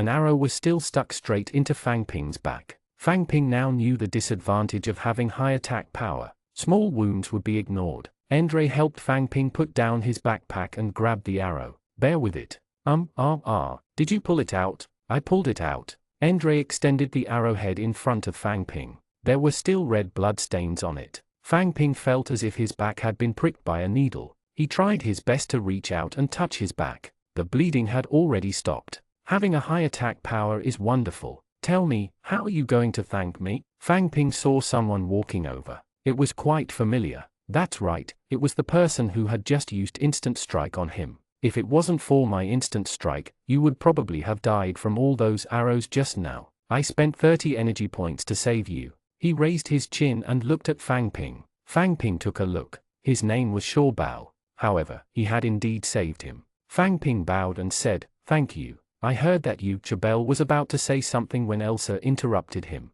"Everyone, line up and leave the dark forest now." Under the envelopment of the halo, wild beasts and elves could not chase after him. However, since it was a skill, it definitely had a time limit. When the time limit is up, it was hard to say what would happen when facing a large group of wild beasts and elves. After lining up, Qing Niao came to Fang Ping's side. He looked rather neat. Qing Niao was the only one without armor. The clothes on his body were tattered by the large hunting dog. He had just changed into them. The armor of others could not be changed casually. "Fang Ping, your command just now was not bad." Qing Niao gave him a thumbs up. "No, it's my first time giving commands. I don't know anything about warfare. If you hadn't discovered the large hunting dog in advance, we would have been surrounded by them just now." Millimeter, all right. Fang Ping was not interested in such fancy praise. He quickly ended the topic. Qing Niao sighed. "Unfortunately, an accident happened. This mission couldn't be completed, and we couldn't bring back the corpses of the beasts we just killed. It was equivalent to a wasted trip. I was thinking that I could earn a sum of money from this mission. Even if I can't afford armor, I can get a better weapon first." Qing Niao waved the mace in his hand. "This is very useful, but it doesn't have any characteristics. It's still a little weak." "Yes, let's see what the subsequent arrangements are. Elder Su and Teacher Su will think of a way to let us earn money. After all, many people don't have weapons." The price of a weapon was 4 to 5 silver coins. If it was a weapon with special characteristics, the price would double and it would cost more than 10 silver coins. For example, Fang Ping's space staff, which was bound with soul fragments and could be upgraded, usually cost more than 50 silver coins. Fang Ping's space staff only had one effect, which was to speed up the return of energy. The price was also low. A better weapon would only be more expensive. Almost half of Fang Ping's team were working students. Few working students had good weapons. "Yes." Qing Niao nodded. On the way out of the dark forest, the journey was very calm. Looking back at the battle just now, Fang Ping still felt a little baffled. Without income, a lot of energy was consumed, and basically all the warriors drank healing potions. It was really a losing deal. After walking out of the dark forest, Fang Ping realized that the sun was only slanting. He went in the morning and came out before noon. How fast? When they were close to the dark forest, Elsa raised her hand and clenched it. "Sit down." He sat in the wilderness and looked at Elsa. "The situation this time is special. Our mission can't be completed. The traitor Mendez was once a human. His goal was still unclear, but he was extremely hostile. The dark forest was extremely dangerous now." 63 Magic IOU. We will return to Red Plum Fruit Restaurant now. Everyone is forbidden to enter the dark forest without permission. We'll inform you of our next move. Do you understand? Understood, everyone replied. Get up and go back. Fang Ping stood up and followed them back. Fang Ping was full of question marks now. So why did he come here? Instead of attending class, he came over just to stay in the restaurant. Wasn't the training ground fragrant? Big Town was still very lively. People came and went, and most of them were fully armed. Fang Ping had just experienced the battle with the elves and wild beasts. Without Commander Shockley's and Elsa's 2 characteristics, how could he defeat them? Who are these people to come here? After returning to their room, Fang Ping and Andre threw their things on the ground and lay on the bed. Qing Niao began to clean the room. I didn't expect us to return so quickly. I thought I would stay in the forest for a few days. I've prepared a lot of rations." "Yes, I didn't expect us to be back so soon." "Fang Ping, you can do it. Elsa letting you take command means that she thinks highly of you." Fang Ping sat up and began to take off the elemental set on his body. It was a little uncomfortable to lie there with it. It's useless. We can't beat them anyway. By the way, what was the situation when the 7 of you were dealing with the adult thunder lizard? Their heavy armor shouldn't be so easily broken, right? Andre sat up immediately. I would have forgotten if you hadn't mentioned it. I went to look for Elsa. She said that the dean would give me the awakening stone himself. I'm so angry. How can I find Dean Su in Big Town now? Yes. Fang Ping just remembered that Andre had yet to awaken his characteristics. William's characteristics are very strong. I feel that the effect is similar to a mage skill, amnesia. It can make the enemy lose their characteristics for a short period of time. This is nothing to us. It's already very strong when dealing with wild beasts like adult thunder lizards. The characteristic heavy armor will lose its effect, and the characteristic electric breath will lose its effect. We're completely sitting ducks, at the mercy of others. Andre smiled. With this characteristic, the stronger the opponent, the greater the impact. Moreover, I heard that he has a second characteristic. I wonder what it is. A second characteristic? Fang Ping had heard Ivan mention this during the freshman arena tournament, but Fang Ping did not ask what it was. The first characteristic is that as long as there are enough awakening stones, it can be awakened. For some, it takes a few be awakened. For others, it can be dozens or hundreds. It was said that there were very few people like Black Star who had not awakened after eating 1 to 200 awakening stones. However, after awakening the first characteristic, it would purely depend on luck to awaken the second characteristic. Look at our King Augustus. He still has the same characteristic after so many years. Is the awakening stone a problem for him? No, but he just can't awaken. Generally speaking, if the first characteristic is relatively weak, it's easier to awaken the second one. However, it also requires a lot of awakening stones. Fang Ping listened to Andre's words and thought that he had 4 characteristics. While Andre was talking, Qingniao had finished cleaning up. She walked over and sat by the bed. Fang Ping, lend me some money. Huh? Fang Ping was stunned. Seeing Qingniao looking at him seriously, he nodded. All right, how much do you want? Fang Ping was considered a rich man now. He still had 86 silver coins in his hands, as well as some scattered copper horns. In addition to the capital and income of 30 silver coins from Green Leaf, he had at least 100 silver dragons. Moreover, he had just used 2 gold coins 2 days ago. In that case, he had obtained more than 1,000,000 copper coins during this period of time. Earn 1,000,000 yuan in a month. What did I do? Fang Ping sighed silently. He had actually used gold coins to bestow characteristics. One cost 300,000 yuan. He had even used 2. He must have been crazy back then. Andre also looked at Fang Ping. Although he had some support from Jin Deifu, he actually did not have much money, so Andre would fight with his fists tied with a white cloth, not because he liked it, but because he didn't have a good weapon. Qingniao looked at Fang Ping and bit his lip. He took a deep breath and said, 80 silver dragons. Cough, cough, cough. Fang Ping looked at Qingniao. You really think highly of me. 80 silver dragons is 240,000 copper coins. I can sign a magic IOU with you. I'll pay you back. Andre was also frightened by Qingniao. Qingniao, why do you suddenly want so much money? Calm down. Don't be deceived. Qingniao shook his head. I wasn't deceived. It was Elsa. She said that there was a cane that suited me very well, and it was made with soul fragments. But it costs 80 silver dragons. The staff of 80 silver dragons is still too expensive. The price of the staff is not high to begin with. Even with the addition of soul fragments, it's still expensive. By the way, aren't you from the Red Cloud Chamber of Commerce?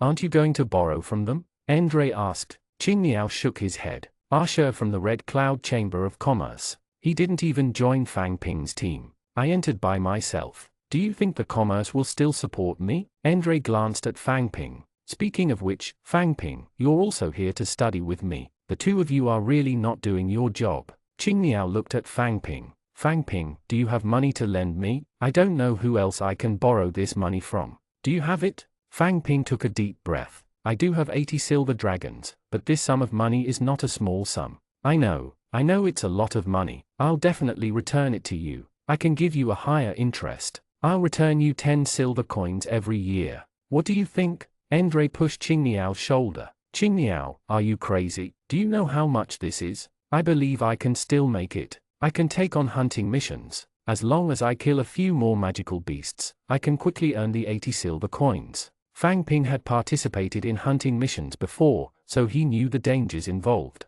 It was not that easy to earn money, so he advised, Qingniao, calm down. I'm calm because that cane is too useful to me. Qingniao was silent for a while before saying, you have to keep this a secret. My characteristic is self-healing too. In battle, I recover 20 points of attack every 10 seconds. With this characteristic, it was no wonder that Qingniao could not die. Qingniao continued, that staff is called the Light of Faith. It has a specialty, faith. When treated, its attack power increases by 2 points. Every 10 points of attack power increases its strength by 1 point. In other words, as long as you fight for 50 seconds, you can increase your strength by 1 point. Qingniao nodded. This is a qualitative improvement for me. I also considered it for a long time before I decided to borrow money from you. How do I sign the magic IOU? Fang Ping asked.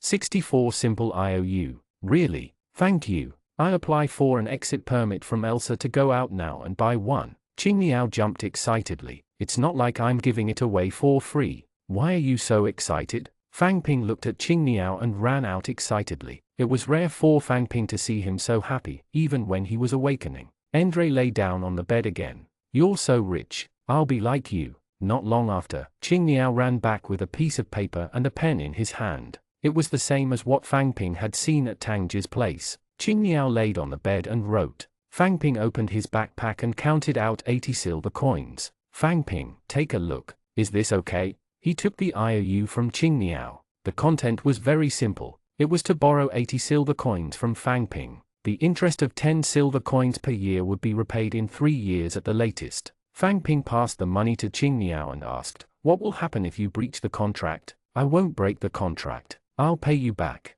I'm just asking. Qingniao thought for a moment. I remember that if I break the contract, I will enter a weakened state. Then, the magic contract can still point to my location. Fang Ping nodded. Qingniao took the money. Then I'll go find Elsa now. As he watched Qingniao leave, Fang Ping thought about the IOU he had signed with Tangji. 2 gold coins and 60 million copper coins. When the time came, if he can't cough up the money, then he'll have to pay back with his life. Not only did Fang Ping not panic, he even felt like sleeping. Beside him, Andre was holding an energy fragment in his hand and accumulating energy. Fang Ping also took out an energy fragment and prepared to accumulate energy. Fang Ping, Andre, let me tell you something. Qingniao ran back again, this time holding a huge pure white cane. What's wrong? Fang Ping and Andre sat up. Bluebird closed the door and said mysteriously, do you remember what Elsa said when she retreated? She said, the mission has failed. Stay here and don't run around. Andre's eyes suddenly lit up, and he got up from the bed. I knew it. I felt that Elsa's words were a little strange, but now that you mention it, I remember. Elsa said that it was forbidden to enter the dark forest on your own, not the other way around. Qingniao nodded. That's right. Only then did Fang Ping realize that he could enter the dark forest with Elsa's permission. Andre asked, did you talk to Elsa about this? Elsa asked me. She asked if I wanted to go into the dark forest. There can be 4 people at most. Qingniao hugged his cane and took out 2 crystal bottles. One was white, and the other was red. These are the mist medicine bottle and the fireball medicine bottle. When we encounter danger, smash the fireball medicine bottle to ask for help. Then, smash the mist medicine bottle to save our lives. Someone will meet us outside the dark forest. How about it? Do you want to go? Let's go to the dark forest to earn some money. All right, let's go. Andre's face was filled with excitement. Fang Ping had seen these 2 skills before. They were just normal level skills for mags. Aren't these things usually scrolls? Why are they potions? Fang Ping, do you want to go? Qingniao asked. Fang Ping nodded. Yes. Then the 3 of us will go together. Do we need to find someone else? Andre said, we can see if it's necessary. I'm a warrior. Qingniao is also a warrior. Fang Ping has scouting and support abilities. It would be great if there was a mage. How about Elsa? I know her, Fang Ping asked. Andre nodded. Elsa, it's good to recruit her. She's strong. She's both a mage and a warrior. Fang Ping, why don't you go and ask? Sure. Unfortunately, Fang Ping could not find Elsa. After knocking for a long time, no one opened the door. Fang Ping could only go back. Qingniao was wiping the cane with a cloth. It was a meter long and as thick as an arm. It looked quite beautiful. Fang Ping looked at his starry sky staff. It was more than 30 centimeters long and as thick as a thumb. The difference in size was huge. Fang Ping, how is it? Andre asked. She's not here. I think she might have already gone. Okay, then the three of us will do. That's fine too. Let's collect our things and rest for a while before we set off in the afternoon. Sure. Knock knock knock. There was a knock on the door. Who was it? Fang Ping opened the door and found a surprised person outside. Genie, who are you looking for? Genie was still wearing a full set of armor, carrying a backpack, and holding a weapon. She had been back for a while, so why was she still dressed like this? I'm looking for you. Are you interested in going to the dark forest? Genie said as she took out 2 crystal bottles, one red and one white. Fang Ping glanced at Andre. He walked over and said, the three of us are preparing to set off together. Look, our team already has 2 forbidden spellcasters. We don't need a third. Genie raised her staff, which looked more like a scepter, and said, I can consume energy and cause long-range holy light damage. I can be considered a mage. Andre glanced at Fang Ping, who shrugged. It did not matter. Then why did you choose to look for us? Because it's safer to follow you. 3 forbidden spellcasters should be the safest team, right? Then wait a moment. Let's pack up first. Okay. Genie's arrival was unexpected, but it was good to have one more person. She packed her things and put on her armor. Genie had been waiting at the door for a long time. After reporting to Elsa, they left the restaurant and headed for the dark forest again. On the way, Andre asked Genie, Genie, why did you go to the dark forest? To earn money, kill a few wild beasts and get some skill crystals. Or, I heard that there are many precious herbs in the dark forest. It's not bad to pick a few herbs. Fang Ping looked at Genie's outfit. She did not look like she was short of money. This must be the fun of being rich. Fang Ping, how many characteristics do you have? Genie suddenly asked. Well, there's no need to mention about it. Yes, I'm just curious. Genie's tone had always been mild. Everyone knows that your characteristic can detect. Moreover, you have more than 5 skills. This should be a characteristic. Moreover, I remember that your energy was 100 points when school started. Now, it's 700 to 800 points, right? Your improvement speed is faster than our advanced studies. Genie looked at Fang Ping again. You don't have 3 characteristics, do you? Or did you awaken dual characteristics innately? It's not. Fang Ping had seen innate level 3 characteristics before, which was only Ling Ling. However, Fang Ping felt that his characteristics were still stronger. Seeing that Fang Ping did not say anything, she did not continue asking. Today was the 3rd time that they had passed through the horse barrier outside Big Town. There were many people who had passed through the barrier in the afternoon. 65 Puzzlement. The people around him were all well equipped. Qing Niao carried a cane on his back. He was one of the rare people who did not wear armor. Qing Niao looked around and said, the academy said that they wanted to invest more resources into Fang Ping's team, but in the end, they got nothing. If they were still in the academy, they could at least enter the training ground for free now. Fang Ping nodded as well. It was said that Fang Ping's team entered through actual combat ability and focused on nurturing resources. However, Fang Ping did not see it. The important resources were there. You've never been to the mission building? Genie asked. No, why? Fang Ping glanced at Andre and Qing Niao. They shook their heads too. It looked like they had never been there. You really don't know? Genie took out an energy fragment. Then don't you use energy fragments? Buy it. Our Fang Ping's team students can receive unlimited energy fragments in the mission building, but they have to sign a magic contract that prohibits them from selling or lending them to others. Unlimited? I can only collect 3 at a time, but I can't sell them. If I can't finish absorbing them myself, it's useless to collect more. Sigh. Qing Niao sighed. I don't even know. I've wasted so much. As Genie spoke, she took out a golden crystal bottle from her pocket. In that case, you didn't receive the golden body potion, right? Andre stopped and looked at Genie with a puzzled expression. There's no reason, is there? What's the situation? None of the 3 of us know. Where did you get the information? William sent someone to tell me when I was still at the academy. Didn't he tell you? Could it be that he didn't inform you because you beat him in the arena? William. Fang Ping looked at Andre. Could it be because you defeated him in the freshman arena? Is he targeting you? Andre shook his head. William might target me. I know that. Previously, when I was beaten in the arena, he seemed to have instigated it. It's just that there's no concrete evidence. But not informing him of something important is too childish and meaningless. This doesn't seem like something he would do. When you were in the therapy center? Andre nodded. Forget it. No matter what, we'll collect it when we get back. Let's finish what we bought first. Yeah.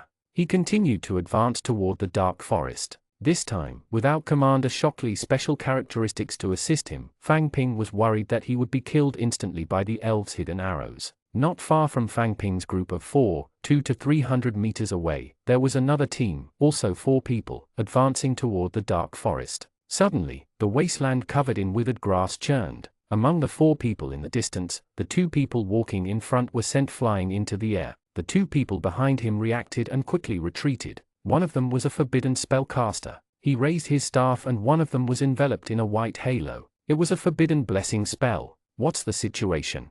It's the Earth / Endre said. Fang Ping gripped his cane tightly as well. Endre assumed a stance. Qingniao raised his cane as well, looking ahead warily. At the edge of the dark forest, a huge lizard walked out of a tall grass. Even from afar, one could see its huge body. What's that? It's huge. From afar, it looked a little like a lizard, but it also looked like the Stegosaurus that he had seen in the dinosaur encyclopedia in the past. There were long bone armor on its back, and it looked quite imposing. He used the special characteristic. Failure granted. Target, sword-bone demon rhinoceros. Not the target. It seemed that this name was not a wild beast, but a magical beast. Sword-bone demon rhinoceros? Have you heard of it? Fang Ping asked. The surrounding people shook their heads. In the distance, the 2 people who were sent flying rolled on the ground a few times. They were picked up by their 2 teammates who were chasing after them. They raised their heads and poured something into their mouths. It was probably a healing potion. The sword-bone demon rhinoceros was still approaching quickly. It looked like a lizard, but it did not seem to have the characteristics of a lizard. Therefore, its movement speed was not slow. Blunt steps, movement speed halved. Fang Ping, you know its name but don't know what it is? Genie asked. Fang Ping shook his head. I don't know. Genie looked at it. Looking at its size, it doesn't look ordinary or superior. It might be excellent. That skill can instantly kill us. The 4 people on the other side, facing the sword-bone demon rhinoceros that was running towards them, did not run towards cover. Instead, they ran directly towards Fang Ping and the others. What are they going to do? Are they going to lure it over? Fang Ping said, but he realized that the other 3 were quite calm. I don't think so. Endre was very calm. He looked at them and shouted, "What are you doing?" Someone on the other side shouted, "This is the sword-bone demon rhinoceros. How about we join forces and kill it? The spoils of war will be divided blindly." Endre turned around. Qingniao and Genie were nodding. Fang Ping was still a little worried. Even if we cooperate, we'll still die with just 1 skill. What if it attacks us? In the midst of their discussion, the 4 of them ran closer. When they saw Fang Ping and the others clearly, they were stunned. The leader immediately led them to change directions and ran towards the barricade. It's actually a group of children. Let's see if there's anyone else in front. We'll find some people and come back to kill it. Seeing them run, Endre chased after them. Don't run, don't run. What level is it? What are its characteristics and skills? We have an excellent mercenary in our team. We might be able to give it a try. Wait. Hearing Endre say this, they stopped. The leader looked at Endre in confusion. Excellent. Endre turned around and called out, "Fang Ping, quickly take out your mercenary card." Fang Ping took out the small blue token. There was an inspection token. Fang Ping put it in his pocket. Fang Ping felt their eyes light up when they saw this blue token. It seemed that it was not easy to obtain this excellent grade mercenary token. They looked at each other and ran back. The sword-bone demon rhinoceros was not far away. The leader looked directly at Fang Ping. "My name is Ken, let's just cut the crap." Fang Ping interrupted him. When Fang Ping called out his name, he was stunned. He quickly nodded and said, "This is the sword-bone demon rhinoceros. It's excellent grade. 1 strength, 120 life. There aren't many skills. Earth Splitter and Collision. Specialty Heavy Armor 2, Rock Spike 2. I'm a midge. As long as I can withstand its damage, I can use Fireball to exhaust it." Fang Ping knew the characteristic of the stone spike. It was very effective against warriors and rangers. Rock Spike 2, when dealing physical damage, shoots a 2-strength rock spike at the attacker. It was said that the stone spikes were extremely fast and difficult to dodge. It was a little like a hedgehog with spikes. If one hit it, one would be stabbed in the hand. Blessing Forbidden Spell. Ken had just finished explaining the skills and characteristics of the sword-bone demon rhinoceros when he heard Qingniao buff him with a skill. He raised his staff and rushed towards the sword-bone demon rhinoceros. 66 Encountering a Curious Baby. "Captain Fang Ping, this teammate of yours?" Ken pointed at Qingniao, who had run out. He's a forbidden spellcaster? He doesn't have any armor? Is he courting death? Endre looked at Qing Niao's figure and said, the earth-splitting slash is a large-scale attack. The damage is not high, and it's easy to dodge the collision. The stone spikes are not much of a threat to Qing Niao. Life blessing. Fang Ping could not care less. He had to add a layer of protection to himself first. Fang Ping did not want to be killed by a large-scale earth slash. Let's go too. Ken waved his hand, and the two warriors behind him, a man and a woman, prepared to charge forward. Wait.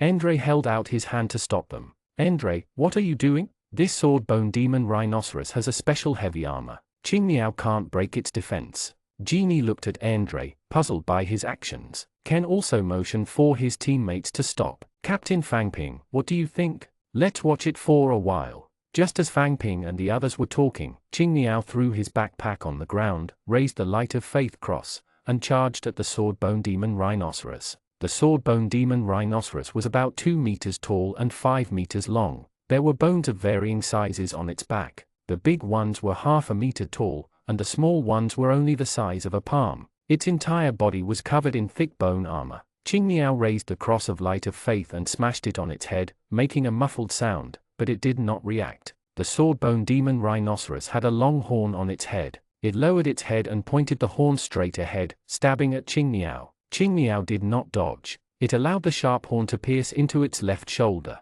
The grayish-white horn went in and out. Fang Ping and the others were 60 to 70 meters away, so they could still see clearly. Captain Fang Ping, are you sure we don't need to go over? With his strength, what rank of forbidden spell master is he? It doesn't look good. Let's wait and see. Fang Ping trusted Qing Niao. As long as he was not killed instantly, he should be able to exhaust the sword-bone demon rhinoceros to death. Qing Niao took a few steps back. The white light on its body lit up, and the wound on its shoulder stopped bleeding. The cross hit it again, but there was still no reaction. Boss, are we going to watch them exhaust themselves like this? That person has awakened a recovery-type characteristic, but his strength is so low. It doesn't hurt or itch. That's right. They don't look strong. They can't be excellent mercenaries who spent money. Let's find someone else to join. The female warrior and forbidden spellcaster moved closer to Ken and spoke. The wasteland was exceptionally quiet, and Fang Ping could hear their voices. Ken glanced at Fang Ping. Can you wear an elemental set with money? I think they are capable. Anyway, it's a blind score. Let's just wait.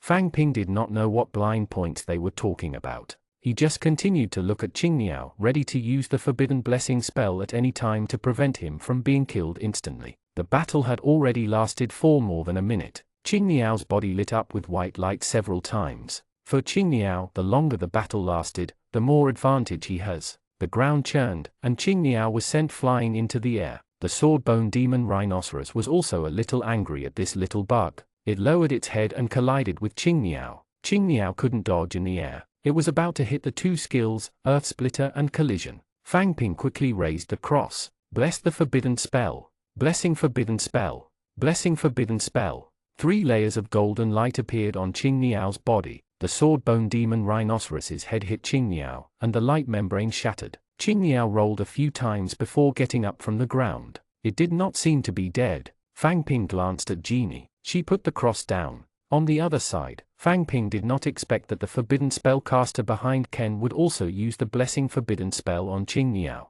Just the same skill would halve the second effect. Hence, 3 blessing forbidden spells were not much stronger than 1. Qing Niao began to dodge the sword-bone demon rhinoceros attack, stalling for time and waiting for its injuries to recover. After 20 to 30 seconds, Qing Niao raised the cross again and smashed it at the sword-bone demon rhinoceros. What the hell is he going to do? It's been minutes. Why should we watch him waste his time? Ken could not help but frown. Captain Fang Ping, what are you guys doing? Fang Ping smiled and pointed at Qing Niao. He finally saw it. Qing Niao's cross hit its body, and a stone spike suddenly appeared out of thin air and pierced into Qing Niao's body. Stone spike? He has 3 points of strength. Ken and the others were a little surprised. Without motivation, it was not low to have 3 points of strength. Qing Niao's attacks continued. Every time a stone spike hit him, the damage was less and less. The sword-bone demon rhinoceros movements also became slow. Every time it was hit, it could not help but take 2 steps back. Thud. Its huge body finally could not take it anymore and knelt on the ground, raising a wave of dust. The grey stone armor on the sword-bone demon rhinoceros's body had already cracked, and many were falling. Blood had already begun to flow from its mouth and nose. It was not dead yet, but it looked like its HP was low. Let's go over. Endre walked towards Qingniao, and the others followed. The forbidden spellcaster behind Ken seemed to have discovered something. He quickly ran a few steps and ran in front of Endre, sticking his head forward to look. Light of Faith, it's really the Light of Faith cross. No wonder he could fight the sword-bone demon rhinoceros alone, he muttered as he stood on the spot. The female warrior followed her. Lu Lizai, why are you running so fast? What's wrong? Luris pointed at Qingniao. That's the cross of Light of Faith I told you about. It's a characteristic of faith. As long as you fight for a long time, faith is invincible. When I have money in the future, I want to buy one too. Okay, I'll go with you. Fang Ping looked at the two of them. That Lu Lizai's characteristics were probably of the recovery type. Qingniao raised the cross and smashed it heavily on the sword-bone demon rhino's head. The sword-bone demon rhino's body tilted and finally fell. Qingniao also propped up the cross and sat down. He lowered his head and rested on the ground. Ha ha ha, Qingniao, you're very powerful. Endre ran over with a smile and looked at the sword-bone demon rhinoceros lying on the ground. Its eyes were already closed. Endre squatted down, opened its eyelids, and pried open its mouth with the knife before standing up. It's indeed dead. Come, let's split up secretly. All right, Captain Fang Ping, let's discuss it first. Ken gestured to Fang Ping, then gathered with his three teammates to discuss something. Fang Ping glanced at Qingniao. His eyes were closed, and he was sitting on the ground to rest, breathing heavily. Placing his backpack beside him, Fang Ping asked Endre, what's the hidden score you're talking about?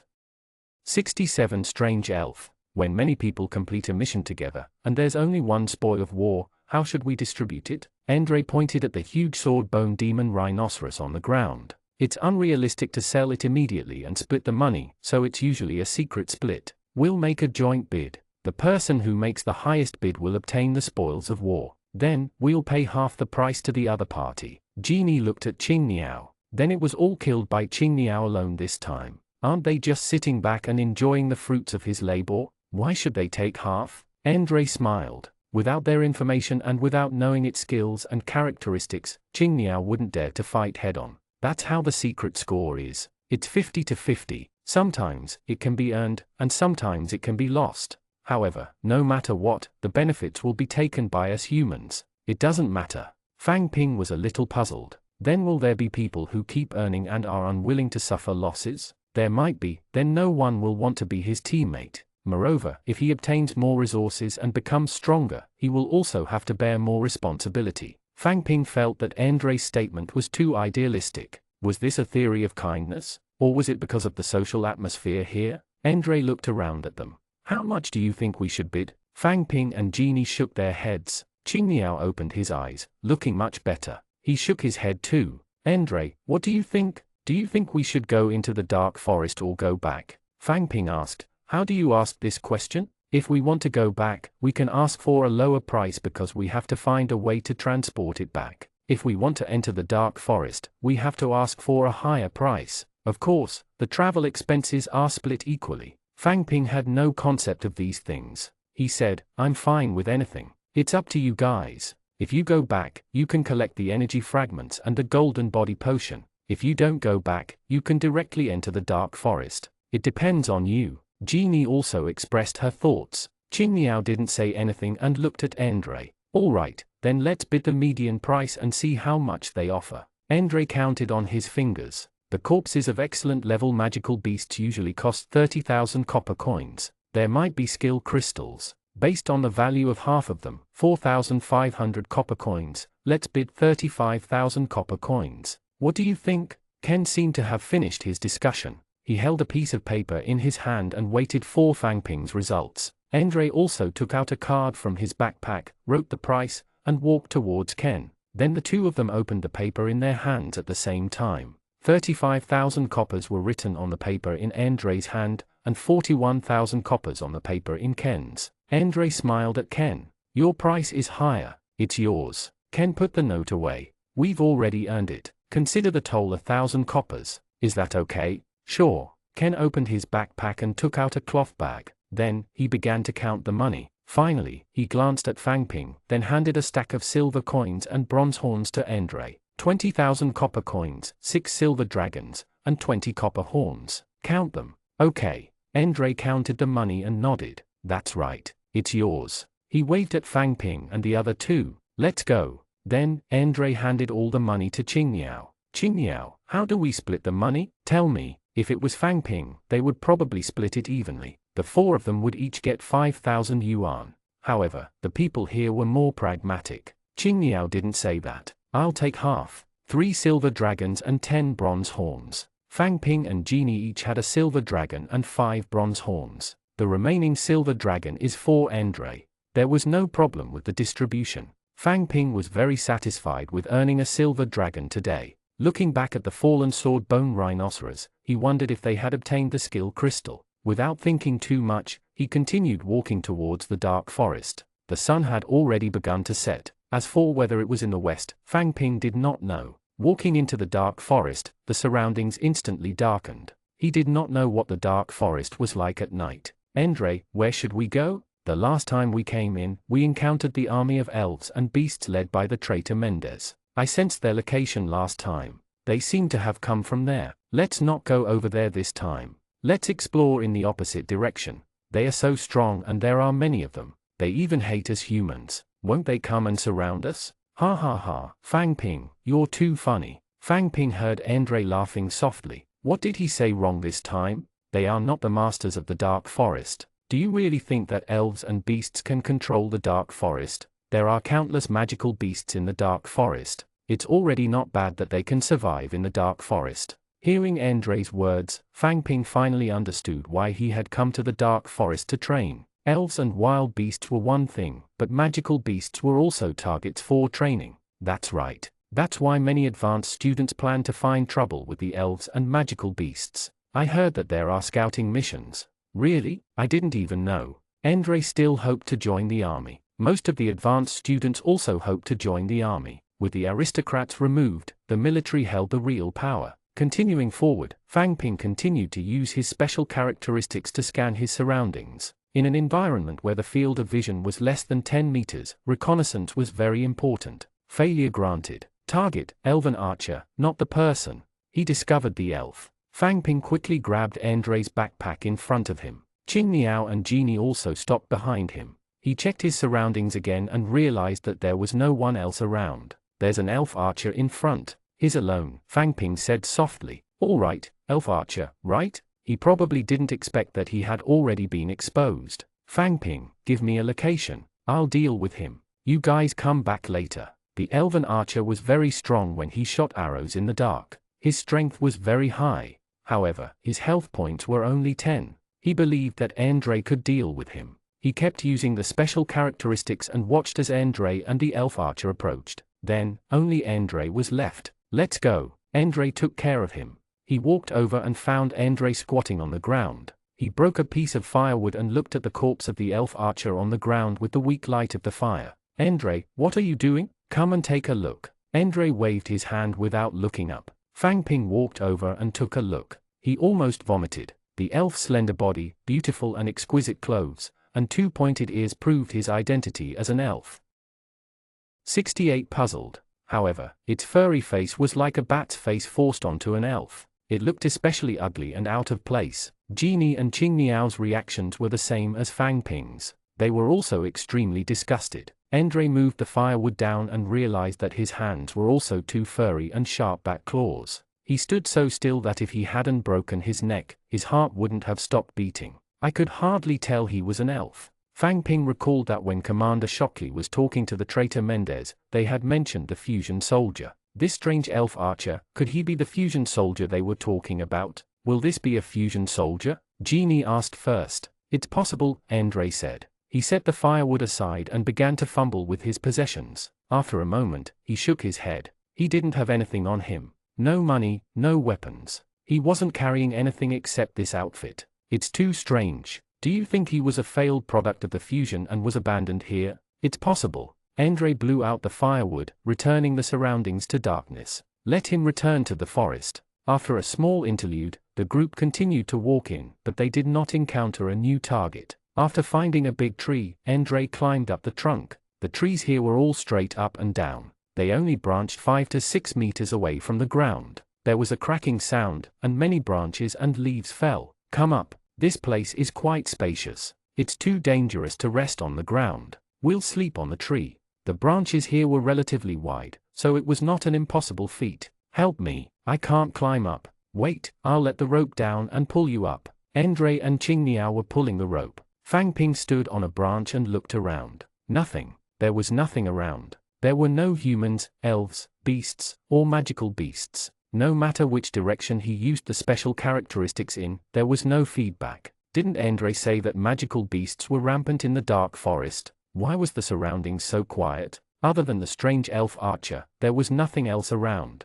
Phew, Genie, you're not light either. Quick, let go of the rope. It's strangling me. By the time they finished arranging everything in a flurry, Fang Ping had already been waiting by the side for a while. After all, it was inconvenient to be on a tree and the environment was very dark. However, Fang Ping also felt the difference in this world. It was unbelievable that Genie could appear here in the past. Fang Ping, where are you? How is it? Is there any danger nearby? Andre called out softly. I'm here. Fang Ping stood on a higher branch and climbed down carefully. There's nothing around. It's too calm. I think there's a problem. There must be something wrong. Must be something wrong? Let's take turns keeping watch. 3 hours each. Sure. When he was in Yorktown, Fang Ping had bought quite a number of alarms. There were small jars containing iron beads with ringing wires to prevent snakes from climbing the barbs. Coupled with the fact that there were people guarding the night, there shouldn't be any problems. In the dark forest at night, visibility was even lower. Even though they were sitting on the nearby branches, Fang Ping could not see Andre's face clearly. The oil bag and firewood were by his side, ready to be used at any time. I'll be fine. Fang Ping thought to himself. Chief, the experimental subject that escaped has been found. He's already dead and has been eaten by the insect snake. Where did you find it? We've already killed the strange demon wolf's territory, but its aura is still there. No magical beasts will enter for the time being. It should have been killed by humans. Do you see the experimental subject's body? Take a team of elven warriors and kill them. No, capture them. They killed the experimental subjects, so get a replacement. Yes, Chief. Fang Ping, get up. Fang Ping was the third night watchman. He was woken up after sleeping for a while. He looked up at the canopy. It still seemed very dark. The winter sun was not bright to begin with, and the surroundings were still dark. In the early morning, the forest was even colder, and it was wet and cold. The faint coldness invaded his bones, and he felt that it was useless to wrap his clothes tightly. Fang Ping missed the heat packs from the past. It would definitely be very comfortable to stick one on him. Unfortunately, not only was there no heat pack now, but the fire could not be lit. He could only eat the yellow powder pancake and jerky with the cold water in the kettle. At the same time, he continued to use his special characteristics to investigate the surroundings, but he still found nothing. Andre, there's still nothing around. What do you think the situation is? Still nothing? Well, there was nothing between yesterday and today. I don't think it's normal. Let's gather opinions, Andre said. I think we can go back first. What are your thoughts? We're all in. Are we going back without doing anything? Isn't it good to have no magical beasts? We can look for valuable herbs. Genie broke off a piece of firewood as she spoke, the bright flames illuminating the surroundings. And if there's really nothing, we can use fire, right? The fire lit up. Fang Ping took 2 steps back abruptly and almost fell off the tree. Qingniao and Genie reacted the same way. You guys? What's wrong? Andre looked at the 3 of them in confusion. Characteristics failed. Target Andre, not him. It was still Andre. That was right. Andre also noticed the abnormality and touched his face. The beard seems to have grown a little too quickly. Fang Ping looked at Qingniao and Genie and nodded. That's right. He's Andre. What are you talking about? Fang Ping pointed at Andre's hand. Don't you feel anything different? Hands? What's wrong? Andre raised his hand, took a look, and looked at Fang Ping in confusion. However, the scene Fang Ping saw was different. Andre's face and neck were covered in thin purple-black short hair. He raised his hand. His black arm, slender fingers, and long nails looked extremely strange. But Andre had no reaction. Qingniao gulped. What's going on? Genie grabbed the branch with one hand and the firewood in her hand swayed. The fire flickered. Did Andre get infected by the elf yesterday? Did I? Look at me, did I? No. Andre was very puzzled. What are you talking about? What's wrong with me? Qingniao took out a small red bottle from her pocket and drank it. Then, she pointed at the tree crown.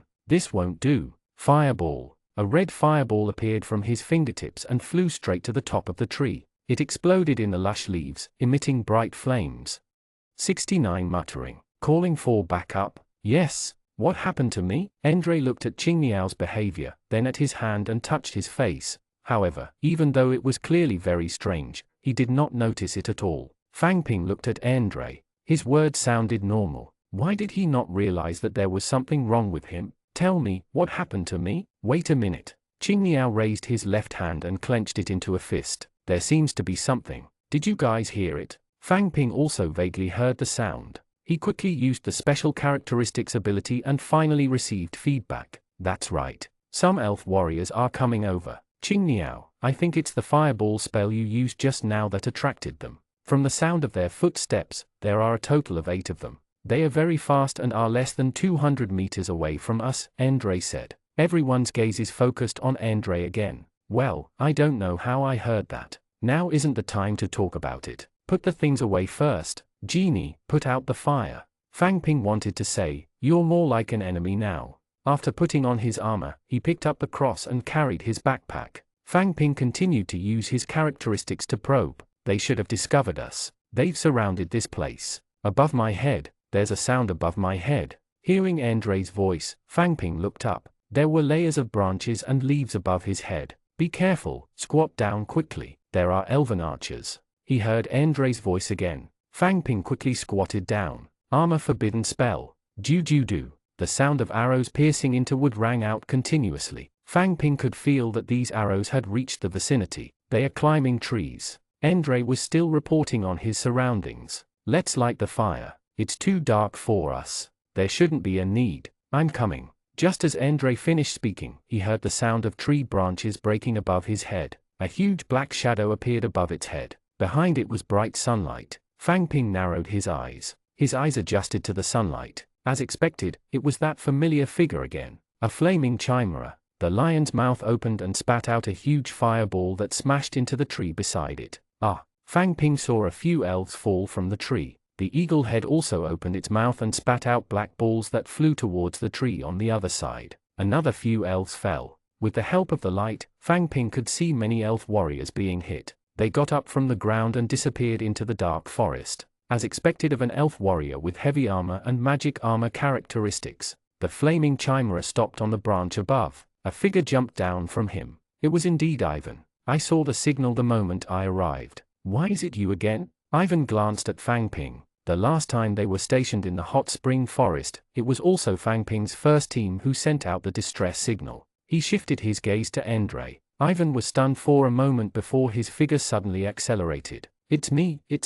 I'm Andre. Ivan had already appeared in front of Andre, his fist facing his head. The sun shone down from above. Ivan's fist stopped in front of Andre. The wind from the punch pushed the short hairs off his face. Are you Andre? It's me. I'm Andre. I don't know what's wrong with me, Andre quickly explained. He also realized that something was wrong with him. Ivan retracted his fist and glanced at Andre again. Let's go back first. I can't stay here for too long. Let's go. Walking up, the flaming chimera had already waited for a while. Fang Ping had taken a plane before, but this was the first time he had taken such a huge bird. The back of the chimera was very wide. It was soft to step on. Moreover, it was covered in a large plate armor. It grabbed the edge of the plate armor and was quite stable. Andre was the last to come up. He took the initiative to stand at the furthest position, a distance away from Fang Ping and the others. The 5 of them were still carrying backpacks. They weighed nearly 1,000 katis. However, the demon flaming chimera only flapped its wings gently and flew up. It flew out of the hole that had just made. Fang Ping quietly grabbed the plate armor, but he realized that it was exceptionally stable. Even though the chimera was flapping its wings continuously, it did not sway at all. He did not have to worry about falling down. Fang Ping looked at the dark green forest below him and the endless sea of green trees. He did not know what was hidden in it. Can you tell me what's wrong with me? Don't you think your hands are strange? Fang Ping pointed at the wings of the chimera. They are quite similar to his hands. They do look a little similar, but aren't my hands like this to begin with? Hearing Andre say this, Ivan's expression was serious. What's his situation? Tell me in detail. I'll explain, Fang Ping said after exchanging glances. In the beginning, I found an elven archer. Then, Andre followed the direction I pointed and killed it. However, that elf looked very strange. Later, Genie lit the firewood, and we realized that Andre had become like this. Ivan rubbed his chin. Did you touch or eat anything? No, other than that elven archer, I didn't touch anything. There's also food. I also ate the dry food bought from the team, Andre replied from afar. Fang Ping added, by the way, his hearing seems to have become very good too. Has anyone restarted the forbidden experiment? Ivan murmured. The three of you, I'll send you to Yorktown. Andre, come with me. Outside Yorktown, Fang Ping and the other two got off the demon flame chimera. Ivan left with Andre. Fang Ping, do you think Andre is all right? Qing Niao had been watching them leave. I think so. Genie looked at it, then walked toward the town. He's number one in the elite team. Ivan will probably find a way to cure him. I only earned 1 silver coin this time. It's really little. Yeah. He did not know what was going on with Andre. Let's go. I believe he'll be fine. She pulled Qing Niao. Let's go back and wait for news. On the way back, she even met a familiar person. Captain Fang Ping, what a coincidence to meet you again. It was Ken on the ox cart. Ken must have just come out of town. There was nothing on the ox cart. He was alone. I just rented an ox cart. We're quite lucky this time to have obtained an excellent grade Earth/skill crystal. If we have a chance next time, we'll work together again. Fang Ping smiled cooperatively. An excellent level skill cost at least 9,000 copper coins. He had indeed profited this time. Captain Fang Ping, why did you come out so quickly? Did you gain anything? I remember there were 4 of you back then. At this point, Ken seemed to have thought of something. He put on an understanding expression and patted Fang Ping's shoulder. Good luck. You'll get used to this after seeing it too many times. 70 Fogfire Demon Wolf. What do you know? He's not dead. Before Fang Ping could speak, Qing Niao spoke first. Ken nodded and got on the ox cart again. I know. He'll live in our hearts forever. Everyone in our team was prepared. When someone's gone, the others would live on for him. Captain Fang Ping, you guys can do it. I'll leave first. Seeing him leave in the ox cart, Qing Niao was still a little angry. What does he know? Live in our hearts. I'm so angry. Fang Ping said, Andre's situation is special, and it's not easy to explain. There's no need to explain to him. He can think whatever he wants. Sigh. Genie sighed beside him. But it's hard to say what will happen to Andre. I've never heard of anyone in the same situation as him. Let's hope Ivan can resolve it. After returning to Yorktown, Fang Ping and Qing Niao went to the mission building under Genie's guidance. The mission building here was similar to the team's. There were many people. There was also a wooden sign hanging on the wall here, making Fang Ping feel like he had to choose a job.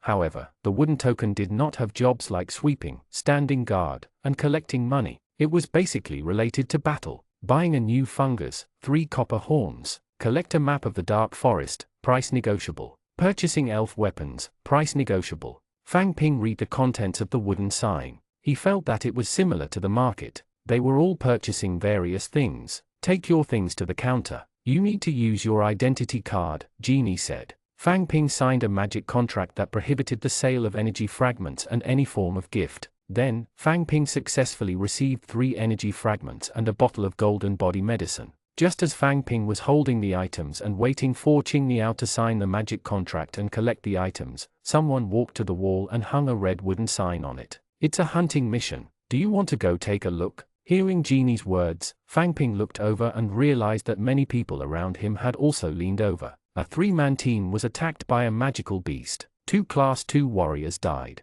The target is a wolf type. It was 3 meters tall and completely gray. The known skills are Mist and Fireball. It was suspected to be a superior grade Fogfire Demon Wolf. Its characteristics were running and dodging. It is located in the 3rd and 4th districts of the Dark Forest. Mission reward, 1 silver dragon and 120 mercenary points. After Fang Ping finished reading the introduction, he asked Genie, do you know what characteristic dodge is? Characteristic evasion. When you receive physical damage, there's a 50% chance of dodging the attack. After Genie finished speaking, she shook her head. The hunting mission in the Dark Forest is such a tough nut to crack. Why would anyone accept it? Hearing Genie's words, Fang Ping looked around. Many people gathered around to take a look, but after they were done, they shook their heads and left. Is it because the mission rewards are too poor? Genie, on the other hand, looked at Fang Ping in confusion. Aren't you an excellent grade mercenary, don't you know? Fang Ping smiled awkwardly. He really did not know.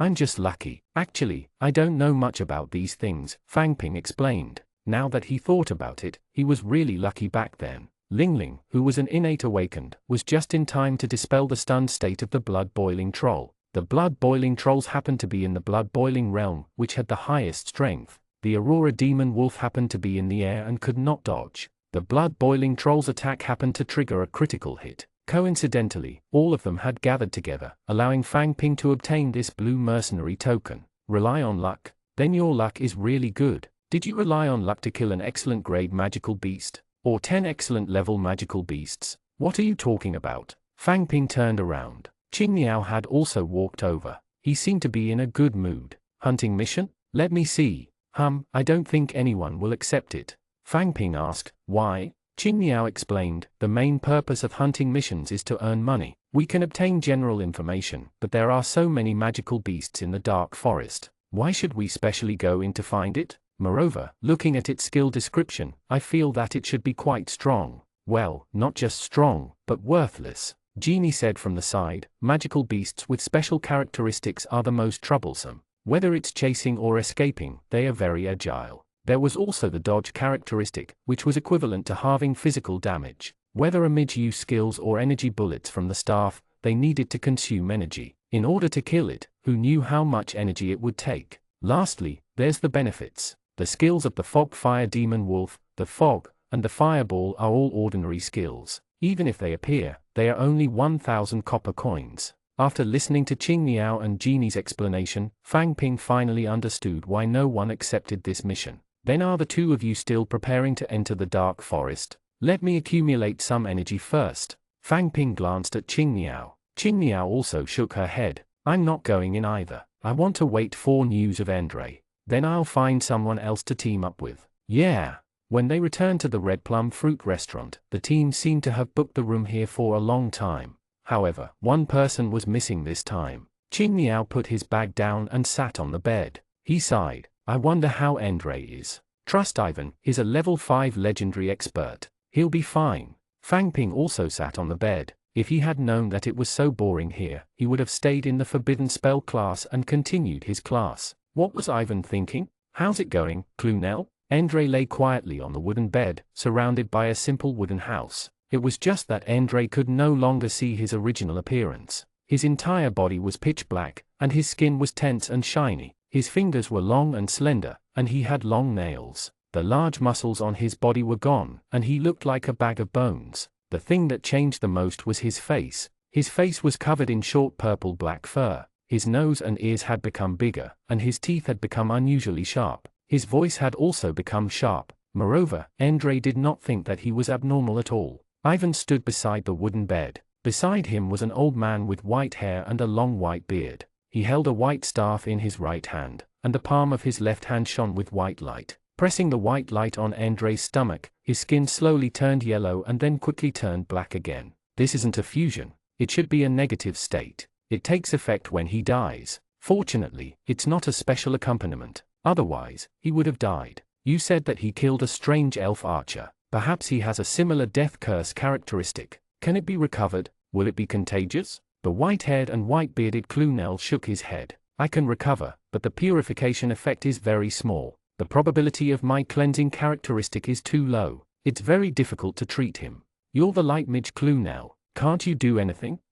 71 Elite Team. I heard that you got someone who was born with 3 characteristics, and even has the purification characteristic. Her healing effect is probably better than mine. Ling Ling? Sure. Clunell looked at Ivan with a serious expression. But what is Mendes going to do? Has he restarted the forbidden experiment? Ivan said, I'll investigate. I think the reason why the leader of the Holy Light, Sean, agreed to my request so easily and went to the Dark Forest is also related to him. What are you going to do? I'll report this to General Vincent first. I should be able to clear out everyone in the Dark Forest. Ivan smiled. Aren't you living here in seclusion? People are always coming for me. Clunell left the bed and sat in a chair by the wall. He looked up at the wall, where a large map hung. He raised his staff and knocked on a place filled with small triangles. On it were the words, Gorby Heights. Elsa says there's still no news.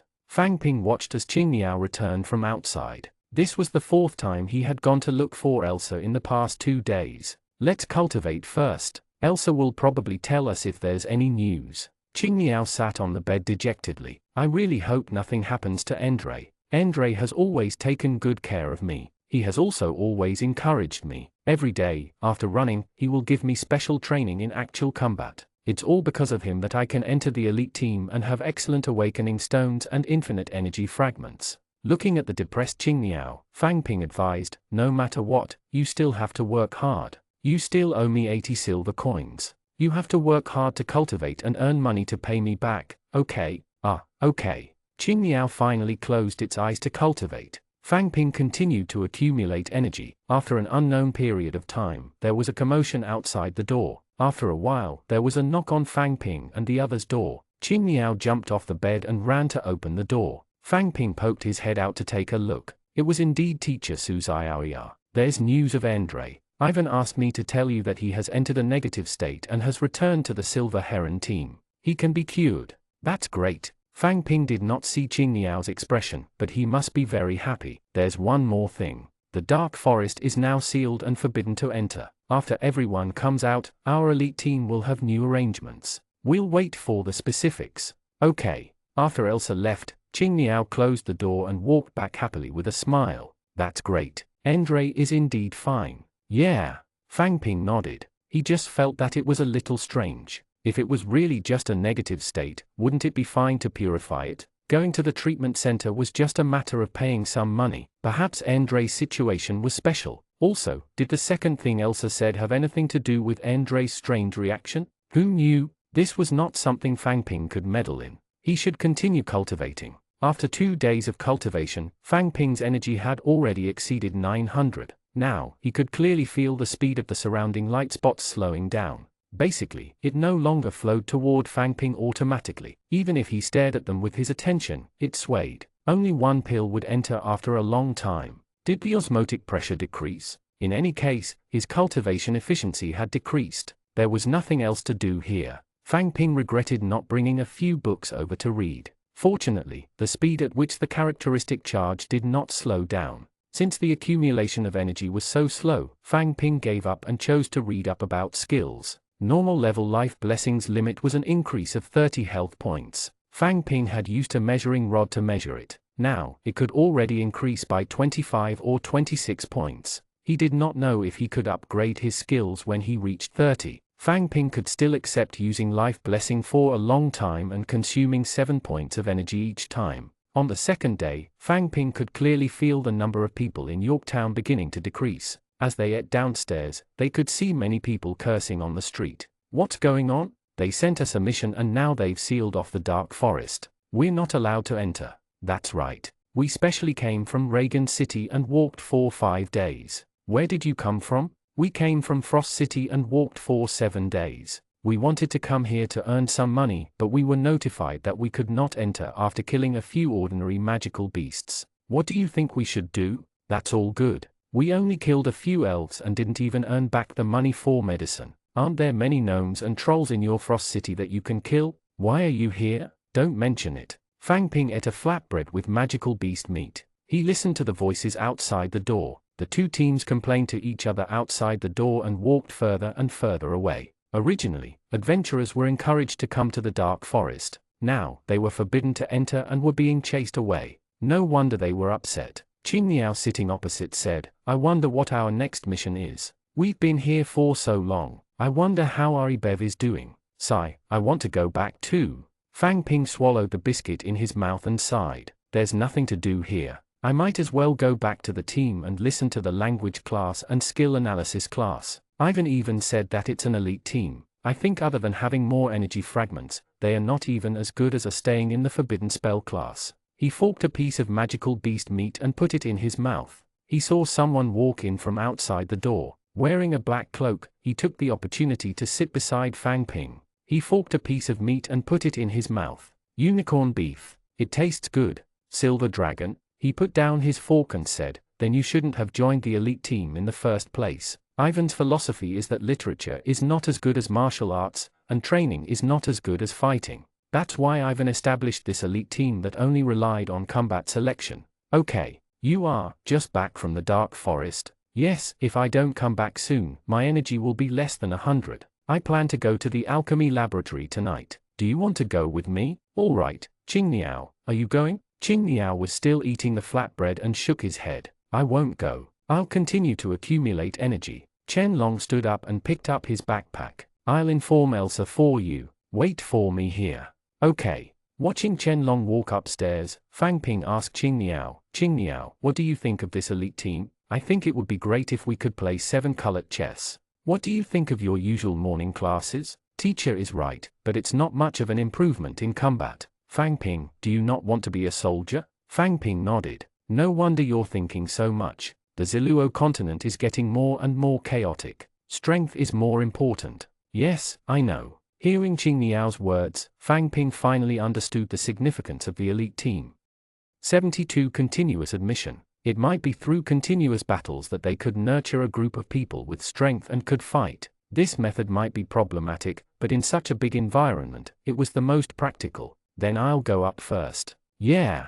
Fang Ping sat in his seat, waiting for Qianlong. In the hall of Red Plum Fruit Restaurant, a few small white lights lit up. This kind of lamp could not be swayed and would be extinguished in a flash. Therefore, it could only be installed on the wall and could not be used in war. However, it was not bad to use it usually. There were a few tables of people eating in the hall. A few of them were also from the elite team, but they were not familiar with each other. In addition, the others thought that Fang Ping had basically entered by cheating. Whether it was the battle where he defeated Dongyan with an armor-type forbidden spell or Ivan's 2 consecutive defeats, everyone felt that Fang Ping had won unfairly. Therefore, other than some people he knew before, no one was willing to look for Fang Ping. Fang Ping sat on the chair and stared blankly at the little white lamp. Where's Andre? Turning around, it was Red Camellia Snake. Something happened to him. He went back to the team. After exchanging glances with Snake Princess, she turned around and walked upstairs, followed by the red and white snake. Hello, a glass of red plum wine. Coming right up. The red plum wine was sour and sweet, with a hint of fermented alcohol, but it was still more like fruit juice. A glass of fruit juice cost 60 copper coins. It was quite expensive. He continued to sit and wait. Finally, he saw a person in a black robe walk down. I took leave for you and Elsa. Let's go. Sure. The last time he went to Yorktown with Andre, he saw an alchemy laboratory that was not far from Red Plum Fruit Restaurant. This time, I killed 2 elven archers, a vampire bat, and 2 lizards. I think this interference should be able to be upgraded to excellent. As expected, be it reading books on skills or training grounds, it's all useless. Actual combat is the best place to deepen your understanding of skills. Qianlong spoke a lot along the way. It seemed like he was in a good mood. Fang Ping agreed with him. Looking at Yorktown at night, there was no longer the traffic from before. The road was still noisy, but the traffic had clearly decreased. Soon, they arrived at the alchemy laboratory. From the outside, the architectural style was similar to the team's. They were both steeples. Walking in, there were also 4 signs hanging on it. Qianlong walked straight to the promotion center, and Fang Ping followed. The area of the upgrade center was much larger than the enlightenment center. There was an arena inside with 2 puppets, 1 green and 1 red. There was also a table at the entrance. A middle-aged woman was sitting and knitting. The moment he saw the sweater, Fang Ping was stunned for a moment. He felt that something was amiss. Changed the script. Seeing that someone had entered, the auntie put down the sweater in her hand. What level of skill are you upgrading? Qianlong, on the other hand, was familiar with it. He placed a silver coin on the table. Normal. Go. Green is your teammate, and red is your enemy. Use the skills you think you can improve. Qianlong walked in and raised his hand to the red puppet. Interference. The red puppet spun around, and then a green light lit up on Qianlong's body. Sinking Dragon clenched his fists.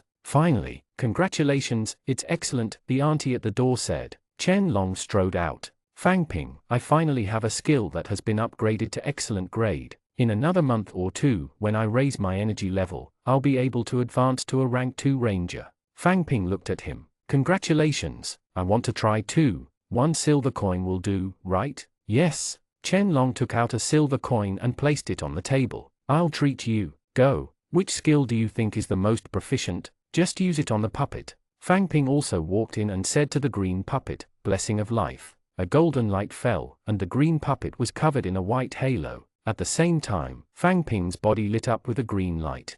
Congratulations, excellent. Fang Ping, you've reached excellent grade 2. Was it that simple? Fang Ping looked at the puppet. Initially, he only wanted to give it a try and wait until the effect of the blessing of life reached 30 points before increasing it. He did not expect it to succeed directly. When he walked out, the auntie at the door was also quite excited. Little brother, you're only 16 or 17 years old, right? Now, you already have an excellent grade skill. Your future is limitless. Do you have a partner? My daughter is about the same age as you and is only in her 20s. Her barbecue skills are especially good. Do you want to come to my house? No need, no need. He pulled Chen Long and hurried out. Is it difficult to upgrade skills? Why is she so excited? Fang Ping, do you have some misunderstanding about skill upgrades? When Chen Long suddenly said this, Fang Ping did not say anything and just looked at him. An ordinary advanced student will basically take 2 to 3 months to upgrade a skill to the excellent grade. If it's a working student, this period will be from half a year to a year.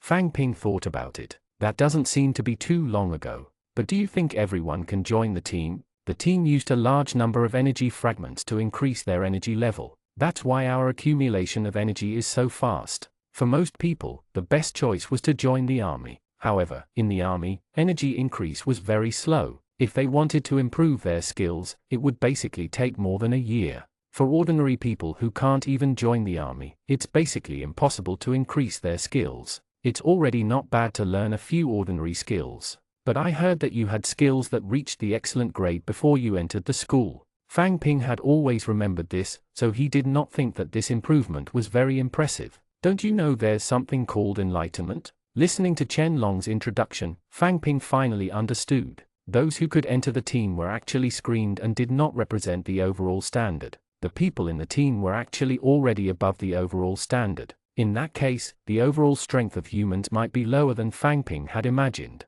No wonder every night, the dormitory in Fragrant Grass Garden was pitch black. Basically, everyone was cultivating quietly. No wonder everyone was so worried about being expelled. They had never seen a single troublemaker. All this time, Fang Ping had been wondering why no one was fighting, no one was skipping classes, and no one was violating the team's rules. Was it because they were too obedient? Looks like that's not the case. Fang Ping thought that an ordinary team life was very precious to them. You're really an ordinary working student, Chen Long said with a smile. If I had known earlier, I wouldn't have come to the alchemy laboratory with you. I don't even know who's a trainee and who's a working student. Chen Long paused for a moment as if he had thought of something. He stood where he was and asked, Fang Ping, I'm constantly using skills to deepen my understanding. My remaining energy has just exceeded 100.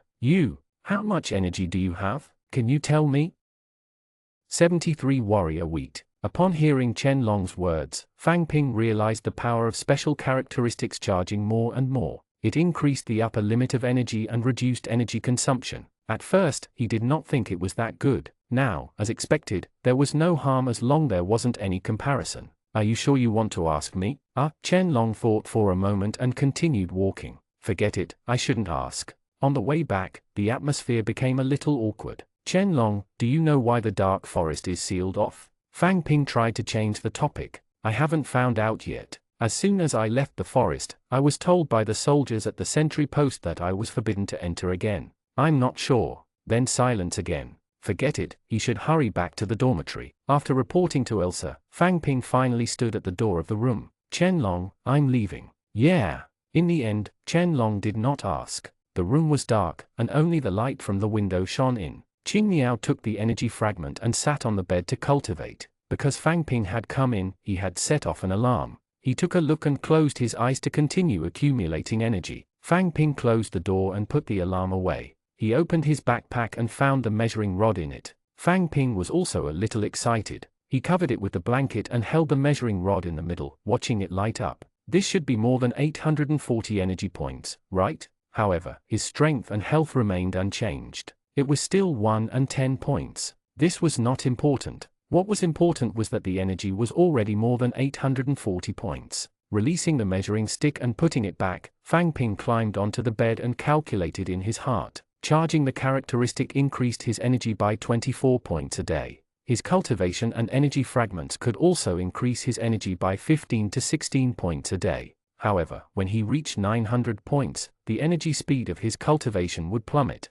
It would only be 5 to 6 points a day. Then there was the consumption. Assuming that he did not use any skills, the Starry Sky Cross consumed 3 points a day, and the Brave Emblem consumed 2 points a day. In other words, in about 6 or 7 days, he would become a Tier 2 spell caster. It had only been a month. Time really passed quickly. He climbed onto the bed and continued to accumulate energy, waiting for the arrival of the second level. Big brother, your fingers aren't black anymore. Well, thank you, Ling Ling. Big brother, when will the hair on your face disappear? You're so ugly. What are you talking about? Ling Ling is still young. Don't take her words so seriously. No, Ling Ling, let's continue. This time, we'll build a big house. I want to build a big castle. I heard that princesses live in castles. Alright, we'll build a big castle and so Ling Ling can stay there. Yay! Andre and Ling Ling sat on the floor and played with building blocks. Gould stood at the side and watched, looking a little reserved.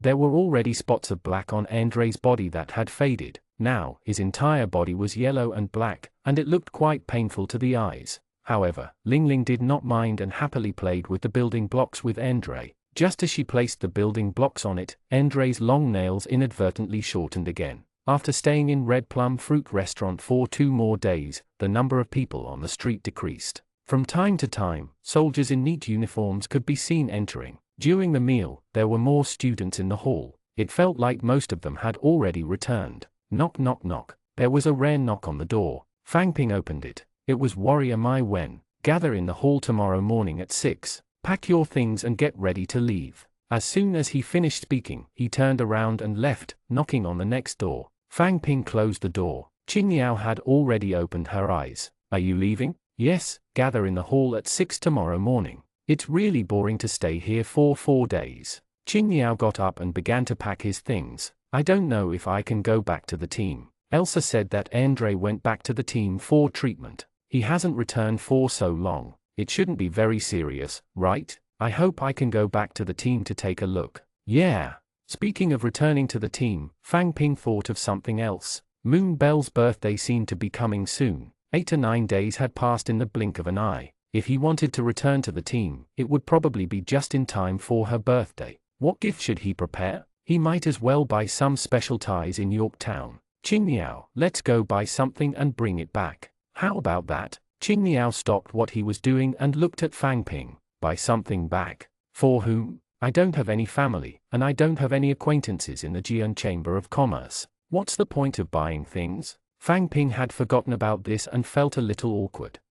By the way, you can give it to Ari Bev. Qing Yao thought about it and smiled unconsciously. That's true. Alright, what do you think we should buy? I don't know. Let's ask Elsa for leave later. Alright, wait for me then. I'll pack up. Walking on the streets, it was close to night and there were the most people on the streets. However, compared to the past, there were much fewer people selling wild fruits on the streets. Moreover, the only ones were of poor quality and expensive. This should be the effect of the dark forest's closure. There were quite a number of stalls for roasting various types of bugs, but Fang Ping was not interested in these. Don't you have any unique handicrafts? Tourist-type cities should sell special ties. Huh? Fang Ping, what are you talking about? Nothing. Fang Ping looked at the roadside. There did not seem to be anything much to buy. Do confused people want to see their fate? Hearing a sound beside them, Fang Ping and Qing Niao looked over. In a dark corner, there was a table with a woman in a hood. Her head was lowered, so her face could not be seen clearly. All he could see was a wisp of bright red lips.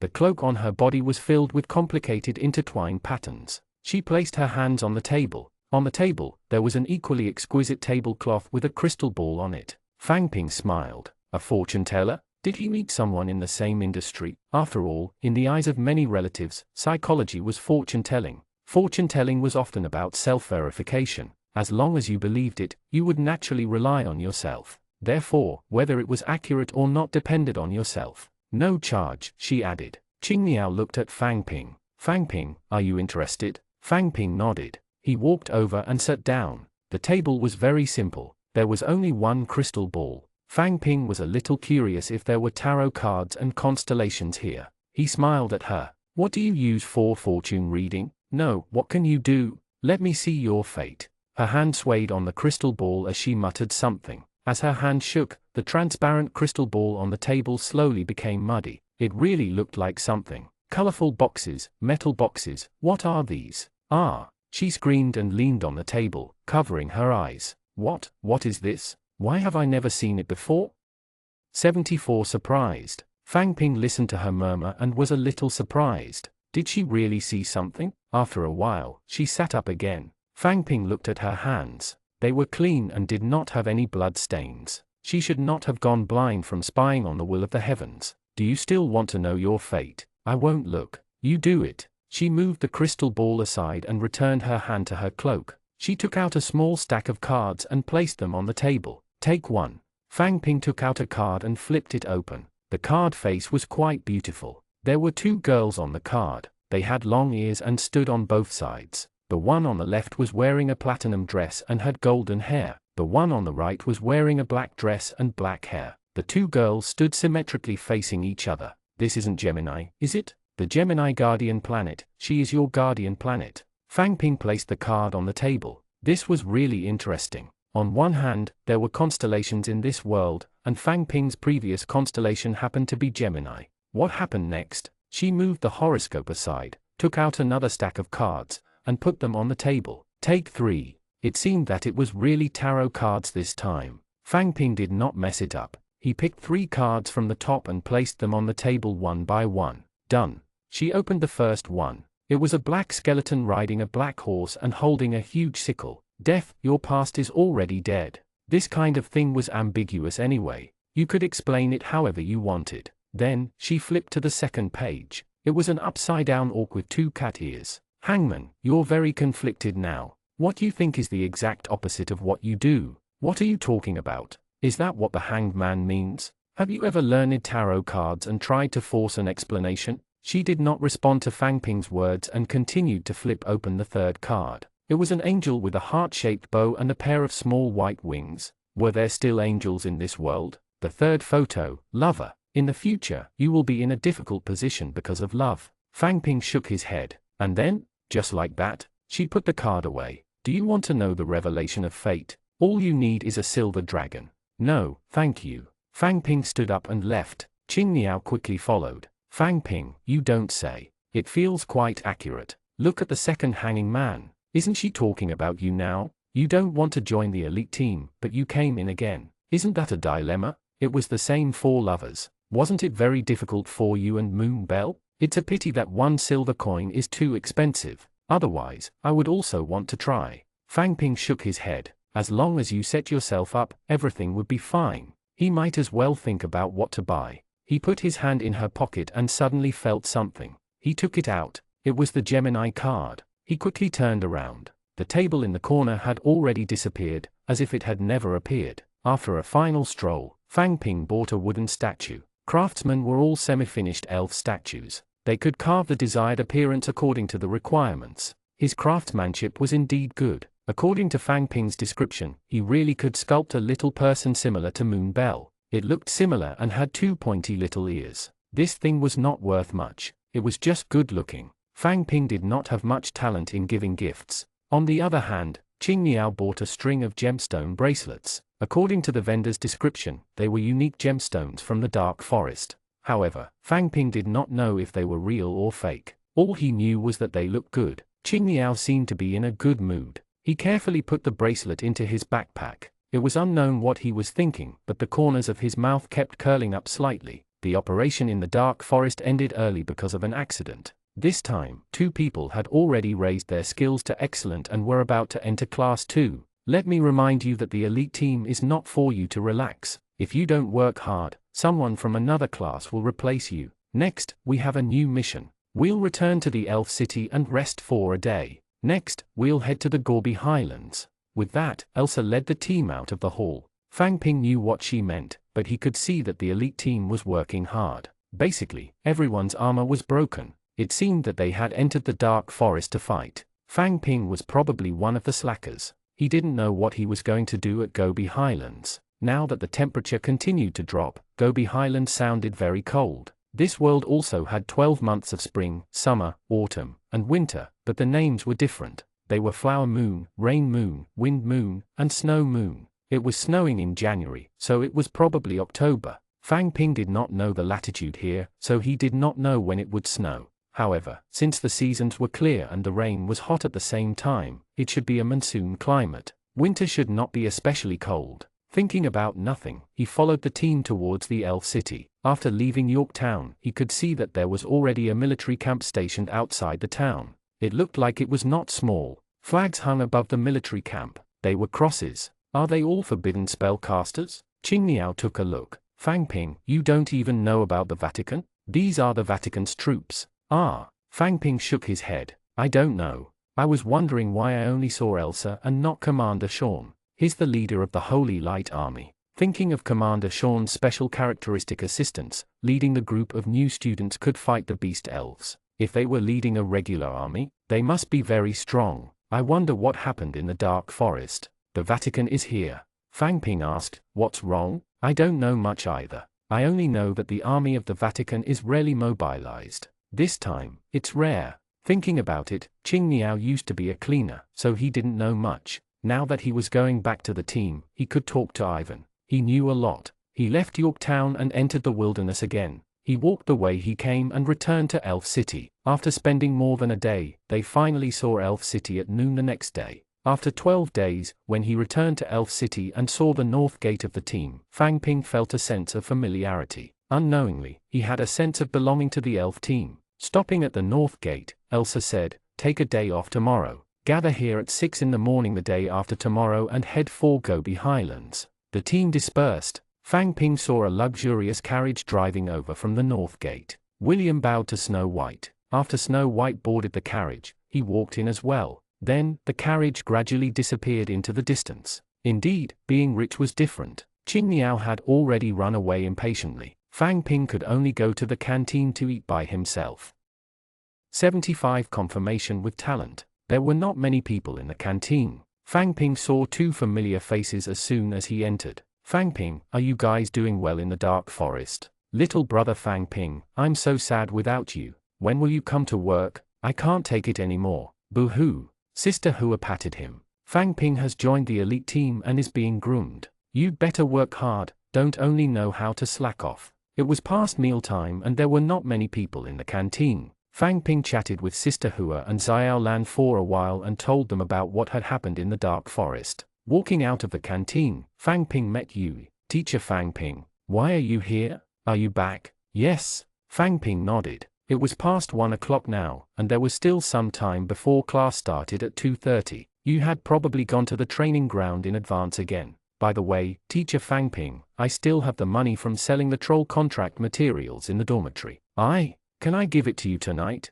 Sure. Shall we meet at Miner's bookstore at 6 this evening? Sure. Then I'll make a move first. As he watched you walk towards the professional hall, she worked so hard. If she had enough resources, she should be a very powerful person. Without thinking too much, he walked back to the dormitory. Qingniao wasn't back yet, and neither was Andre. Only Kossi lay on the bed, reading. Kossi put down his book and glanced at Fang Ping. Are you guys done? Yes, I'm back to rest for 2 days. I have to go to Gobi Highlands the day after tomorrow. Yeah.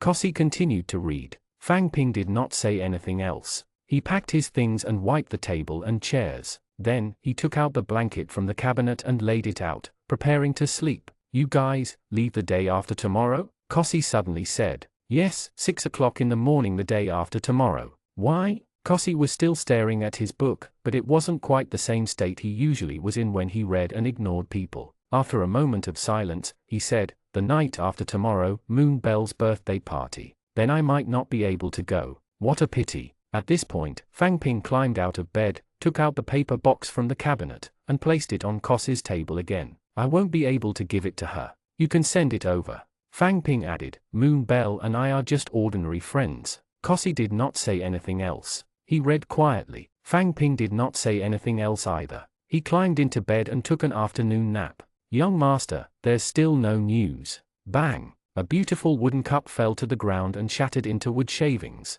Young master, give me a little more time. I'll definitely find him. Time? You want me to wait? I don't dare. He knelt on the ground and kowtowed. Take him away. Don't die. William waved his hand, and 2 people immediately came over and sent him down. "Thank you, young master." William looked at the sawdust on the ground and raised his hand. Immediately, a maid handed over a new wooden cup. In the cup, a small flower bloomed in the water. "Andre, just you wait." He raised his head and downed the water in his cup. When he woke up, the sky was slowly turning dark. Fang Ping sat up. There was only Qing Niao in the room. "Fang Ping, you're up." "Yeah." Qing Niao walked to Fang Ping's bedside and asked, "Fang Ping, I went to the treatment center yesterday and searched a few times, but I couldn't find Andre. Did Ilsa tell you that Andre had returned to the team?" Fang Ping sat up. "That's right. Weren't they at the treatment center?" Qing Niao shook his head. "No." "Then let's ask Elsa." Fang Ping climbed out of bed, washed his face,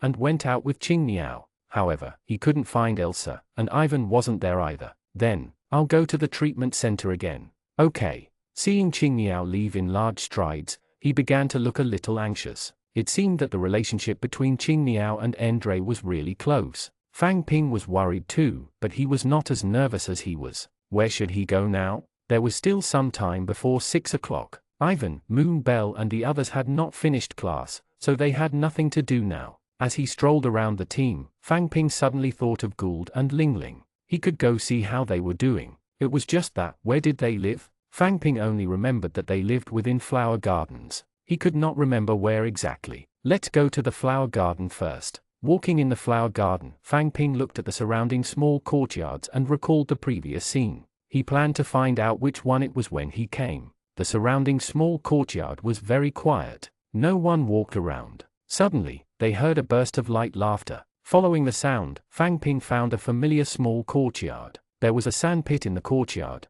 and the laughter came from here. Someone was laughing and fooling around. One of them was Ling Ling, and the other had black hair on his face. He looked quite familiar. He used characteristics to confirm it. "Andre, why are you here?" Andre looked over. "Hey, Fang Ping, why are you here?" As Andre spoke, he walked toward the courtyard door. Fang Ping walked over as well and took a look at the door plate. It was number 86. He would remember it next time. "Lord Fang Ping, you're here." Gould, who was watching from outside the sandpit, walked over and opened the courtyard door. He had a smile on his face and looked a little reserved. Andre glanced at Gould and then at Fang Ping. "Do you know each other?" "Brethren, Lord Fang Ping is the one who saved me and Dad." Ling Ling raised her head and said to Andre. "Brethren? What kind of strange name was that?" Fang Ping walked in and sized up Andre. His body looked much more normal now. There was no black color, and his hands were normal. Only his face still had black hair. Other than his face, he's almost recovered.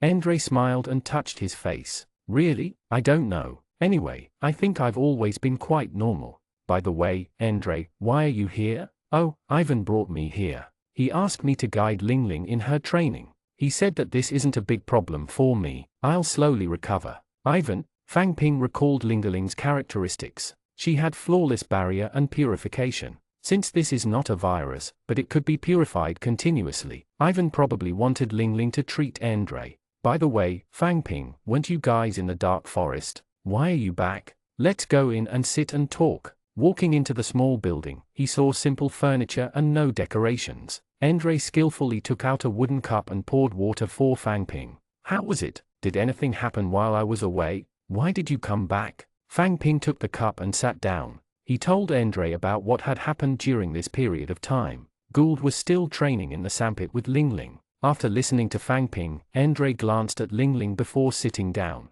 "After I left, the dark forest was sealed. Could it be because of my influence? I don't know. Maybe." Andre also took a sip of water. Fang Ping saw that there were still sharp teeth in his mouth.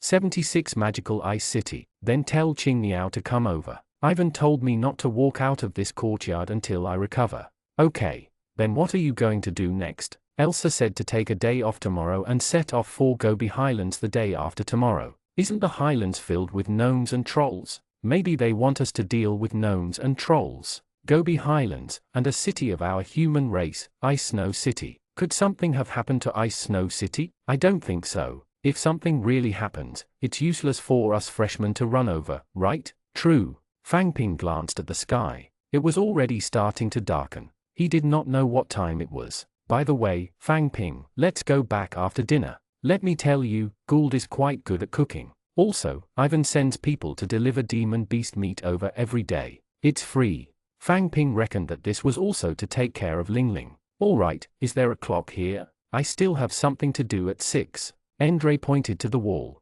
Yes, it's just past 5. There's still time. As he spoke, he walked out and called Gould over to cook. Fang Ping followed him out and watched as Andre walked to the sandpit and continued to guide Ling Ling in her training. Fang Ping could tell that he was enjoying himself. However, dinner still disappointed Fang Ping. Although Andre said that Gould's cooking was not bad, it was still within the scope of the world's understanding. Everyone had a bowl of meat porridge, which was yellow melon powder and some magical beast meat. It was a bowl of porridge and a roasted meat steak. As there were no spices or methods to remove the fishy smell, the taste was not as good as imagined. However, Andre kept praising Gould's culinary skills. Fang Ping felt a little awkward. When they finally finished eating, Fang Ping glanced at the clock impatiently. It was almost 6 o'clock. Then I'll make a move first. Yes, I'll look for you guys when I'm better. See you in the elite team. Take care, Lord Fang Ping. Walking out of the flower garden and heading to the giant Cannon Plaza, Miner's bookstore had not been here for a long time. From the outside, it looked the same as before. Of course, it was as deserted inside as before. Walking into Miner's bookstore, Fang Ping had a feeling that he had never left before. Everything still looked familiar. Welcome, Fang Ping, long time no see. You're back? Yes, I just came back today. Miner smiled sweetly and stood up. She poured a glass of water for Fang Ping and placed it on the counter. Sit. You've been gone for so long this time. Did anything interesting happen? Fang Ping sat down. It was probably still early today. There was no one in the shop, and you had not arrived yet. It's quite different this time in the dark forest. How is it? Have you seen any elves? Do they look the same as the elves summoned by the summoning spell? Ah, they are all shooting arrows from afar. I don't think I've seen them before. Fang Ping recalled that he really did not see any elves. Did that weird, bat-faced elven archer count? Teacher Fang Ping, I'm late. You rushed in with a small cloth bag in her hand. It's fine. I just arrived as well. So you were waiting for her. Miner pulled up another chair and stepped into the counter to get a glass of water for Yui. You sat down and handed the cloth bag to Fang Ping. Teacher Fang Ping, there are a total of 73 silver dragons here. Count them. 73 silver dragons? Why are there so many? Fang Ping took the heavy cloth bag. This was more than Fang Ping had expected. I came late because of this. You took out a piece of paper. There were all kinds of numbers densely written on it. This time, I spent a total of 63 silver dragons to buy the materials. Then, adding on the storage fee, the money to rent an ox cart, and the money to hire mercenaries, I spent a total of 75 silver dragons. In the end, we sold a total of 238 silver dragons. In addition to our capital, we still had 8 silver dragons. After deducting the taxes, 3 silver dragons were equivalent to 243 silver dragons. We agreed at that time, Teacher Fang Ping, you'll take 30%, which is 72 silver dragons and 27 bronze horns. I've calculated it. 73 silver dragons, do you think so? Fang Ping looked at the densely packed paper. He felt a little dizzy from listening, but one of them was clear. So you bought 63 silver dragon contract materials and sold them for 240 silver dragons? That's nearly 4 times. You nodded. More or less. I bought it at a low price and sold it at a high price. I earned a lot. Of course, I didn't take the 20% information fee for nothing. Miner brought the water over and you took it. She tilted her head back and finished it, a confident smile on her face. What are you talking about? It's fine.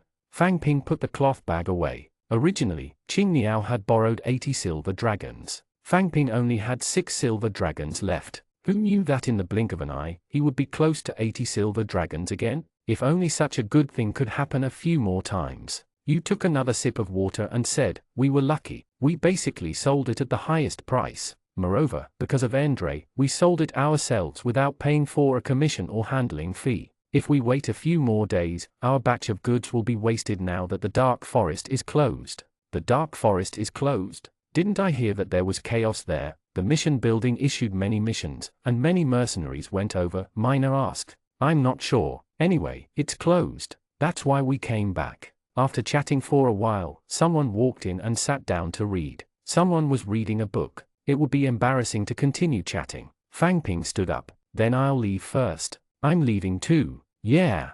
Walking out of Miner's bookstore with Yu, Fang Ping planned to make a trip to the professional hall next. Now that he had money, he could buy skill crystals. Fang Ping was looking forward to advancing to a Class 2 and learning excellent level skills. Teacher Fang Ping, I'll take my leave first. Okay. There were not many people in the professional hall at night. Most people would accumulate energy at night and would not come to practice their skills. Walking into the skill exchange room, Fang Ping walked up to a staff member. Hello, I want to buy a Forbidden Spellcaster's Superior Skill Crystal. What do you have? How much? Excellent grade. He glanced at Fang Ping. Is it normal grade or excellent grade? Excellent grade. Fang Ping confirmed with him again. Excellent grade. Currently, there's only Magic Shield Blessing and Encourage. Holy Shock and Healing Circle are out of stock. Encourage costs 9,000 copper coins. Magic Shield Blessing costs 11,000 copper coins. Can you explain a little to me? That person seemed a little impatient. He pouted and said, Magic Shield Blessing is similar to an armor-type forbidden spell. It reduces the magic damage caused by 2 elements. Encourage reduced the casting time of other skills. Do you want to buy it? What about random summoning? It's excellent grade too. 77 Terrifying Clown. 1 random summoning skill crystal for 9,000 copper coins. Do you want it? He felt that Fang Ping would not buy it, so he did not even show Fang Ping the watch with the contract materials. I want 1 Magic Shield Blessing, 1 Encourage, and 4 random summoning skill crystals. These are 21 silver coins for payment. Alright, I'll get it for you now. Do you need to choose for yourself? Seeing that Fang Ping had really taken out a handful of silver coins, his attitude quickly changed and he immediately became proactive. It seemed like there was a commission or a sales requirement. I remember that there's a difference between high-grade and low-grade normal skill crystals. Don't they have excellent grade ones? Yes, but the impact isn't big, so there's no distinction. Whether it's high-grade or low-grade, it's very difficult to advance to excellent. Then I won't choose. Help me take it then. He took out a small cloth bag and put the skill crystal and the 10 copper horns for change into it. He handed it to Fang Ping and took out a piece of paper at the same time. Hello, this is our superior grade contract catalog. Take a look. Do you want to buy some? Excellent grade is different from ordinary grade. Superior grade summoned creatures can accompany us for a long time. Fang Ping took it and looked at it. There was a form on the paper. Human soldiers, 1,000 copper coins for sentry guards, 2,000 copper coins for spear knights, 2,000 copper coins for great swordsmen, 1,000 copper coins for high-level mercenaries. Elf soldiers, 15,000 copper coins for elf archers, 17,000 copper coins for elf rangers. Orc soldiers, Capman Scout 800 copper coins, Centaur Shortstaff 1,000 copper coins. The excellent grade form was similar to the ordinary grade form he had seen previously. The price was also higher. Other than the elves, the other prices were within Fang Ping's acceptable range. However, Fang Ping planned to consider what to contract, so he was not in a hurry to buy it.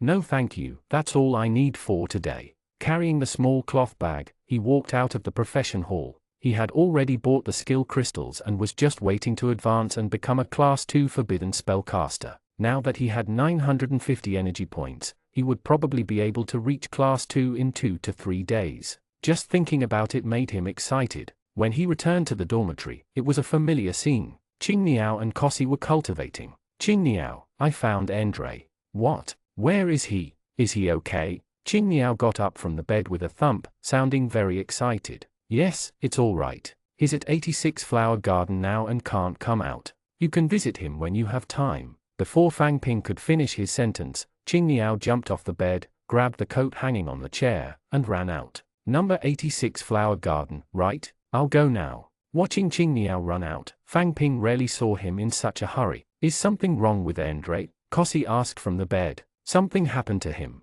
He's undergoing treatment. It's good that he's not dead. As long as he's not dead, he can still be saved. Fang Ping climbed into bed as well. Andre's recovery condition was very good. There seemed to be no problem. Fang Ping believed that he would recover soon. They then continued to accumulate energy. The next day, he woke up naturally again. Fang Ping sat up in bed. There was no one in the dormitory. But what should he do now? There didn't seem to be anything to do. Everyone else had gone to class, and no one could find them. Right, I should buy skill crystals. I still haven't bought the healing circle and holy shock. When I go to Gobi Highlands, I don't know if I can buy them. I should think of a way to buy them here. He would go to the black market to take a look. However, he had to get a black robe first. Cossie was not around, so Fang Ping still had to buy a set. He went to the Giant Cannon Plaza. The Giant Cannon Plaza in the morning seemed very deserted. Not to mention that there were not many people, there were not many shops that opened. After searching around, he finally found a shop selling black robes. He spent a copper horn and headed to the black market. The people from the black market were like the Giant Cannon Plaza. There were very few people. Fang Ping did not know where to buy skill crystals, so he just walked around to take a look. There were many vendors selling various magical beasts materials in the black market. They were all used to forge weapons and equipment. For example, the elemental set that Fang Ping was wearing could be used to repair it after it was broken. The thunder feather of the extreme speed Thunder Devil Eagle is sold cheaply. There's a chance of forging a special lightning. The shell of the spiked demon armor turtle. It's an extremely excellent breastplate material. It has its own characteristic magic shield. There's a chance of a characteristic stone spike appearing. Take a look. There were not many people on the black market, but the sounds of hawking rose and fell. When Fang Ping heard their words, he immediately felt that his elemental set was simply too lousy. Out of the 5 pieces of equipment, there was only one additional characteristic, Magic Shield 1. This was ridiculously poor. With this thought in mind, Fang Ping asked for the price. How much is this turtle shell? Hey, look at this quality. You can cut it with a sword without any problem. How much is it? Feel it. This is the shell of a superior grade spiked magic armor turtle. This feeling, this thickness, try it. It's quite thick. How much is it? Look, this has to be made into a breastplate. The effect is super good. How much is it? The vendor extended a finger. I won't sell it to you at a high price. We're all doing business honestly. If you're satisfied, we'll. 1 silver coin? Look at these good attributes. They are so practical and the size is just right. 10 silver coins. The price isn't important. Think about it. A good breastplate can save your life in battle. Hey, don't leave. If the price isn't suitable, you can negotiate. I'll give you a copper horn cheaper. Why don't I give you 2 copper horns cheaper? Fang Ping left quickly. Indeed, you get what you pay for. The price of this turtle shell was even more expensive than his own set of armor. Now that he thought about what Hedge had told him in the alchemy laboratory, build a poor family for 3 generations and smelt it for a lifetime. He still did not know about the smelting, but this forging was indeed burning money. Moreover, equipment was different from skills. After learning skills, one could use them continuously. Equipment would be consumed. Fang Ping stopped looking at the magical beast materials sold by the roadside and focused on finding the skill crystal. Come on, take a look. Today's show is super exciting. The demon lion jumping into the fire circle, the pumpkin turning into a living person, and the flying knives. You've never seen them before. Come on, take a look. Listening to the sound of the gong, Fang Ping walked over. It sounded like a circus performance. Many people were watching. A black mass of black-robed people surrounded it. From afar, it looked a little terrifying. Fang Ping had nothing to do anyway. He covered the money bag first, then squeezed in to take a look. It was indeed a circus performance. A person knocked on the iron basin and shouted. The one performing was a clown. She threw cards into the air, and the cards spun in the air before she caught them one by one. Her agile movements made many people around her cheer loudly. Moreover, although this clown had makeup on, she still looked very beautiful. She was wearing a black and red dress and had a good figure. 78 expected. Then, someone walked far away and placed a yellow melon above his head. The clown caught the cards in the air one by one. Then, with a shake of his hand, a card flew out and cut off half of the yellow melon. Card throwing knives. If you think it's good, give me a few bucks. Fang Ping also gave him a few copper coins. During this time, he also touched his cards. They were really cards. This clown was also something. He looked at her name. It was Ledger. After performing cards for a while, there was a new show. Someone pushed out a cart with a big pumpkin on it. Yes, pumpkins. Fang Ping was a little surprised. So there were pumpkins in this world too. Why had he never eaten them here before? Then, the surrounding people stood far away, leaving only a pumpkin in the middle. Bang! There was a crisp female voice, and the pumpkin suddenly exploded. Fang Ping quickly covered his face with his hand, but nothing flew over. He lowered his hand. The pumpkin was still the same pumpkin. There was an additional girl on it, wearing a black dress. A pumpkin turning into a living person. If you like it, give me some money. The white-haired girl was still performing. She pointed her hand in the air, and small pumpkins would appear in the air, explode, and disappear. It was unknown if it was her skill or characteristic. Fang Ping glanced at her. Her name was Deniv. This circus was quite interesting. After watching for a while, Fang Ping felt that it was getting late. He had to get things done and continue looking for skill crystals. It was not that skill crystals were not sold, but most of them sold contract materials for random summoning. Class skills were also common, such as Encourage and Magic Armor Blessing. Thank you. Do you know where I can find these rare professional skills? Fang Ping asked a stall owner. You can go to Boss GE. He has all kinds of skills, but it's hard to say if he'll sell them to you. Boss GE? He pointed to a storefront not far away. Well, that's his shop.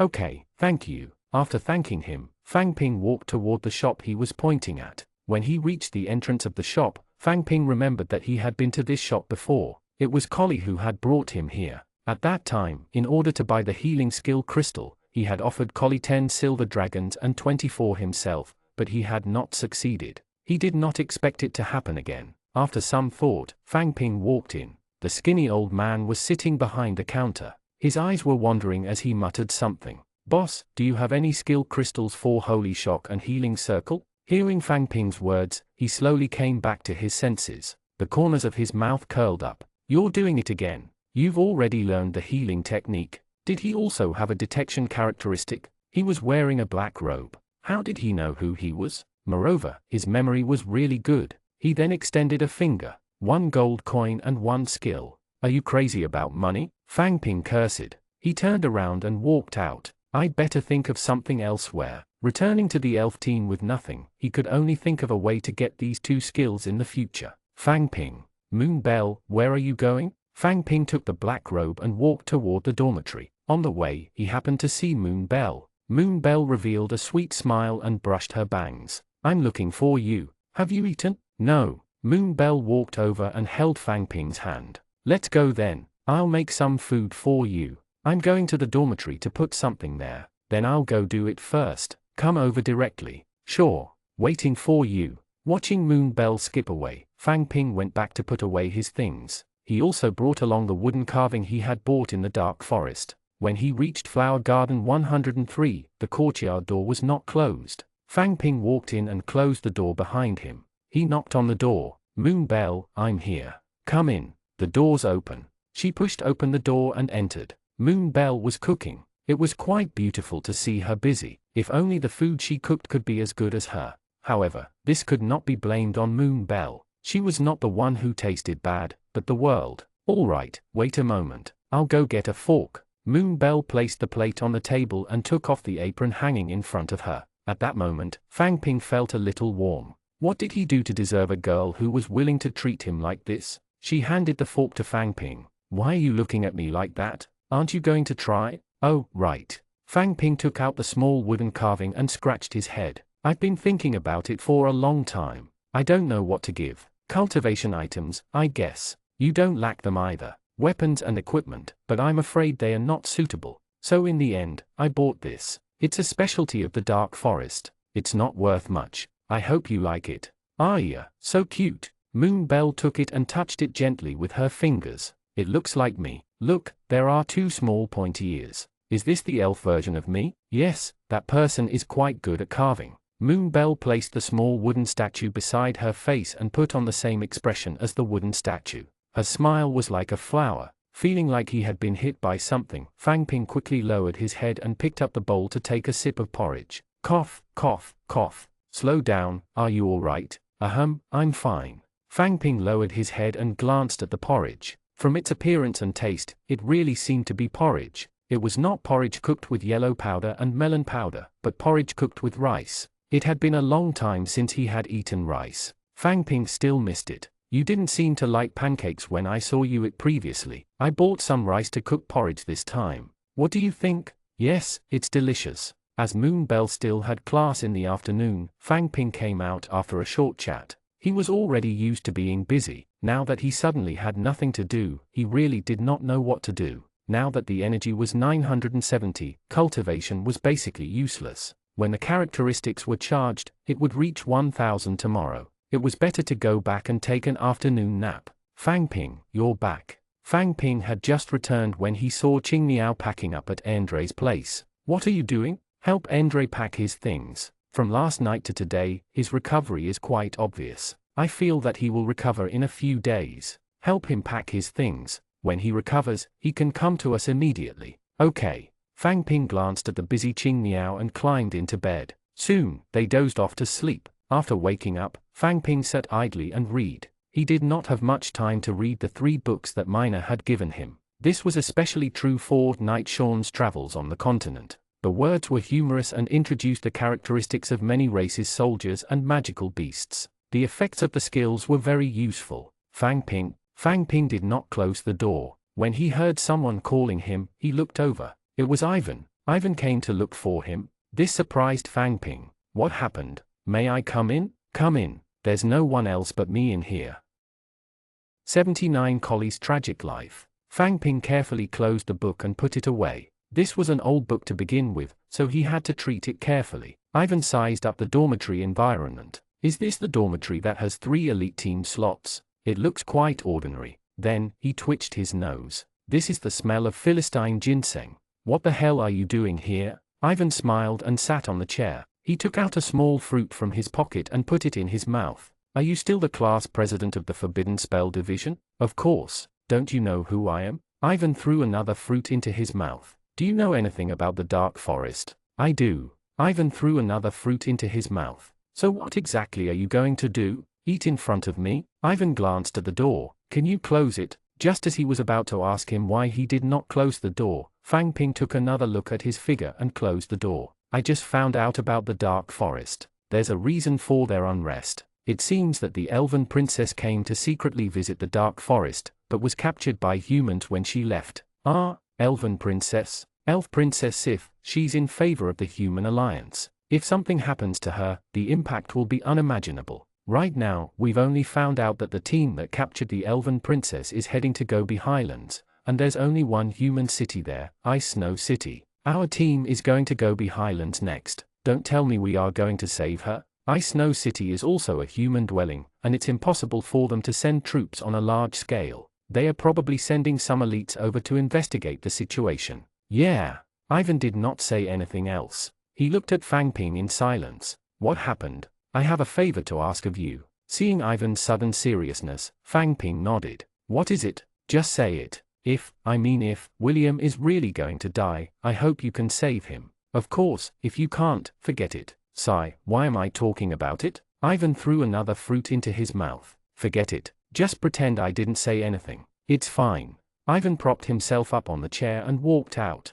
It's fine. Rest more. Seeing Ivan shake his head and walk out again, Fang Ping did not know what was going on with him. What did he have to do with William? Fang Ping did not know. Just as he was about to pick up the book to read, he suddenly saw something fall from the chair Ivan had just sat on. He walked over and saw that it was a golden leaf. 1 gold coin? Fang Ping did not believe that such a thing could be left behind. As if you would walk around with $300,000 in your pocket. Definitely not. This must be the reward Ivan mentioned just now. He did not know what would happen, but since he had accepted the money, he would pay more attention to William. He hoped that nothing would happen to him. Fang Ping looked at the beautiful gold coin in his palm. Happy. It could also be used on special characteristics. He put away the gold coin. Now the key to advancing to Class 2 was to conserve energy. He would think about it after he really advanced to Class 2 tomorrow. After going to the giant cannon plaza for a meal of pancake slices and meat soup, Fang Ping began to purchase things.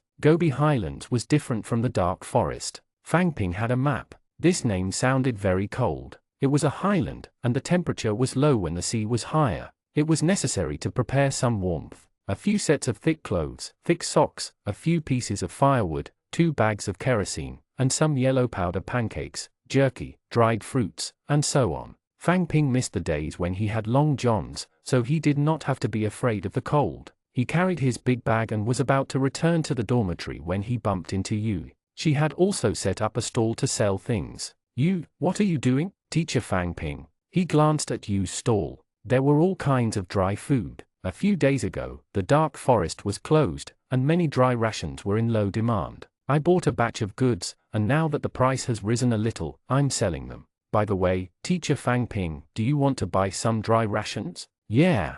In any case, dry rations could be kept for a long time. There was no need to worry about it expiring. It was not a problem to buy some. Soon, Fang Ping returned to the dormitory with another large cloth bag in his hand. Collie was half lying on the bed. The moment Fang Ping returned, he sat up. Fang Ping, what's wrong? Are you waiting for me? Putting down the things in his hands and on his back, Fang Ping sat on the chair. Tomorrow morning, you'll be leaving? We're gathering at the North Gate tomorrow morning at 6 o'clock. I don't know when I'll be back. Gobi Highlands was not a dark forest. It was not something that could be reached in a day or two. Who knew how long it would take to walk there? After waiting for a long time, Collie did not say anything. Fang Ping went out to wash his face and prepare to tidy up his things. Packing up was also a headache for Fang Ping. Wasn't the transmigration journey usually given an interspatial ring? Why wasn't there one? Or if he didn't have an interspatial ring, other storage items were fine too. It was too difficult to carry this huge backpack every day and be careful not to be stolen.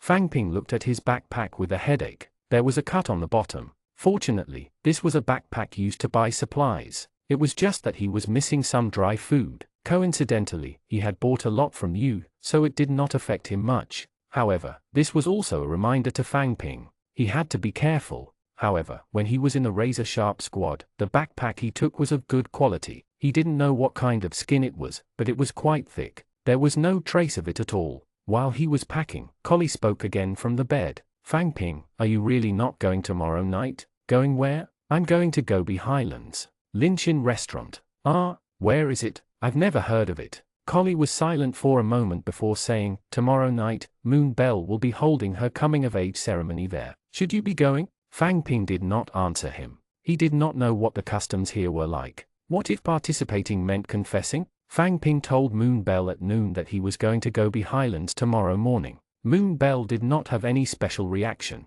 It should be fine. Never mind. He heard Collie sigh and lie down again without saying anything else. Fang Ping thought that he would be able to listen to stories again today, but it seemed that he did not. Just as he thought this, Collie, who was on the bed, said, if my father didn't object to the aristocratic cancellation back then, how good would that be? Wouldn't it be good to not be a noble and open a chamber of commerce? Fang Ping also slowed down his movements and listened to him. If not for him, I would definitely object to the aristocratic cancellation. How could my current life be so down and out? Now that he was living at his aunt's house, he had to listen to others. I really hated him to death. Moon Bell, when she was young, she had always followed behind me and called me Brother Collie. Now that her family is rich, she had also become disdainful of me.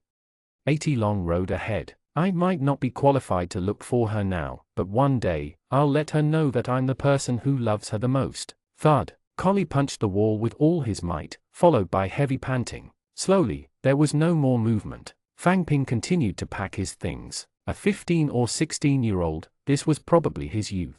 There was wonder, disappointment, struggle, and helplessness. Unlike him, who was a salted fish, by the time he finished packing and was about to climb into bed, Qingniao had just returned. Qingniao, you're back so late. How's Andre? It's quite good. I feel that my fur has disappeared a lot. I feel that I'm about to fully recover. By the way, Fang Ping, I heard that you were the one who brought Ling Ling and the others into the flower garden. Not everyone can live in the flower garden. How did you do it? Ivan probably didn't tell them that Ling Ling was an innate awakened. Since Ivan did not say anything, he must have his own thoughts. Fang Ping did not want to interfere. He shook his head. Actually, it's also because of Ivan. He was willing to let Ling Ling and the others stay. That Ivan is doing quite well. Ling Ling and the others just lost their homes. Fortunately, they met you and saved them. With the place Ivan provided for them to live and work, it's really good. Yeah. Fang Ping nodded. No matter what the goals of the various parties were, the outcome was still good. Qingniao began to pack his things, while Fang Ping climbed into bed and began to sleep. He did not need to cultivate and quietly waited for tomorrow. He was waiting for the second order for tomorrow and the new journey ahead. Master, Captain James is here. William stood up. A blond man walked in from the door. He was tall and wore blue full-body armor, looking especially mighty. However, his appearance did not match his young face. James, what are you doing here? James saluted. Greetings, young master. Tomorrow, the elite team will go to Gobi Highlands with our Lord's guards. I specially came to see you. Come, sit. Serve the tea. Yes. James sat down without touching the teacup beside him. Young master, what's the matter? There's no need to be so nervous. Tell me, what's the situation this time? The elven Princess Sif was captured by the army of Ice Snow City. This doesn't seem like Grand Duke Dewey's actions. We suspect that there's something else going on. We sent a letter to the commander of Ice Snow City, Claude, but there was no reply. Sif, I haven't seen her in so many years. I wonder how she's doing. Princess Sif's identity is special, so she should be fine. However, this trip will probably not be peaceful one. Young master, please be careful. William picked up his teacup and took a sip. James stood up and bowed again. If there's nothing else, young master, I'll leave first. There are still many things to deal with in the army. Sure. William continued to sip his tea. When James left, someone leaned over. Young master, the letter to Miss Snow White has been written. Send it. William put down his teacup and stood up. Prepare the energy fragments. I want to break through to the peak of Tier 1. Yes, young master. He woke up in the dark and carried his big backpack with Qingniao to the north door of the team. The cold morning wind howled. Even though he was drinking hot water that he had just filled from the gushing spring, Fang Ping was still shivering. Qingniao beside him was feeling much better. Fang Ping, you have to train more. Your health is still too low. Look at your body, it's still too weak. So, with higher HP, he won't afraid of the cold anymore? Fang Ping took another sip of hot water. Early in the morning was the coldest time of the day. It should be fine when the sun came out. On the side, they also encountered some people walking towards the north gate. The sky was dark, and their faces could not be seen clearly. However, all of them were carrying large backpacks. They should also be from the elite team. There were already many people at the north gate. Fang Ping walked over and waited for Elsa to arrive. Why isn't Endre here yet? Someone suddenly asked. Fang Ping looked over. It was Red Camellia Snake. Beside her was still the huge snake. Line up. Elsa's voice rang out, and everyone immediately gathered. Fang Ping did not say anything else. He carried his bag and walked over to stand in position. Let's go. As Elsa spoke, she walked out of the north gate. The team behind her followed neatly, but there was an extra seat in the first row. Not far from the north gate, he saw a row of carriages in the distance and soldiers riding armored war horses. We will follow the Lord's guards at the Elf City and set off together. However, they are not nannies. You will have to solve all the problems you encounter on the way. Fang Ping had thought that he could take a carriage or put his backpack aside, but it did not work. As soon as the elite team approached, the carriage began to move forward. It had no intention of stopping and waiting for them to get on. It seemed that he still had to walk on two legs. There were not many Lord's guards, only a few hundred at a glance. However, all of them rode tall horses and were well equipped. They did not look weak. Following the team, this journey would take a long time. Fang Ping had mentioned this to Moon Bell. She said that it would take about 10 days to arrive. This was still a smooth journey. If he encountered other things along the way, the time would be even longer. After walking for 10 consecutive days, the kind that did not stop to rest, in addition that the people of this world were not slow. Based on an hour and 5 kilometers, it was 60 kilometers a day. 600 kilometers in 10 days. Just thinking about it was exaggerating. Therefore, there was no marathon in this world. 42 kilometers was really nothing to them. As he walked, Fang Ping saw yellow melons for the first time. Walking past the field, many people were busy harvesting yellow melons in the large farmland. The ones planted in the ground looked like papaya trees, but their leaves had already fallen off. They had only dug out their roots. There were huge balls hanging below, about the size of 2 fists. It was a little like plucking peanuts, but the size was much larger than peanuts. Rest here. The sun hung overhead. It was already noon. The Lord's guards in front stopped and lit a fire to eat. Fang Ping, are we going? Upon hearing the order to rest, Qingniao was rather excited. He pointed at the field not far away. Go where? Haven't you eaten it before? It's a freshly dug yellow melon. Really, it's super delicious. Well, before Fang Ping could react, he was pulled into the field by Qingniao. However, other than Qingniao, a few working students were also walking into the field. Many farmers were sitting on the ridges to rest. Suddenly, a group of people wearing armor walked over with weapons. They seemed a little nervous. What are you doing? Let's buy some yellow melons. No money, no money. There's plenty in the fields. My Wen walked in front and threw a bronze horn over. We're students of the elven team. We won't eat your food for nothing. Hearing the words elite team, their attitude changed drastically. It's a student from the elite team. 81 delicious yellow melon. Come. They are all yellow melons that have been growing for 3 months. They are delicious. Then, they enthusiastically brought them to the fields. They dug out a lot and stuffed them into Fang Ping and the others' arms. Take more. This yellow melon has just been dug out. It's the best. This isn't worth much. Take it, eat it on the way. In the end, everyone carried 7 or 8 yellow melons back. Fang Ping was also stuffed with a pile. Fang Ping, you don't know this. Yellow melons are the best when they are freshly harvested. The longer they are out of the soil and exposed to the light, the taste will be much worse, Qing Niao said as he licked his lips. Walking back to the resting area, Qing Niao placed the soil-stained melon on the ground and began digging. Fang Ping saw that the others who had returned were doing the same. Fang Ping, help me pick up some hay and branches. Yeah, sure. There was a lot of hay around now, so he casually brought a large handful over. Qing Niao's pit was already dug. He picked up a handful of hay and placed it at the bottom of the pit before spreading a layer of soil evenly and placed the yellow melon on it.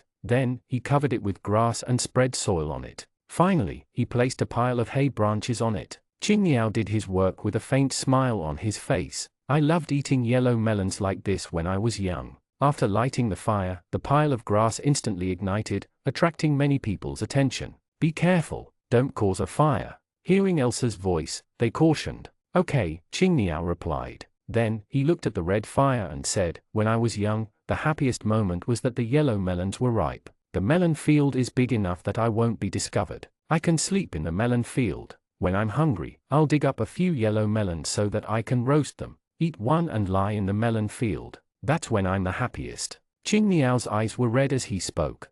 Aren't you from the Red Cloud Chamber of Commerce? Is the treatment of the Red Cloud Chamber of Commerce so bad? Qing Niao shook his head. It was before I was picked up by the Red Cloud Chamber of Commerce. At that time, I was wandering the streets and couldn't eat my fill every day. Fortunately, there were yellow melons and they were cheap. Even if I was caught, they wouldn't do anything to me. Actually, compared to the days of cleaning in the Red Cloud Chamber of Commerce, I'm more willing to wander outside. I don't have anything to eat or wear, but everyone I met is kind. There aren't so many schemes and plots. I can do what I want. Now that you've awakened and joined the elite team, you have the Light of Faith Cross and the excellent Great Awakening Stone. Aren't you doing what you want to do now? The hay in front of him had burned out, leaving only a layer of black grass ash and crackling charcoal. Qing Niao nodded. Yes. Fang Ping found a wooden stick, broke off the branch, and plunged into the dry and hot pit. Yellow melon nirvana. Only after experiencing intense flames and high temperatures can ordinary yellow melons become delicious. Isn't it the same for us? Hey, Fang Ping, wait. It's not cooked yet. They only rested for about an hour at noon before setting off again. Only when they set off did Qing Niao dig out the yellow melons from the soil. The yellow melons were all black. Because they were dehydrated, they were much smaller. However, as soon as they were pried open, there was a strong fragrance. Qing Niao handed half of it to Fang Ping. How is it? It smells good, right? Take a bite quickly. The yellow melon is the sweetest when it is first dug out. After putting it in for a day or two, it won't taste that great anymore. Fang Ping took a bite. There was indeed a faint sweetness. Be it pancakes, yellow powder pancakes, or porridge, they were not as delicious as this. He took another bite. It was sticky and gooey, and the skin had a charred fragrance. It was quite similar to the roasted sweet potatoes he had eaten in the past, but the taste was lighter. Other than Qing Niao, many working students had also roasted yellow melons. However, be it in terms of appearance or fragrance, they were not as good as Qing Niao SS. Put these away and they can be stored for 2 to 3 days. When you want to eat them, roast them over a fire. They are still very delicious. Qing Niao stopped for a moment, wrapped the yellow melon in paper, and put it in his backpack. Varoo. He vaguely heard something. Fang Ping and Qing Niao were already at the back of the team. With Qing Niao stopping, they were even further away from the team. Qing Niao, let's follow them. I think I heard something. Millimeter. Qing Niao quickly carried his backpack. Although the surroundings were wilderness, there were still some places where the grass was especially tall. Could there be something hidden inside? He really didn't know. Varoo. Fang Ping and Qing Niao looked at each other. He nodded. I heard it too. I think it's over there. Looking in the direction of Qing Niao's finger, it was a fallen withered tree that was mostly covered by weeds. Characteristics failed. Target, rock beetle, not the person. It's a magical beast, a rock beetle. Fang Ping was still considering what rank it was and whether he should give it a try when he saw Qing Niao run away. Fang Ping quickly followed him. Fang Ping did not know what the rock beetle was, but Qing Niao seemed to know. After catching up to the team in front, Qing Niao shouted, "Rock beetles! There are rock beetles behind us!" The people in front stopped. Fang Ping could vaguely hear Elsa giving orders. As he was too far away, he could not hear what she was saying. Everyone put down their backpacks and took out their weapons. After running a few more steps and entering the team, he heard Elsa's voice. "Fang Ping, you're in charge." Why me again? I don't even know what the rock beetle is." Putting down his backpack and holding the cross in his hand, Fang Ping whispered to Qing Niao, "What's a rock beetle? Is it very powerful?" Rock beetles. Specialty heavy armor 1. Skill, summoning its kind. If you don't kill them quickly, the number will increase. Qing Niao also put down his items. He had no armor, only a cross. There were more and more voices around him. Varu, varu. Fang Ping activated the special characteristics around him and realized that the feedback around him was all rock beetles. Line up,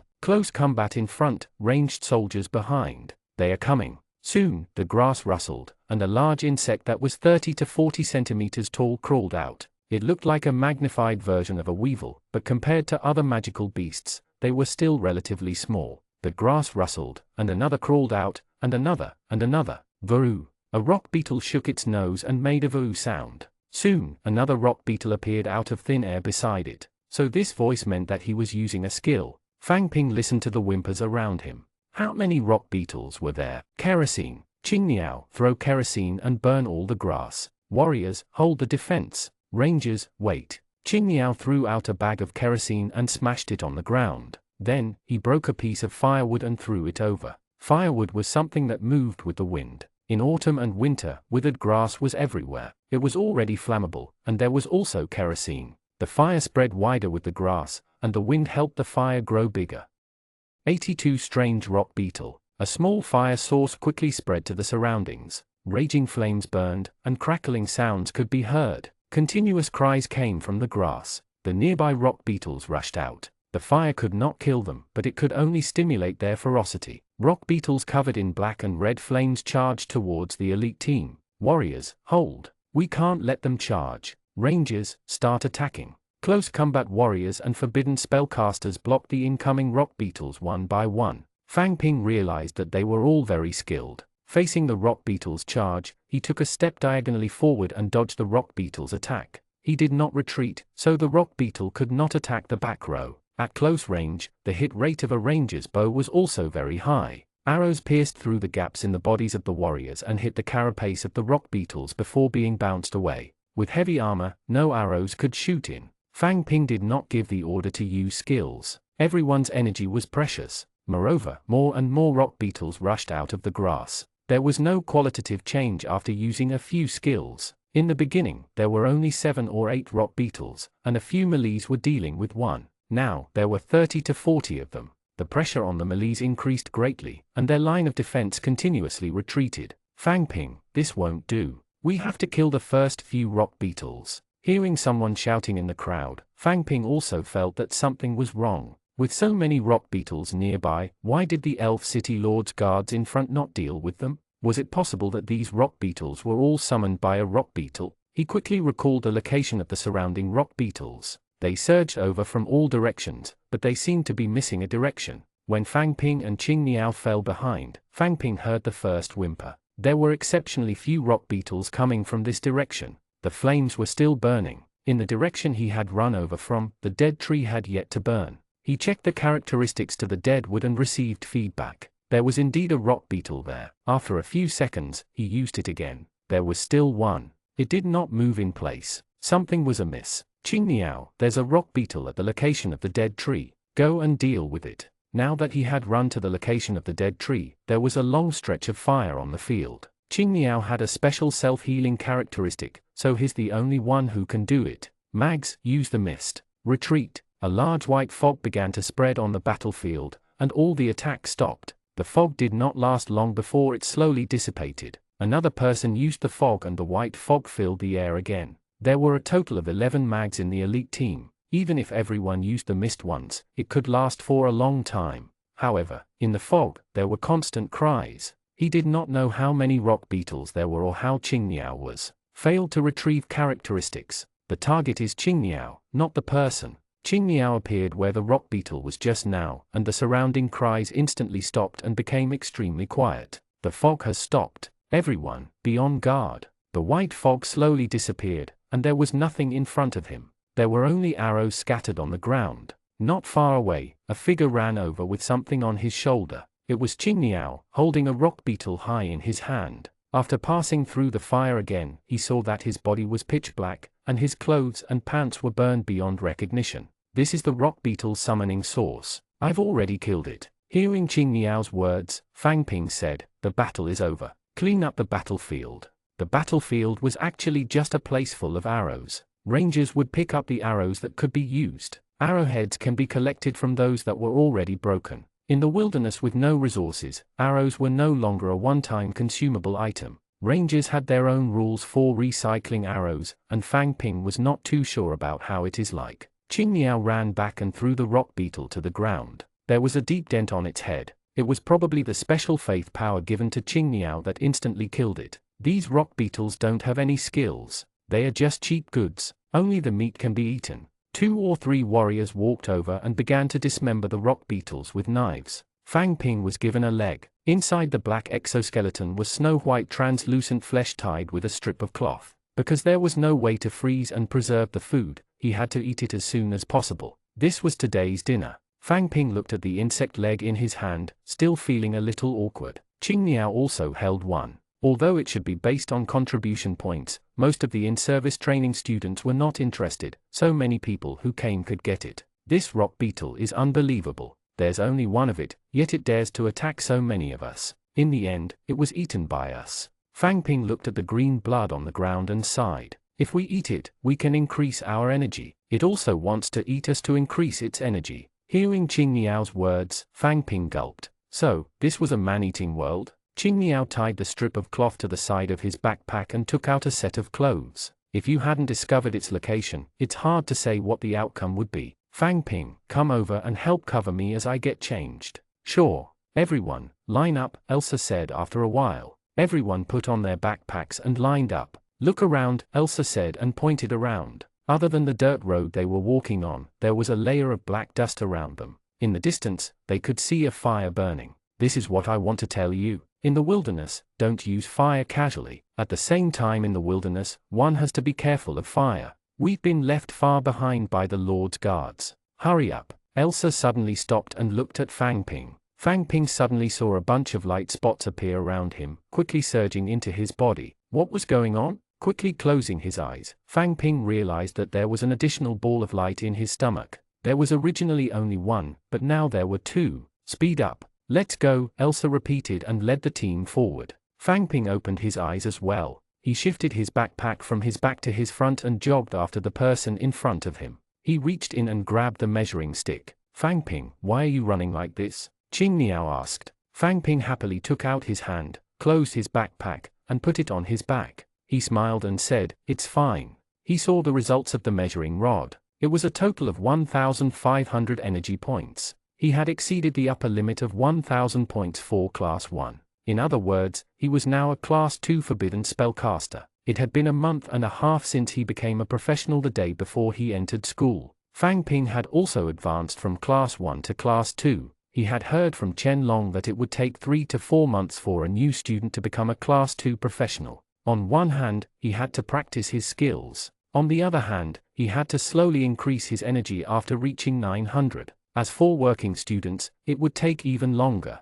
83 dealing with new skills. He had only spent a month and a half. It should be very impressive. Moreover, if not for the razor sharp squad, he would probably be able to reach Class 2 in a month. Next was the skill. Thinking back to when he was in the professional hall, he had just been promoted and his initial energy was already 100 points. If he could learn a skill, could he also learn a skill now? Fang Ping had 2 professional skill crystals in his hands. As for which one to learn, he was still very conflicted. The magic armor forbidden spell could combine with the characteristic charge and the starry sky cross to constantly put on shields to block the mid's magic attacks. Encourage could speed up the casting of skills and summon the boiling blood trolls. The boiling blood trolls were Fang Ping's main combat strength. Which should he choose? This could be considered a happy problem. After jogging for more than 10 minutes, he could not see any fire in his vision. After running for almost half an hour, he finally caught up to the knights in front of him.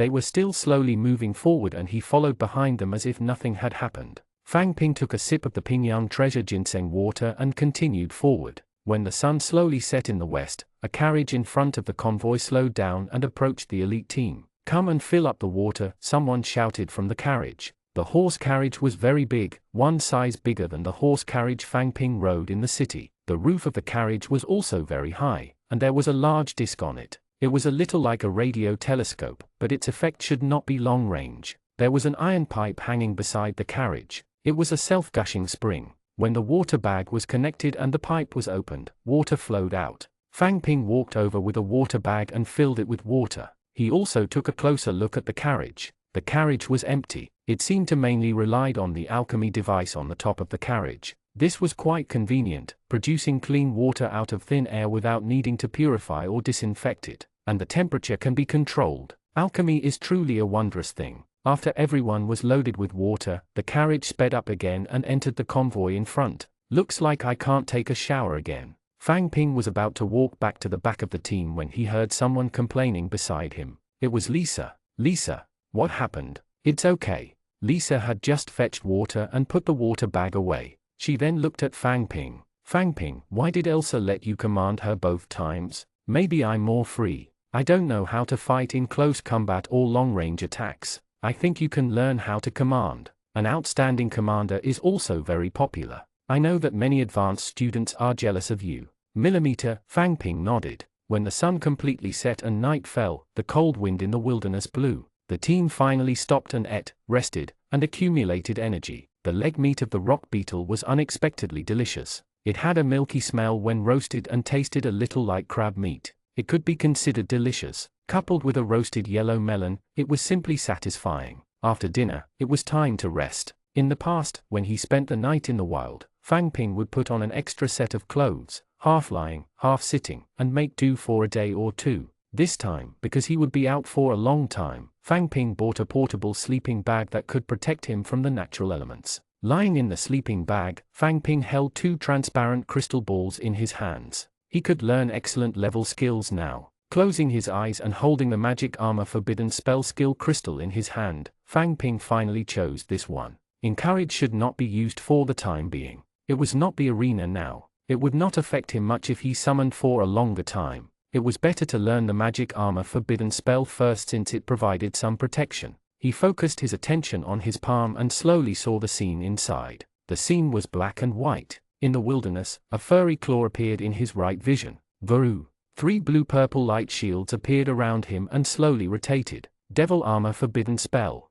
Fang Ping opened his eyes. 3 circles of bluish-purple light shields appeared around his body, but they could not be seen from the outside because he was in the sleeping bag. Fang Ping counted his heartbeats and estimated the duration of the devil armor. After about 10 minutes, the light shield slowly disappeared. He did not know how much magic damage it could withstand. Since he could not understand the skill analysis class, he could only rely on actual combat to experiment later. After settling the sleeping bag and lying down, he took out the second skill crystal, random summoning. Fang Ping did not buy any contract materials. He did not know what to buy either. He might as well contract at random. In any case, even if he contracted something useless, it could be upgraded through special characteristics. Holding the skill crystal, he closed his eyes and waited for his surroundings to turn white. Everything around him was white, but when he looked around, there was nothing. What was going on? He looked around and waited for a while before slowly turning black. Could it be that the contract time was about to end?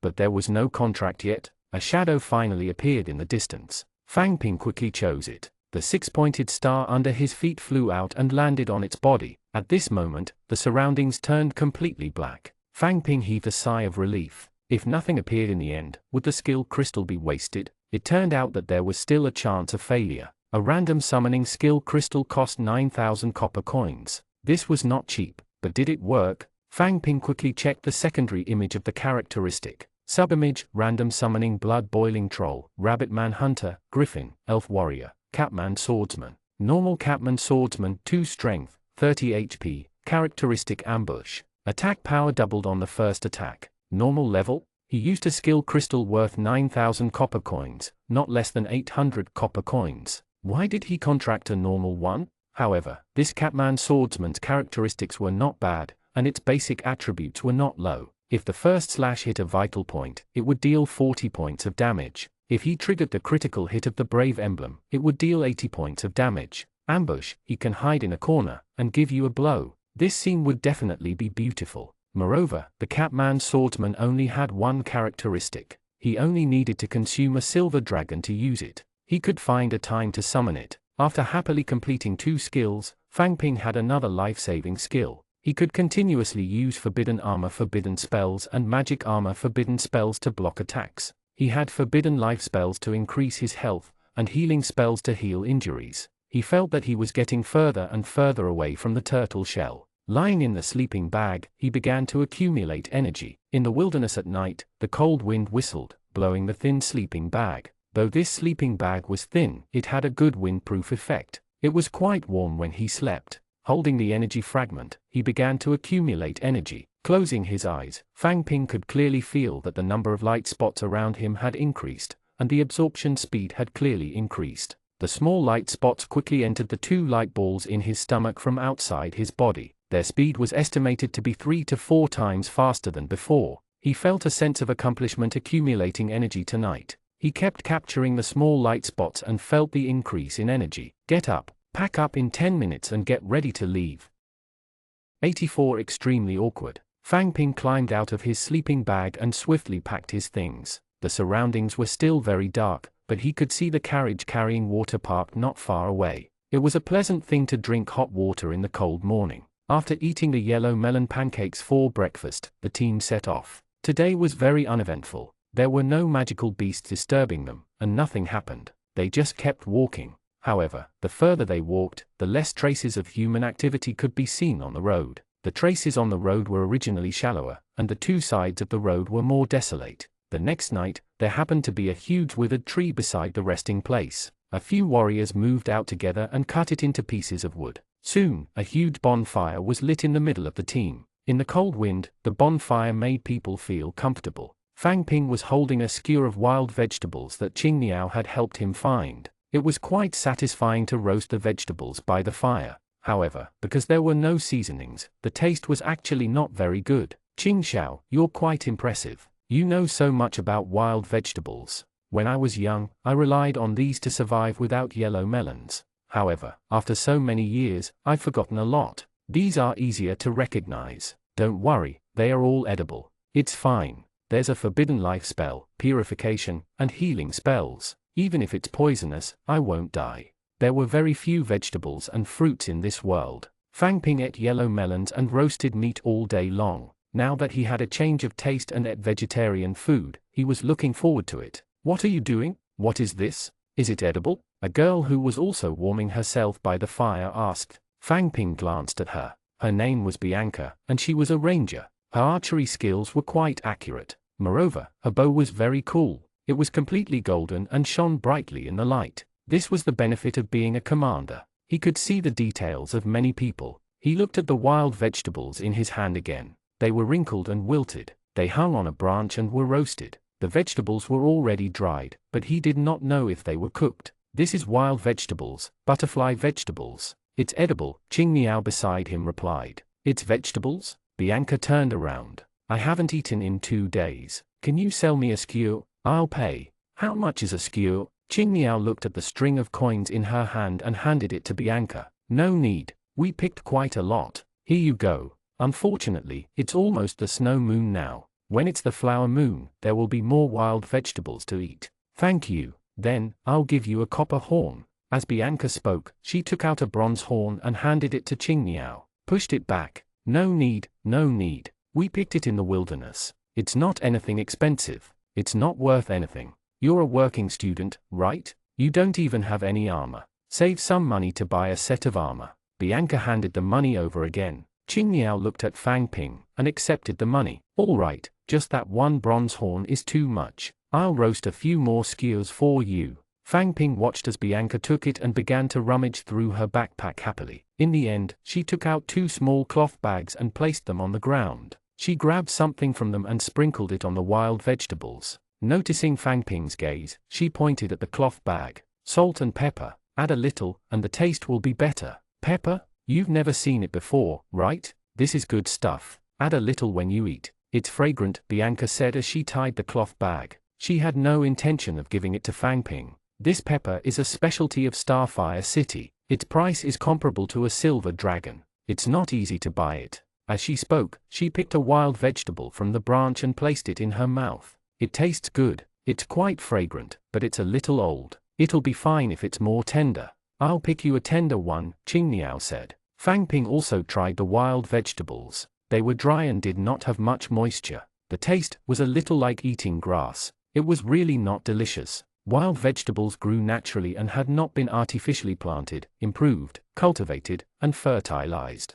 It was normal for them to not taste good. Of course, it was also related to Fang Ping's poor roasting skills. A cloth bag was handed over. Do you want some salt? It's more flavorful. Thank you, but no, I have it. Fang Ping had salt with him. The price of salt was not particularly expensive. 1 catty of salt in a bag only cost 1 copper horn. Well, except, the taste of this salt was a little strange. It had a faint bitter taste. It was probably because the purification was not good. This is snowflake salt of Myriad View City. A bag costs 10 copper horns. Seeing that Bianca did not retract his hand, Fang Ping reached out and grabbed a little. The salt was finer and whiter. He sprinkled it on the vegetables and tried it. There was no bitterness, only saltiness. Other than that, there was nothing special. Isn't this just fine salt? Well, not bad, is it? Bianca tucked the bag away and went back to her roasted wild vegetables. Fang Ping chuckled. As long as you're happy. There were very few seasonings in this world. This was because the main food crop was yellow melons. Yellow melons could not be made into wine, but they could be made into vinegar. However, the production process was complicated and the failure rate was high. Vinegar was actually not cheap. At the same time, there was no soy sauce because there were very few legume crops. In addition, the agriculture in this world was not developed. Even vegetable cultivation was not popular, so there were even fewer spice crops. The most common ones were salt and sugar. Although the yellow melon was not sweet, its branches could be refined into sugar. Fang Ping could feel that the yellow melon, an outstanding showbiz crop, was supporting this world. Most of the cooking relied on the original taste of the food. Coupled with the addition of energy, many magical beast meat only needed to be processed to be delicious. After thinking about a bunch of useless things, he looked at the roasted wild vegetables in his hand. He really had no appetite. Qingniao was still roasting wild vegetables. Bianca sat waiting expectantly. When the food in the general environment was not good, this was indeed a delicious vegetarian food. Fang Ping sighed and continued eating the unpalatable wild vegetables. It was easy to go from frugal to extravagant, but difficult to go from extravagant to frugal. The appearance of delicious food was actually determined by the background of society. A stable society and sufficient material resources were the prerequisites for the appearance of various delicacies. Sigh, he probably wouldn't be able to eat it in his life. After swallowing all the wild vegetables, Fang Ping took out his sleeping bag and prepared to sleep. Tonight, Fang Ping was part of the 4th batch to keep watch. It was about 2 or 3 in the morning. After keeping watch for 2 hours, he still had to sleep early. The night watch was a special place to sleep. When the time came, he would wake up the next person from the right to the left. Fang Ping was about to crawl into the sleeping bag when a person was already lying on his right. It was a girl. The sleeping bag was wrapped tightly around her head, revealing only her face. Under the light of the fire, she was quite beautiful. Her facial features were upright, her lips were red, and her skin was fair. Her long eyelashes swayed in the wind, and she was a little charming. She frowned and opened her eyes. Her eyes met Fang Ping's. Fang Ping quickly took a step back, feeling a little awkward. Fang Ping, what are you doing? 85 life betting bullet. Wait a minute. Fang Ping heard this voice. It did not seem to be her, but him. He frowned and sat up. The sleeping bag had fallen. The person had short hair. Wait a minute. This was Anthony. Anthony looked at Fang Ping doubtfully. Since he had to keep watch at midnight, he had come over early to lay down and accumulate energy. As he lay down, he suddenly had a strange feeling. He opened his eyes and saw Fang Ping looking down at him with a strange smile on his face. Anthony looked at Fang Ping.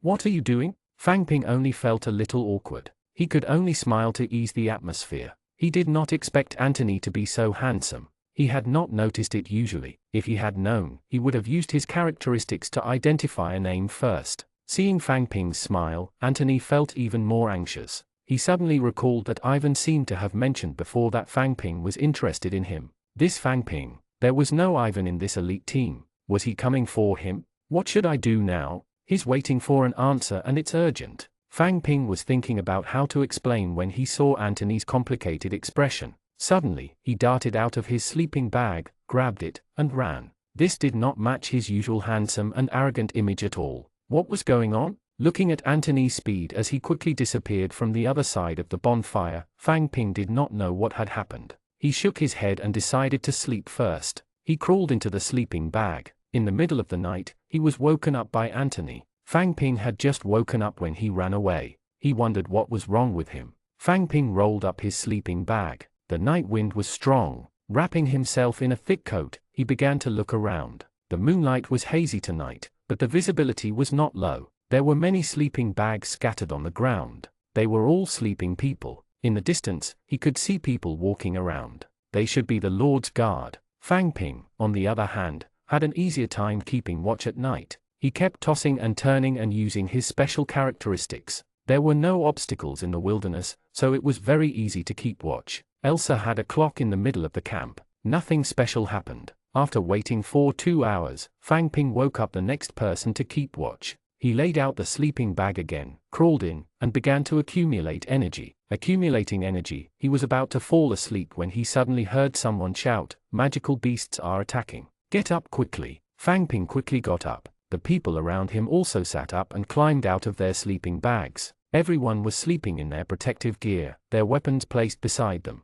He stood up first and saw a huge figure slowly approaching from afar. Characteristics failed. Target, Dark Arrow Demon Ox, not the person. It's the Dark Arrow Demon Ox. Fang Ping shouted, looking at Elsa. Dark Arrow Demon Ox, basic quality. Specialty Heavy Armor 2, Escape Rabbit, Shadow Bullet, Instant Strike, Rend, Evil Premeditation. Fang Ping to command.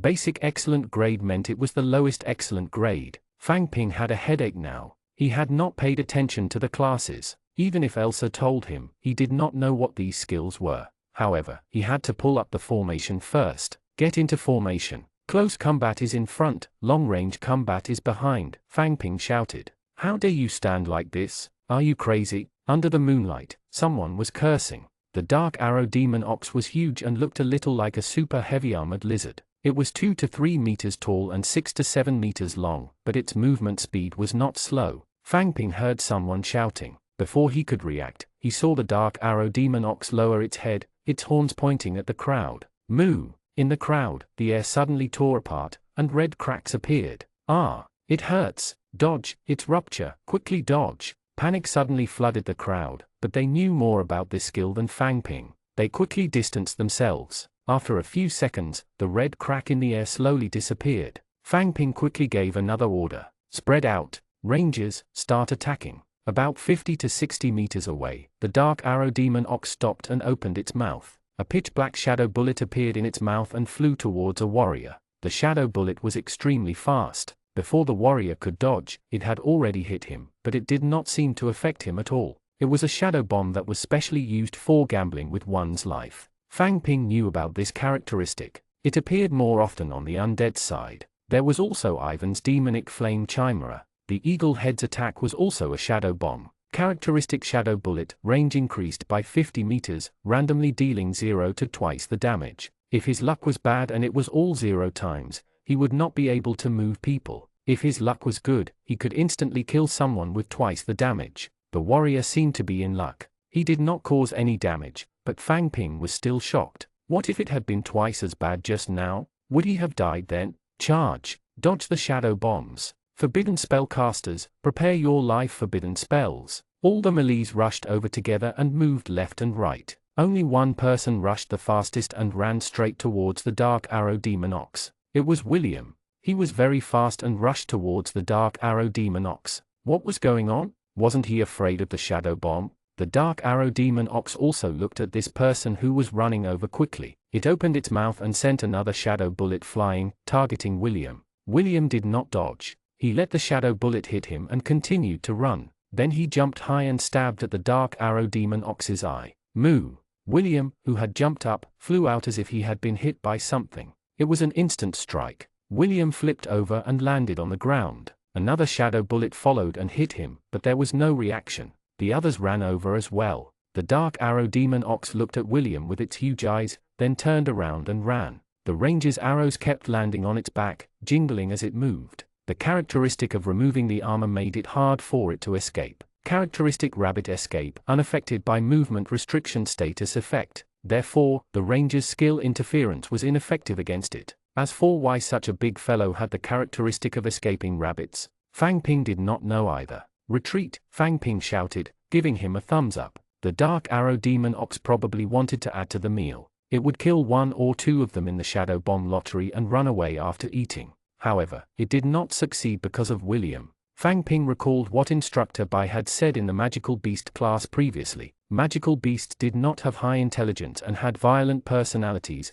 but Fang Ping did not feel this way at all. This was called low intelligence? Then why didn't I see it harass the Lord's guards? When the warriors returned, a few rangers discussed and brought a few warriors to pick up the arrows. In the wilderness, arrows could not be replenished. When everyone returned, Fang Ping glanced at the clock. It was 5 in the morning. He could still sleep for a while. The sleeping bag was still lying on the ground. He had just gotten up in a hurry and did not have the time to put it away. There were a few footprints left on it. 86 summoning demon beasts. Fortunately, the air was dry and the footprints were all dry soil. They fell off after a few pats. He crawled in and continued to sleep. No, it was to continue accumulating energy. The next day, he woke up at 6 o'clock as usual. The dark arrow demon ox was like a small interlude, and the itinerary continued. After breakfast, they set off again. Today, Fang Ping had specially used the measuring rod when he woke up at 6 o'clock. 1,600 points. He felt that the speed at which his energy accumulates seemed to have increased. He had just advanced to Class 2 yesterday, which was 1,500 energy points. He had used a magic shield forbidden spell and consumed 45 points, which was 1,450 energy points. Yet he had added more than 100 points in a day. Fang Ping planned to wait until noon to see if the speed at which the special characteristic accumulate energy had increased. He continued to walk with Qing Niao. Today, Qing Niao's eyes were always on the weeds by the roadside. He kept scanning them. From time to time, he would squat down, pluck one, and put it into a small cloth bag. Qing Niao, are you going to sell her wild vegetables again today? Qing Niao nodded, his eyes still on the ground. Do you think that other than Bianca, the others will also want to eat wild vegetables? Since he was walking on the road and had nothing to do, he might as well find wild vegetables. He might be able to earn a few more money and repay the money he owed. Jackpot! Qing Niao suddenly squatted on the ground and carefully picked up something. Holding it in his hand, he smiled. Heavenly star grass, it's my lucky day today. What is it? Fang Ping looked at the grass in Qing Niao's hand and felt that it was similar to the wild vegetables he plucked. Qing Niao handed it to Fang Ping. Take and feel it. Fang Ping took it and immediately felt something different. He closed his eyes and could see that there was a lot of energy flowing in the position of the heavenly star grass in his hand. This heavenly star grass is a magical herb that can be used to make potions. If you eat it straight, it will increase your energy like the meat of a magical beast. This is good stuff. Qing Niao took back the heavenly star grass and found a cloth bag to wrap it up. How much is this worth? This one isn't old and doesn't have much energy. If it's sold, it should earn me about 5 to 6 copper horns. The price was not very high, but it was still quite a happy thing to pick up a few hundred yuan on the way. With the encouragement of the heavenly star grass, Qing Niao became even more motivated. He plucked a lot of wild vegetables and really found a second blade of heavenly star grass. He picked up 1,000 copper coins in one morning. Envy. Unfortunately, Fang Ping did not know anything about these things, so he could not pick them up. Plus in the evening, Qing Niao began to sell his wild vegetables, 1 copper horn each. It was very expensive, but to most advanced students, this price was actually not worth mentioning. Qing Niao was selling wild vegetables everywhere. Fang Ping piled up a pile of grass and started a fire. He roasted the wild vegetables given by Qing Niao. Coupled with the yellow melon from the day before yesterday, it would be dinner today. The newer students also ate flatbread. There was no difference in this. Some ate with dried fruits and jerky. However, no matter what kind of dried meat it was made of, whether it was cheap or expensive, the energy had long dissipated. Other than the texture and taste, there was no fundamental difference. Qing Niao walked back after a while and sat beside Fang Ping. He held a handful of money in his hand and beamed. Fang Ping, look, this is the money we earned today. I'll count. 18 copper horns. These people are really rich. After walking on the dirt road for 7 days, the road conditions slowly improved. Along the way, they were in the wilderness and no one was around. The road was also overgrown with weeds. One could only vaguely see traces of the road, but as they walked, the road became better. The traces on the road became clearer and smoother, and the grass became lesser. Are we arriving? Fang Ping looked at the road and said doubtfully, I don't think so. It's only the 7th day. Didn't they say that it would be 10 days at the earliest? Qing Niao looked a little confused. Coincidentally, he saw Lisa not far ahead. Fang Ping called out to her, Lisa. Yes? What's wrong? Lisa stopped and waited for Fang Ping. Fang Ping asked, do you know why this road has become easier to walk on? Do you know where we're going? This is the fort's official road, a road built by the Fire Dragon Frontier Fortress. Originally, it was all the way to the Elf City. However, the roads had been damaged over the years, and there were few interactions between the Fire Dragon Frontier Fortress and the Elf City. It had not been repaired. This section of the road should still be under maintenance. Fire Dragon Frontier Fortress? Isn't it Fire Dragon City? Lisa explained, in the beginning, it was the Fire Dragon Border Fortress. Fire Dragon City was later called that. The goblins and trolls of the Gobi Highlands were constantly growing stronger. Those who lived here were either forced to leave or gathered at the Fire Dragon Frontier Fortress. More and more people are gathering. This fortress has also become a city, so it's also called Fire Dragon City. Hearing Lisa say this, Fang Ping was a little puzzled. Then what did Ivan say? The trolls and gnomes of the Gobi Highlands are eyeing the Elf City covetously. Isn't Fire Dragon City in Gobi Highlands? Why aren't they attacking? Fire Dragon City. You'll know when you get there. Hearing Lisa's words, Fang Ping was looking forward to it. Was Fire Dragon City special? However, gnomes and trolls came earlier than Fire Dragon City. The Lord's guards in front stopped. After a while, they set off again. When the elite team walked over, they could see a pile of gnome corpses by the roadside. Green blood flowed on the ground. Are these gnomes crazy? How dare they provoke the Lord's guards? Qing Niao also saw the mountain of green and shook his head. These look like ordinary gnomes. They probably don't even have a profession, wearing withered grass. Lisa said, they are probably guarding the fort's official road, and he's just trying his luck. The goblins were huge and reproduced quickly. Even the high-yielding yellow melons could not satisfy them. These gnomes probably want to guard here and try their luck. However, it seems that their luck is not good. Yeah. Following the team, they continued forward. Not long after, the Lord's guards in front stopped again. He could see from afar that many cavalrymen had moved out. Fang Ping wanted to see what was going on up ahead when he heard Elsa's voice. Everyone, be on guard. Fang Ping will command. Why me again? Fang Ping quickly looked around. At the right rear of the team, there was a sea of green. Gnomes were approaching. There were also a few particularly tall figures among them. They stood out from the crowd. They were trolls. Hiss. They had no intention of hiding their figures. They screamed and rushed towards the elite team. Close combat in front, ranged combat behind. Summon shield-type contracted creatures, Fang Ping shouted the order. There were a lot of gnomes rushing over. There were nearly 100 of them, and there were also many trolls. Moreover, this number was constantly increasing because the trolls and gnomes also knew how to use summoning spells. Summon the blood-boiling trolls. Fang Ping also summoned the blood-boiling trolls. Guards, lizards, trolls, and others appeared around him, forming a defensive line. 87 enormous power. Among the many summoned creatures, Fang Ping's blood-boiling trolls looked especially special. In particular, the large saber on his shoulder was extremely domineering. Forbidden spell caster, life forbidden spell, get ready. Ranged combat fighters, focus fire on the trolls first. Summoned creatures to advance and attract attacks. Melees, attack freely, don't go deep into the fight. Fang Ping used his characteristics to check the back. There were no gnome archers. Most of the gnomes were holding wooden sticks, but they were gnome hooligans. A small number of them were gnome thugs holding short daggers. Of course, Fang Ping had yet to discover if there were any higher-level gnomes among them. As for the 10 trolls, it was very easy to recognize them. 9 of them were troll berserkers. They were shorter and only felt that they were excellent grade. Only one was especially tall. He was a troll berserker and should be a class 3 excellent grade profession. As the two sides got closer and closer, many goblins' wooden clubs lit up with green light. It was poison, and the trolls' bodies lit up with orange light.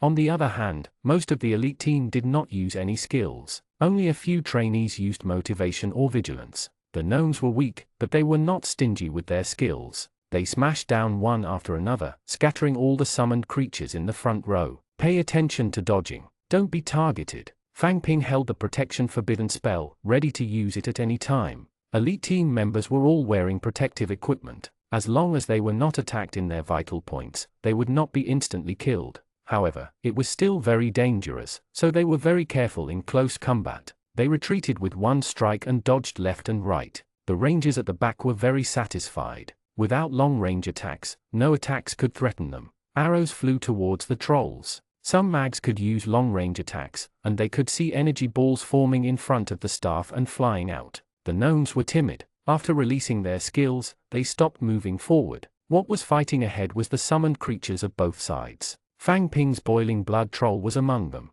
After eating the gnome's poison dagger, its body turned green. After being poisoned, its HP kept decreasing, and its strength increased. He waved his saber and slashed 3 to 4 gnomes until they disappeared. The blood-boiling troll was still advancing with large strides. It was as if it had entered an uninhabited area. It directly faced a troll berserker and charged over. The troll berserker raised his stone axe and roared as he smashed it down. The blood-boiling troll immediately turned red. Its strength increased by a total of 5 points. It slashed back, but the troll berserker blocked it. The large saber slashed deeply into its body, but it did not die. The troll berserker roared and attacked again. The surrounding gnomes also surrounded the blood-boiling trolls and used their wooden clubs and daggers to attack them. However, in the blood-boiling state, no attacks were effective. The blood-boiling troll slashed again, cutting the troll berserker in half. It also turned into energy and dissipated. The first troll fell. The boiling blood troll was a summoned creature, but its opponent was not. Boom! The tallest troll berserker saw a troll fell and roared as he rushed over, ignoring the short gnome under his feet. Compared to the 3-meter-tall troll berserker, the gnomes that were less than a meter tall were not even as tall as his thigh.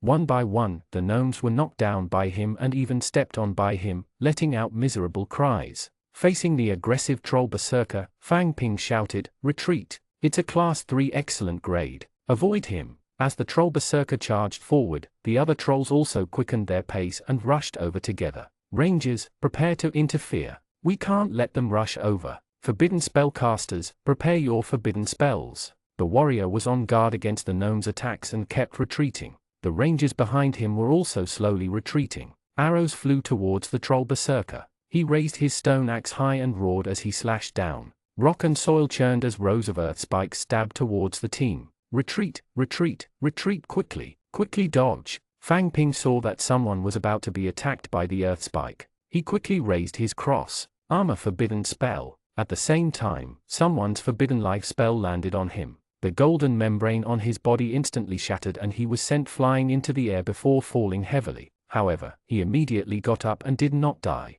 The troll berserker stood up and continued to rush over. All rangers, focus fire on the troll berserker. Prepare to interfere. Don't let him come over. The troll berserker's specialty was fury too. Now that it had been attacked so many times, its strength was definitely very enhanced. Fury 2 strength increases by 2 points for every damage above 10 HP. Interference. The charging troll berserker turned around and rushed to the side. Soon, he turned around, but someone immediately used the next interference. As the interference fell, the huge trolls charged forward and knocked down many gnomes. The troll berserkers were temporarily restricted, but there was still a large number of goblins and 8 tall troll berserkers charging towards them. Use your skills. There was a huge difference in numbers. If they didn't use their skills, how could they win? Streaks of orange and silver light appeared. The warriors in the front row were also using motivation or vigilance on themselves. With the enhancement of their skills, they also began to counterattack. One could see that Black Star was holding a black long saber and was very fast. He rushed forward and killed 3 gnomes before quickly retreating.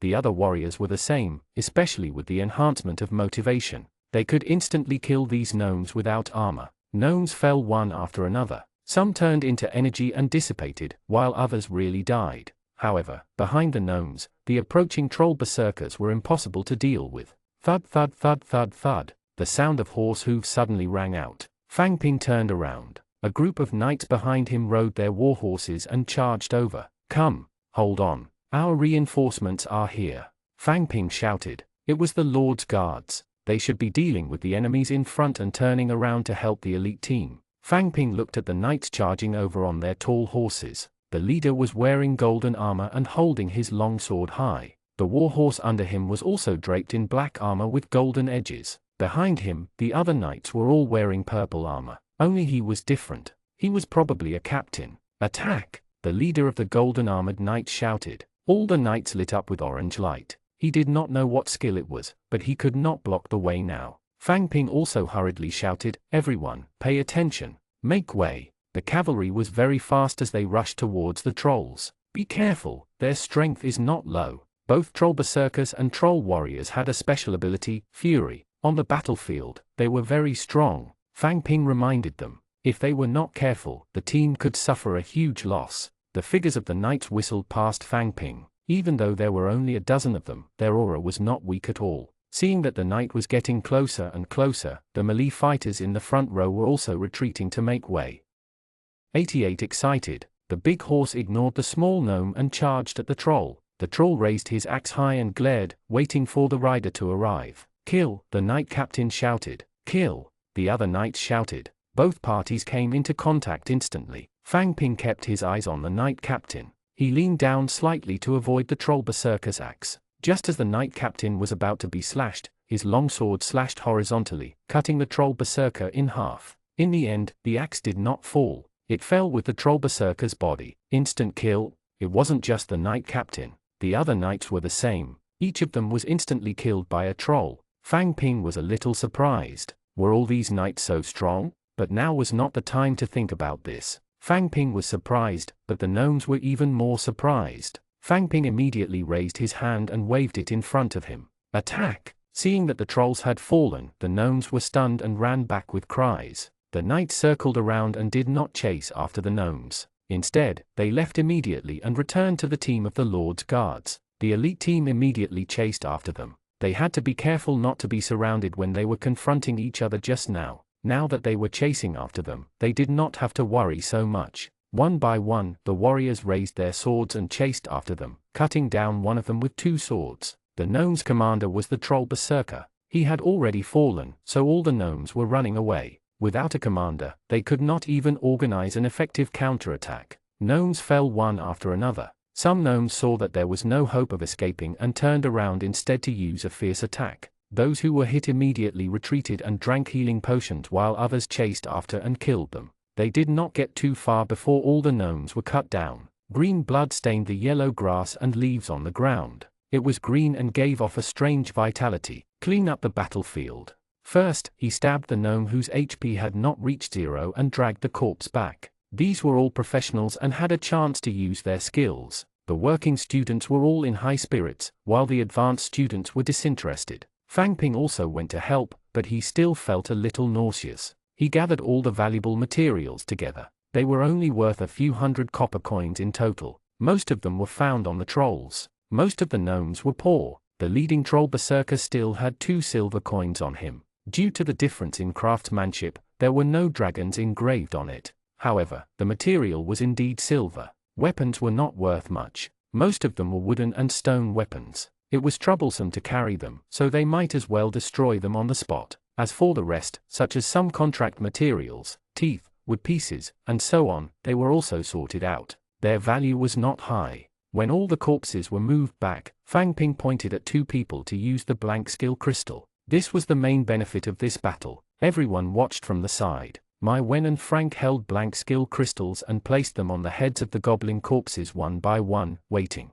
Most of the time, the blank skill crystal would shatter, but sometimes, it would light up and obtain skills. On average, only 1 out of 6 or 7 could succeed. The success rate was not high, especially when it was used on the trolls. Only 1 out of 10 trolls succeeded, and it wasn't the strongest one in the lead. No wonder high-level skill crystals were expensive. It was probably because the probability of them appearing was low. In this battle, he obtained a total of 17 skill crystals, 14 normal level skills and 3 excellent level skills. According to the average price, a normal level skill cost 1,000 copper coins, and an excellent level skill cost 9,000 copper coins. It was about 40,000 copper coins. In addition to the other materials, the total harvest was about 50,000 copper coins. On average, everyone could get 1,000 copper coins. However, due to the energy consumption and the damage to their weapons and equipment, some people even drank healing potions worth 1,000 copper coins a bottle, as well as the energy loss that could not be calculated.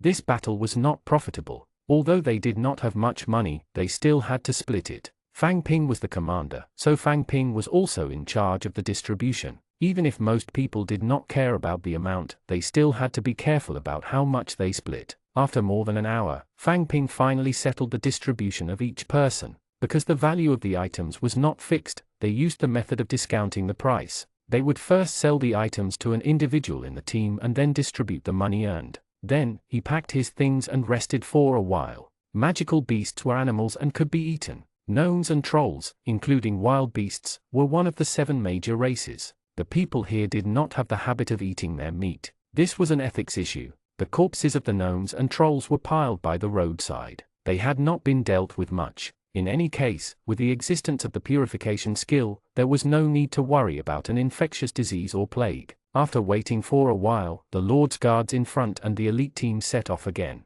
As he walked forward, Fang Ping also saw the situation ahead. There were also corpses everywhere, and there were far more of them than the elite team had encountered. A large pile of tall trolls piled up, forming a spectacular small mountain. There were countless gnomes, and it was unknown what kind of battle had erupted here. Further on, away from the goblins and trolls, not far from the road, large patches of weeds had been cleared and 7 conspicuous mounds stood. Elsa, the leader, stopped and faced the mound. "Salute!" Elsa bowed to the pile of soil, and everyone in the elite team followed. Then, the team continued forward. Fang Ping looked sideways. There was black ash in front of the mound. It should have been cremated. The mound was just a form of memorial. Did 7 people die? He did not know what the battle damage ratio was. However, no matter what the battle damage ratio was, death was death. The reproductive ability of humans could not compare to that of trolls and gnomes. They continued along the main road of the fortress. The straight road and the unchanging scenery along the way were as if nothing had happened. On the way, someone leaned over. "Fang Ping, what right do you have to only give me 900 copper coins?" Those who did not agree to the distribution came knocking at his door after. Fang Ping looked at Mai Wen. He had always been at odds with Fang Ping. As I said just now, all the money is distributed according to contribution. Working students get 10% more and injured get 10% more. You helped collect the materials. 900 copper coins is not a small amount. Mai Wen pointed at. "It's fine if you give yourself 1,500 copper coins. After all, you're the commander, I have nothing to say about that." Then why should he get 1,200 copper coins? He didn't do anything just because he's on good terms with you. Seeing Mai Wen pointing at him, Qing Niao walked over and wanted to say something. Fang Ping stopped him and asked Mai Wen, "Let me ask you, how many gnomes have you killed?" 3. Fang Ping continued to ask, "I'm talking about before the pursuit." 89 Meeting James. Before the pursuit, it was you who gave the order to mainly restrain them. Moreover, there are many gnomes. If we attack rashly and are surrounded. Fang Ping interrupted him. "That's why you didn't kill a single gnome." Mai Wen said nothing. Fang Ping pointed at Qing Niao. "He killed 15 gnomes, greatly relieving the pressure on the defense. Moreover, he intimidated the gnomes, making them not dare to attack." This Mai Wen's expression was complicated. He stared at Fang Ping and said, "Then you didn't kill any either. You just stood behind and moved your lips." "Me?" Fang Ping pointed at himself and looked at Mai Wen in confusion. "The only troll killed by the elite team was killed by my summoned creature. You're saying that I'm just talking at the back." Mai Wen thought of something and did not say anything. He turned around and walked quickly to the front. Qing Niao looked at him and shook her head. "There are only so few copper coins in total, and you're still calculative. You really don't look like a trainee. William and the others have killed many gnomes and only obtained 800 copper coins. None of them have any object irons. He's the only one who's not convinced. They are just looking for trouble with me." Fang Ping did not mind. After all, there were all kinds of people. It was impossible for everyone to be satisfied with him. Being overly persistent would only give him a headache. Then, someone else came over. Not only was there someone, but there was also a huge snake. It was Red Camellia Snake. After such a long time, she finally looked Fang Ping in the eye. "Your summoned creature isn't bad. This is the first time I've seen such a troll." "Yes, it's all right." "Why? Is something the matter?" "It's okay." Snake Princess Hong wanted to say something but hesitated. However, she did not say anything and left. After walking for a few more hours, the outline of a white snow mountain slowly appeared in the distance. The white mountain peak intertwined with the white clouds, looking like a mountain in the sky. It's so beautiful. If only I could take a photo, Fang Ping sighed as he looked at the snow mountain. A photo? What is it? Beside him asked. She also looked at the snow mountain and sighed. It's so beautiful. That's our destination, the high ground. Fang Ping looked at the snowy mountain. It felt like Sichuan's rice city. Although he had never been there, he had seen photos. Layers of clean snow mountains and pure clouds. If they were not surrounded by withered grass but by small wildflowers, they would definitely be even more beautiful. Just as Fang Ping was admiring the beautiful scenery in the distance, the team in front stopped again. It was not dark yet. It was not mealtime yet. Why did they stop? Elsa's voice rang out. Everyone, be on guard. Put your backpacks away. Fang Ping, command. Fang Ping was stunned when he heard Elsa's voice. I still don't know what happened. Why am I commanding again?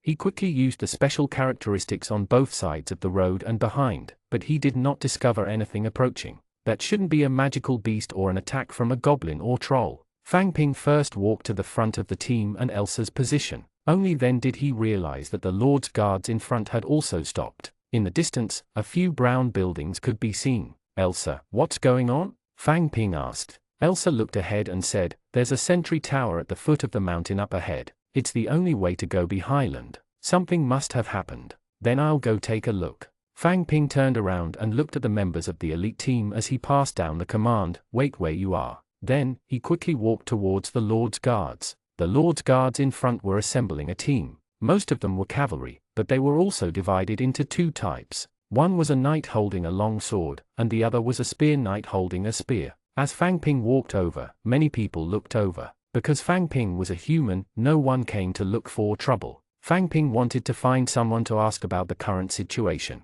A knight in blue armor rode a warhorse in blue armor and approached. Fang Ping took a look at his name. It was James. The warhorse stopped not far from Fang Ping. Jamie asked loudly, are you from the elite team? What are you doing here? Fang Ping replied, my name is Fang Ping. I'm the commander of the elite team. I'm here to check, what's the situation now? What can we do? In front of us is the sentry tower at the foot of the mountain. It has already been occupied by the gnomes. If we want to go over, we have to defeat them. All of you, just protect yourselves. Or your forbidden spellcasters and mags can come over and use your skills. Fang Ping looked at the tall sentry tower in the distance, then at the Lord's guards who were all cavalry. After some thought, he said, is there anything we can do? Jamie looked down at Fang Ping and was silent for a while. As long as you don't die because I won't split my forces to protect you. We'll attack in an hour. Bring your men and get ready. I'll be the commander of the battlefield. The spoils of war will be divided according to contribution points.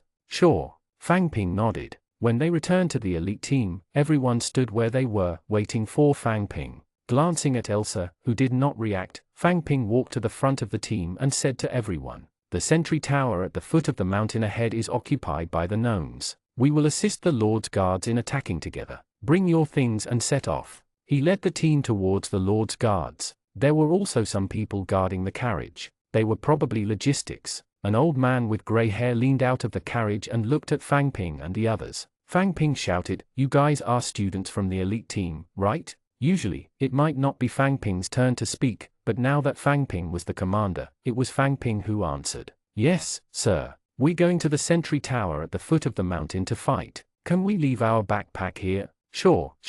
Let's leave it here. You guys have to be careful too. Although ordinary gnomes aren't strong, high-level gnomes aren't weak either. There are also trolls. If you encounter them, run quickly. He walked out of the carriage and pointed to an area beside the carriage. Just leave it here. I'll help you watch over it, but there won't be any thieves in this wilderness. All right, thank you. Fang Ping turned around and shouted over, leave your backpack here.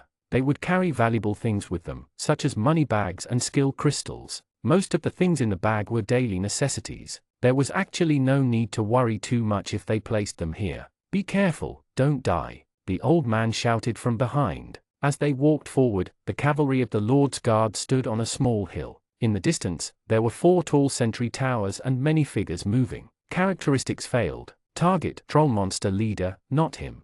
Failure granted. Target, gnome desperado, not him. Characteristics failed. Target, goblin poison archer, not yourself. The top of the sentry tower was filled with gnome archers, and there were also many trolls and gnome professionals gathered below. They were not weak, and there were many of them. James rode his warhorse over and glanced at the elite team. His gaze landed on the leader, Fang Ping. In the current situation, the enemy is not weak. Most of them are Class 2, and there are also many Class 3 professionals. They have occupied the sentry tower, and the range of the goblin archers is further than ours.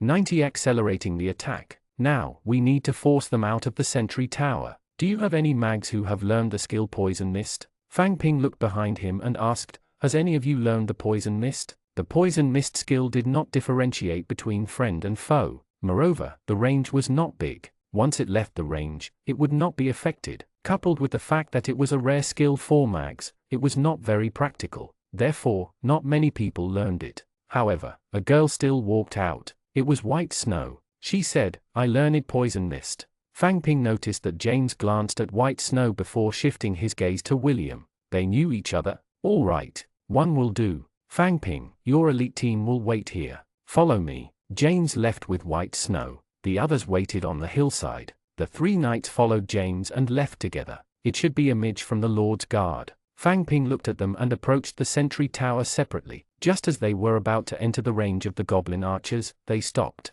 After a while, a green poisonous fog appeared under each of the 4 sentry towers. There was a commotion at the base of the watchtower. Many gnomes and trolls began to move. Their discipline was poor to begin with. One by one, they left the base of the tower. However, they did not go far. They were still within the range of the goblin archers on the sentry tower and looked at the Lord's guards warily. While they were not disciplined, they were not stupid. From the looks of it, if they really wanted to break through here, they still had to rely on their own strength. After bringing White Snow back, James returned to the Lord's Guard. Knights, buff the status. Attack! James gave the order, and more than 200 knights draped their war horses. Their bodies lit up with various lights as they began to charge down the hill. Spear Knights, follow me and attack the sentry tower. Elite team, use long-range attack and close combat protection. James led the remaining Spear Knights around the other side of the hill to the sentry tower. On the front, the Knight Warhorse was very fast. It swooped down from the hill again, and the 2 sides quickly collided. The Knight's attack was not very strong. After a round of attacks, he basically did not kill a single troll or gnome. However, the Knights did not stop at the same spot. They drove their warhorses around and pulled away. The troll held a huge rock in his hand. It was not easy to be hit. The gnome also raised his dagger and chased after the knight. Fang Ping also shouted, long-ranged, follow me. Close combat protection, keep your distance. Fang Ping followed along with the elite team's long-range troops. The goblin archers on the sentry tower were not targeting the knights, but the spear knights who were rushing over at high speed. Arrows rained down from the sentry tower and landed on the spear knight. They used their spears to deflect the arrows, or relied on their armor to block them. Some even had a golden membrane of light appear on their bodies. However, many were still shot. At this moment, they had already entered the range of the sentry tower. There were arrows in front and arrows behind. They could only charge forward. Fang Ping only saw a spear knight hit by an arrow. His body turned green. Not long after, he fell off his war horse. It was unknown if he was dead or alive. Was he poisoned? Was it the vagabond skill, poison, or the characteristics of the goblin poison archer? Isn't this poison too strong? Fang Ping hurriedly shouted, everyone, be careful of the arrows and be careful. Forbidden spellcasters, reserve the energy to use the forbidden life spell. Speed up. James increased his speed. The poisonous fog in front of him was slowly fading, revealing the base of the solid wood. The reason why the spear knights were slower than the knights was because they had circled around and the 4 sentry towers were all in the same direction of attack. Charge! Attack! Even though he was far away, Fang Ping could still hear James's voice. The spear cavalry was enveloped in orange light again and rushed towards the first sentry tower. The sentry tower was made of wood and was 20 to 30 meters tall. There were no less than 50 goblin archers on it. On one hand, the gnomes were thin and small. On the other hand, it meant that this sentry tower was really sturdy. The lancers drew closer. James took the lead and charged past the first sentry tower without stopping. A portion of the lancers followed him and rushed to the next tower. Another portion pointed their spears at the base of the sentry tower. Fang Ping stood far away. He could only see the spear knights charging at the base of the sentry tower one after another, then circling to the side to leave a spot for the people behind. Then, the next spear knight would take over. Most of the Lord's guards were warriors. There were many who knew how to attack. Kaka. The tall sentry tower slowly tilted. Gnomes jumped down or fell like drenched dumplings. Boom! The tall sentry tower smashed into the ground, causing the ground to tremble and raise dust. James was still charging towards the next, but there were only half of the spear knights left. Could the remaining 3 sentry towers be dealt with? Fang Ping retracted his gaze. Many of the elite group's melee fighters were watching the spear knights' movements in the distance like Fang Ping. They did not need to go forward to fight. There was nothing to do now. However, the ranger and mage attacks had already begun.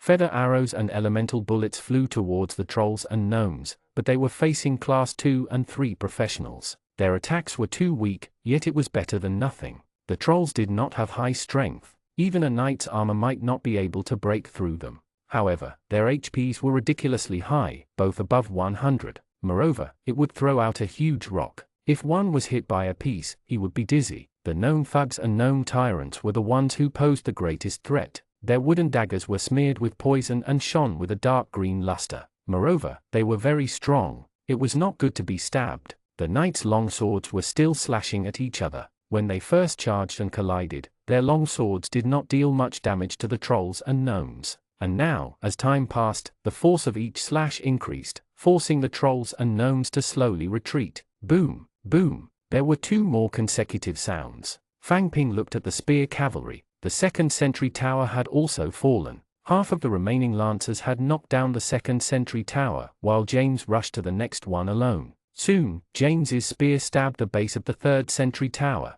The third sentry tower tilted. At the same time, the fourth sentry tower in the distance tilted and fell to the ground. Fang Ping was stunned. What? What was going on? A warrior who was also watching sighed. How powerful. As expected of Captain James. Victorious charged James. He's too strong during the charge. I want to join the Lord's Guards too. That's right. Fang Ping listened to them. Was it because of his characteristics that he had charged into James in victory? The sentry tower had already fallen. Fang Ping shifted his gaze back to the battlefield in front of him and began to use his skills. Armor forbidden spell. Armor forbidden spell. Armor forbidden spell. Fang Ping's armor forbidden spells fell one after another, especially to guard against the goblin desperado's attacks. The dagger of the gnome desperado was extremely long, and his figure was larger than ordinary gnomes. His attacks were even more dangerous.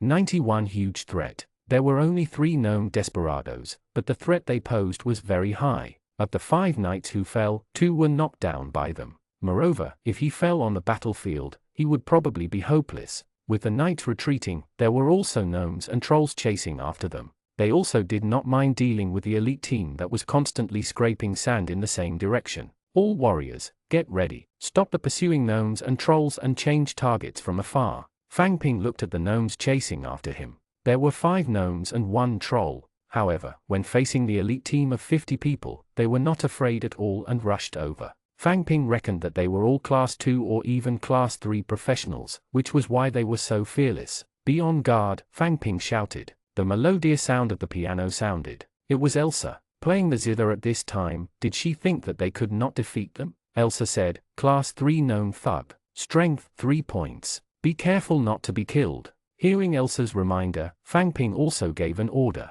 Mags, use weakness. Melees, focus on using harassment. Don't take the initiative to attack. Pay attention to dodging. There were more people now, so he did not summon the blood-boiling trolls. Fang Ping could not bear to spend 75 points of energy each time. Fang Ping's current energy was 1,900. On average, his energy increased by 100 points a day. The effect of charging characteristics was increased by 3 times. Every day, it increased by 72 points. His usual cultivation speed was twice as fast as before, at 30 points a day. Based on this speed, Fang Ping would only need 40 days or more to reach the peak of Class 2, 5,000 energy points. At this speed, most people might not have reached Class 2. However, because he still had to use skills, there was energy consumption, and he had to practice his skills to familiarize with it. It was not so simple to really advance to Class 3. Returning his gaze to the battlefield, the gnomes and trolls were already close. A black light descended from their bodies.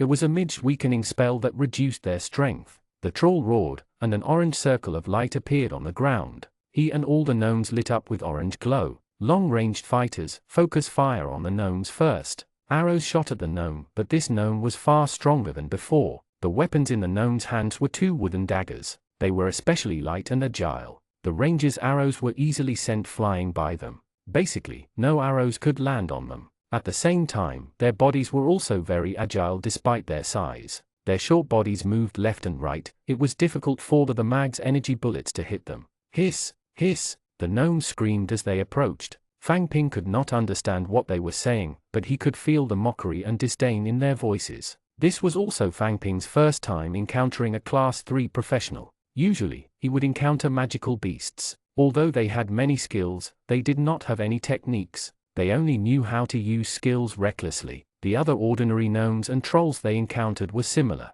They did not have any combat techniques and could deal with simple interference skill by the melee with long-range kites. However, the enemies this time were clearly different. They had strength and skills. No wonder Elsa got herself involved. This time, she wasn't an easy pushover. The ranger's arrows began to focus on the trolls. After all, they could not hurt the gnomes. They could only attack the tall trolls. The warrior had already charged forward. Qing Miao shouted, "Leave the trolls to me. You guys deal with the gnomes." The troll's strength was not high. With the enhancement of its skills and the weakening of the midge, it should not be able to instantly kill Qing Miao. As long as he couldn't kill it, Qing Miao's self-healing characteristic was the strongest meat shield. Coupled with the Light of Faith cross, as long as the battle dragged on, he would definitely win. Fang Ping also shouted, "Qing Miao will deal with the troll. The rest of you, form groups of 4 and deal with the gnomes." Actually, even if Fang Ping said that, he did not know how to strategize this fight. Long-range attacks were basically useless. Could 4 Class 1 professionals deal with a Class 3 professional? Moreover, the gnomes were not stupid. Even if they were slightly apart, they could still support each other.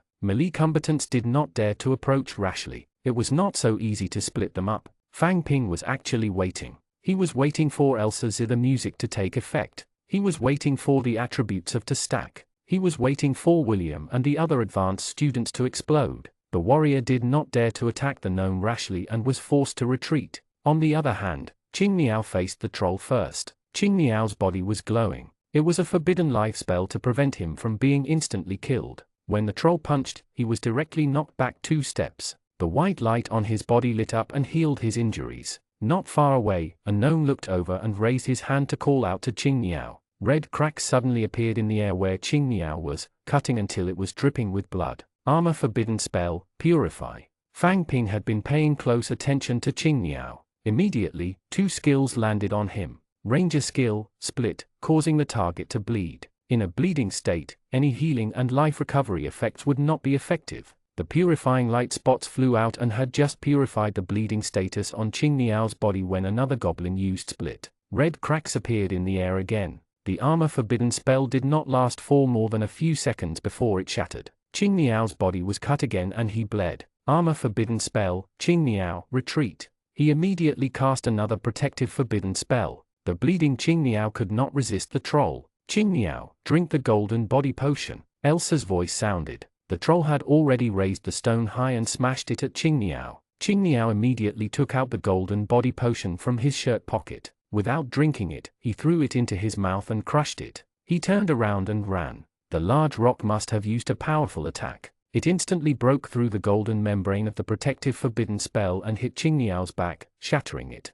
Yet Qing Miao was not affected at all and continued running. The special ability Golden Body was still useful when it came to saving one's life. However, when they saw this scene, they did not dare to go forward against the goblin warriors. The enemy they faced was not weak. Even William and the others did not attack carelessly. Fang Ping did not know what to do now. Close combat fighters kept retreating, and long-range attacks were almost useless. What should he do? The goblins were still approaching at a moderate speed. They could even pick off the arrows that flew over from time to time. Suddenly, the rhythm of the zither music changed. It suddenly became impassioned. Fang Ping saw a red halo appear under his feet. He felt a surge of strength in his body. Elsa used her special ability to assist. At the same time, he heard Elsa's voice again. Attack with all your might. Orange light lit up on the warrior's body one after another, and black light descended on the goblin's body. With this rise and fall, the gap between the 2 sides instantly narrowed. Some people had yet to react, and some had already rushed out.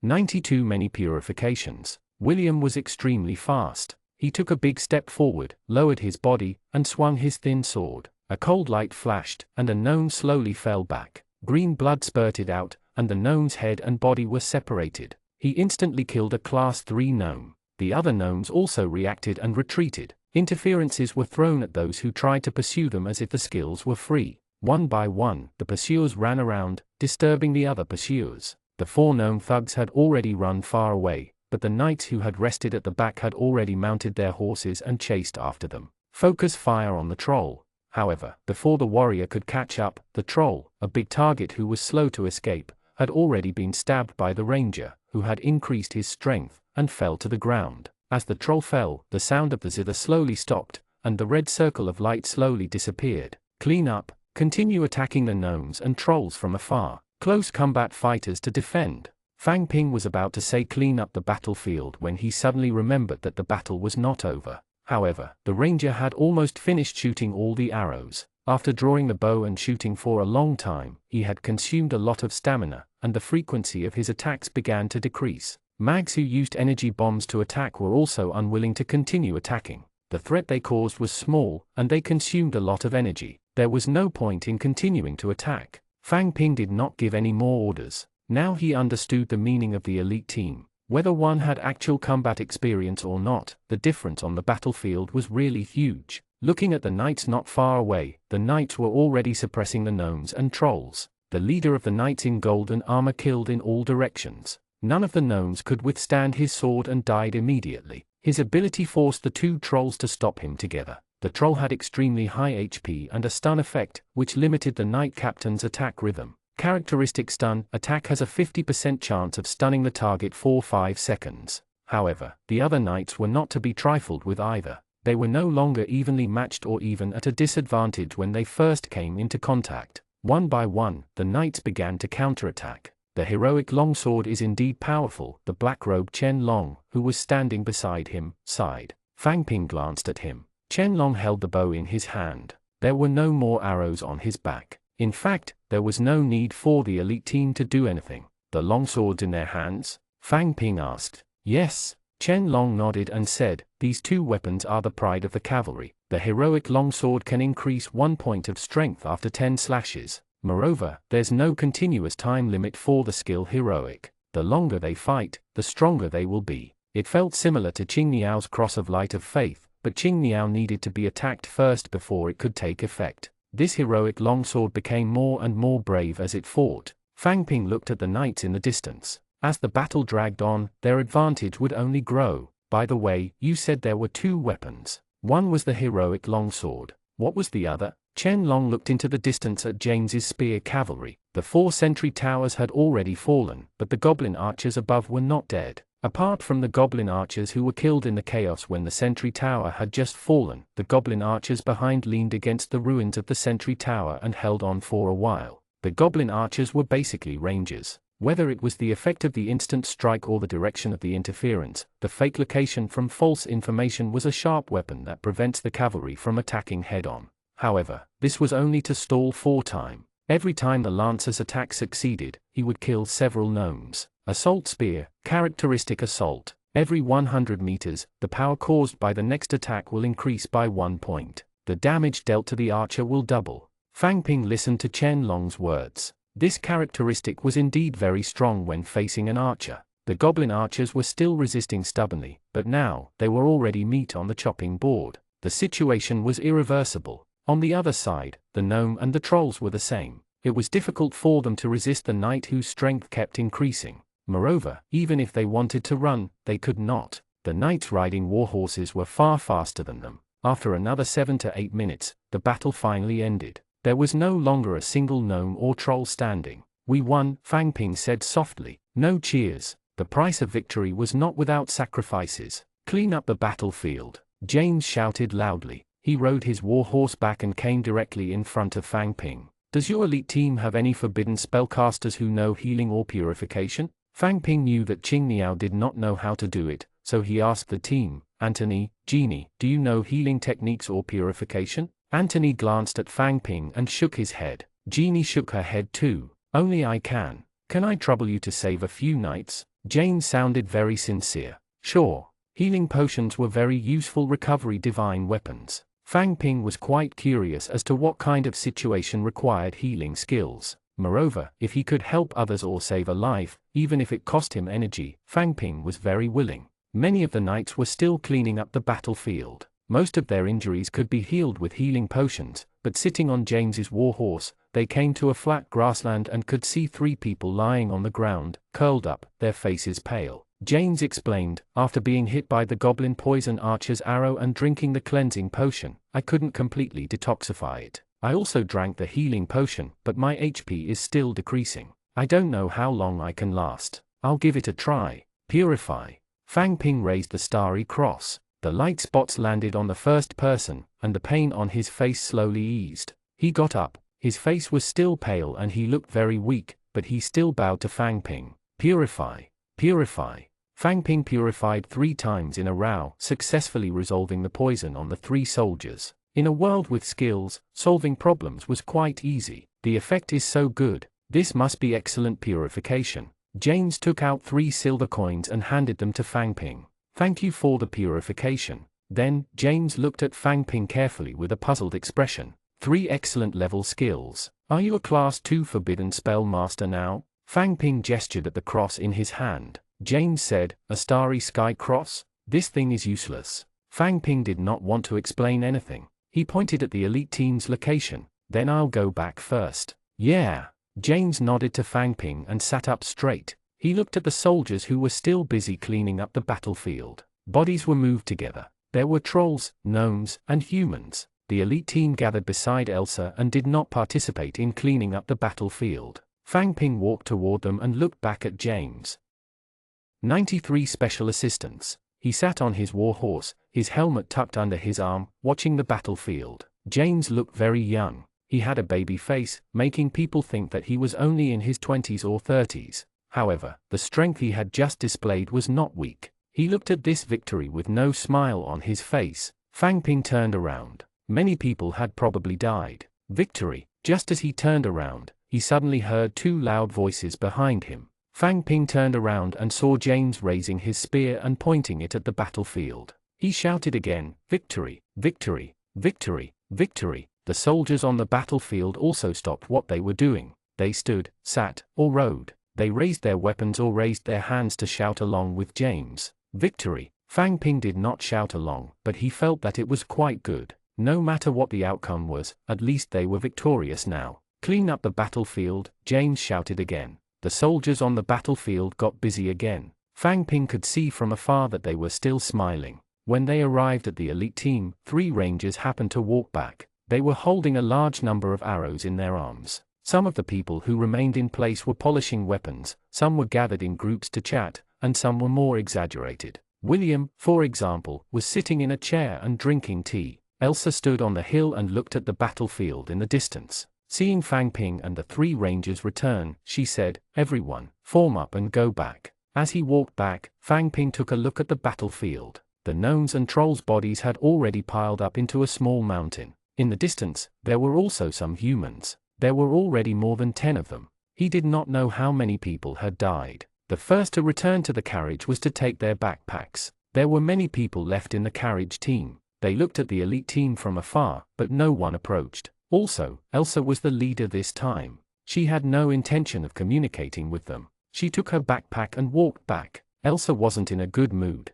When they were a certain distance away from the Lord's guards, Elsa stopped, and so did the elites. Elsa turned around and scanned everyone in the elite team with a serious expression. Fang Ping quickly stood still. She was probably going to start scolding. I'm very dissatisfied with your performance. First, Fang Ping. Fang Ping was stunned. Elsa was looking at him. Why did she criticize him first? I've given you many opportunities to command, but today, what are you commanding? You haven't even judged the situation properly, and you're giving orders casually. Without me, do you know how many people will die today because of your orders? Fang Ping gulped and averted his gaze slightly. He did not meet Elsa's eyes. He thought to himself, then I'm not from a military academy, and I haven't received any special training. Why do I know how to command?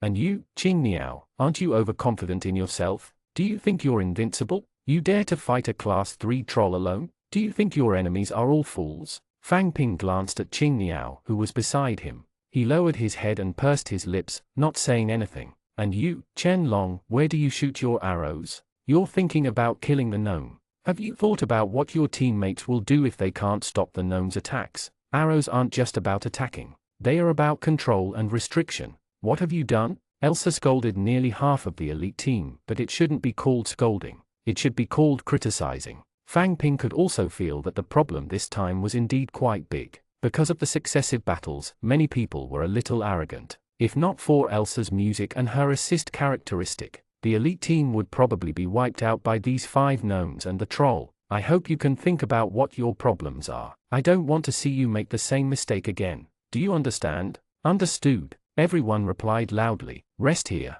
After saying that, Elsa walked towards the camp of the Lord's guards. The team dispersed. Fang Ping put down his backpack and secretly took out the measuring rod inside. 1,500. Fang Ping wanted to cry but had no tears. He was about to reach 2,000 energy points and learn his second excellent grade skill, but in the blink of an eye, it fell back to 1,500 energy points when he had just reached class 2. This battle had used 4 purifications and 6 armor forbidden spells. Even with the special characteristics of charging, the consumption was halved. This battle had still reduced Fang Ping's energy upper limit by 400 points. 7 days of accumulation was gone just like that. Sigh. Qing Niao came to Fang Ping's side and sighed. Fang Ping glanced at Qing Niao. He did not seem to be in a good mood. He did not want to say anything. He took out an energy fragment from his bag and decided to accumulate energy. The Lord's guards did not set off. When the sun set and the temperature dropped, a cold wind blew. Fang Ping was about to pull some hay and light a fire to warm himself up when he saw 2 carriages driving over. One was a familiar carriage filled with water, and the other was filled with large pieces of wood. Come and move the wood. It's for you to warm up at night, the coachman shouted. Many people gathered over. Fang Ping also went over to help. Fang Ping estimated that the wood were taken from the sentry towers. They were all rough wooden heads. If it was stored up, they might be used by the gnomes as weapons. Might as well burn them by the fire. When the wood was piled up, Fang Ping took the yellow melon pancake and sat down, waiting for dinner by the fire. It was quite a waste to use such beautiful wood as a bonfire. I wonder what's wrong with Fire Dragon City. The sentry tower at the foot of the mountain is such an important place. This is a place that we have to pass to enter the higher ground. How could it be occupied by gnomes and trolls? It was Chen Long who sat beside Fang Ping. Fang Ping said, "Look, it's not that difficult to attack, right?" Chen Long shook his head. In the past, the sentry tower at the foot of the mountain was protected by thorn walls. Moreover, how could the goblin archers compare to our crossbowmen? This is not so easy to break through, and even if they really can't defend it, they'll think of a way to destroy it. Why would they leave the complete sentry tower to the gnomes? There must be a problem. Listening to Chen Long's words, Fang Ping suddenly thought of something. Chen Long seemed to be from the Ice Snow Clan. The Ice Snow Clan and Fire Dragon City. Were the two related? You sound familiar with this place. I came here a few times when I was young to look at the snow. After that, I had no reason coming here, so I stopped coming. It was probably because the nobles later cancelled it, but Fang Ping did not intend to ask in detail. Chen Long continued, Fire Dragon City sent people to kidnap Elf Princess Sif. How did they know Sif's whereabouts? Especially now. Our relationship with the elves is very sensitive. This matter probably isn't that simple. Millimeter, hearing Chen Long's words, these people all had their own theories. Someone came over and lit the bonfire. With the help of dry grass, the flames immediately rose. There was a cold wind behind him and a hot fire in front of him.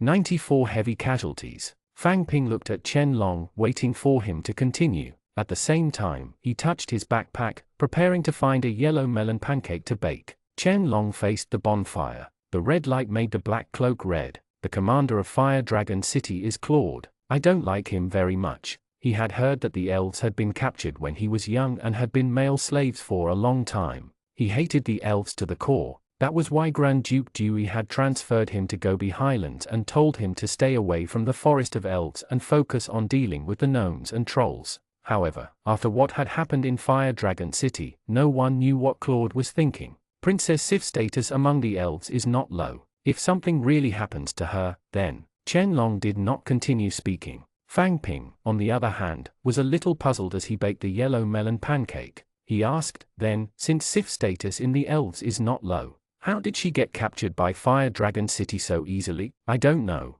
We'll only know when we reach Fire Dragon City. Chen Long was facing the bonfire. Fang Ping could not see his expression. Chen Long did not say anything else, and Fang Ping did not ask any more questions. He continued to bake the yellow melon pancakes. The baked yellow melon pancake had a dry surface and a soft texture. Although it still didn't taste good, a mouthful of hot pancakes and hot water was considered a small comfort in a cold environment. The weather was getting colder. On the one hand, it was already the winter moon. On the other hand, they had already begun to climb the mountain. The fort's official road began to slope. The further they walked, the colder it would be. Fang Ping sat by the bonfire and chatted with Chen Long. Fang Ping did not need to keep watch tonight. It did not matter if he slept later. As he warmed himself by the fire, he listened to Chen Long tell him stories from when he was young. He told him about Fire Dragon City. Fang Ping was actually listening. When the two of them had nothing to say, they just looked at the fire quietly. There were other people chatting beside the bonfire. They were not far away, and Fang Ping could hear them. The Lord's guards have really suffered heavy casualties this time. That's right. Who would have thought that the trolls and gnomes we encountered this time would be so strong? On average, they are all Class 3 professionals. Only a large tribe can gather such a team, right? You've never seen the world. In our elf city, it's considered a large tribe, but in the highlands, what's this? This is your first time in the highlands, right? Are the goblins and trolls of the Gobi Highlands that strong? There are a lot of them, but fortunately, there are very few top-notch professionals and they are not strong. Otherwise, they would have long attacked and found trouble with us. Fang Ping listened to them and sighed. The goblins and trolls were not weak. Many professionals had died this time. Victory was not easy to come by. He did not know what would happen along the way. Let's not talk anymore. Let's accumulate energy. Chen Long stood up and walked towards the darkness. Fang Ping nodded and stood up as well. He had expended so much energy today. He still had to continue accumulating. After laying out the sleeping bag, he crawled in and began to accumulate energy. When dawn broke, the Lord's guards began to set off, and the elite team also set off. They did not walk far before arriving at the place where the battle had taken place yesterday. The tall sentry tower in the distance had already disappeared. Only the straight fortress official road could be seen, leading straight to the horizon. On both sides of the road were piles of corpses. There were all kinds of gnomes and trolls, and they were all Class 2 and 3. After freezing for the entire night, it was already covered in a thin layer of frost. Fang Ping was a little emotional. It was very difficult to accumulate strength, but losing strength was so simple. If there were more gnomes and trolls, their lives would only be harder and their improvement would be slower. He practiced day after day to accumulate energy and increase his strength, but in one day, he could be suppressed by the roadside and be left frozen by the cold wind. Then what was the meaning of living? In Ziluo continent, people are called he/e, but gnomes and trolls are also a he, including wild beasts. Only magical beasts were called it.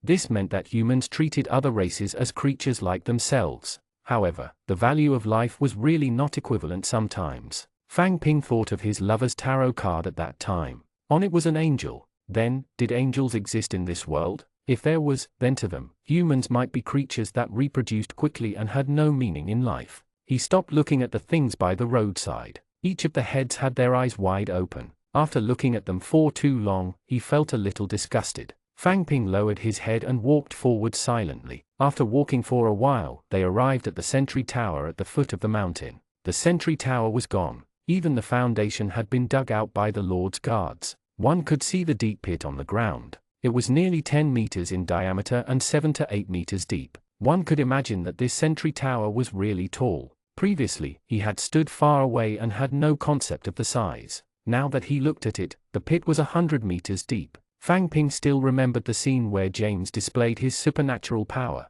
He had single-handedly knocked down 2 sentry towers with a single shot. This sentry tower was not made of paper. It was so far away and the quality was not bad. It was made of solid wood and had a thick foundation. James's strength was a little out of this world. After passing by the old sentry tower at the foot of the mountain, the slope suddenly became steep, giving Fang Ping the feeling of climbing a mountain. Into the mountains. Someone in the team commented. Fang Ping looked ahead. There was an obvious slope. The grass was even shorter. Not far away, Fang Ping saw a pile of soil where the terrain was slightly slower. He turned around and looked behind him. The field of vision here was wide, and he could see the location of the previous battle. Stop.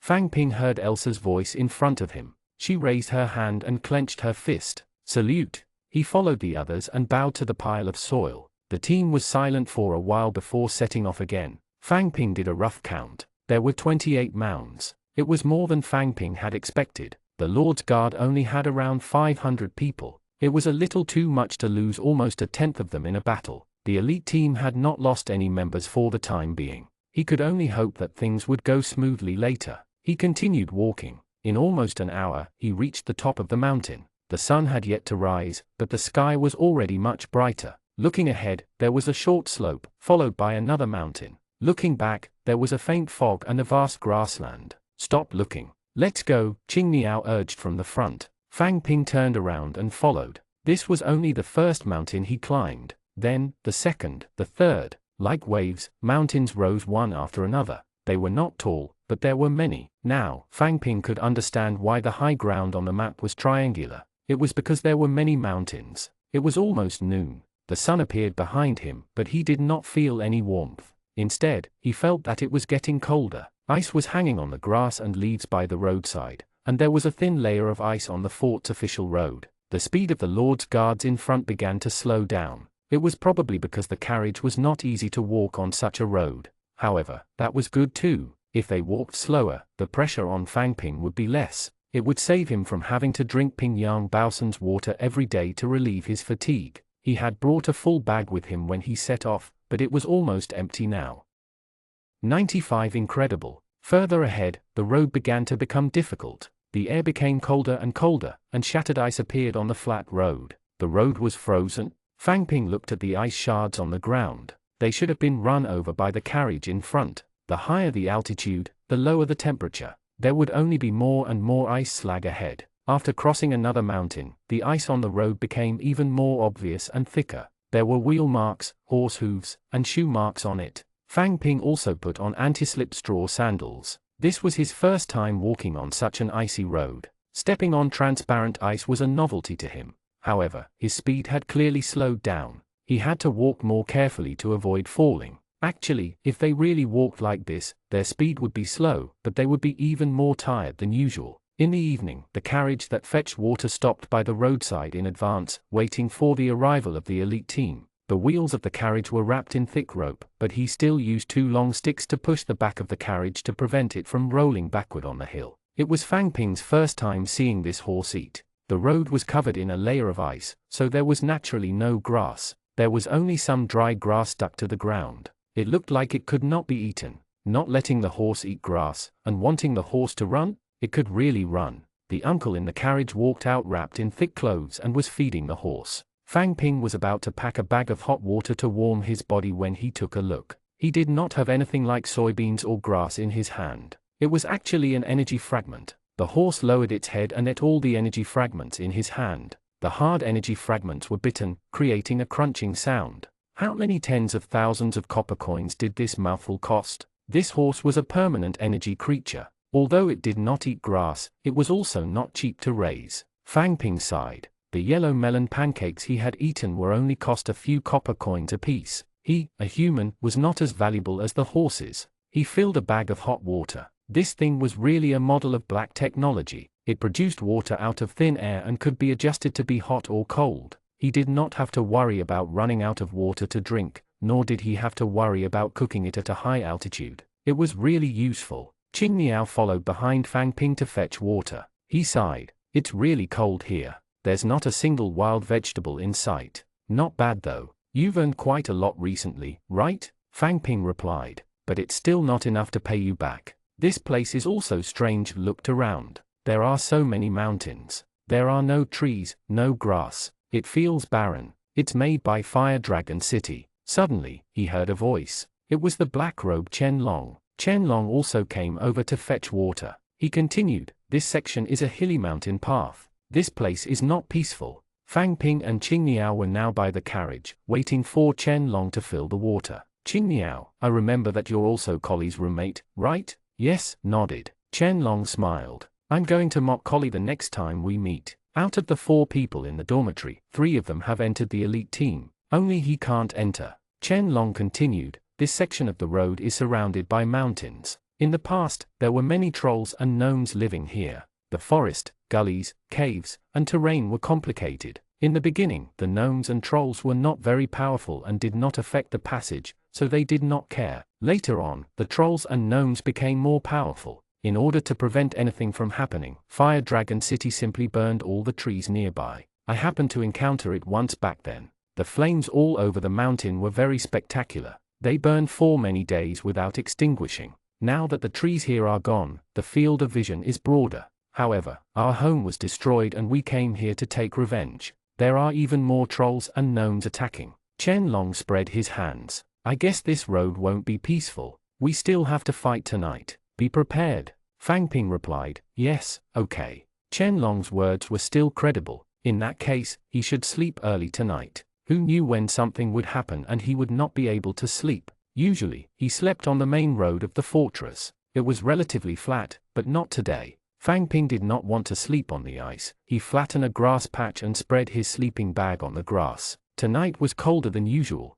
Not only was there no bonfire, but there was also very little hay to keep the fire going. The temperature was low, and the wind was not light. Because of Chen Long's words, Fang Ping crawled into the sleeping bag without taking off his protective gear. Although it was a little uncomfortable, it saved him the trouble of wearing it later. Moreover, Fang Ping realized that the elemental set itself was made of leather. It was not thick and could not keep him warm. However, wearing an elemental set was far warmer than wearing a large cotton jacket. This was a little unbelievable. Was it because of the characteristic of Magic Shield 1 provided by the elemental set? It was also very simple to experiment. If one took off a part of the body and it was not a complete set, the characteristic would disappear. Fang Ping was about to take off his helmet, but it was very cold, so he stopped. It seemed that it was really the characteristic effect. Was it because the cold was a magic damage? Or was it elemental damage? That was why it was reduced by the magic shield. Fang Ping was only Magic Shield 1. If he had a higher level magic shield, would he not be afraid of the cold and walk in the snow? Similarly, wouldn't that mean that he wasn't afraid of the heat?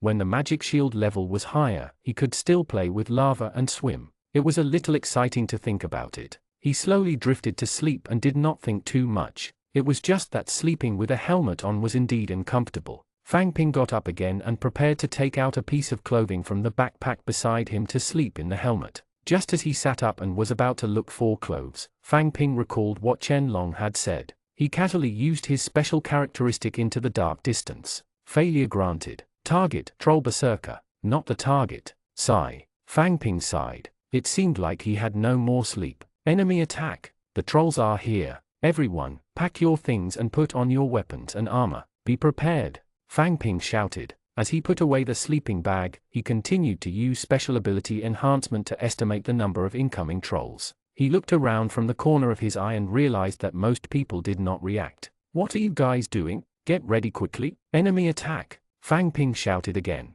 Someone said, who are you? What right do you have to order us around? It was only then that Fang Ping realized that it was usually Elsa who would say it and Fang Ping who would command it. The others would only listen to Fang Ping's orders. This time, there was no reaction. They were really listening to Elsa, not him. It seemed that he had not received the approval of the others. However, now was not the time to think about this. Fang Ping did a rough reconnaissance. There would definitely be a lot of trolls. Elsa, Fang Ping was about to call Elsa when he heard her voice. Everyone, pack up and form up. Prepare to head to the Lord's Guard's campsite. It was still early and most people had not slept. They packed up very quickly. After a while, the queue was ready. Elsa stood in front of the team and looked at the dark mountains around her. There was no moon tonight, so her field of vision was very narrow. She asked Fang Ping, how many trolls are there?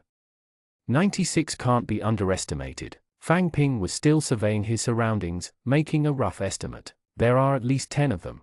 Basically, they are all troll berserkers and troll warriors. They came from the hill on the left rear. Wait a minute, there's also one on the right rear. I'm not familiar with the terrain here. I don't know how far they are from us. Let's go, don't fall behind. The group carried their backpacks and walked in the direction of the Lord's Guards. Fang Ping took careful steps. It was not easy to walk on the frozen mountain path. At the same time, Fang Ping was also investigating the pursuers behind him. Most of them were troll berserkers. Troll berserkers were at least class 3 professionals. Their strength could not be underestimated. Who's there? Elite team, go tell James that the Troll Berserker Legion is here. Fang Ping heard Elsa's words. Troll Berserker Legion? Soon, a deep horn sounded in the camp. Footsteps, horses, and flames lit up. Figures moved. A few tall horses walked straight towards the elite team. Leading them was James. "Our scouts have found nothing. Where did your information come from? Is it accurate?" Elsa stood at the front and said, "I believe that my student, it should be the Troll Berserker Legion.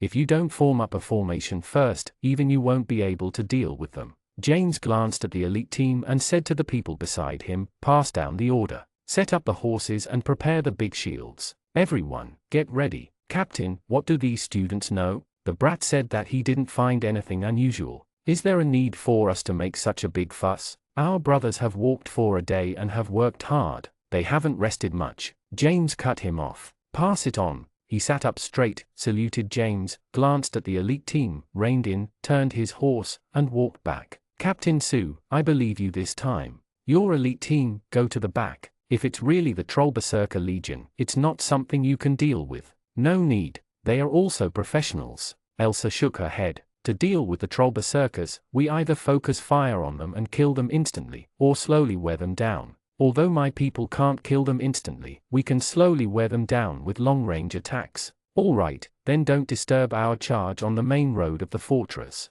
"Sure." As they spoke, some soldiers carried their horses over and placed them on the road. James said, "Let's go. Stand behind the barricade." Reporting, "Captain, we've discovered more than 50 Troll Berserkers. They are less than 2 kilometers away from us." Hearing a report, James glanced at Elsa, turned his horse, clipped its belly, and sped away. "Fang Ping, you command." After James left, Elsa's voice sounded. Fang Ping retracted his gaze from the darkness. Teacher Elsa was probably right. It was the Troll Berserker Legion. It was difficult to determine the number, but the incoming enemies were all Troll Berserkers and Troll Warriors. They were not easy to deal with. With high health, coupled with the fury characteristic, they get braver and more ferocious the more they fought. If they faced multiple enemies at the same time, their strength would increase faster than the heroic characteristic. Therefore, to deal with them, he would either use his strongest attack to quickly kill them or use an extremely low attack to wear them down without triggering Fury. Characteristic Fury 2, every time you receive damage above 10 points of attack power, you will gain 2 points of strength.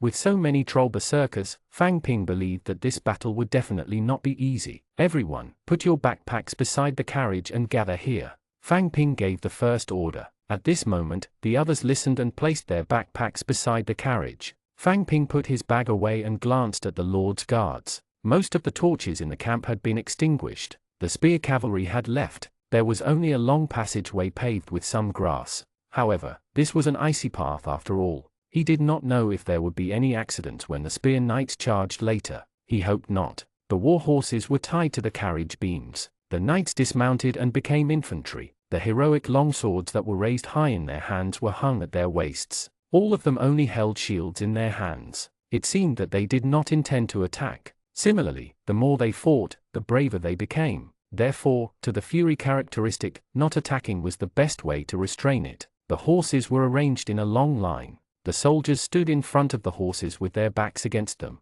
They raised their shields and stared into the darkness at the foot of the hill. A few soldiers were holding torches. The torches swayed in the cold wind and flickered. Looking into the distance, it was still quiet. In the darkness, it was still calm. The elite team also put down their backpacks and gathered over. Fang Ping looked into the distance. There was a moon tonight, but it was not considered bright. There was nothing in the distance. However, the feedback given by the characteristic told Fang Ping that something was approaching. "Everyone, get ready. Melee combatants in front, ranged combatants behind. Those with a little more strength are prohibited from attacking." "We don't have many arrows," a ranger said. Fang Ping did not respond. Something appeared in his line of sight. First, it was a tall figure. Then, a second, a third. A large group of trolls appeared. "Everyone, get ready. Hold your ground," the soldier in front shouted. Fang Ping also stared at the Troll Berserker in front of him. They saw the humans who were ready for battle. Knowing that they had been discovered, they no longer hid their whereabouts. They roared, raised their weapons, and rushed over in large strides. As they got closer and closer, cracking sounds could be heard. The smooth ice path could not stop their footsteps. Their heavy bodies crushed the ice with one step. This was too exaggerated. Fang Ping thought to himself. Hua! The trolls quickly rushed over. They raised their axes high, and their bodies basically lit up with orange light. Encouragement, heroic, alert, battle roar/tactics. Status skills hung on his body like they didn't need energy. In the middle of the defensive line, there were no obstacles. There were the most people here and the biggest shields. One of them held a shield and a long sword. He was James's assistant and the current commander. He raised his sword and shouted, "All troops, defend!" All the soldiers lit up with a silver-grey light, and then their bodies revealed a black iron luster. Fang Ping knew that the entire army was guarding this skill. All allies could not move. They had obtained the characteristic Heavy Armor 1, which reduced the damage caused by 1 point of strength. The advantage of this skill was very obvious. Everyone would obtain a special characteristic, Heavy Armor 1. On the battlefield, especially in this situation, it was very useful to hold the position and resist attacks. However, there was also a negative effect of being unable to move. If someone was focused on at this moment, it would be very dangerous. However, the trolls didn't seem to want to focus fire. The trolls were extremely confident in their strength. The gnomes would join forces, but the trolls don't bother to besiege.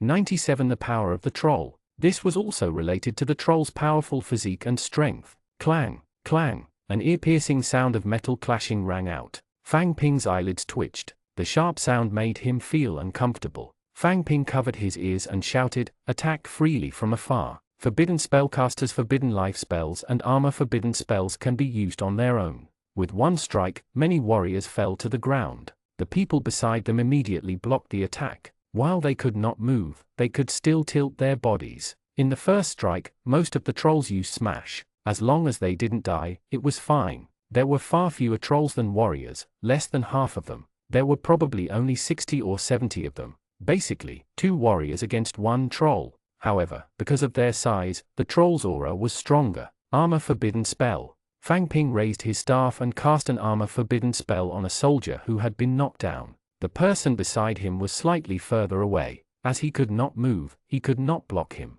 He fell to the ground and covered his body with a shield, preparing to block the troll's next axe. If he slashed down, even if he blocked it, the backlash would not be able to withstand it. Fang Ping still cast an armor forbidden spell on him. A golden membrane appeared. The troll's axe paused and slashed at the warrior beside him. The troll was probably thinking, "Do you have an armor forbidden spell? The people beside you don't." They were not stupid. The arrows around Fang Ping also began to fly out in a scattered manner. However, the damage caused was really limited. It was better than nothing. The front line also stabilized. The troll berserkers and troll warriors had powerful characteristics and high attack power, but their initial strength was not high. With 2 points of strength and the boost from the skill, the first round of attacks brought about a greater impact. Then, the soldiers of the Lord's Guard only defended and did not attack. The troll's characteristic fury could not be triggered. Their basic strength was not high, and they could not break through the defense of the soldiers guarded by the entire army. Just when Fang Ping thought the situation would be at a stalemate, the troll made a new move. Hiss! One of the trolls took a step back and raised his axe high. Instead of striking the soldier holding up his shield, he struck the ground. Rocks and soil rolled as earth spikes pierced out from the ground, sending ice shards flying. However, when the earth spikes pierced the black iron-colored soldiers, their thick armor blocked the earth spikes. It was useless. The power of the earth-splitting slash was much weaker than a fierce attack. The troll also knew that his target was not these black iron lumps, but the horses behind him. Fang Ping knew the characteristics of being a blocked horse. Horse blocking, feature wall, unable to move or attack. Feature horse slaying, deals double damage to mounted soldiers. Feature rebound 3. When receiving melee damage, deals 3 points of strength damage to the attacker. The damage cannot be reduced. Earth Splitter was a melee attack. Boom, boom, boom. The troll stood up and raised his axe high. His characteristics had been triggered. Immediately after, earth-shattering slashes were directed at the horses. The situation instantly became precarious. The balance that he had barely maintained previously had been broken. There were not many trolls with earth slash. Most of them were troll berserkers. There were only a dozen of them, but they had a huge impact on the battle. The encouragement from the beginning of the battle brought a lot of trouble to the soldiers. Fortunately, the effect of the encouragement weakened very quickly. Under alternate defense, they also defended. And now, the increased strength of fury did not disappear so quickly. A dozen or so powerful trolls could easily tear through the defense line. Get behind the barricade. The effect of the entire defending army slowly weakened as they were attacked time and time again. At the same time, they could only slowly move. There was a gap between each of the 2 barricades that was not completely closed. For humans, they could retreat to the back of the barricade from here, and the trolls could not come over. Relying on the defense of the horses was a last resort. The reflective characteristic of the horses could continuously increase the strength of the trolls. How was he going to resist the powerful trolls when the barricade shattered? Fang Ping turned to look at teacher Elsa. She was also watching the battlefield, but she did not react. Elsa did not play the piano. It seemed that she did not think that it was dangerous now. Fang Ping was slightly relieved. There were no barricades set up in the middle of the main road of the fortress. Only the situation here was still in a stalemate. Apart from the middle, the other soldiers had already pushed them behind the horses. A portion of the trolls slashed at the horses, each slash stronger than the last. Meanwhile, another group of trolls walked towards the center, planning to break through the defense in the middle and charge in through this gap. The defending soldiers were also slowly moving back. Fang Ping raised his cane, preparing to cast a protective forbidden spell. As he stared at the changes in the situation in front of him, Fang Ping suddenly felt the ice under his feet tremble slightly. This feeling became more and more obvious. Ka. The ice under his feet cracked and extended forward. Fang Ping turned to look at the darkness behind him. The grass-covered ice path was still calm and extended into the distance. Are the lancers coming? A fireball flew out of the darkness and exploded in the air, sending red sparks flying. Retreat! Leave the ice path! This should be the signal agreed by the Lord's guards. The soldiers in front immediately retreated, making way for the gap in the middle of the horses. As the soldiers retreated, the tall trolls filed in. Retreat! Fang Ping raised his left hand high and pointed his thumb backward. The elite team was only a few dozen meters away from the gap. Even if only 1 or 2 troll berserkers came over, they would not be able to take it. Fortunately, no trolls came. Vroo! A troll suddenly roared. Vroo! The other trolls roared along with him. One by one, they turned and retreated through the opening again. Fang Ping was a little surprised. He realized that there was an ambush and was about to retreat. The soldiers continued to retreat. They had no intention of turning back and delaying the trolls. Thump, thump, thump, thump. Fang Ping could hear the dense sound of horse hooves approaching from afar, from small to large. It was like an oncoming mountain rain, like a surging flood, like a collapsing avalanche. They were no longer watching from afar. The high-speed spear cavalry rushed past them, deafening the onlookers. The wind carried ice shards and hit his face. It was quite painful. At this moment, he could not care less. Fang Ping's eyes were fixed on the blue figure at the front of the team, like a blue bolt of lightning. What would happen if they collided? Fang Ping was looking forward to it. The spear cavalry was very fast. They went from nothing to everything everywhere in less than 10 seconds. Although the trolls were retreating, their huge bodies still made them block the gap. The spear cavalry was about to arrive. Many trolls realized that it was too late to escape. They simply turned around and roared. They raised their axes and slashed at the spear cavalry. Then, he was pierced. One by one, the tall trolls were pierced through by the spears and pushed back. At this moment, the lancers could not stop, or they would be trampled to death by the people behind them. They could only speed up and continue charging forward. One by one, the trolls were pushed out of the breach. Only then did the lancers in the front row retreat to the sides. The lancers behind continued to accelerate and chase after the fleeing trolls. 98 Clustering up, the ground was covered in corpses, limbs, and blood. Fang Ping's eyes widened in surprise. What was this? It was over just like that. The moment James' spear touched the troll berserker, a huge hole appeared in the troll's body as if it had exploded. Moreover, the trolls in the line behind him had all exploded, creating a long passageway. What's this? A humanoid RPG? Instant kill along line? The long row of corpses on the ground was all James' work. If they could not open the first path, it would be difficult for the lancers to charge. James had forced his way out. The soldier who had stopped the horse walked out. He put down the large shield in his hand and held a long sword. He stabbed the trolls lying on the ground one by one. There were also people from the spear cavalry who were injured. 2 spear cavalrymen were knocked off course by the trolls. The war horses at high speeds could not change directions and crashed into the horses. The characteristics of the war horses were restrained by the blockade horses, and 2 war horses died on the spot. One of the soldiers on it was slightly injured. He had only hit the wood. Because he was fast and strong, he had yet to recover. The other one was not so lucky. The long cone-shaped horn of the horse pierced through his stomach and hung on the horse like a lamb's skewer. The blood that flowed out had already dyed the horse red. The person beside him supported his body. If he were to rashly get him off at this time, it would only cause him to bleed profusely. However, he should not die. The Lord's guards were mainly warriors, but that did not mean that there were no forbidden spellcasters. Then, injured people were transported over one after another. The ground was covered with cloth and they lay together. Someone was helping to clean the wound, take out the filth, and straighten the bones. There were far more injured than Fang Ping had expected. There were many fractures. It was probably during the first round of defense against the troll berserker's attack that many people were injured. Then, a person rode over on a horse and took out a cane from his waist. He raised it at the injured soldiers lying in a pile. Ring of healing. The staff was raised high. After a long time, a few minutes, a huge golden circle of light lit up above the injured soldiers. Then, the circle of light descended and turned into golden light spots that sprinkled on everyone's bodies, healing their injuries. While they were healing, the spear cavalry returned from afar. The lancers walked back through the gap in the barricade. Leading them was James in blue armor. His strength was indeed terrifying.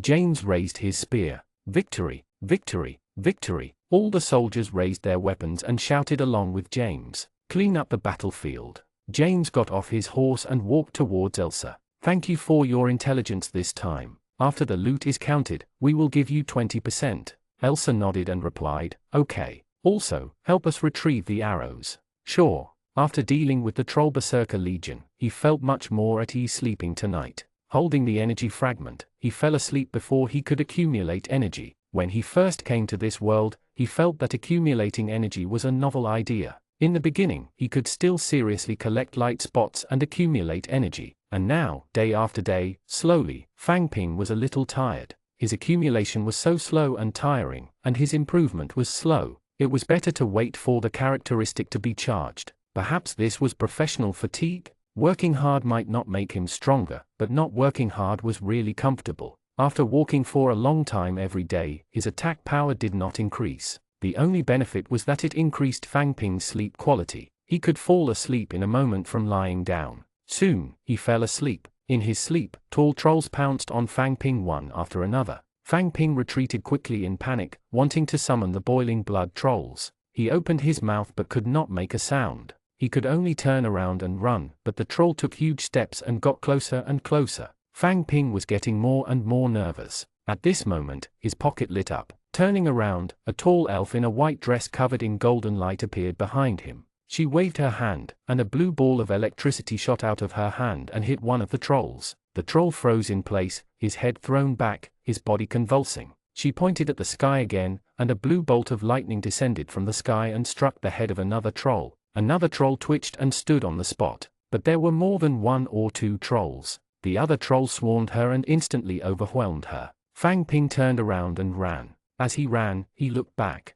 The golden figure could no longer be seen in the circle formed by the trolls. A faint purple light shone through the gaps. Then, he woke up. It was still dark in the morning, but many people had already woken up to practice. For warriors and rangers, the technique practice could not be missed even for a day. This was the same for both working students and advanced students. Fang Ping did not care. He yawned and got up, put away her sleeping bag and recalled the dream he had the night before. Dreams are the fulfillment of wishes. What did he mean by having this dream? Previously, he had met that strange fortune teller in Big Town. She looked professional and amateurish. Then, there was also the Gemini Guardian Star card that mysteriously appeared in his pocket. Fang Ping was not too curious about these strange things. He did not probe what they were. Therefore, Fang Ping casually threw the card with unknown uses into the dormitory cabinet. He stuffed his sleeping bag into his backpack and took out a yellow melon pancake for breakfast. He stood up and went to fill a bag with hot water. As soon as he stood up, Fang Ping felt something in his pocket pressing against him. Well, Fang Ping reached into his pocket. A card appeared in Fang Ping's hand. Gemini Guardian Star. Fang Ping remembered very clearly that he had not brought it out, but what was going on? He felt inexplicably nervous. Let's ask someone. He put the card back in his pocket and continued to fetch water. Teacher Elsa. Elsa was also eating the yellow melon pancake. When she saw Fang Ping, she put down the pancake in her hand. What happened? Fang Ping took out the card. Teacher Elsa glanced at it and smiled. You're quite lucky. Did you meet Gypsy? Gypsy? Who is it? Teacher Elsa gently took the cards from Fang Ping's hand, her fingers long and slender. It's someone mysterious. Of course, it could be a code name. It's said that she can appear anywhere on the continent and divine the future for people she's interested in.